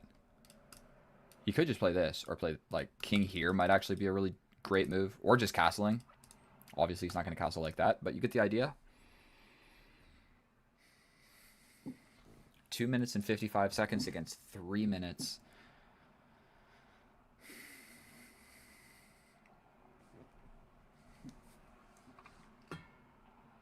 And I'm just defending. This is just a heavily defensive game. There's no other way around it. What if he plays this? I capture, capture, capture. This is still hanging. He's got to move. It's not there. You get the idea. He'll go over there. I can grab this. Then we're equal-ish on pawns going into a rook endgame.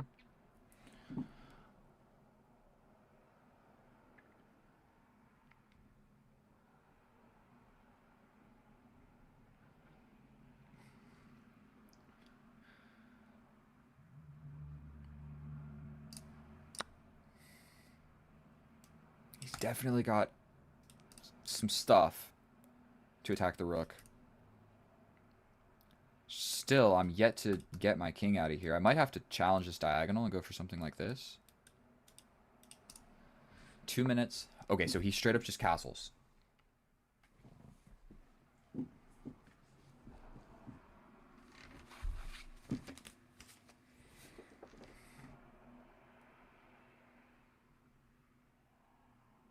What about this? We're capturing this first. I want to be able to move my knight. I don't want his knight taking back. We're going here. He can pin me. I step up, maybe? Yeah, if he plays this. Ugh. Maybe a crazy reroute like this would work. Or capture, capture. If you challenge, I take, you take. I step up. 2 minutes. Yeah, if he plays this, I think I have to play this. If he brings a rook first, then that's maybe a little bit problematic. The reason we can't let this sit is because he has this fork at the end. And then I just lose. But luckily I can step forward with the king. The whole problem is I got these dark squares destroyed by this bishop. But he's got 1 minute and 28 seconds, dude. I hope your bullet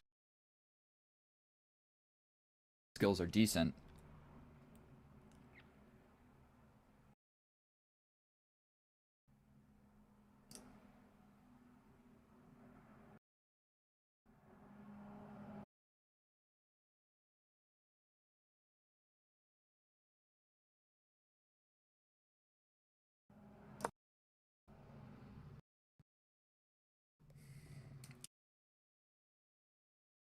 Defend, attack. You push me, I push you. Going for this.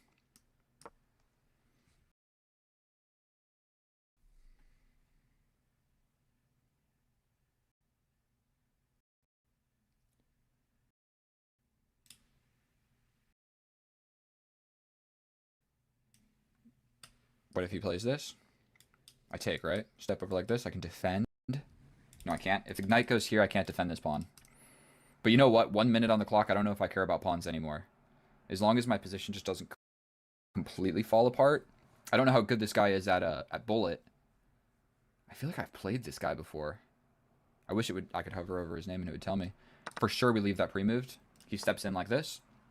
Terrific.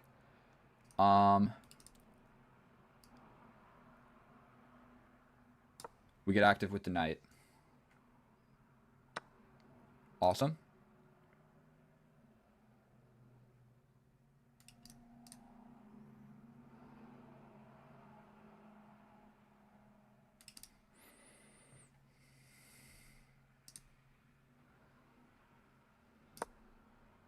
Getting hit with this check, but I'm gonna...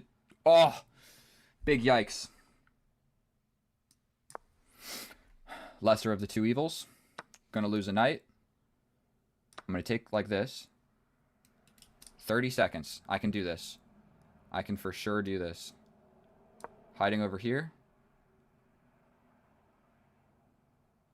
25 seconds. 20 seconds, dude. There's no way he can checkmate me in 20 seconds. I need to actually think about this. Like, what's going to be the longest path of survival? This defends the pawn. Get away from my pawn, buddy.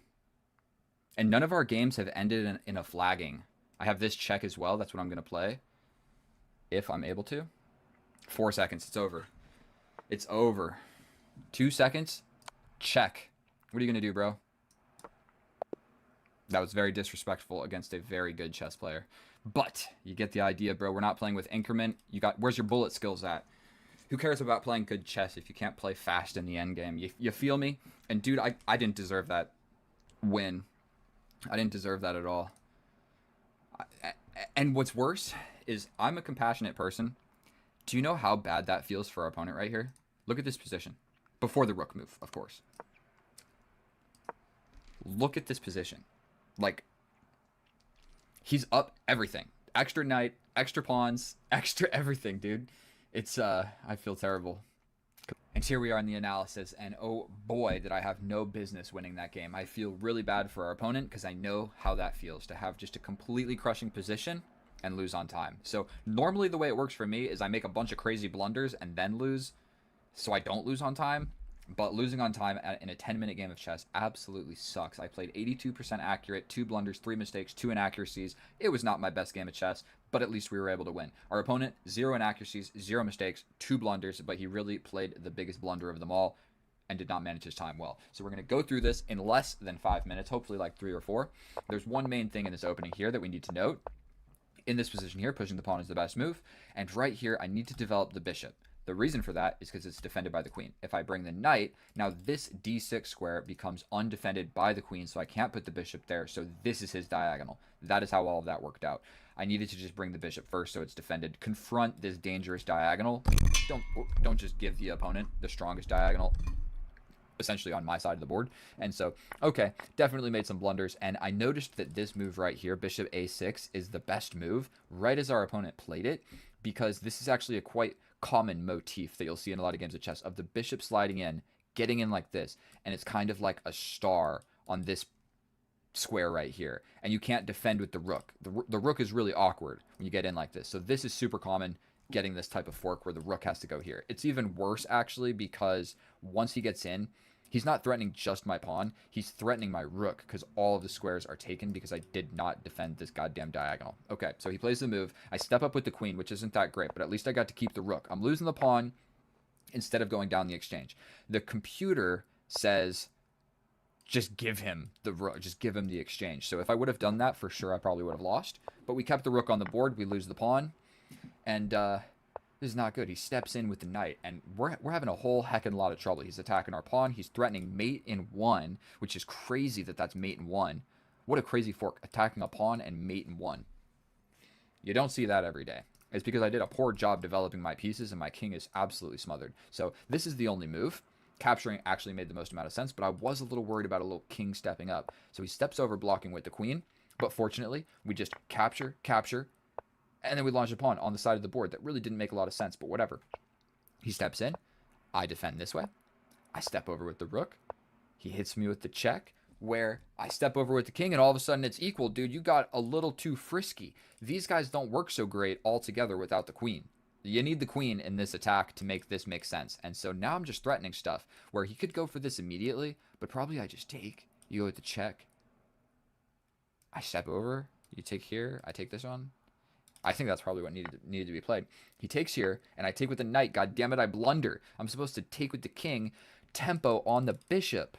Taking with the knight defends against this knight advancement, but if I step forward with the king, I'm for one getting out of these forking ideas, and then for two, tempo on this guy. Ugh. So he could have jumped back, but then I'm jumping in, and it's equal. I made a comeback. Unfortunately, I didn't play it correctly, and I capture with the knight. How unfortunate. He grabs the pawn. We step in. He steps this way. Boom, we got a pawn. I'm still absolutely getting smothered, but he castles, and it's a blunder. And you know what I decided? This knight is super close to playing this or this, and whichever one he plays is not going to be good for me. He even has, like, stepping back, tempo on my bishop. So we just trade it off. Ruins his pawn structure. We get rid of these scary knight advancement ideas, and we're actually not completely losing. We jump over here with the knight. Yet another blunder. I just play this first. Step back, play this first. He can't play this immediately because we'll just take. So if I played this, he'd have to go on this diagonal. And then we're actually, like, doing okay-ish. We can bring the knight this way, and then there's no freaky pin. Okay, so it makes sense. I needed to play this. We jump over this way. Defend, attack. He steps over like this. I step over with the knight. Trade. We played that more or less just to play fast. He has 46 seconds here. Jumping around with the knight. Stepping up with the king. God damn it, I walk into a fork. And it's not even a blunder. I'm already losing by so much that there's just like... I'm already losing by so much that it's hard to lose more. And so I choose to lose the knight instead of the rook. We step like this to guard this square from the knight and get a little running away square for my king. And so we just play a couple more moves, and we're just sliding around. This is just a completely insulting move. The opponent has 2 seconds on the clock, but I'm saying, you're not going to checkmate me. I'm giving you a check, move your king. Take here, I'm taking here. And completely insulting to our opponent, but we got the dub. That was 5 minutes. Sorry, it just ended. I love each and every one of you. Thank you so much for watching my videos. If this is your first time watching one of my videos, please comment. If you have anything that you have to say about my chess and how I could improve, or how I can improve at making this more entertaining, or maybe I should be more funny. If you have any constructive criticism, please leave it in the comments. I will not get offended by anything. I'm just trying to get better at doing this, so I want to do what you guys like. So the downside of this is I'm posting every game, win or lose, good or bad, so I'm just here commentating in positions that suck. Like this game, dude, my position sucks. So I'm sitting here and I need to talk and stay optimistic. I was not optimistic up here, but we got the dub. Thank you so much. I love each and every one of you. Please subscribe. Tell your friends to subscribe. Post on your Instagram story. Subscribe. Help me out, guys. I love you. Oh, hello and welcome back, and thank you so much for clicking on my video, my fellow chess enthusiast. In today's episode, we're going to be doing what we always do, making a push to 2,000, and the road to 2,000 has been rough. So today we are playing game number 27 against a random opponent on chess.com. I have the black pieces. Deep breath to steady the nerves. He plays e4. We will be playing c6. The Caro-Kann, the simplest opening to play with the black pieces. So if you're a beginner trying to learn how to get better at chess, simply play c6 with the black pieces. I'm going to just level with you right now. It's the easiest to learn. Now, I think there's an old chess proverb that says, bring the knights before the bishops. So we are going to be bringing the bishops. Now, we need to do something with this bishop, and I'm thinking pinning this knight is going to make the most amount of sense because we want to push this pawn to close the pawn chain. If we get booted around like so, I'm bad at drawing these arrows. We're going to push this pawn. That was the whole idea. We have activated this dark square bishop. I think we're going to just go ahead and put it there. Then we'll put the queen on this diagonal. The knights are defending each other quite beautifully, but I like the idea of stepping back here and kind of forcing this trade. Yes, it will ruin my pawn structure slightly, but I don't like his bishop looking... Oh man, I'm way too used to Lee chess. Drawing the arrows on here is just an impossible task for your boy. And so, if I win, I know you guys can't see this. If I win, I get 11 elo. Draw, I get 0. And if I lose 10. And right now, I'm at 1849. I started this whole series at 1834. So we're doing all right. But if I lose this game, we're basically right back where we started. So chess can sometimes just be like that. And so right now, our opponent's taking a while to decide what he wants to do. He steps back, a sign of somebody who doesn't know what they want to do with their life. So we're just going to pre-move this. He took a while to play that move, so potentially he'll take a while to play this move as well. Arguably, the position is still equal after any move, just about any move. So we're going to trade this off. I feel like he had a good bishop and I had a bad bishop. His bishop was looking where I potentially won a castle.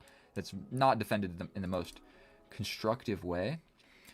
Now, something that I have learned is he's already castled over here. This is a weird rerouting of the knight. I could just castle opposite and just go for it.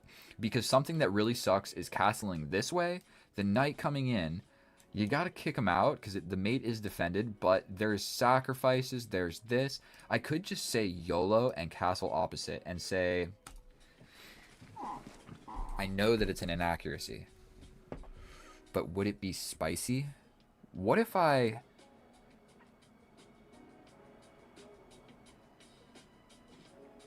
What if I prep the move like this? Sometimes the way to the opponent's side of the board is by putting a defended piece, whereas they trade and you get to bring your piece. Sorry, I'm still not used to these arrows. So it's generally a pretty good strategy to just like throw a piece on the enemy's side of the board. Now I've got my queen like active. My queen has improved its position, I would say. There's no immediate way to attack me, I don't think, other than trading the queens. But something else that I'm just going to share with you guys, studying these openings, studying these middle games, that's not what you need to be doing to get better at chess. You need to study end games, and that is it. Solve tactics and watch videos about end games. Or if you're really bad, then watching any chess content, period, is going to just help you a lot. But my strong suit is playing quickly and getting into an end game. So my queen still has a pretty nice little escaping square. I think we're going to just push this pawn. I don't love the idea of his knight arriving here once I castle. Like, I just don't want to castle and have a knight here. The sacrifice with the bishop is no longer an idea. But now that my queen is my most advanced piece, you always need to be careful that you have a retreating square. Like, can I easily escape to my side of the board? The answer is almost no. But we're not going to let his knight sit in the middle of the board. So we will just be taking that. You take with the rook. This pawn is now hanging. Is just something to note. This check is still lurking where I can only block like this. Don't love all of that. This knight can't come forward immediately. We can trade. Probably this is about the time that I castle. So we're going to castle. I'm maintaining my 20-second time advantage. I have no more escaping square with my queen. And this doesn't always work either. I think we need to do something about this rook. That probably wasn't the greatest move, but it's going to attack the rook. The rook's going to have to go somewhere.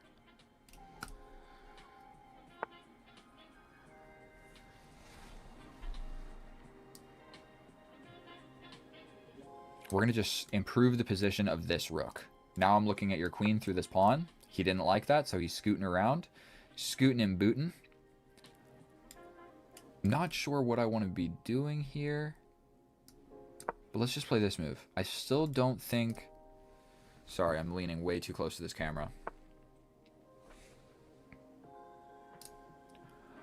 Okay, so we're really just going to do eeny, meeny, miny, mo. We have these two moves, or I can retreat. Retreating seems scary. This seems more active, but I feel like I might just be walking into all sorts of issues there. Let's get out of there. Let's get out of there. We can play something like this. Forking these guys. He'd have to push the pawn. I could trade the queens. This is going to be my next idea. Where if he takes, I bring the rook. And what's my rook doing over there? What's his knight doing over there? And what is his rook doing there? This guy's playing really aggressive in a weird way. Still, neither of us have been successful on putting any of our pieces on the opponent's side of the board. But like I was explaining, study your...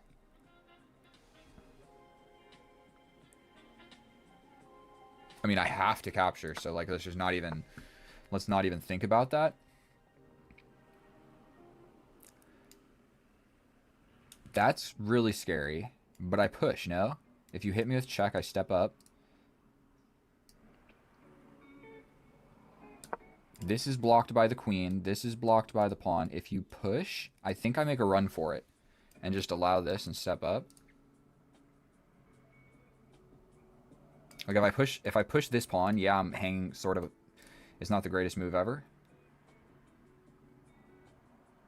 What about wiggling the king? This just definitely got spicy. I'm either winning or losing. That's it. Somebody's winning and somebody's losing this game of chess. Also, is this thing updating? This live YouTube subscriber counter, you see that whole thing flash? Dang. Where's the number? That's real. That's like live, real time. So if somebody subscribes right now while I'm recording this video, it will go up. And the same is with the live stream. And so if anybody is watching this on YouTube Live in the future, I just want to give you a disclaimer. This is not live. And I'm not trying to lie to anybody and pretend about anything. This pawn push is the move, surely. But I think I just push. We allow the capture. And we continue to just not care. Just defend. You trade the queens. I'll trade the queens. You bring the rook. And then it's just a rook. And I'm down a bunch of pawns for your knight. Like, I got the rook instead of the knight. I'm going to shut up and just hopefully not lose this game. He's got this.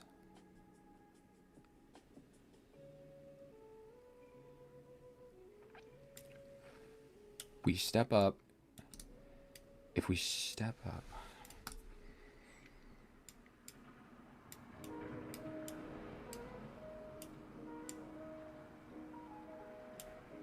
Wait a minute. This is covered. If he plays this, I think I have time to step up.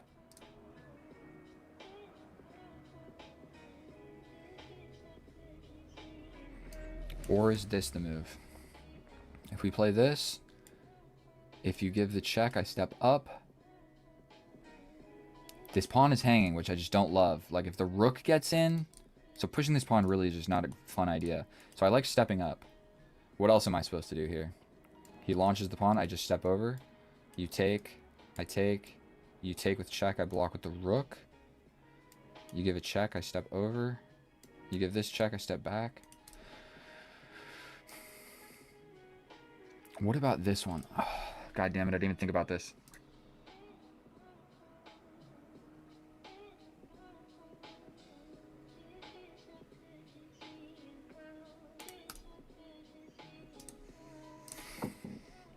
If there's this check, but launching this pawn, what if I just step over?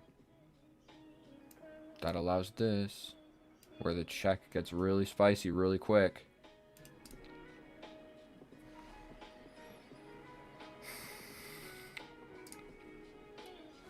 Trying to stay the same on the clock, but this is a tentative situation. A very tentative situation. Please play this and just not realize. That's like, what if he plays this? I don't think that was correct. There's this. God damn.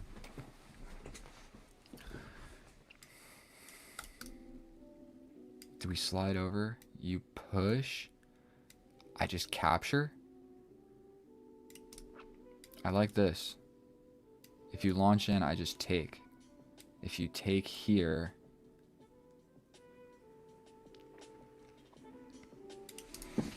What about this first? Then I just go into a fork.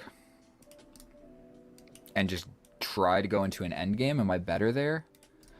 This walks straight into the fork. I just step over. You take. I can take however. This one is playing for more of a real game of chess. I take here, here, here. I take. You take with check. Only move. You could get a draw at the very least.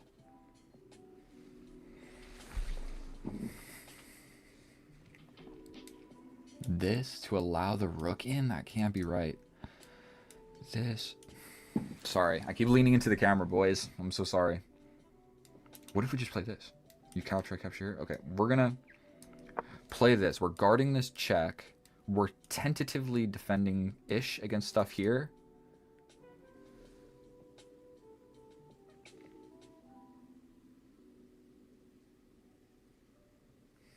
I didn't like that move anymore, but at least this becomes an idea. Oh my god, I can pin. And then the capture no longer becomes an idea. He would have to step somewhere with the king.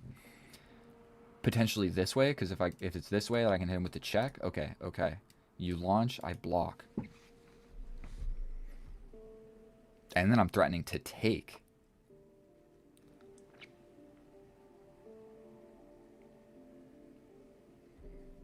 Do I push? What do I do here?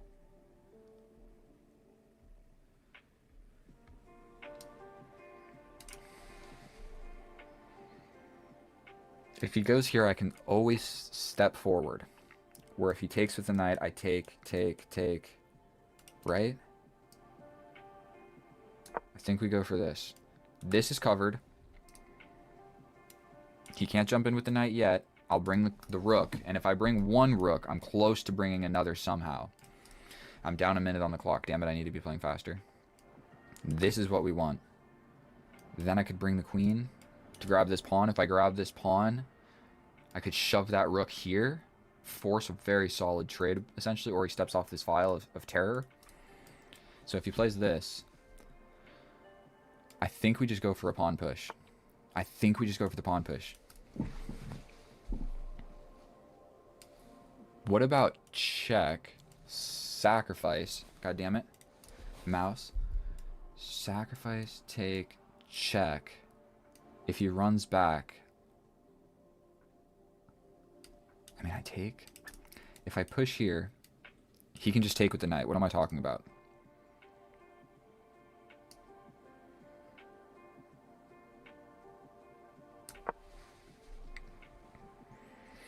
Covering these spooky squares. He can always start launching pawns, but he's going to have to do something with the king. And if I play this, he has to. He has to play this. And all of a sudden, this move is starting to make more sense. Okay, so he's stepping back.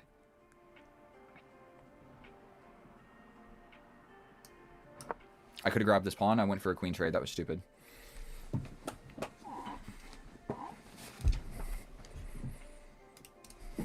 This is tense, boys. This is a tense game. 2 minutes and 26 seconds. I need to play quick. If he goes here with the queen, we hit him with the fork. Correct? Queen goes somewhere. I mean, I can grab this and leave my queen here. I like my queen here guarding all of this. If he just trades, then, like I said, we're going into an endgame where he has a knight versus my rook. And my rook here is not all that great.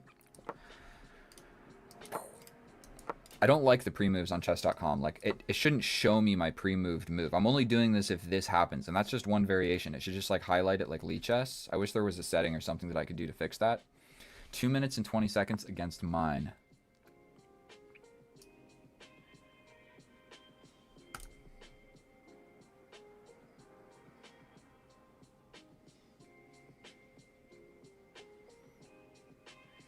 Can I just grab this? Attack the queen. Attack the queen. He goes here. Don't see a great way to defend that.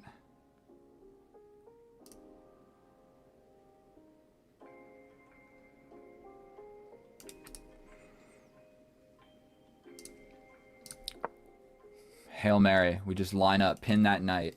Pin that knight. I'm worried. I was sort of worried about losing my pawns over here. That's why I played this move.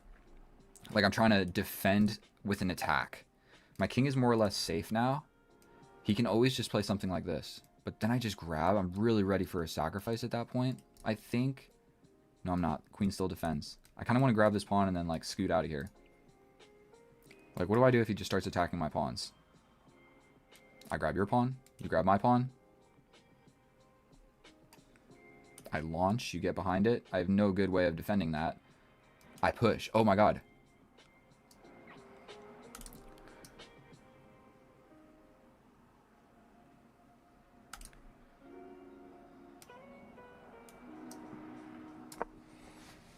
One minute and 30 against 1 minute and 30. This is getting tense. But we're getting into somebody might just flag. When you get into the endgame like this, take some deep breaths. Okay, so I think I can just take with check, and that's huge. I can also take the queen. You take my queen with a fork. Don't love it. Think we play this check first.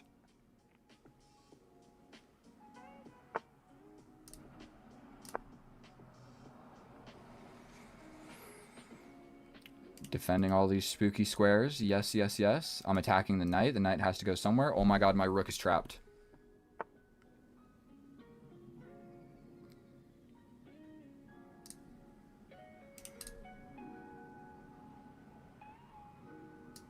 We bail out for a pawn. We go into an endgame.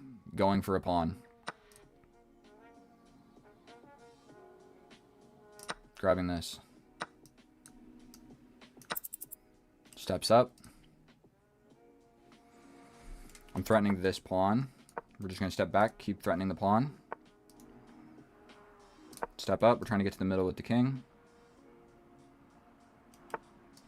Threatening this pawn with check. 50 seconds against 50 seconds. Give this check.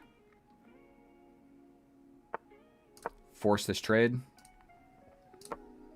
He doesn't have to take, but it's more or less forced. I have 2 passed pawns.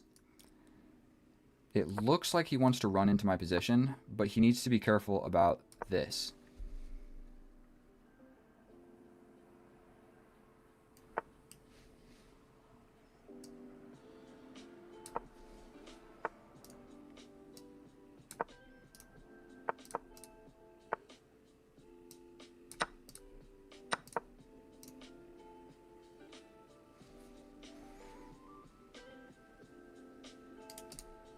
This guy's hanging, but I almost don't care about that. I want to go for this move. His king is active, but he's got 18 seconds. I don't think that he has what it takes. Just pushing. That was a stupid move, but whatever. He can get in.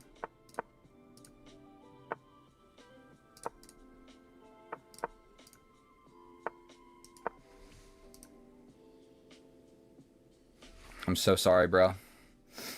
I'm so sorry to my opponent there.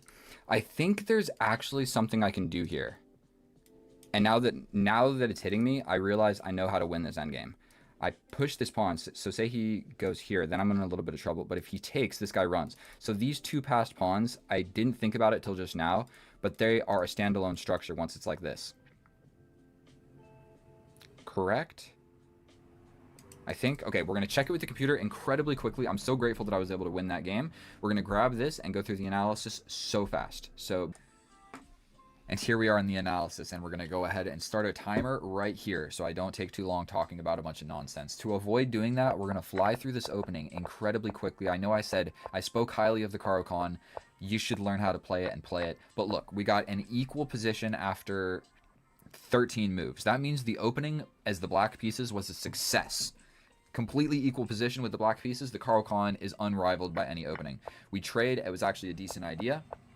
We trade this off, and literally my strategy is to trade everything equal, try not to blunder, and I'm going to be able to figure out how to win in the end game. Like, the opening and the middle game is just to get to the end game, to get to an interesting end game. That is like all chess is. The opening, I don't enjoy it. The middle game, I enjoy it, but it's really just trying to get to the end game. And so we go ahead and we do that. We're shuffling around. All these moves are okay. But right here, I'm in a little bit of a precarious situation. There are 3 moves that really make sense. Boom, boom, and boom. These 2 keep an eye on my fragile and soft knight. I never even considered this sacrifice. Maybe I should have. I chose to slide all the way back, which is a blunder because he can sacrifice the rook. Once I capture back, he hits me with this check. And it's not game over, but he's for sure getting compensation for that rook sacrifice. He's down a piece, but he ruined my pawn structures. And one thing about the Caro-Kann, in this position, sometimes what happens is like my queen gets attacked and we slide back. He puts a piece here. Maybe like this knight has to slide back. And then before you know it, my pieces are all like hidden on this like area over here. And his pieces get all in this area right here, which is attacking the king. And so sometimes what will happen is you like box yourself out. And so you have to be very careful of this. And that's why I chose to like have my piece over here. So either way, we slide around. He goes for the sacrifice. Instead of the correct move, he brings the knight. More or less, when you're attacking like this, time is everything. So give the move that's a check. Like you want to play this move anyway. So if you play with a check, you get the queen closer. You bring the pieces closer with check. Like that's the way to do it. Bringing the knight allows, like, it threatens the pawn. So obviously I'm going to push the pawn, and that stops the queen check, which gives me time to breathe. It's still a completely equal position, but someone's going to lose. We step up, we slide over with the queen. Basic and simple tactic here. I just have to take back and allow this. It's still completely equal. I hung the pawn, and we're basically saying, like, I've got split, stupid pawns, but I have a rook instead of your knight. And your pawn structure is pretty awesome, and your king is a lot safer. So it's still equal, but white is slightly better. Instead of that, I bring the rook. He gets the queen in, and I'm supposed to just be brave and grab this pawn, but I really liked stepping up with the rook. yeah, I could have gone up with a material advantage, but I like just grabbing hold of these squares with my rook. Like throwing my rook here, just it does all sorts of wonders, except for it hangs this pawn because this rook, so he can just take here, and if I take back, he just gets my queen like this. Same type of position, but slightly different. Either way, we step in, doubling the rooks. Now the knight is more or less pinned. If he goes anywhere, I'm hitting you with this check. And so he steps in, attack, and I go for the check first. It's actually better. Here is attacking this, and I'm attacking this, and I'm attacking this. Duh. Obviously, that's the correct move, but I guess I was just worried about the queen getting in here. But yeah, I even talked about this in the video a bunch of times. So I didn't play it. Decided to give a check. It felt stronger. He steps over. I step over. He traps me. And then in this position, we straight up bail into an endgame where I'm just up a pawn. I'm up 2 pawns, and this pawn is weak. So he steps in, I step back, and he wasn't even thinking about how can he protect this pawn. There's no way for him to protect this pawn, but I literally bring the king. I activate my king and double up on this guy. Now, this move was the worst move that he could have possibly played because I take and then force a rook trade. Now, there was a small sliver of hope because he more or less has like a 3-on-2, you could call it, but not really. I start pushing my pieces. I start bringing the king. I realize this is kind of a problem, but I have a passed pawn and a passed pawn, so his king is never going to go anywhere. Like, he can never, like, sneak in here to take this, or this guy runs. So if he ever plays, like, all these moves, this guy runs. So I just wanted my king over here to stop all of these pawns. We made a little beautiful pawn diamond in the middle of the board. You don't see that every day. And I was shuffling around here. I was careful not to shuffle around too much and get a draw. I play the best move. And, like, say he steps in. I literally have 3 passed pawns. I have 3 passed pawns. I didn't even realize this. So if he ever gets distracted and, like, okay, wiggles this way, I just push this pawn. And then these pawns are connected. And they just step forward together. So we're going to do, like, 2 more seconds. But here's just a sample line.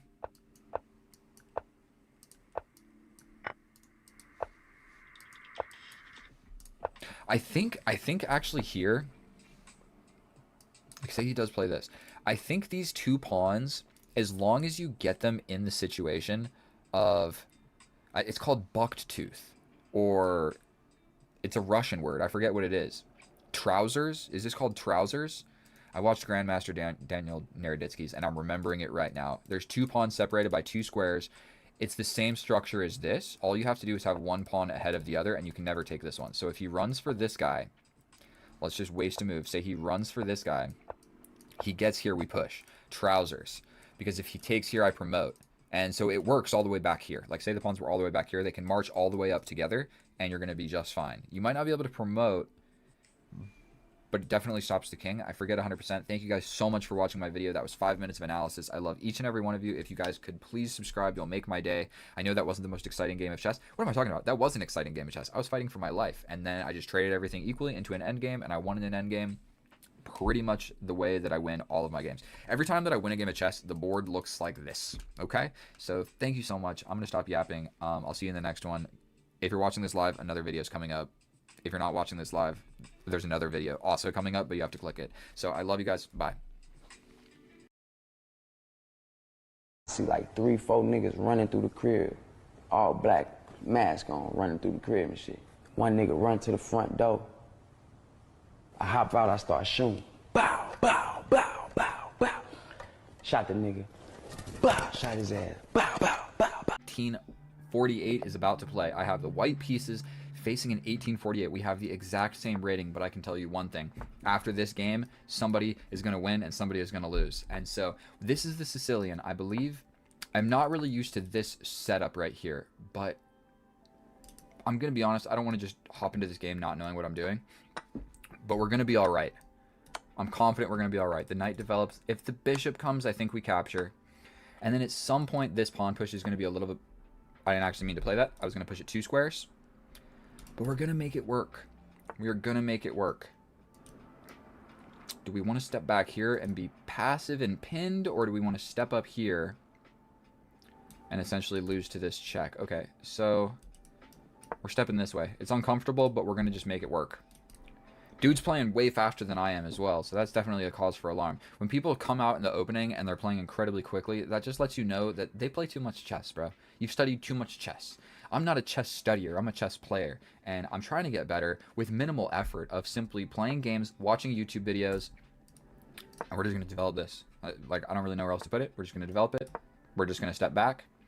This guy's got some cheeky squares, but it looks like we're going to have a same-side castling game of chess, which I think is actually going to favor me. I'm a little bit better at same-side castling going into an end game. As long as I can just stay somewhat even on the clock and not get completely smoked, I should be doing quite all right. Is this thing too loud? Should I move it? We'll move things around a little bit. We're stepping forward just so I have a place to go with this bishop. If he trades it off, I will happily just rush into an endgame. Who cares? And we're going to try and do something with my queen. Queen's got to go somewhere.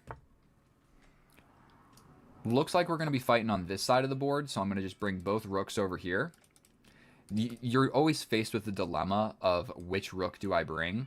The reason that I'm choosing this one is because I think this I don't know. I'm just thinking this rook kind of has a job of defending this pawn. Right now, it's just the king and the rook. And like his, it's just the king. So I think we're going to step over. If we replace the guys, if we replace them, and I'm also trying not to play a blunder immediately. I'm happy trading everything, bro. We'll go into this endgame and I'll absolutely destroy you. Just take another 45 seconds to think, bro. You were playing fast out of the opening, but now you slow Joe roll. And that is a sign of somebody that's good at memorizing openings, but not good at studying endgames and coming up with solid plans and positional play. Does that make any sense? I have no idea. I have no idea. And if you guys are watching this in the future on YouTube Live, just know that this is a pre-recorded video. This is not live. I run these things because I reach new viewers just like yourself. And so I can gain a lot of subscribers while I'm at the gym or I'm at work or doing whatever. And so I'm never trying to pretend that I can jump forward with the knight. I think I'm going to give him a whoopsie daisy. We're going to hit him here. He can attack my pawn, but I can just step forward. If I jump here, I can always just come back here, which I like. No more thinking. I can jump into the middle of the board attacking the queen. Defended by my rook. Prospects of going back to a defended square. Yes, this pawn push would come. But I'm not really worried about this side of the board yet. Like, it's just a 4-on-4. Okay, so this was the move that I saw coming.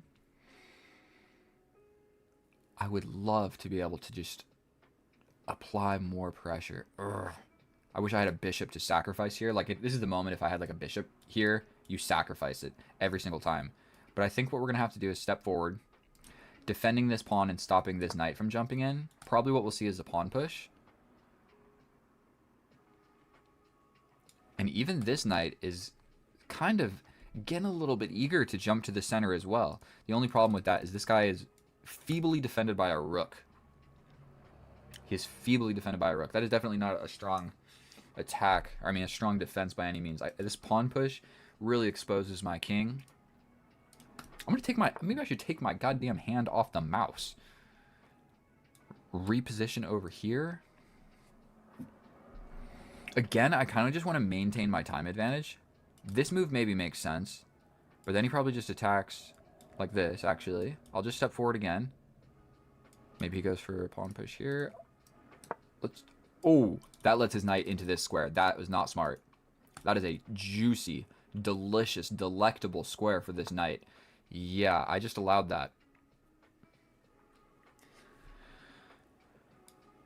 This seems like the only way. Capture, capture.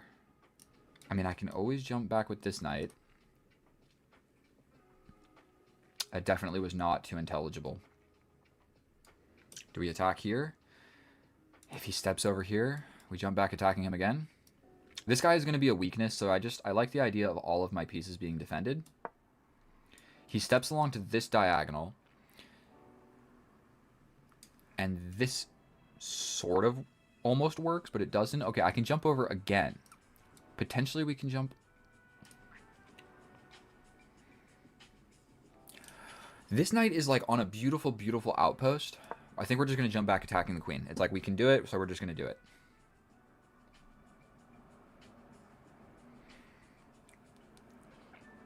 If he's not super careful, he is super careful. Don't have a lot of legal squares. What about this? Jump forward with the knight.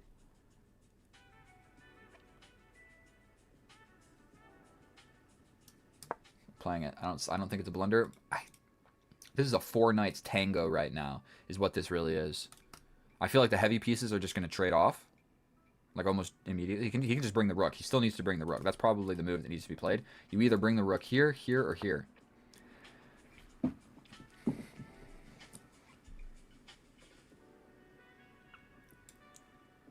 Here, back with the knight. I can attack the knight.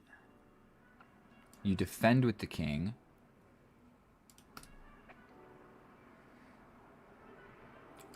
We jump in like this. Oh, wait. That seems juicy. That seems juicy. It's just a knight on his side of the board. Off. So weakly defended. He's got this. But he's got to play 2 moves to make that happen, dude. I think we play this. Or do we trade? He steps back. No. We're going for this. 5 minutes and 57 seconds. Yet again, I need to stay at least even on the clock. I'm not going to go... If I'm unable to calculate like the winning line or whatever, I'm just going to play a move that is okay. I'm so sick and tired of losing on the clock. Or like getting really low on the clock. He can jump in like this. Oh my god. And then we really just have the 4 knights tango. That is absolutely insane. Like his knight defending his knight, like my knight's defending my knight. It's a little yin and yang symbol made out of these knights. And like this knight is beautifully stationed, but actually, like how important are all of these squares that it attacks? Those are like a lot of squares that I don't really care too much about. The other squares, now I do kind of care about all of these ones.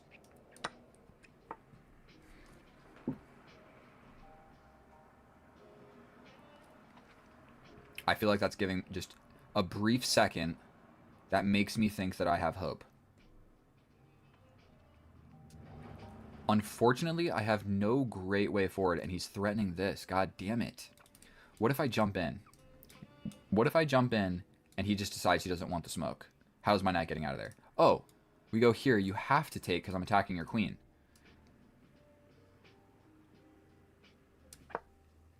We go for it. We're attacking the queen. Back rank fork. Those are quite rare, actually. You don't see those every day. Little back rank fork. You always got to look for those types of things. Where the knight gets in and gets a fork. It doesn't happen every game. But, I mean, like, okay. His knight captures. I hit you with a check. He steps up. I would draw, but it cancels the pre-move. Because chess.com sucks. What did that do?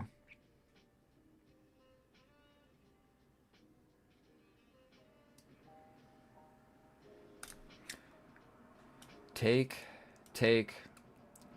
check, up. I think that I'm going to go for the pawns.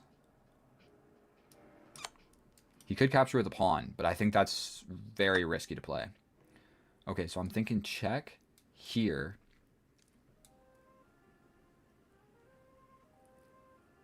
I go here. I mean, he can hit me with a check, but I just don't believe in it. Even if he hits me with this check. 4 minutes and 30 seconds. I don't want to blunder.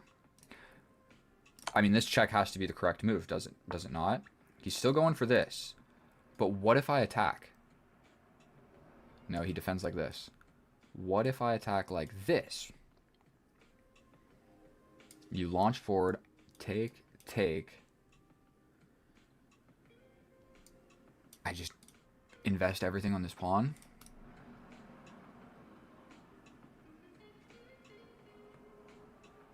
Because this check is coming, but I think I can step over. Even if he hits me with this check, I could step over. He hits me with this check. I run to the corner. I think we play this. 3 minutes and 50 seconds. I spent 1 minute thinking about that. God damn it, I need to play faster. I know you guys are watching this right now. Like, dude, why are you thinking for so long? Sometimes I just gotta play a move. This is coming. God damn it. comes in with tempo on my knight. Ugh. So I jump in. I'm attacking this. He's going to hit me with this check. This is the most active. He hits me with the check. I step this way. He hits me with this check. I step this way. He hits me with this check. All right. We're jumping in. Stepping over. What is better, dude? If I go here, here, here. Let's just go to the corner. I don't see what he's supposed to do here. He can defend with the king. That's what he's supposed to do, I think. But if he goes this way with the king, I'm hitting you with this fork, so that's not going to happen. If he goes this way, I'm hitting you with this fork. Ooh, I think I might be able to grab this pawn. The only counterplay that he really has is he can play something like this, this. Big threats here, where even if I push, this pawn is falling. But whose king is really weaker, bro? Whose king is weaker? We both got 3 minutes. God damn it, I don't want to lose this game of chess. I'm also threatening this pawn. As long as I'm not an idiot, I should be able to grab a pawn. If I can grab a pawn and trade the queens, I feel really, really good about this game. 100%. I'm trying to win this for you guys. I've been on an absolute losing streak recently, and it sucks. He hung this pawn. Oh, my God. Threatening.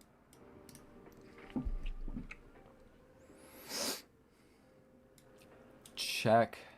Take. Here. I'm the one that hung a freaking pawn, dude. Is this mate? It is mate. Okay, so the only way not to have that happen is to trade the queens. That absolutely sucks. That absolutely sucks. I have this, but I just don't think it works. He's trying to bust me open.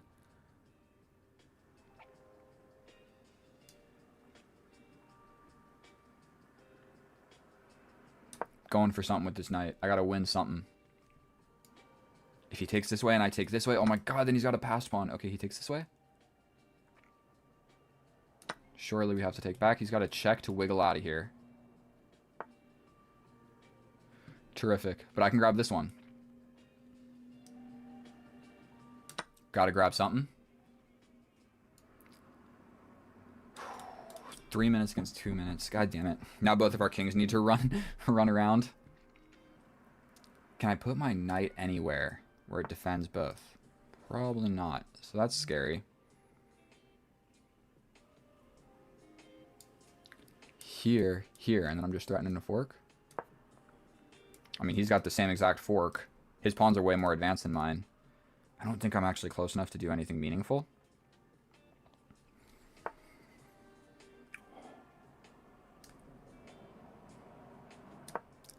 He goes for this. Take, step over. My king is closer, right?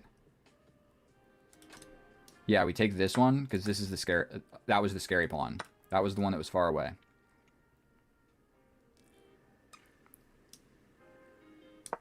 Now we're going for your pawn. You just go for my pawn, probably. There's no way to save it. But we're going straight towards a draw, but we both got low time. God damn it.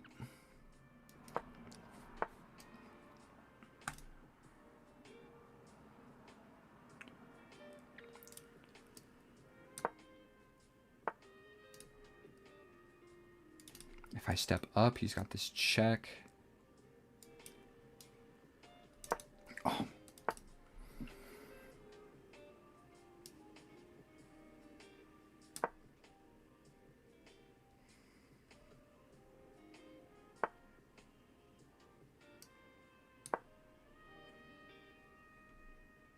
Maybe I should have played this. Just completely abandon this guy. Do we try and creep in? We've also cleared a square to give it checked with a fork. I think this knight is a little bit out of play. As long as I can hang on to this.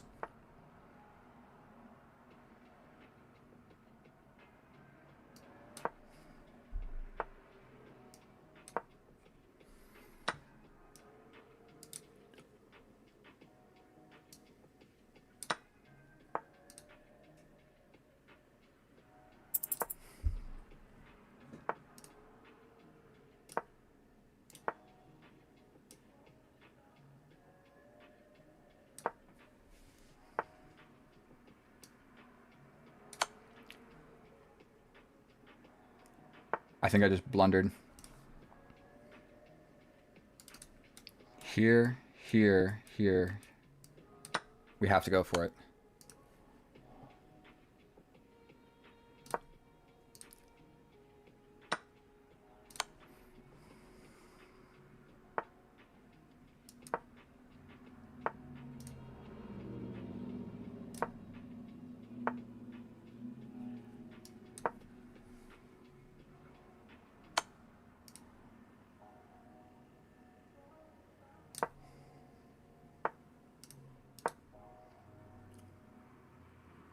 I'm threatening this pawn push by a sacrifice.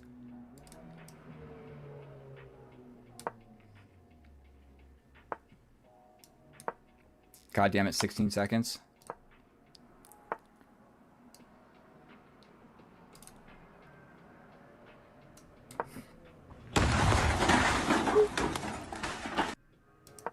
Blundering my moves, bro.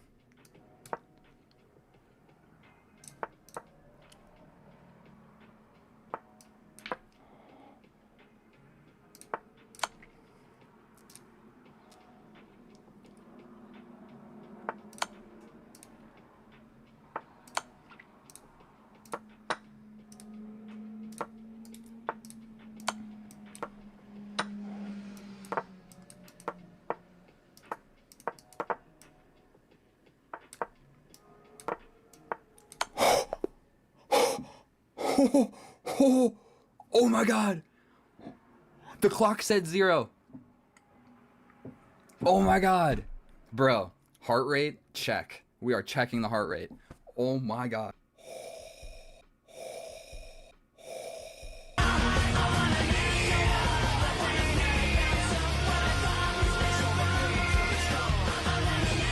We're at 115.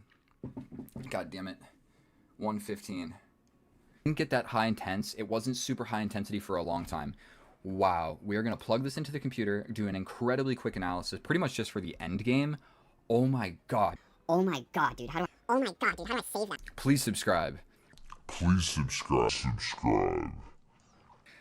Hey guys, here we are in the analysis, and oh boy, that was an intense game of chess. We're going to start a timer right now so I don't take up too much of your time, because I know that your time is valuable. We're going to skip the entire first portion of this game because I just don't want to take forever spending time analyzing it when nobody wants to watch it. The only important part of this game was at the very end. So we trade these rooks equally. I have a knight pretty much outposted. He has a knight outposted. I give this little back rank check. Everything before this was just equal, so nothing exciting happened. We trade the knights equally, and all I really thought about here was, what do I want? And I saw this check, of course, and I realized once I step over to attack this pawn, this check becomes a thing. And I was able to calculate, step over, check, here, check. I considered this, but I saw that he could figure out how to give me a check somehow. I guess he really can. I did not consider this move, that's for sure. But I definitely got scared of, after this check, I got scared of stepping to the open file. Okay? I didn't realize that my knight was still attacking. So, the difference here is he attacks my knight. Takes take. Now my knight jumps back. Now, all of a sudden, this square is not defended by this knight, so this check along the open file is a thing. So, in this position, I saw this. If I step in, check. This is what I saw. Then I feel like I'm just getting cooked. Even if the computer says that it's more or less still equal, I'm only slightly losing, I think that I'm just getting cooked in this position. Boom, boom, boom. I'm never playing that. Never in a million years. So I didn't even calculate it. I can't take the knight, so I'm going to be moving the king. I only have 2 options. This one seems like it sucks because everything that I just explained after this check. So I play the other move. But it turns out that it's worse, and it also sucks. So sometimes I do that. I consider there's only 2 possible moves. I calculate one and it sucks. So I go with the other one. And there's a good chance that it doesn't suck more, but sometimes this happens, and it does suck more, and I calculated nothing about this. Unfortunately, it hangs a pawn, and there's mate in 1.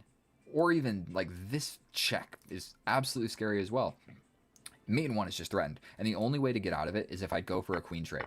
Now here, he goes for this pawn push. This is a huge blunder because I could have just capture, and I have a passed pawn. I'm the first person to have a passed pawn. That is huge. I'm just doing great here. I got the passed pawn. And this guy's not a passed pawn because I can capture you if you ever move forward. And I'm sort of still attacking you right now. So I don't know why I tried to get fancy with the knight. I figured like, okay, I'm attacking 2 different things. I'm going to get something. But not really. It's just capture, capture, and then he freaking could move. That's what I thought. He was just going to move, and obviously I'm not going to get you. He lets me get this pawn, but my knight is kind of far away from the action. Right now, this is the action, and my knight is kind of far away. So I'm going to have to waste a move getting back over here. So I do just that. I'm at least defending this guy. And I figure I'm going to go for this fork. He'll go for his fork. We got a little bit of a knight symmetry going on right now. Look at that. I grab a pawn. You grab a pawn. I step back, so I'm at least attacking yours. I figured he was going to step here to attack mine. I thought we were going to go boom, boom, boom. I thought that's what we were going for. And then it's for sure a draw. Instead, he wants to bring the king. So I start bringing my king. So he starts jumping around with the knight. He's attacking my pawn. I'm defending my pawn. Cool. I should have just made a beeline for the weakness immediately, but I felt like I didn't want to do that because I might like give up this square. I was scared of like boom, boom, and then he just gets in. And then like, yes, I grab this, but he gets in here. Maybe I grab this, but he grabs this. I don't know. I got scared of letting his king get to this square, so that's why I pushed this pawn to take away those ideas. Now I get in. Now I attack the weakness. His king is all of a sudden passive, but my knight is passive, so it's still a draw. Trade, I take with the king because I felt like I had more winning chances like this. Stepping around. I'm attacking and defending with my king. I feel like I'm doing quite well. We finally get the pawn. I felt like I blundered here because I'm getting the pawn, but he's getting this, and I felt like his passed pawn is scarier than my passed pawn. Turns out it's just a draw. But instead of trading the knights, he wants to keep it alive. So I step back, so I'm still guarding this guy. I lose this pawn. I get a check. I guess stepping forward would have made more sense. There's just an immediate fork. Just an immediate fork. Although, he's still just going to kill himself for this pawn. So no matter what this knight does, he just does this, and it's a draw. So if I push forward, he's still just gonna go for it. At some point, I'm gonna lose this. Like he's gonna figure out a way to kill this pawn with his knight. That's all you got to do. That's all you got to do in these situations. And so, unfortunately, he doesn't do that. We step back, step here, attack the knight, and then this is the moment right here where I can give a check, forking the knights. He has to take. I step in. And unfortunately, he has to waste a move with the king to defend his pawn. Because I'm very close to stopping the pawn. You're nowhere near stopping my pawn. So, I'm actually just completely winning here. So, there's nothing he can do. I'm going to be able to stop your pawn, and you just can't stop my pawn. I missed it. The fork. The fork of a century. A +9 position. Instead, I throw it to a draw. Because he can just sacrifice the knight. But he has to sacrifice the knight first. Which is scary to do. You got to be really sure that like you're not going to lose. But it's not even that scary. After this, you are guaranteed a draw. You are guaranteed a draw. So I don't know why he tried to keep this knight alive. I realized he wanted to do that, and I played against it. I was like, this guy wants to keep his knight, so I keep attacking it. He's shimmying all around, and I'm attacking him so he moves away. Look at this. So he moves away from being able to sacrifice for the pawn. Right now, I want to push this pawn 1 square. So I step over with the knight, because I already know that he doesn't want to do this. And if he does, then my pawn starts going. I mean, he's going to figure out a way to sacrifice for it or just make a queen or whatever. But I played against his weakness. Oh my god, he attacks the pawn, but the pawn starts slipping away. We attack the knight, and he doesn't want to trade. He steps back, and I attack the knight again. Dude, that is so unfortunate. He just needs to study, like, one time. Watch Daniel Naroditsky. Watch knight and pawn endgames. This will never happen to you ever again, my friend. He jumps over with the knight, and right now, maybe he was trying to flag me. That's also a possibility. Maybe he knew what he was doing and he was just trying to flag me. Because if we keep the 2 pawns on the board, I didn't even think about that. Maybe he was trying to flag me. Who knows? We get this check. Forget the knight. I start giving in knight checks for no reason. To stall for time, I have no idea. We get this fork, we grab the pawn, and it's just so lucky. I grab the pawn, and then in this moment, I realized I might actually be able to win this. Because he's cut off. I'm just like conveniently grabbing the last threat. If I didn't grab this pawn and lost on the clock right now, I lose the game. We grab the pawn, and wherever he goes, I'm just chasing him down. And him staying in the corner right now, why did he do this? To be completely honest with you, if he would have ran towards the center, he might have flagged me. Going to the corner and shuffling. Why would he do that? I don't know. I have no idea. Thank you so much for watching my video. It's been an absolute pleasure playing chess for you. I hope to see you in another one. Please subscribe. And if you're watching this live, another video is coming up immediately right now. Thank you guys so much. I'll see you in the next one. Bye. I see like 3, 4 niggas running through the crib. All black, mask on, running through the crib and shit. One nigga run to the front door. I hop out, I start shooting. Bow, bow, bow, bow, bow. Shot the nigga. Bow, shot his ass. Bow, bow, bow, bow. All the niggas run out the door. They run out the door. This nigga on the floor.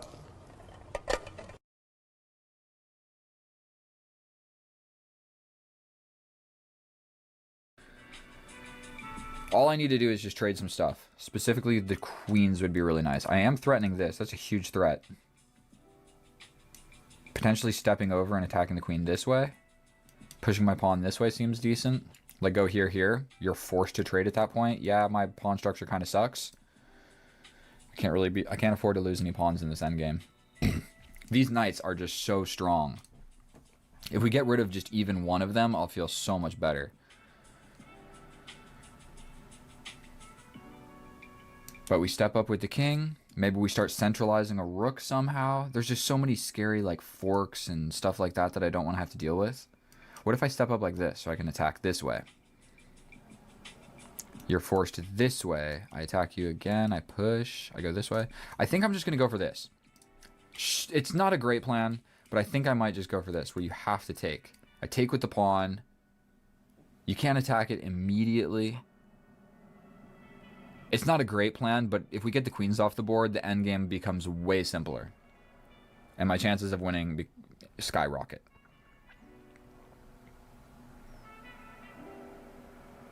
But these two knights here are just like so annoying.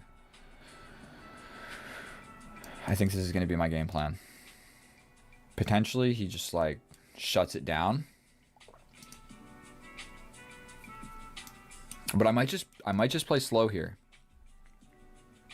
Like, I think positionally, or however you want to look at it, material-wise, we're equal, but I think I'm doing all right. I think we are just going to go with this.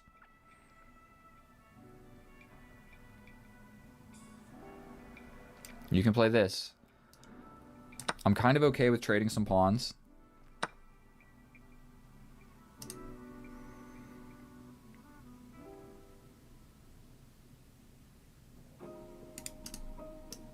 Okay, we have to play this. Definitely the 2-on-1 is not incredibly fun to deal with. You push, I take, you take. He's got that passed pawn, but we cleared off a lot of stuff at that point. Something like this would definitely be a situation. I would have to attack the queen. He could run.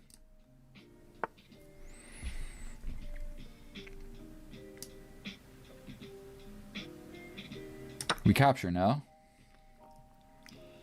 We capture.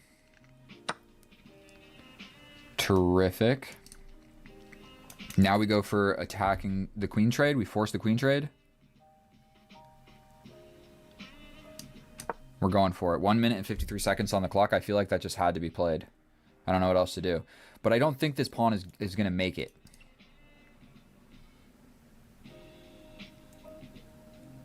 Don't think the pawn is going to make it. I can always step back and defend this way. I need to take my sleeping pills, boys. Sorry. I have insomnia, so I take sleeping pills. I should have probably pre-moved this.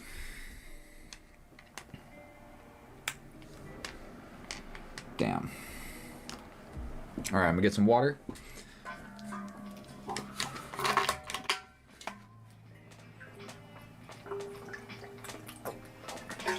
And also, I play quite a bit of bullet to make my YouTube shorts.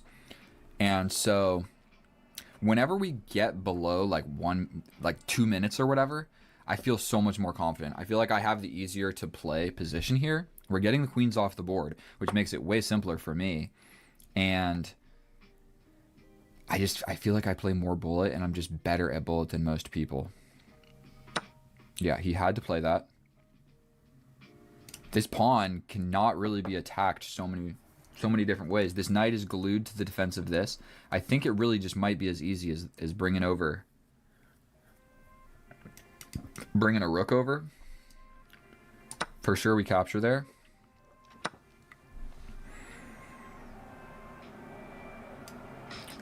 Capture, capture, capture this pawn.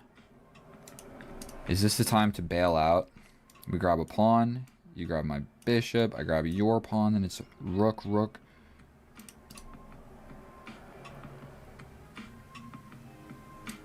This is the last asset in the position. Here, here. We grab your pawn. You have to defend attacking the rook. I don't want to play that. Let's play this. Yes, he can just step forward.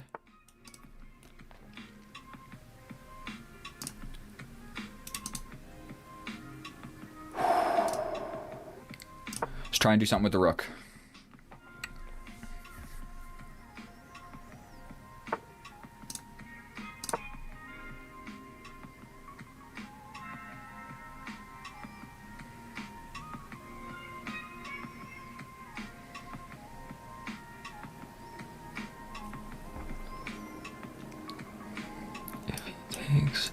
Takes. If you push, I take. You could step forward and then push. Getting aggressive. I just hung this. Fuck.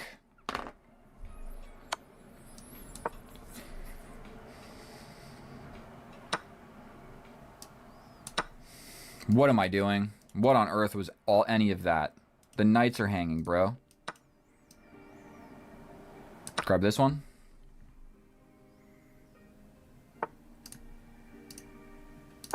That was stupid. I'm big screwed. Oh my god, dude. I throw it away in the last little bit. My chances of being able to flag him here are like 0%. He hits me with this check. He pushes the pawn. It's over. It's so over. Check. I step up, attacking the rook maybe. Attack the rook.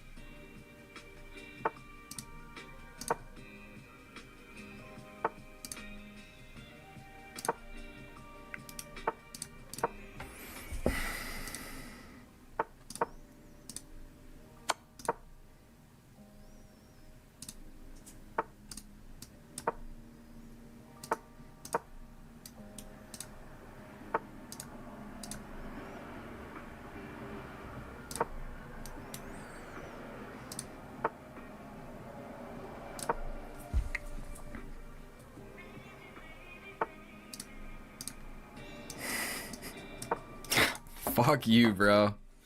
I hung my rook as well.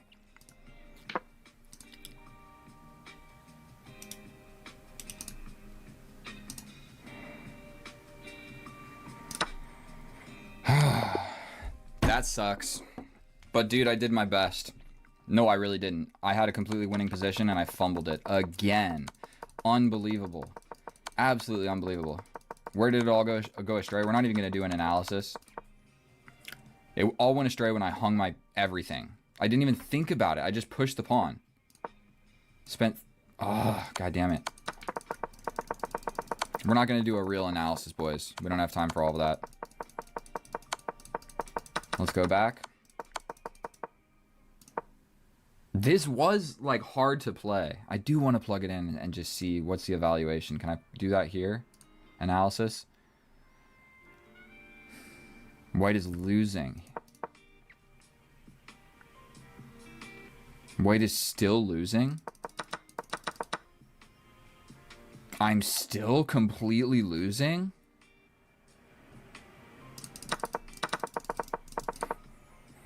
Well, that lets me know something about my evaluation abilities, dude. I was never even really winning.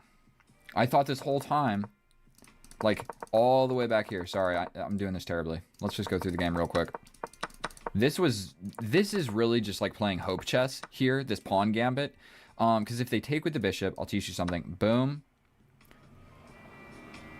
No, it's not what they take with the bishop. If they take with the pawn, you threaten mate right here, where they have to do something about it, such as push a pawn, and you grab the bishop back, and you're also going to grab this pawn. White is just crushing here. There's like a 50% chance or maybe a 30% chance when they play this, they don't really know what they're doing against the bishop's opening. So they might just say eeny, meeny, miny, mo, taking with normally pawns take pawns. So you can get lucky. Unfortunately, this is what actually happened. I don't know why the board is white, the coloring. And I see that the board is actually a little bit too small. Okay, things are going good. We get this.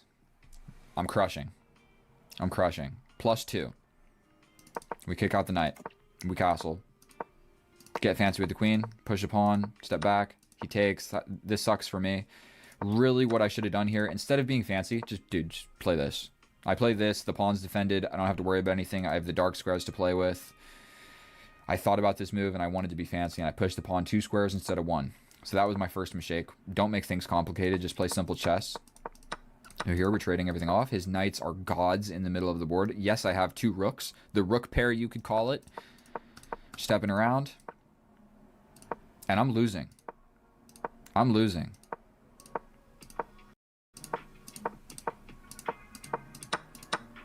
And I'm completely lost here. Where did it... It's here. Here? Okay. Chess.com really sucks. White is completely losing. For what reason? Can you guys find the winning move?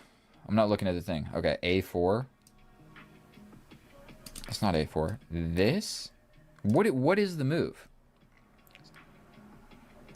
A sacrifice? That's not it. A sacrifice? That's not it. You take here? That's not it. What the hell is the move? This? This is how you know I'm not that good at chess. I'm really trying to figure out what I'm supposed to play here. This? I don't see the move, boys. Whatever. I'm completely losing in this position because there's a move. I can't find it. Hopefully you can. We trade. And dude, I'm just losing here. That's hard for me to believe. The rooks are not that great when you have 2 knights in the middle of the board, like just doing everything. So I guess, yeah, my position was not incredibly easy to play.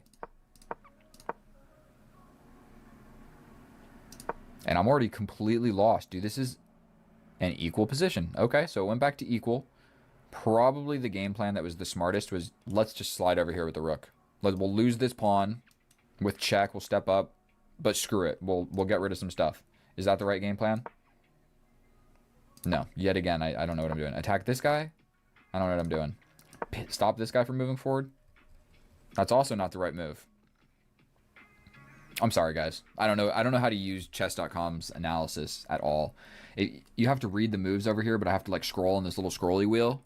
I don't know if you can see. I'm not scrolling around on this little scrolly wheel reading moves, dude. Just show me arrows on the board like Blitz chess. I'm not that good. And unfortunately, I hang everything. And even here, like what on earth was he doing? Why did he make this so difficult?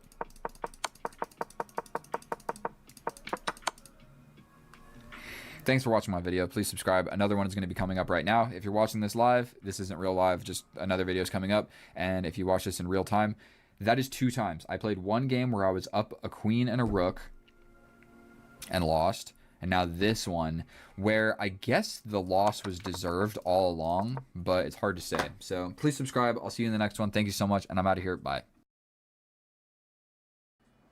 Oh, welcome back. And thank you so much for clicking on my video, my fellow chess enthusiast. In today's episode, we have been given a second opportunity to play this fine gentleman. I definitely accidentally stepped up with my king, and he gave us a rematch. So we're going to be facing the same opponent with the Caro-Kann.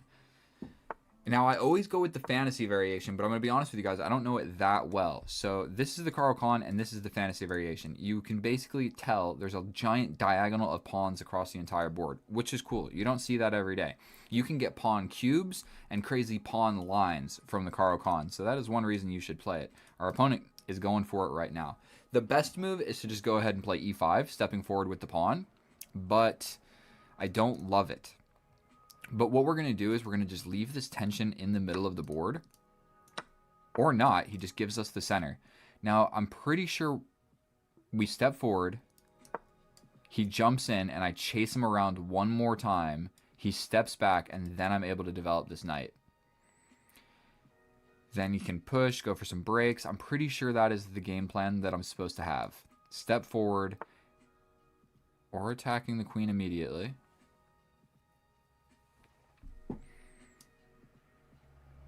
I'm actually not sure which way is better. If he captures like this, I have to take with the knight, but that adds reinforcements to this pawn, which I like. This guy is hanging also, but I don't have a great way of getting out of it. So I think we're going to just play this. He can capture, adding reinforcements to this pawn, but now his knight gets in. Oof. Don't like that. But I'm not convinced that his knight is actually super happy on this square. I feel like there's going to be some tactics later. Yeah, so this works, but the drawback of that is I don't have my light square bishop to defend this pawn once he steps back. So that is what the light square bishop was doing. So maybe this guy knows what he's doing. That was a smart move by our opponent. I'm going to be just completely honest. Because the whole purpose of this is he steps back with tempo and I can develop my knight. Now it's not looking like I can do that. But we might just challenge the knight with another knight. This guy's a little bit weak in the middle of the board. But let's just do this. And it's going to just like simplify it a little bit for us. Probably it's about time we castle. This diagonal is just ripe with checks. I mean, I can always block, but it's still something you don't really want to deal with. But I think we're going to castle here. And probably just step forward. He could Fanketto, he can attack this pawn. I'm not really sure what's the game plan for me.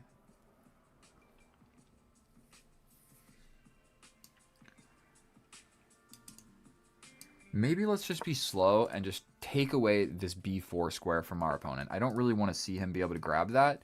So let's step forward with the bishop over here. This is an open file, definitely something we need to keep our eye on. But I think we're just going to challenge this.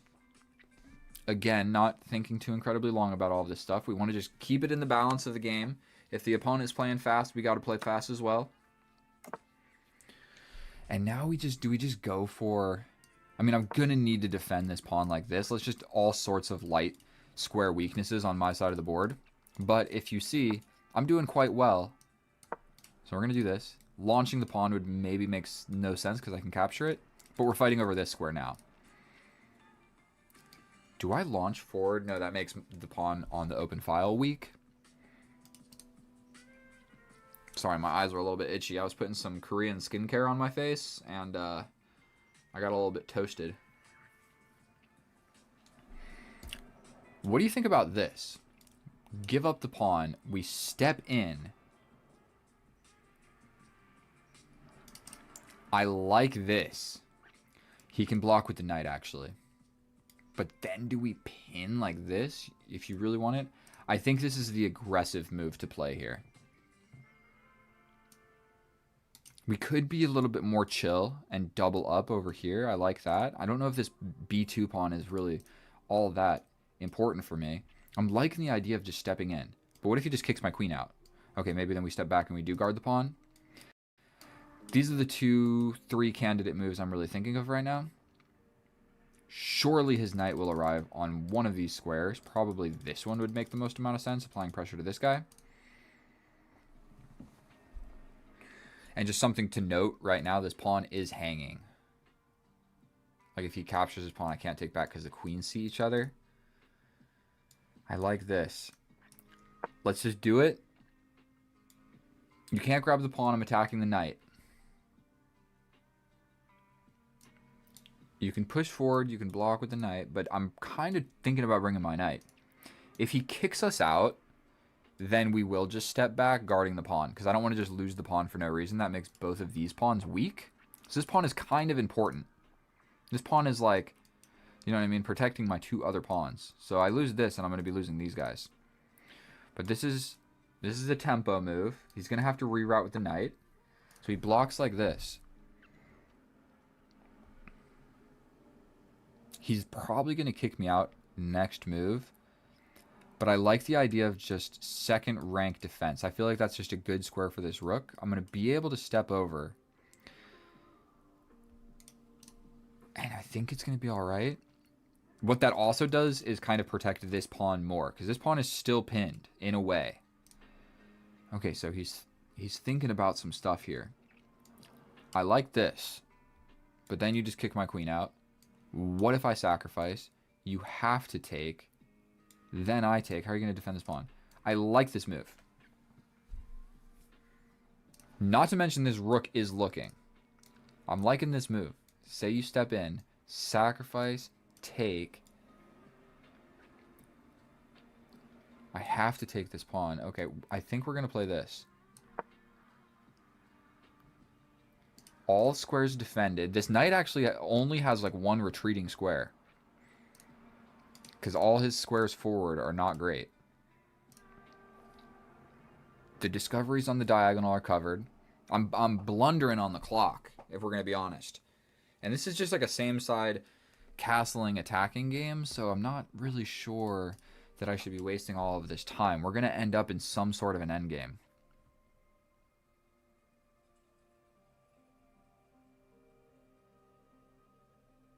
I mean, we have check. No, then he just slides up. Check. Say he steps over. What did I really accomplish with that move? Sacrifice here. If you take with the king, I take here with check. You step back. I attack. You hit me with a check. I step over.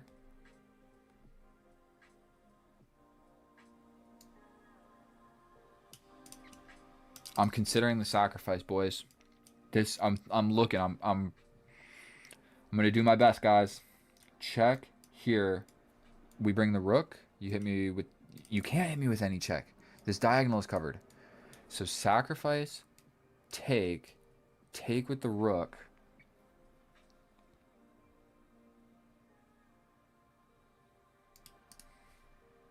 Or do I dare? Sacrifice, take, and take with the pawn.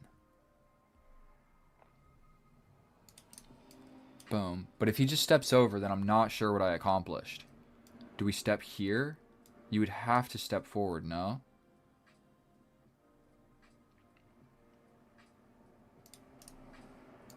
Check.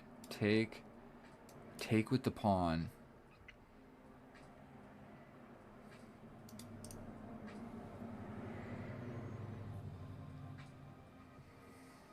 He can always bring this dude back. And I don't have a great way of bringing the rook. This is a big moment. Sacrifice, take. I take with the pawn. What happens then?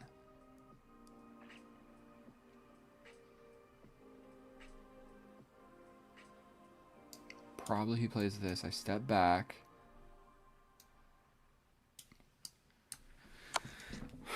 I'm going for it.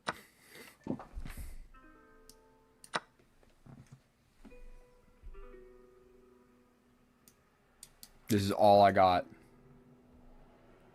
He can step over now, and if I step in, he blocks with the rook. Ooh. Maybe I just attack the queen. You give me a check. I think we're gonna... We gotta attack this queen somehow. Then we start bringing this guy. I think he's forced to play this. That's the only way to cover this square, I think, right? Dude, I do not want to lose this game. Uh-huh. But then I attack your queen. Queen goes here. I step over. Or do I play this first? You bring the rook. Then I attack the queen. You step here. I step over. You can block. Here, here. We attack the queen for sure.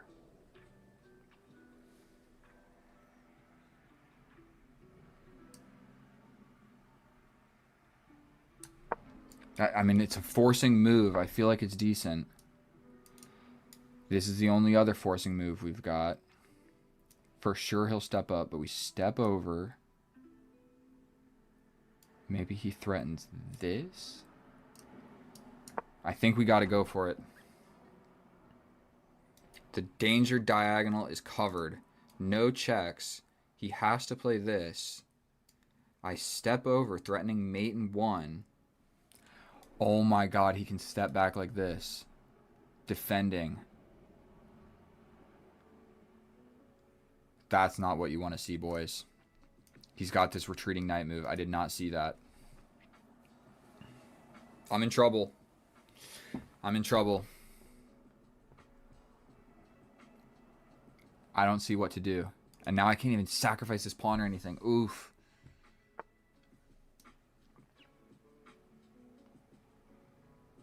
We have to play this. He steps...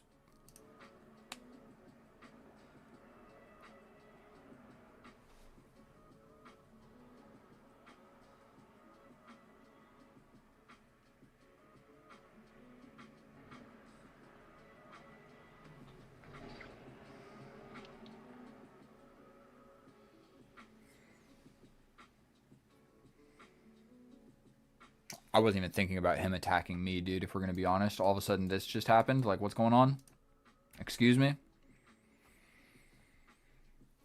Why was I trying to get fancy, boys?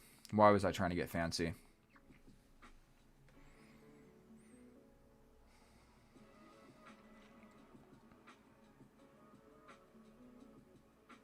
I got nothing.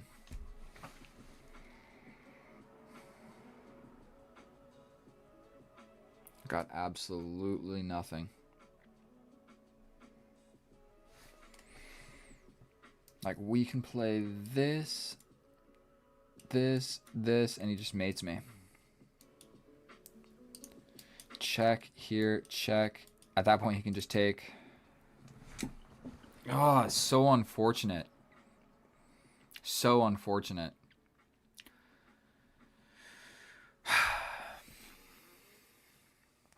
Well, I guess we resign. We will go ahead and resign. And that marks game number 33. Another loss. Terrific. Staring contest challenge. Anyway, we are going to be in game number 18 of my push to 2000. I have not been studying puzzles. I have not been practicing. So let's see how this goes. I can see that the chessboard is the wrong size, so let's fix that immediately. There we go. And it looks like we're going to have one of these weird